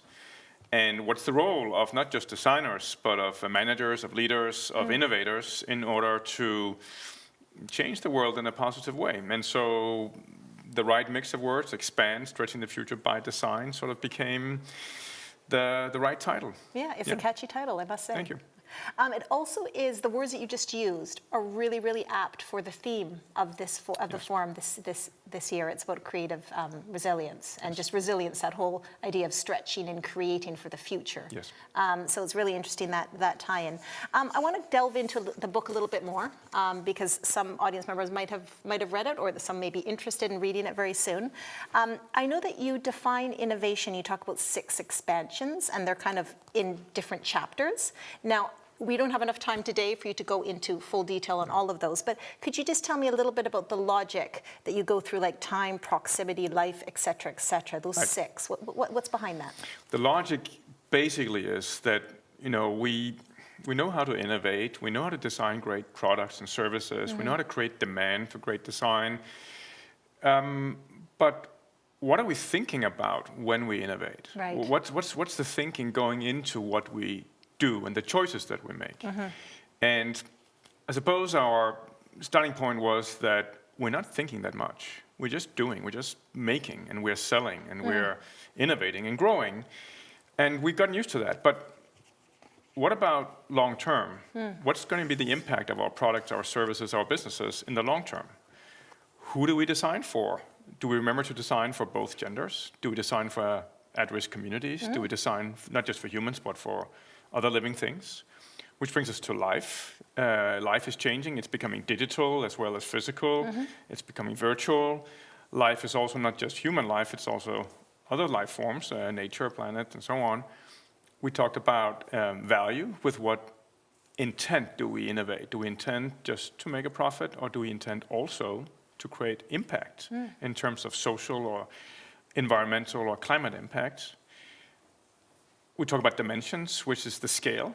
At what scale do we innovate, right? So, and scale can be many things, right? It can be, we actually say dimensions can both be physical and virtual. It can be how AI and human might work together, machine and human, but it might also be geographic scale, physical scale, and so on. And then finally, we have a chapter that's not so sexy, but it's called sectors. Okay. But sectors, I think, is actually pretty interesting because it's about how do we collaborate, and how do we see the world not as silos of private and public and civic sectors, but how do we see the world as a network, as ecosystems, and how do we begin to think about change and shifting from one value-creating system to another one? Yeah. No, really interesting stuff. I love that sector and the connection piece, which ties nicely into innovation. I wrote down a quote here from your book that I thought was really interesting. It's the American industrial designer Charles Eames, who was once asked the boundaries of design. This is really cool. What are the boundaries of problems, he replied. Yes. Yeah? So can you just elaborate a little bit on that? So in a way back to our conversation as authors when we started writing the book, that we see problems are shifting. The context in which we run business, run governments, run cities is really changing. Right. And so problems, the boundaries of problems are shifting. And as Charles Eames, the designer, famous American designer, said already back in the 1970s in this famous interview, when the boundaries of problems shift, the way we think about innovation and design must shift too. The boundaries of design must shift. And so what we're really doing with the book is taking him seriously in the sense of saying, how do we expand the boundaries of design? Right. So there's an interesting statement in the book where you talk about the era of design thinking is behind us, and you talk about multi-dimensional thinking. Yes. That's really interesting. You wouldn't say that design thinking is dead. No. We have worked over, both of us as authors, and I have personally worked for more than 20 years with design thinking since its very, very early days.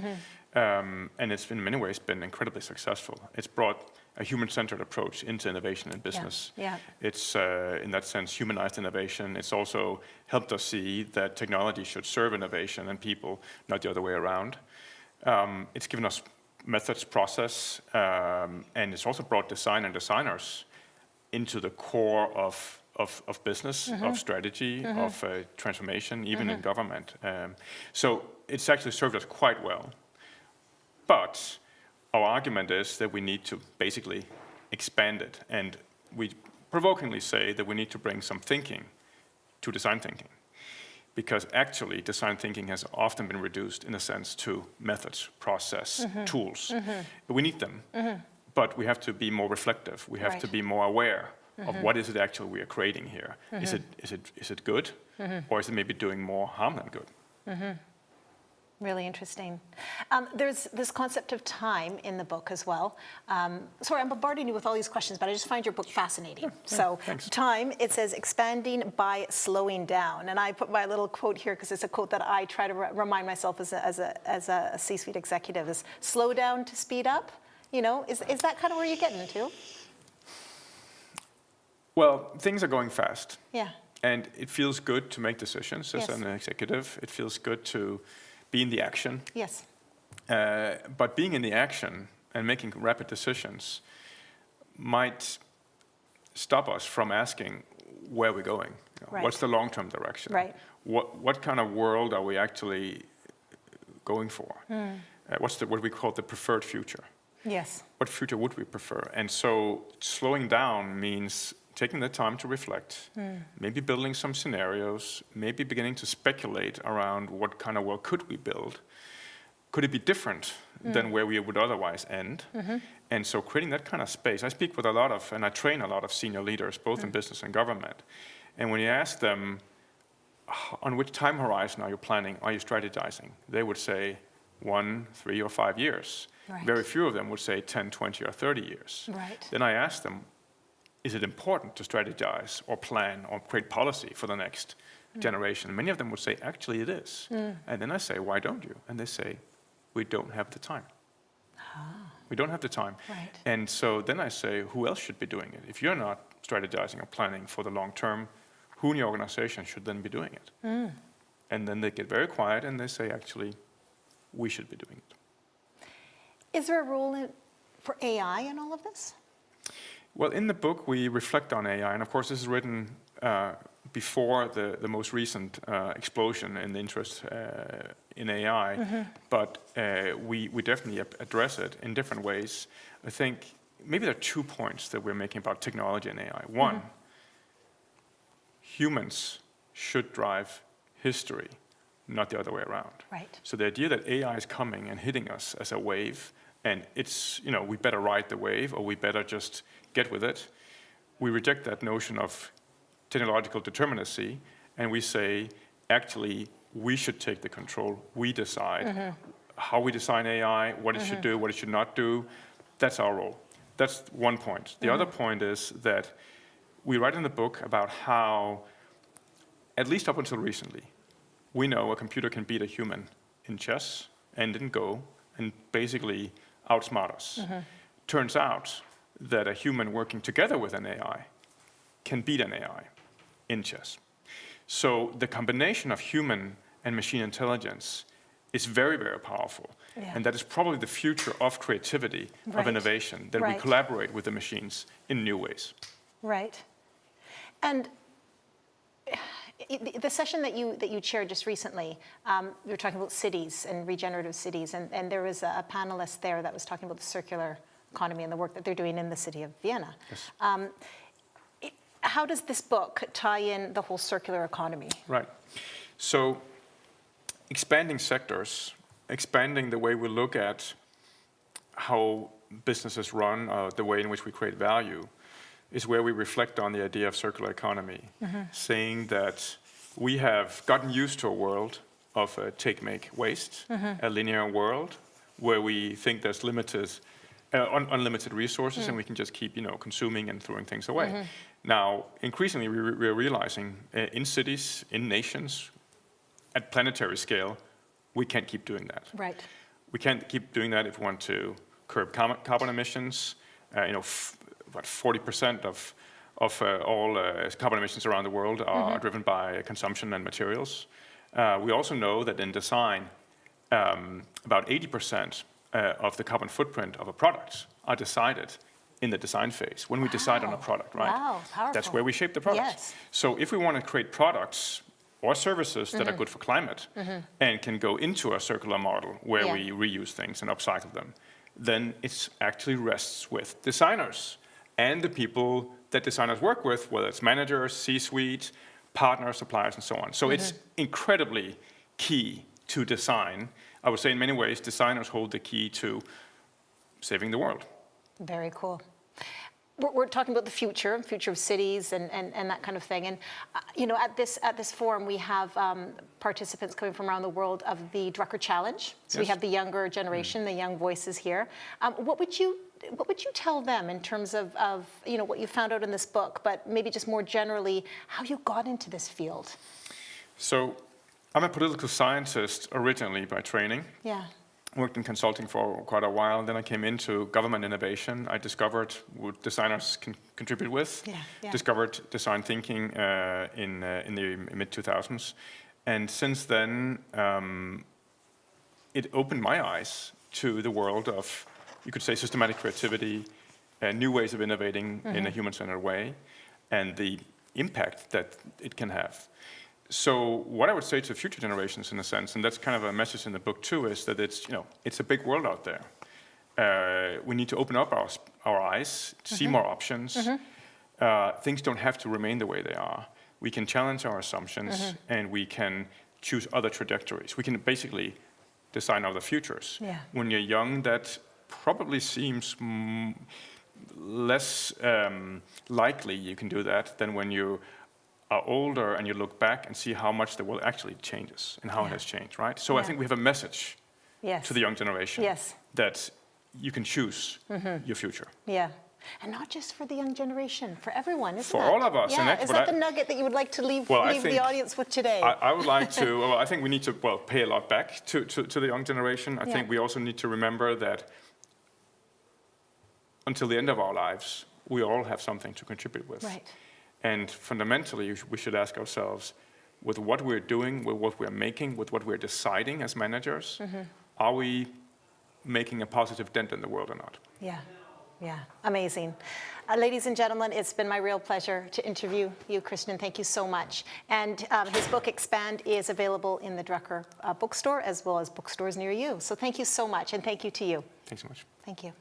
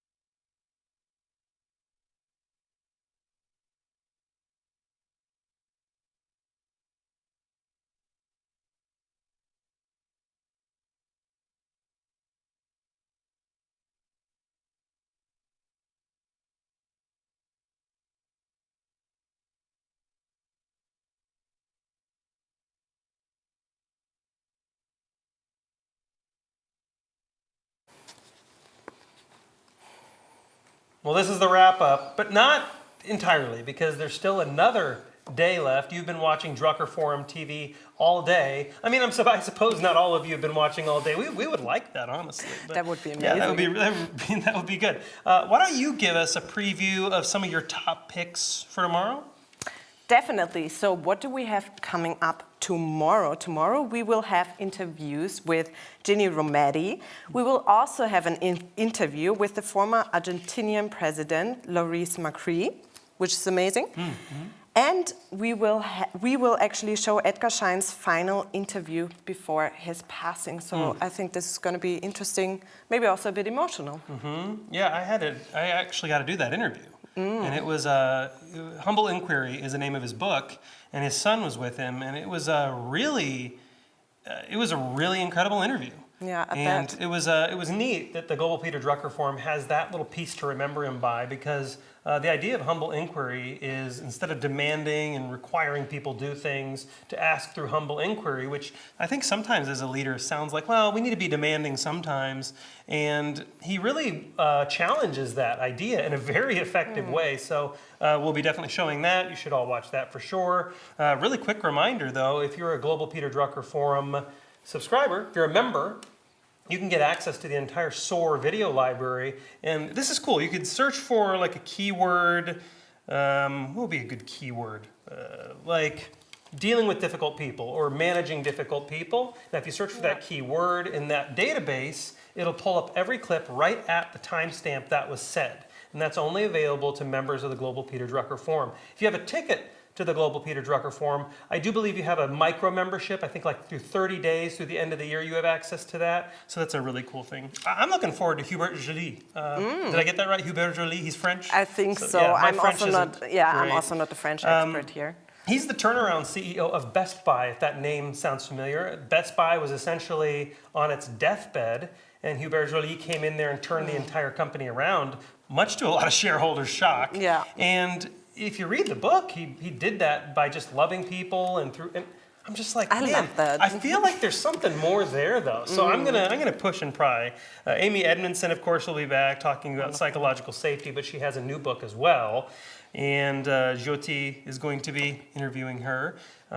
What else is happening tomorrow? So actually, something else that is coming up again tomorrow, Justin, is the red carpets. That's right. So any notable people, or are you going to keep that? So I'm going to keep that a secret still. So make sure to tune in for tomorrow. The red carpet is really, I think, a nice casual format here at the conference to get a bit of a better glimpse of what's happening here.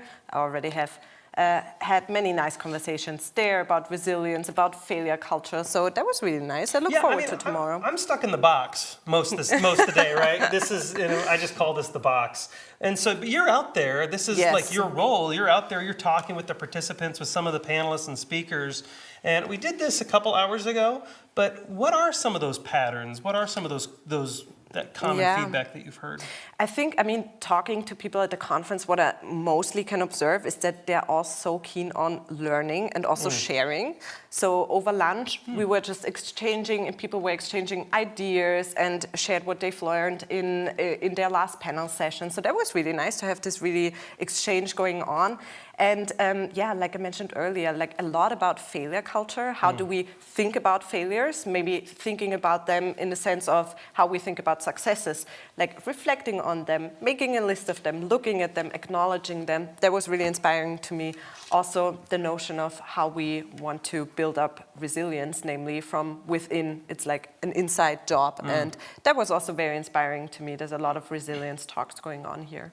So got to thank the sponsors, of course, Project Management Institute, Emergen, Society for Human Resource Management, sure, of course, Huawei, Palo Alto Networks, McKinsey & Company, Steelcase, EY, Tata Consultancy Services, TCS, Fujitsu, Vinci, and of course the Harvard Business Review being the media partner.